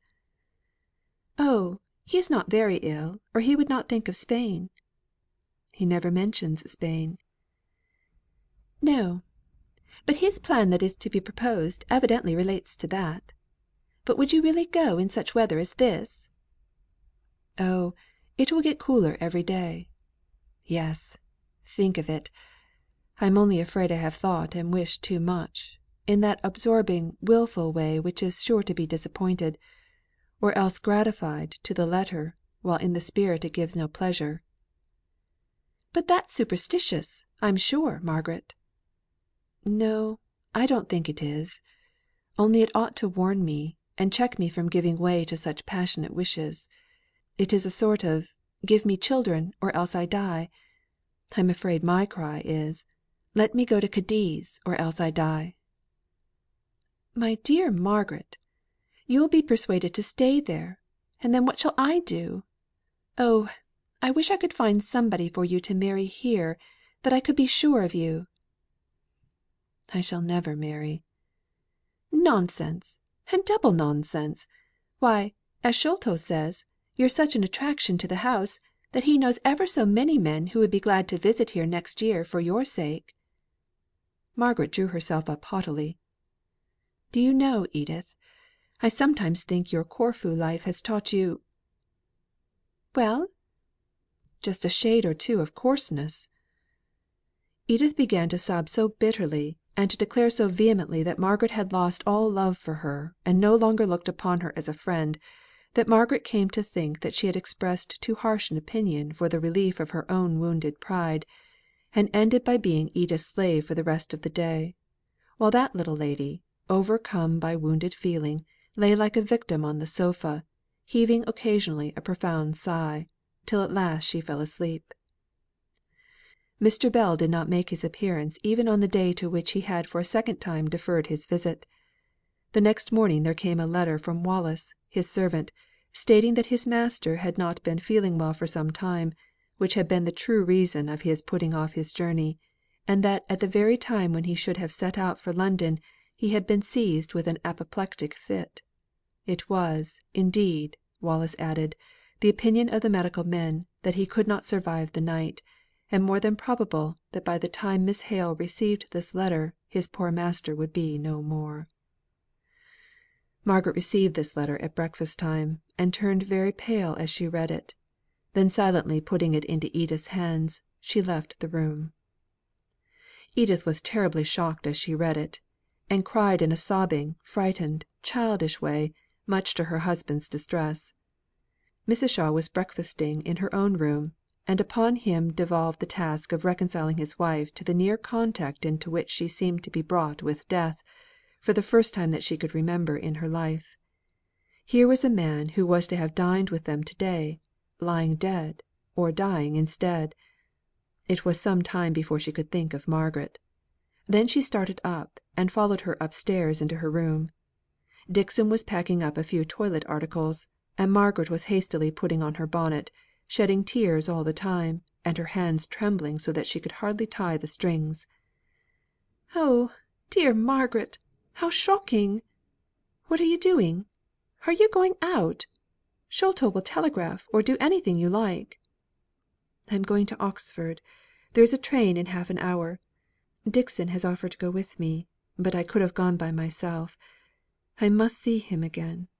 Besides, he may be better, and want some care. He has been like a father to me. Don't stop me, Edith."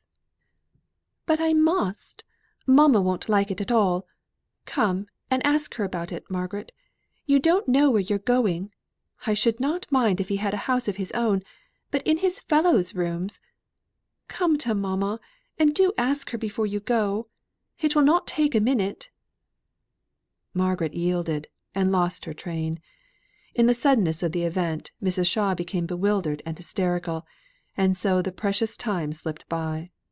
But there was another train in a couple of hours, and after various discussions on propriety and impropriety, it was decided that Captain Lennox should accompany Margaret, as the one thing to which she was constant was her resolution to go, alone or otherwise, by the next train, whatever might be said of the propriety or impropriety of the step. Her father's friend, her own friend, was lying at the point of death, and the thought of this came upon her with such vividness, that she was surprised herself at the firmness with which she asserted something of her right to independence of action; and 5 minutes before the time for starting, she found herself sitting in a railway carriage opposite to Captain Lennox. It was always a comfort to her to think that she had gone, though it was only to hear that he had died in the night. She saw the rooms that he had occupied, and associated them for ever after most fondly in her memory with the idea of her father, and his one cherished and faithful friend.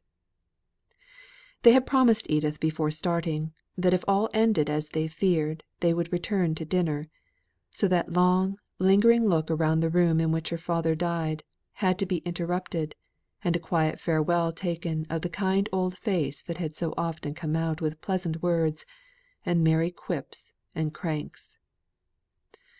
Captain Lennox fell asleep on their journey home, and Margaret could cry at leisure, and bethink her of this fatal year, and all the woes it had brought to her. No sooner was she fully aware of one loss than another came, not to supersede her grief for the one before, but to reopen wounds and feelings scarcely healed. But at the sound of the tender voices of her aunt and Edith, of merry little Sholto's glee at her arrival, and at the sight of the well lighted rooms, with their mistress pretty in her paleness and her eager sorrowful interest, Margaret roused herself from her heavy trance of almost superstitious hopelessness, and began to feel that even around her joy and gladness might gather. She had Edith's place on the sofa. Sholto was taught to carry Aunt Margaret's cup of tea very carefully to her, and by the time she went up to dress, she could thank God for having spared her dear old friend a long or a painful illness. But when night came, solemn night, and all the house was quiet, Margaret still sat watching the beauty of a London sky at such an hour, on such a summer evening. The faint pink reflection of earthly lights on the soft clouds that float tranquilly into the white moonlight, out of the warm glow which lies motionless around the horizon. Margaret's room had been the day nursery of her childhood, just when it merged into girlhood, and when the feelings and conscience had been first awakened into full activity. On some such night as this, she remembered promising to herself to live as brave and noble a life as any heroine she ever read or heard of in a romance; a life sans peur et sans reproche. It had seemed to her then that she had only to will, and such a life would be accomplished. And now she had learnt that not only to will, but also to pray, was a necessary condition in the truly heroic. Trusting to herself, she had fallen. It was a just consequence of her sin, that all excuses for it, all temptation to it, should remain for ever unknown to the person in whose opinion it had sunk her the lowest. She stood face to face at last with her sin. She knew it for what it was. Mr. Bell's kindly sophistry that nearly all men were guilty of equivocal actions, and that the motive ennobled the evil, had never had much real weight with her. Her own first thought of how, if she had known all, she might have fearlessly told the truth, seemed low and poor. Nay, even now, her anxiety to have her character for truth partially excused in Mr. Thornton's eyes, as Mr. Bell had promised to do, was a very small and petty consideration, now that she was afresh taught by death what life should be. If all the world spoke, acted, or kept silence with intent to deceive; if dearest interests were at stake, and dearest lives in peril; If no one should ever know of her truth or her falsehood to measure out their honour or contempt for her by, straight alone where she stood, in the presence of God, she prayed that she might have strength to speak and act the truth for evermore. CHAPTER 49. Breathing Tranquillity. And down the sunny beach she passes slowly, with many doubtful pauses by the way. Grief hath an influence so hushed and holy. Hood. "Is not Margaret the heiress?" whispered Edith to her husband, as they were in their room alone at night after the sad journey to Oxford. She had pulled his tall head down, and stood upon tiptoe, and implored him not to be shocked, before she had ventured to ask this question. Captain Lennox was, however, quite in the dark. If he had ever heard, he had forgotten. It could not be much that a fellow of a small college had to leave; but he had never wanted her to pay for her board, and £250 a year was something ridiculous, considering that she did not take wine. Edith came down upon her feet a little bit sadder, with a romance blown to pieces. A week afterwards, she came prancing towards her husband, and made him a low curtsey. "I am right, and you are wrong, most noble Captain. Margaret has had a lawyer's letter, and she is residuary legatee, the legacies being about £2,000, and the remainder about 40,000, at the present value of property in Milton." "Indeed! And how does she take her good fortune?" "Oh, it seems she knew she was to have it all along, only she had no idea it was so much. She looks very white and pale, and says she's afraid of it; but that's nonsense, you know, and will soon go off. I left mamma pouring congratulations down her throat, and stole away to tell you." It seemed to be supposed, by general consent, that the most natural thing was to consider Mr. Lennox henceforward as Margaret's legal adviser. She was so entirely ignorant of all forms of business, that in nearly everything she had to refer to him. He chose out her attorney; he came to her with papers to be signed. He was never so happy as when teaching her of what all these mysteries of the law were the signs and types. "Henry," said Edith one day, archly, "do you know what I hope and expect all these long conversations with Margaret will end in?" "No, I don't," said he, reddening. "And I desire you not to tell me." "Oh, very well. Then I need not tell Sholto not to ask Mr. Montagu so often to the house." "Just as you choose," said he with forced coolness. "What you are thinking of may, or may not, happen; but this time, before I commit myself, I will see my ground clear. Ask whom you choose. It may not be very civil, Edith; but if you meddle in it, you will mar it. She has been very farouche with me for a long time, and is only just beginning to thaw a little from her Zenobia ways. She has the making of a Cleopatra in her, if only she were a little more pagan." "For my part," said Edith a little maliciously, "I am very glad she is a Christian. I know so very few." There was no Spain for Margaret that autumn, although to the last she hoped that some fortunate occasion would call Frederick to Paris, whither she could easily have met him with a convoy. Instead of Cadiz, she had to content herself with Cromer. To that place her aunt Shaw and the Lennoxes were bound. They had all along wished her to accompany them, and, consequently, with their characters, they made but lazy efforts to forward her own separate wish. Perhaps Cromer was, in one sense of the expression, the best for her. She needed bodily strengthening and bracing as well as rest. Among other hopes that had vanished was the hope, the trust she had had, that Mr. Bell would have given Mr. Thornton the simple facts of the family circumstances which had preceded the unfortunate accident that led to Leonards' death. Whatever opinion, however changed it might be from what Mr. Thornton had once entertained, she had wished it to be based upon a true understanding of what she had done, and why she had done it. It would have been a pleasure to her, It would have given her rest on a point on which she should now all her life be restless, unless she could resolve not to think upon it. It was now so long after the time of these occurrences, that there was no possible way of explaining them, save the one which she had lost by Mr. Bell's death. She must just submit, like many another, to be misunderstood.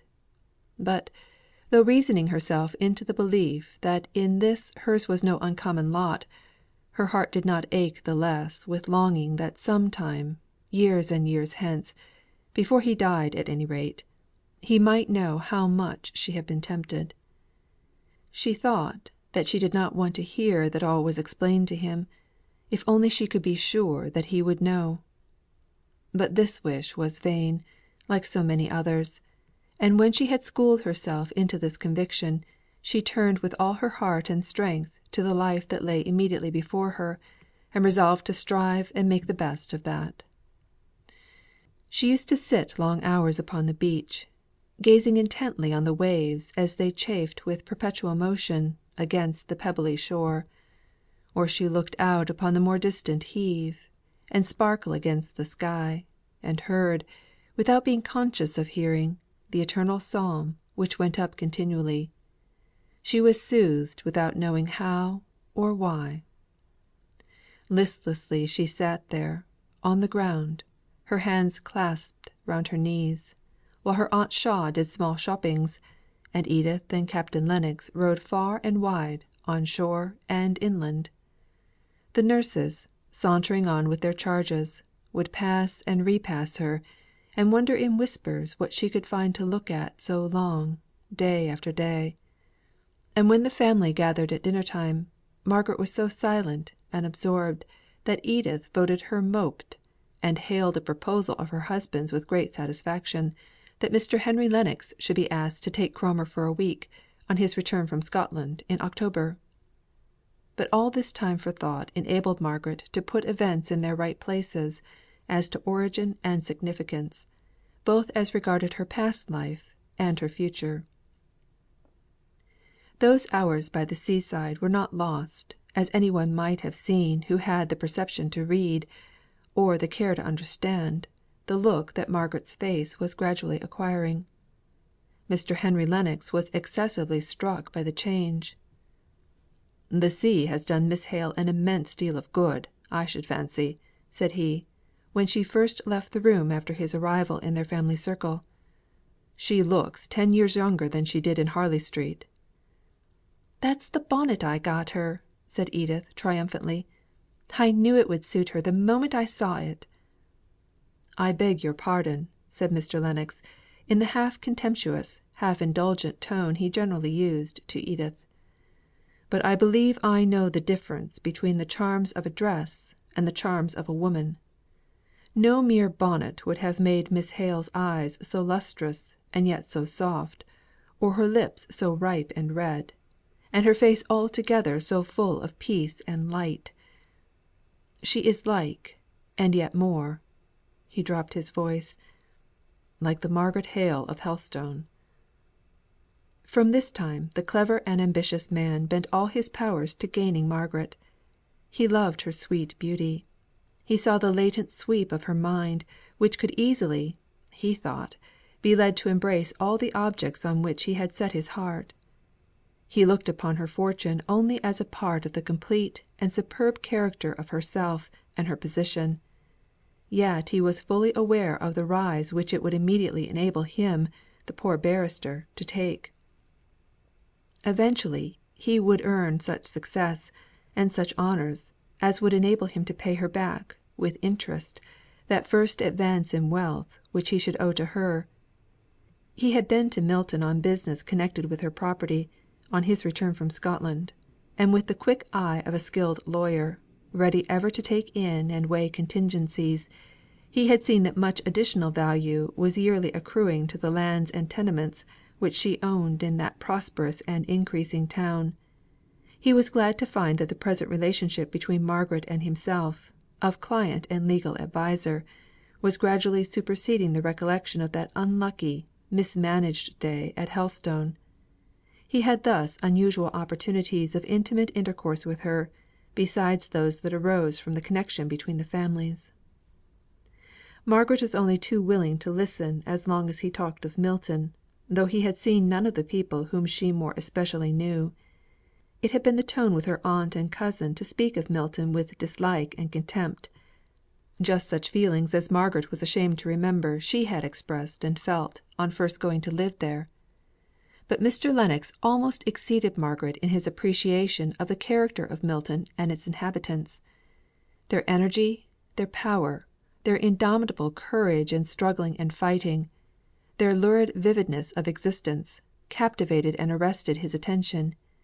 He was never tired of talking about them, and had never perceived how selfish and material were too many of the ends they proposed to themselves as the result of all their mighty, untiring endeavour, till Margaret, even in the midst of her gratification, had the candour to point this out, as the tainting sin in so much that was noble and to be admired. Still, when other subjects palled upon her, and she gave but short answers to many questions, Henry Lennox found out that an inquiry as to some dark sure particularity of character called back the light into her eye, the glow into her cheek. When they returned to town, Margaret fulfilled one of her sea side resolves, and took her life into her own hands. Before they went to Cromer, she had been as docile to her aunt's laws as if she were still the scared little stranger who cried herself to sleep that first night in the Harley Street nursery.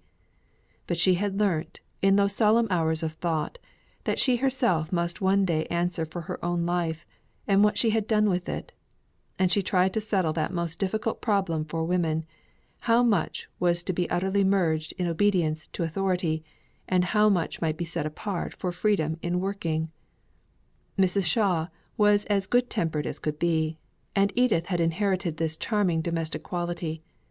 Margaret herself had probably the worst temper of the three, for her quick perceptions and over lively imagination made her hasty, and her early isolation from sympathy had made her proud; but she had an indescribable childlike sweetness of heart, which made her manners, even in her rarely wilful moods, irresistible of old; and now, chastened even by what the world called her good fortune, she charmed her reluctant aunt into acquiescence with her will.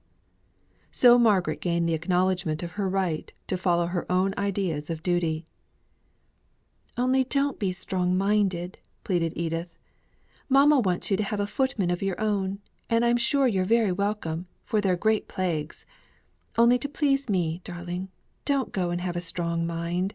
It's the only thing I ask. Footman or no footman, don't be strong minded." "Don't be afraid, Edith. I'll faint on your hands at the servants' dinner time, the very first opportunity; and then, what with Sholto playing with the fire, and the baby crying, you'll begin to wish for a strong minded woman, equal to any emergency." "And you'll not grow too good to joke and be merry?" "Not I. I shall be merrier than I ever have been, now I have got my own way." "And you'll not go a figure, but let me buy your dresses for you?" "Indeed, I mean to buy them for myself. You shall come with me if you like; but no one can please me but myself." "Oh! I was afraid you'd dress in brown and dust colour, not to show the dirt you'll pick up in all those places. I'm glad you're going to keep one or two vanities, just by way of specimens of the old Adam." "I'm going to be just the same, Edith, if you and my aunt could but fancy so. Only as I have neither husband nor child to give me natural duties, I must make myself some, in addition to ordering my gowns." In the family conclave, which was made up of Edith, her mother, and her husband, it was decided that perhaps all these plans of hers would only secure her the more for Henry Lennox. They kept her out of the way of other friends who might have eligible sons or brothers; and it was also agreed that she never seemed to take much pleasure in the society of any one but Henry out of their own family. The other admirers, attracted by her appearance or the reputation of her fortune, were swept away, by her unconscious smiling disdain, into the paths frequented by other beauties less fastidious, or other heiresses with a larger amount of gold. Henry and she grew slowly into closer intimacy; but neither he nor she were people to brook the slightest notice of their proceedings. CHAPTER XL. Changes at Milton. Here we go up, up, up, and here we go down, down, down, Nursery Song. Meanwhile, at Milton the chimneys smoked, the ceaseless roar and mighty beat and dizzying whirl of machinery struggled and strove perpetually. Senseless and purposeless were wood and iron and steam in their endless labours, but the persistence of their monotonous work was rivalled in tireless endurance by the strong crowds, who, with sense and with purpose, were busy and restless in seeking after what? In the streets there were few loiterers, none walking for mere pleasure; every man's face was set in lines of eagerness or anxiety; news was sought for with fierce avidity; and men jostled each other aside in the mart and in the Exchange, as they did in life, in the deep selfishness of competition. There was gloom over the town. Few came to buy, and those who did were looked at suspiciously by the sellers; for credit was insecure, and the most stable might have their fortunes affected by the sweep in the great neighbouring port among the shipping houses. Hitherto there had been no failures in Milton, but, from the immense speculations that had come to light in making a bad end in America, and yet nearer home, it was known that some Milton houses of business must suffer so severely that every day men's faces asked, if their tongues did not, "What news? Who is gone? How will it affect me?" And if two or three spoke together, they dwelt rather on the names of those who were safe, than dared to hint at those likely, in their opinion, to go; for idle breath may, at such times, cause the downfall of some who might otherwise weather the storm; and one going down drags many after. Thornton is safe, they say. His business is large, extending every year; but such a head as he has, and so prudent with all his daring! Then one man draws another aside, and walks a little apart, and, with head inclined into his neighbour's ear, he says, "Thornton's business is large, but he has spent his profits in extending it; he has no capital laid by. His machinery is new within these 2 years, and has cost him we won't say what. A word to the wise." But that Mr. Harrison was a croaker, a man who had succeeded to his father's trade made fortune, when he had feared to lose by altering his mode of business to any having a larger scope; yet he grudged every penny made by others more daring and far sighted. But the truth was, Mr. Thornton was hard pressed. He felt it acutely in his vulnerable point, his pride in the commercial character which he had established for himself. Architect of his own fortunes, he attributed this to no special merit or qualities of his own, but to the power, which he believed that commerce gave to every brave, honest, and persevering man, to raise himself to a level from which he might see and read the great games of worldly success, and honestly, by such far sightedness, command more power and influence than in any other mode of life. Far away, in the East and in the West, where his person would never be known, his name was to be regarded, and his wishes to be fulfilled, and his word pass like gold. That was the idea of merchant life with which Mr. Thornton had started. "Her merchants be like princes," said his mother, reading the text aloud, as if it were a trumpet call to invite her boy to the struggle. He was but like many others, men, women, and children, alive to distant and dead to near things. He sought to possess the influence of a name in foreign countries and far away seas, to become the head of a firm that should be known for generations; and it had taken him long silent years to come even to a glimmering of what he might be now, to day, here in his own town, his own factory, among his own people. He and they had led parallel lives, very close, but never touching, till the accident, or so it seemed, of his acquaintance with Higgins. Once brought face to face, man to man, with an individual of the masses around him, and take notice out of the character of master and workman, in the first instance they had begun to recognize that we have all of us one human heart. It was the fine point of the wedge; and until now, when the apprehension of losing his connection with 2 or 3 of the workmen whom he had so lately begun to know as men, of having a plan or two, which were experiments lying very close to his heart, roughly nipped off without trial, gave a new poignancy to the subtle fear that came over him from time to time.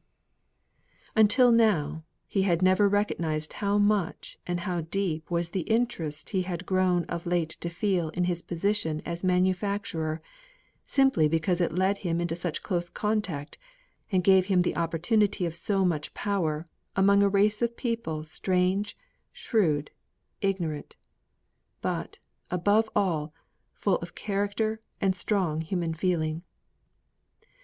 He reviewed his position as a Milton manufacturer.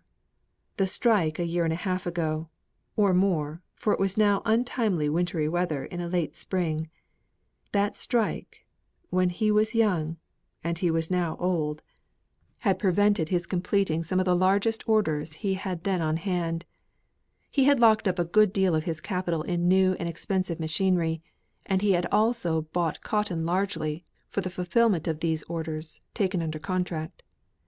That he had not been able to complete them, was owing in some degree to the utter want of skill on the part of the Irish hands whom he had imported. Much of their work was damaged and unfit to be sent forth by a house which prided itself on turning out nothing but first rate articles. For many months, the embarrassment caused by the strike had been an obstacle in Mr. Thornton's way; and often, when his eye fell on Higgins, he could have spoken angrily to him without any present cause, just from feeling how serious was the injury that had arisen from this affair in which he was implicated. But when he became conscious of this sudden, quick resentment, he resolved to curb it. It would not satisfy him to avoid Higgins; he must convince himself that he was master over his own anger, by being particularly careful to allow Higgins access to him, whenever the strict rules of business, or Mr. Thornton's leisure, permitted. And by, he lost all sense of resentment in wonder how it was, or could be, that 2 men like himself and Higgins, living by the same trade, working in their different ways at the same object, could look upon each other's position and duties in so strangely different a way. And thence arose that intercourse, which, though it might not have the effect of preventing all future clash of opinion and action, when the occasion arose, would, at any rate, enable both master and man to look upon each other with far more charity and sympathy, and bear with each other more patiently and kindly. Besides this improvement of feeling, both Mr. Thornton and his workmen found out their ignorance as to positive matters of fact, known heretofore to one side, but not to the other. But now had come one of those periods of bad trade, when the market falling brought down the value of all large stocks. Mr. Thornton's fell to nearly half. No orders were coming in, so he lost the interest of the capital he had locked up in machinery. Indeed, it was difficult to get payment for the orders completed; yet there was the constant drain of expenses for working the business. Then the bills became due for the cotton he had purchased, and money being scarce, he could only borrow at exorbitant interest, and yet could not realise any of his property. But he did not despair. He exerted himself day and night to foresee and to provide for all emergencies. He was as calm and gentle to the women in his home as ever.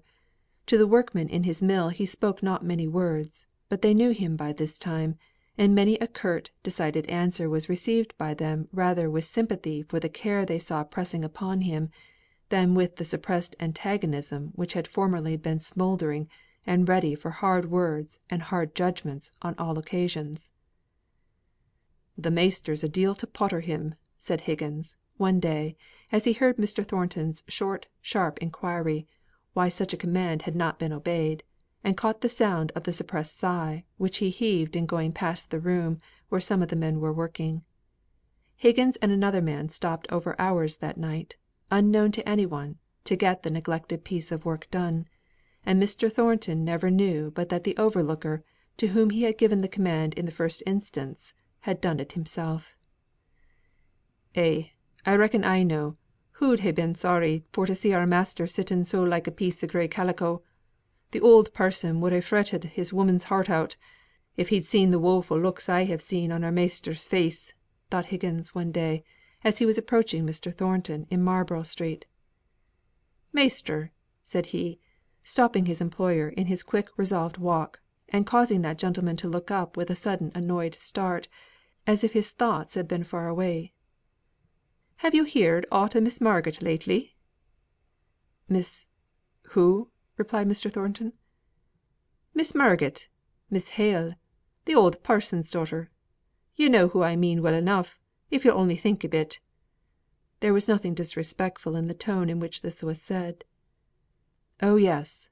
And suddenly the wintry frost bound look of care had left Mr. Thornton's face, as if some soft summer gale had blown all anxiety away from his mind; and though his mouth was much compressed as before, his eyes smiled out benignly on his questioner. "She's my landlord now, you know, Higgins. I hear of her through her agent here, every now and then. She's well and among friends." "Thank you, Higgins." That "thank you" that lingered after the other words, and yet came with so much warmth of feeling, let in a new light to the acute Higgins. It might be but a will o' the wisp, but he thought he would follow it, and ascertain whither it would lead him. "And she's not getting married, measter?" "Not yet." The face was cloudy once more. "There's some talk of it, as I understand, with a connection of the family." "Then she'll not be for coming to Milton again, I reckon?" "No." "Stop a minute, measter." Then going up confidentially close, he said, "Is the young gentleman cleared?" He enforced the depth of his intelligence by a wink of the eye, which only made things more mysterious to Mr. Thornton. "The young gentleman I mean Measter Frederick they called him her brother as was over here, yo' known." "Over here?" "Ay, to be sure, at the missis's death. You'll no be feared o' my telling, for Mary and me, we knowed it all along, only we held our peace, for we got it through Mary working in the house." "And he was over? It was her brother?" "Sure enough; and I reckon yo' knowed it, or I'd never ha' let on. Yo' knowed she had a brother?" "Yes, I know all about him. And he was over at Mrs. Hale's death?" "Nay, I'm not going for to tell more. I've maybe getten them into mischief already, for they kept it very close. I nobbut wanted to know if they'd getten him cleared." "Not that I know of. I know nothing. I only hear of Miss Hale, now, as my landlord, and through her lawyer." He broke off from Higgins to follow the business on which he had been bent when the latter first accosted him, leaving Higgins baffled in his endeavour. "It was her brother," said Mr. Thornton to himself. "I am glad.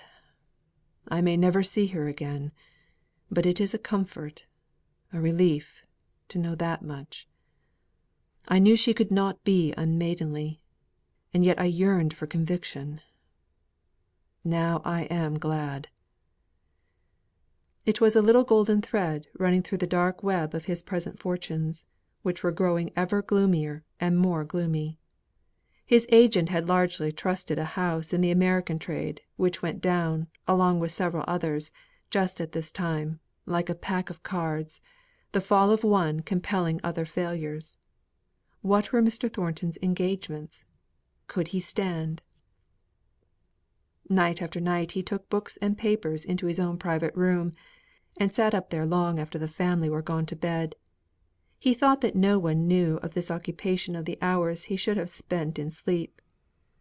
One morning, when daylight was stealing in through the crevices of his shutters, and he had never been to bed, and, in hopeless indifference of mind, was thinking that he could do without the hour or two of rest, which was all that he should be able to take before the stir of daily labour began again, the door of his room opened, and his mother stood there, dressed as she had been the day before.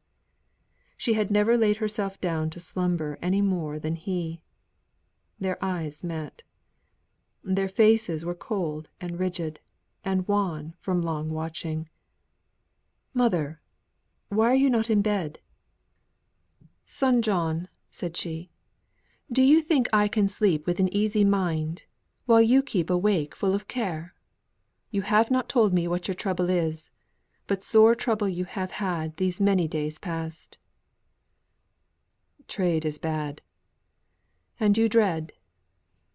"I dread nothing," replied he, drawing up his head and holding it erect. "I know now that no man will suffer by me. That was my anxiety." "But how do you stand? Shall you will it be a failure?" her steady voice trembling in an unwonted manner. "Not a failure. I must give up business, but I pay all men. I might redeem myself.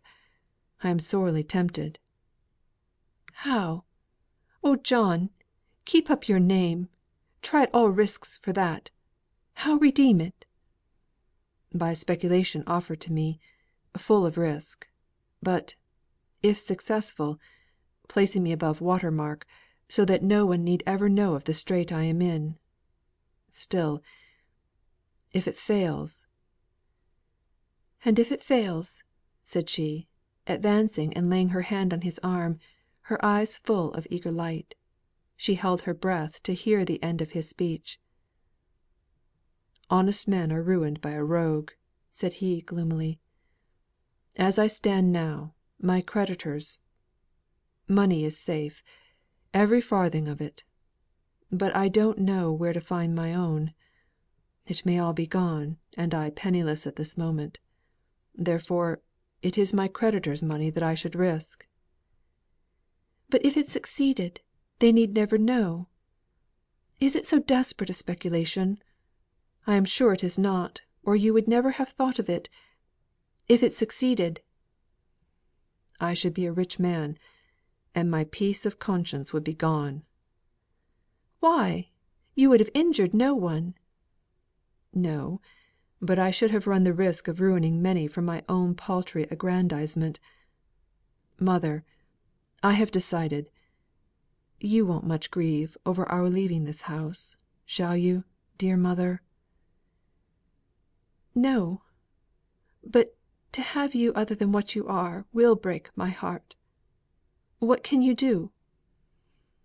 "Be always the same John Thornton, in whatever circumstances; endeavouring to do right and making great blunders, and then trying to be brave in setting to afresh. But it is hard, mother. I have so worked and planned. I have discovered new powers in my situation too late, and now all is over. I am too old to begin again with the same heart. It is hard, mother." He turned away from her, and covered his face with his hands. "I can't think," said she, with gloomy defiance in her tone, "how it comes about. Here is my boy, good son, just man, tender heart, and he fails in all he sets his mind upon. He finds a woman to love, and she cares no more for his affection than if he had been any common man. He labours, and his labour comes to nought. Other people prosper and grow rich, and hold their paltry names high and dry above shame." "Shame never touched me," said he, in a low voice. But she went on: "I sometimes have wondered where justice was gone to; and now I don't believe there is such a thing in the world. Now you are come to this you, my own John Thornton, though you and I must be beggars together. My own dear son!" She fell upon his neck and kissed him through her tears. "Mother," said he, holding her gently in his arms, "who has sent me my lot in life, of both good and evil?" She shook her head. She would have nothing to do with religion just then. "Mother," he went on, seeing that she would not speak, "I, too, have been rebellious, but I am striving to be so no longer. help me, as you helped me when I was a child. Then you said many good words, when my father died, and we were sometimes sorely short of comforts, which we shall never be now. You said brave, noble, trustful words then, mother, which I have never forgotten, though they may have lain dormant. Speak to me again in the old way, mother. Do not let us have to think that the world has too much hardened our hearts. If you would say the old good words, it would make me feel something of the pious simplicity of my childhood. I say them to myself, but they would come differently from you, remembering all the cares and trials you have had to bear." "I have had many," said she, sobbing, "but none so sore as this. To see you cast down from your rightful place! I could say it for myself, John, but not for you. Not for you! God has seen fit to be very hard on you very." She shook with the sobs that come so convulsively when an old person weeps. The silence around her struck her at last. She quieted herself to listen. No sound. She looked. Her son sat by the table, his arms thrown half across it, his face bent downwards. "Oh, John!" said she, and she lifted his face up. Such a strange, pallid look of gloom was on it, that for a moment it struck her that this look was the forerunner of death. But as the rigidity melted out of the countenance, and the natural colour returned, she saw that he was himself once again.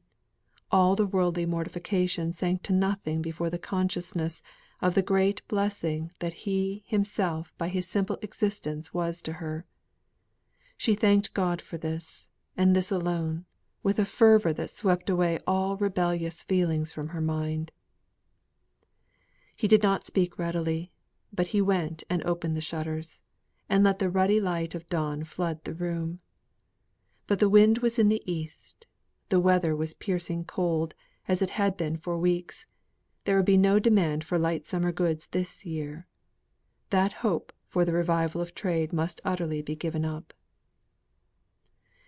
It was a great comfort to have had this conversation with his mother, and to feel sure that, however they might henceforward keep silence on all these anxieties, they yet understood each other's feelings, and were, if not in harmony, at least not in discord with each other, in their way of viewing them. Fanny's husband was vexed at Thornton's refusal to take any share in the speculation which he had offered to him, and withdrew from any possibility of being supposed able to assist him with the ready money which indeed the speculator needed for his own venture. There was nothing for it at last, but that which Mr. Thornton had dreaded for many weeks. He had to give up the business in which he had been so long engaged with so much honour and success, and look out for a subordinate situation. Marlborough Mills and the adjacent dwelling were held under a long lease. They must, if possible, be relet. There was an immediate choice of situations offered to Mr. Thornton. Mr. Hamper would have been only too glad to have secured him as a steady and experienced partner for his son, whom he was setting up with a large capital in a neighbouring town. But the young man was half educated as regarded information, and wholly uneducated as regarded any other responsibility than that of getting money, and brutalised both as to his pleasures and his pains. Mr. Thornton declined having any share in a partnership which would frustrate what few plans he had that survived the wreck of his fortunes. He would sooner consent to be only a manager where he could have a certain degree of power beyond the mere money getting part, than to have to fall in with the tyrannical humours of a moneyed partner with whom he felt sure that he should quarrel in a few months. So he waited, and stood on one side with profound humility, as the news swept through the Exchange of the enormous fortune which his brother in law had made by his daring speculation. It was a 9 days' wonder. Success brought with it its worldly consequence of extreme admiration. No one was considered so wise and far seeing as Mr. Watson. CHAPTER 51. MEETING AGAIN. Bear up, brave heart, we will be calm and strong. Sure we can master eyes, or cheek, or tongue, nor let the smallest tell tale sign appear She ever was, and is, and will be dear. Rhyming play. It was a hot summer's evening. Edith came into Margaret's bedroom, the first time in her habit, the second ready dressed for dinner. No one was there at first. The next time Edith found Dixon laying out Margaret's dress on the bed, but no Margaret. Edith remained to fidget about. "Oh, Dixon! Not those horrid blue flowers to that dead gold coloured gown! What taste! Wait a minute, I will bring you some pomegranate blossoms." "It's not a dead gold colour, ma'am. It's a straw colour, and blue always goes with straw colour." But Edith had brought the brilliant scarlet flowers before Dixon had got half through her remonstrance. "Where's Miss Hale?" asked Edith, as soon as she had tried the effect of the garniture. "I can't think," she went on pettishly, "how my aunt allowed her to get into such rambling habits in Milton. I'm sure I'm always expecting to hear of her having met with something horrible among all those wretched places she pokes herself into. I should never dare to go down some of those streets without a servant. They're not fit for ladies." Dixon was still huffed about her despised taste, so she replied, rather shortly, "It's no wonder to my mind, when I hear ladies talk such a deal about being ladies, and when they're such fearful, delicate, dainty ladies too. I say it's no wonder to me that there are no longer any saints on earth." "Oh, Margaret, here you are! I have been so wanting you. But how your cheeks are flushed with the heat, poor child! Only think what that tiresome Henry has done. Really, he exceeds brother in law's limits. Just when my party was made up so beautifully, fitted in so precisely for Mr. Colthurst, there has Henry come, with an apology it is true, and making use of your name for an excuse, and asked me if he might bring that Mr. Thornton of Milton, your tenant, you know, who is in London about some law business. It will spoil my number quite." "I don't mind dinner. I don't want any," said Margaret, in a low voice. "Dixon can bring me a cup of tea here, and I will be in the drawing room by the time you come up. I shall really be glad to lie down." "No, no, that will never do. You do look wretchedly white, to be sure, but that is just the heat, and we can't do without you possibly. Those flowers a little lower, Dixon. They look glorious flames, Margaret, in your black hair. You know we planned you to talk about Milton to Mr. Colthurst. Oh, to be sure, and this man comes from Milton. I believe it will be capital after all.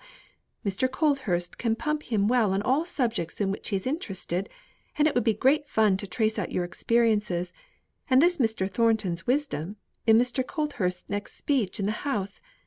Really, I think it is a happy hit of Henry's. I asked him if he was a man one would be ashamed of, and he replied, 'Not if you've any sense in you, my little sister.' So I suppose he is able to sound his H's, which is not a common Darkshire accomplishment, Margaret?" "Mr. Lennox did not say why Mr. Thornton was come up to town. Was it law business connected with the property?" asked Margaret, in a constrained voice. "Oh, he's failed, or something of the kind, that Henry told you of that day you had such a headache. What was it? There, that's capital, Dixon. Miss Hale does us credit, does she not? I wish I were as tall as a queen, and as brown as a gipsy, Margaret." "But about Mr. Thornton?" "Oh, I really have such a terrible head for law business. Henry will like nothing better than to tell you all about it. I know the impression he made upon me was, that Mr. Thornton is very badly off, and a very respectable man, and that I'm to be very civil to him, and as I do not know how, I came to ask you to help me. And now come down with me, and rest on the sofa for a quarter of an hour." The privileged brother in law came early, and Margaret, reddening as she spoke, began to ask him the questions she wanted to hear answered about Mr. Thornton. "He came up about this subletting the property, Marlborough Mills, and the house and premises adjoining, I mean. He is unable to keep it on, and there are deeds and leases to be looked over, and agreements to be drawn up. I hope Edith will receive him properly, but she was rather put out, as I could see, by the liberty I had taken in begging for an invitation for him.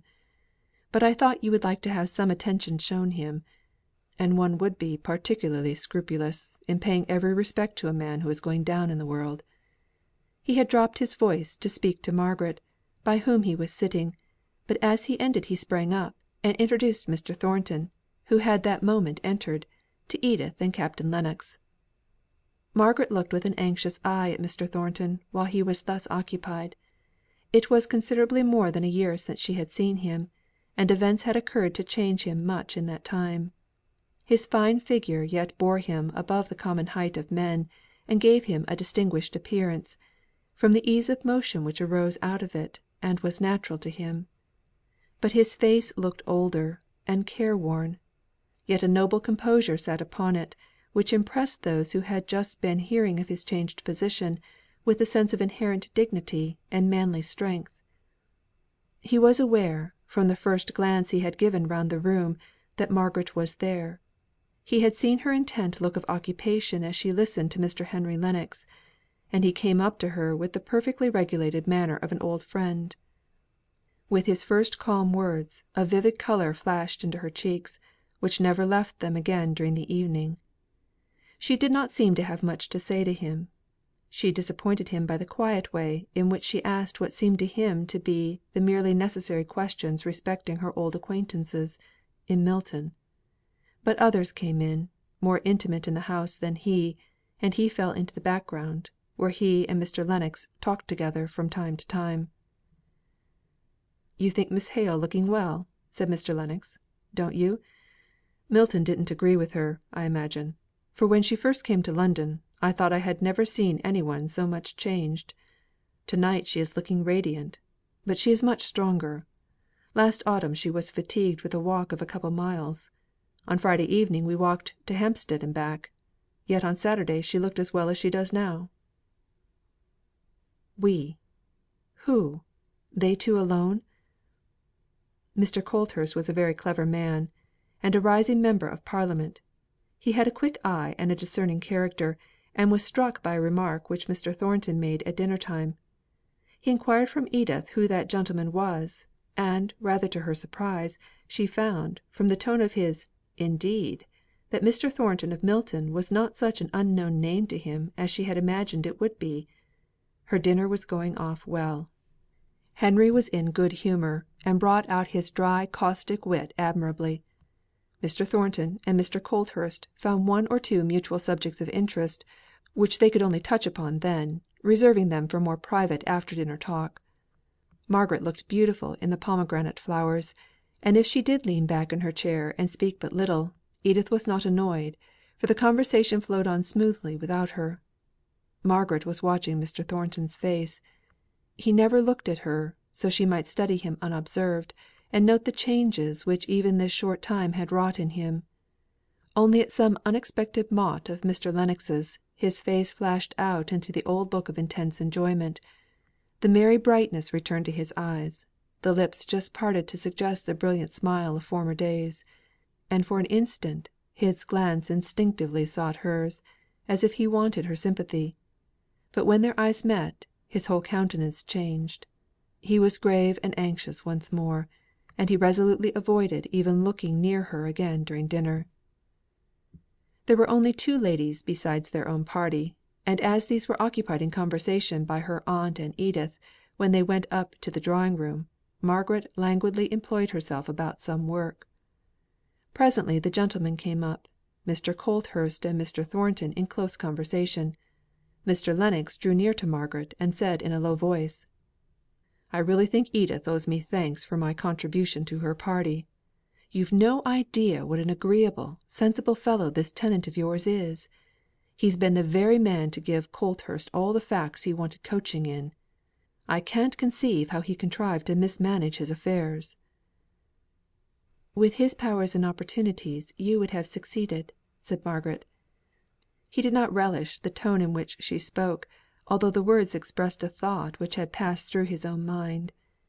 As he was silent, they caught a swell in the sound of conversation going on near the fire place between Mr. Colthurst and Mr. Thornton.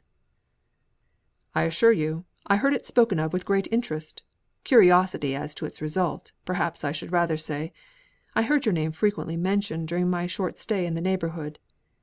Then they lost some words, and when next they could hear Mr. Thornton was speaking. "I have not the elements for popularity. If they spoke of me in that way, they were mistaken. I fall slowly into new projects, and I find it difficult to let myself be known, even by those whom I desire to know, and with whom I would fain have no reserve.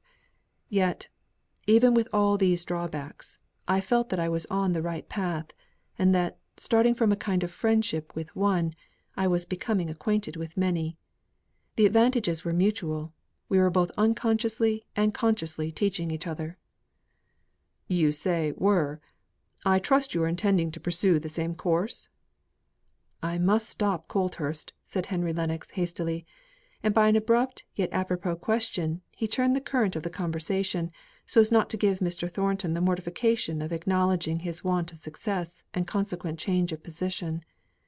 But as soon as the newly started subject had come to a close, Mr. Thornton resumed the conversation just where it had been interrupted, and gave Mr. Colthurst the reply to his inquiry. "I have been unsuccessful in business, and have had to give up my position as a master. I am on the look out for a situation in Milton, where I may meet with employment under some one who will be willing to let me go along my own way in such matters as these. I can depend upon myself for having no go ahead theories that I would rashly bring into practice. My only wish is to have the opportunity of cultivating some intercourse with the hands beyond the mere cash nexus. But it might be the point Archimedes sought from which to move the earth, to judge from the importance attached to it by some of our manufacturers, who shake their heads and look grave as soon as I name the one or two experiments that I should like to try." "You call them experiments, I notice," said Mr. Colthurst, with a delicate increase of respect in his manner. "Because I believe them to be such. I am not sure of the consequences that may result from them; but I am sure they ought to be tried. I have arrived at the conviction that no mere institutions, however wise, and however much thought may have been required to organize and arrange them, can attach class to class as they should be attached, unless the working out of such institutions bring the individuals of the different classes into actual personal contact. Such intercourse is the very breath of life. A working man can hardly be made to feel and know how much his employer may have laboured in his study at plans for the benefit of his workpeople. A complete plan emerges like a piece of machinery, apparently fitted for every emergency; but the hands accept it as they do machinery, without understanding the intense mental labour and forethought required to bring it to such perfection.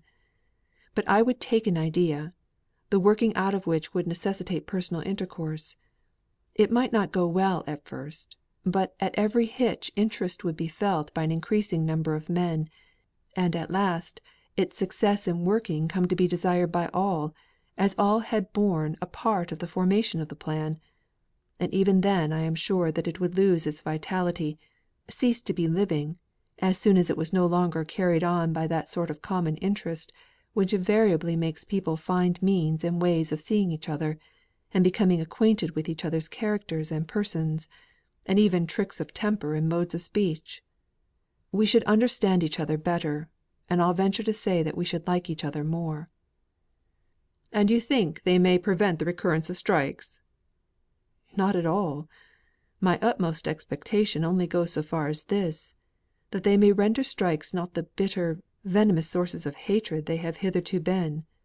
A more hopeful man might imagine that a closer and more genial intercourse between classes might do away with strikes; but I am not a hopeful man." Suddenly, as if a new idea had struck him, he crossed over to where Margaret was sitting, and began, without preface, as if he knew she had been listening to all that had passed: "Miss Hale, I had a round robin from some of my men, I suspect in Higgins' handwriting, stating their wish to work for me, if ever I was in a position to employ men again on my own behalf. That was good, wasn't it?" "Yes, just right. I am glad of it," said Margaret, looking up straight into his face with her speaking eyes. and then dropping them under his eloquent glance. He gazed back at her for a minute, as if he did not know exactly what he was about; then sighed, and saying, "I knew you would like it," he turned away, and never spoke to her again until he bid her a formal good night. As Mr. Lennox took his departure, Margaret said, with a blush that she could not repress, and with some hesitation, "Can I speak to you to morrow? I want your help about something." "Certainly. I will come at whatever time you name. You cannot give me a greater pleasure than by making me of any use. At 11? Very well." His eye brightened with exultation. How she was learning to depend upon him! It seemed as if any day now might give him the certainty, without having which he had determined never to offer to her again. CHAPTER 52. Pack Clouds Away. For joy or grief, for hope or fear, for all hereafter, as for here, in peace or strife, in storm or shine. Anonymous. Edith went about on tiptoe, and checked Sholto in all loud speaking that next morning, as if any sudden noise would interrupt the conference that was taking place in the drawing room. 2:00 came, and they still sate there with closed doors.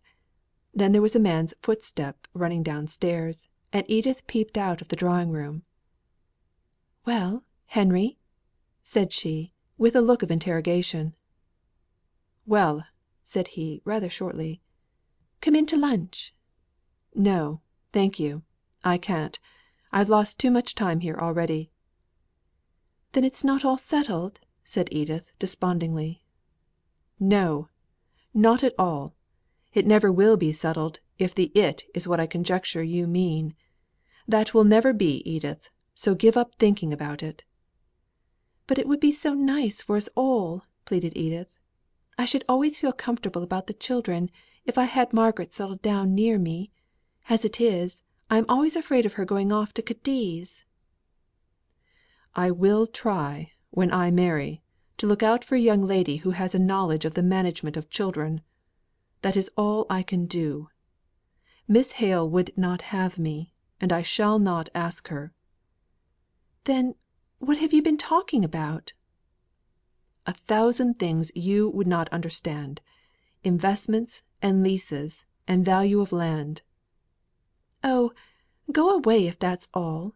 You and she will be unbearably stupid, if you've been talking all this time about such weary things." "Very well. I'm coming again to morrow, and bringing Mr. Thornton with me, to have some more talk with Miss Hale." "Mr. Thornton? What has he to do with it?" "He is Miss Hale's tenant," said Mr. Lennox, turning away, "and he wishes to give up his lease." "Oh, very well. I can't understand details, so don't give them me."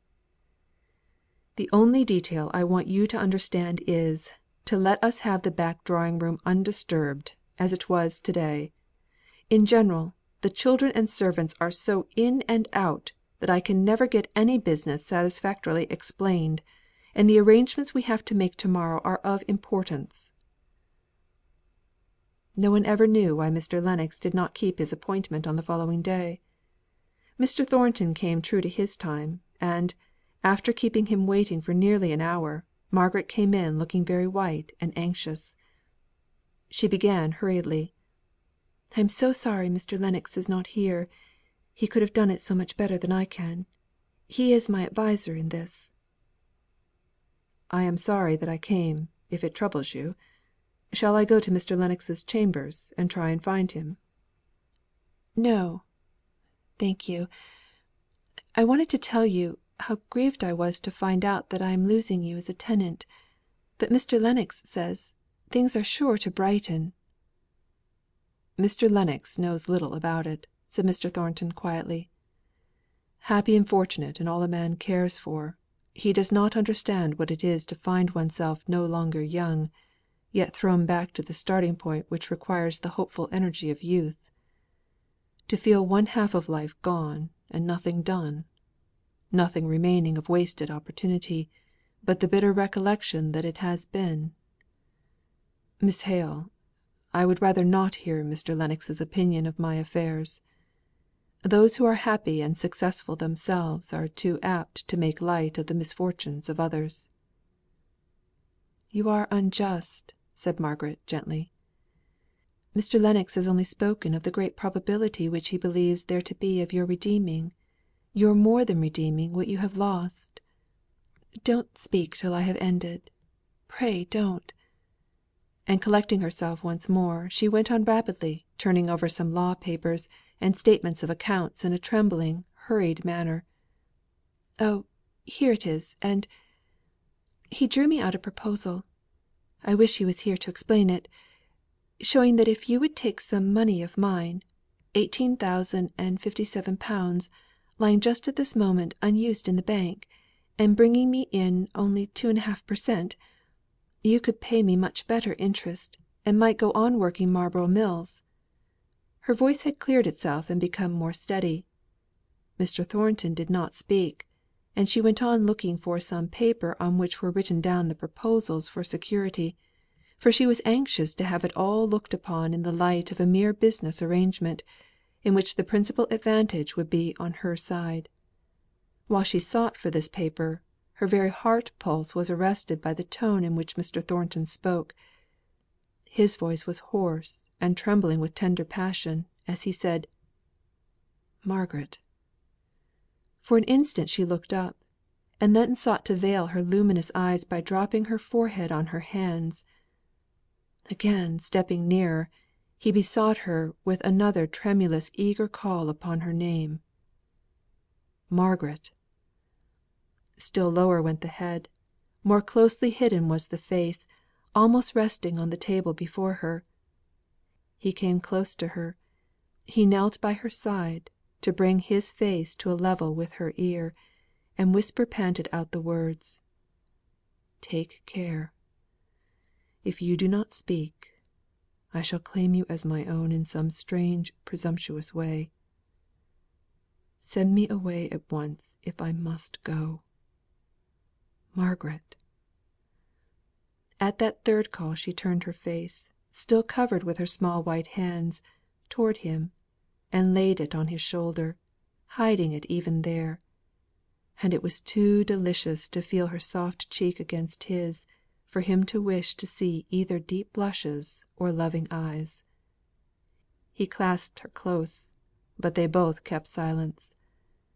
At length she murmured in a broken voice, "Oh, Mr. Thornton, I am not good enough." "Not good enough! Don't mock my own deep feeling of unworthiness." After a minute or two he gently disengaged her hands from her face, and laid her arms as they had once before been placed to protect him from the rioters. "Do you remember, love," he murmured, "and how I requited you with my insolence the next day?" "I remember how wrongly I spoke to you. That is all." "Look here. Lift up your head. I have something to show you." She slowly faced him, glowing with beautiful shame. "Do you know these roses?" said he, drawing out his pocket book, in which were treasured up some dead flowers. "No," she replied, with innocent curiosity. "Did I give them to you?" "No, Vanity, you did not. You may have worn sister roses very probably." She looked at them, wondering for a moment. Then she smiled a little as she said, "They are from Helstone, are they not? I know the deep indentations round the leaves." "Oh, have you been there? When were you there?" "I wanted to see the place where Margaret grew to what she is, even at the worst time of all, when I had no hope of ever calling her mine. I went there on my return from Havre." "You must give them to me," said she, trying to take them out of his hand with gentle violence. "Very well. Only you must pay me for them." "How shall I ever tell Aunt Shaw?" she whispered, after some time of delicious silence. "Let me speak to her." "Oh, no! I owe to her. But what will she say?" "I can guess. Her first exclamation will be, 'That man!'" "Hush!" said Margaret, "or I shall try to show you your mother's indignant tones as she says 'that woman.'" CHAPTER LII. And end of North and South by Elizabeth Gaskell.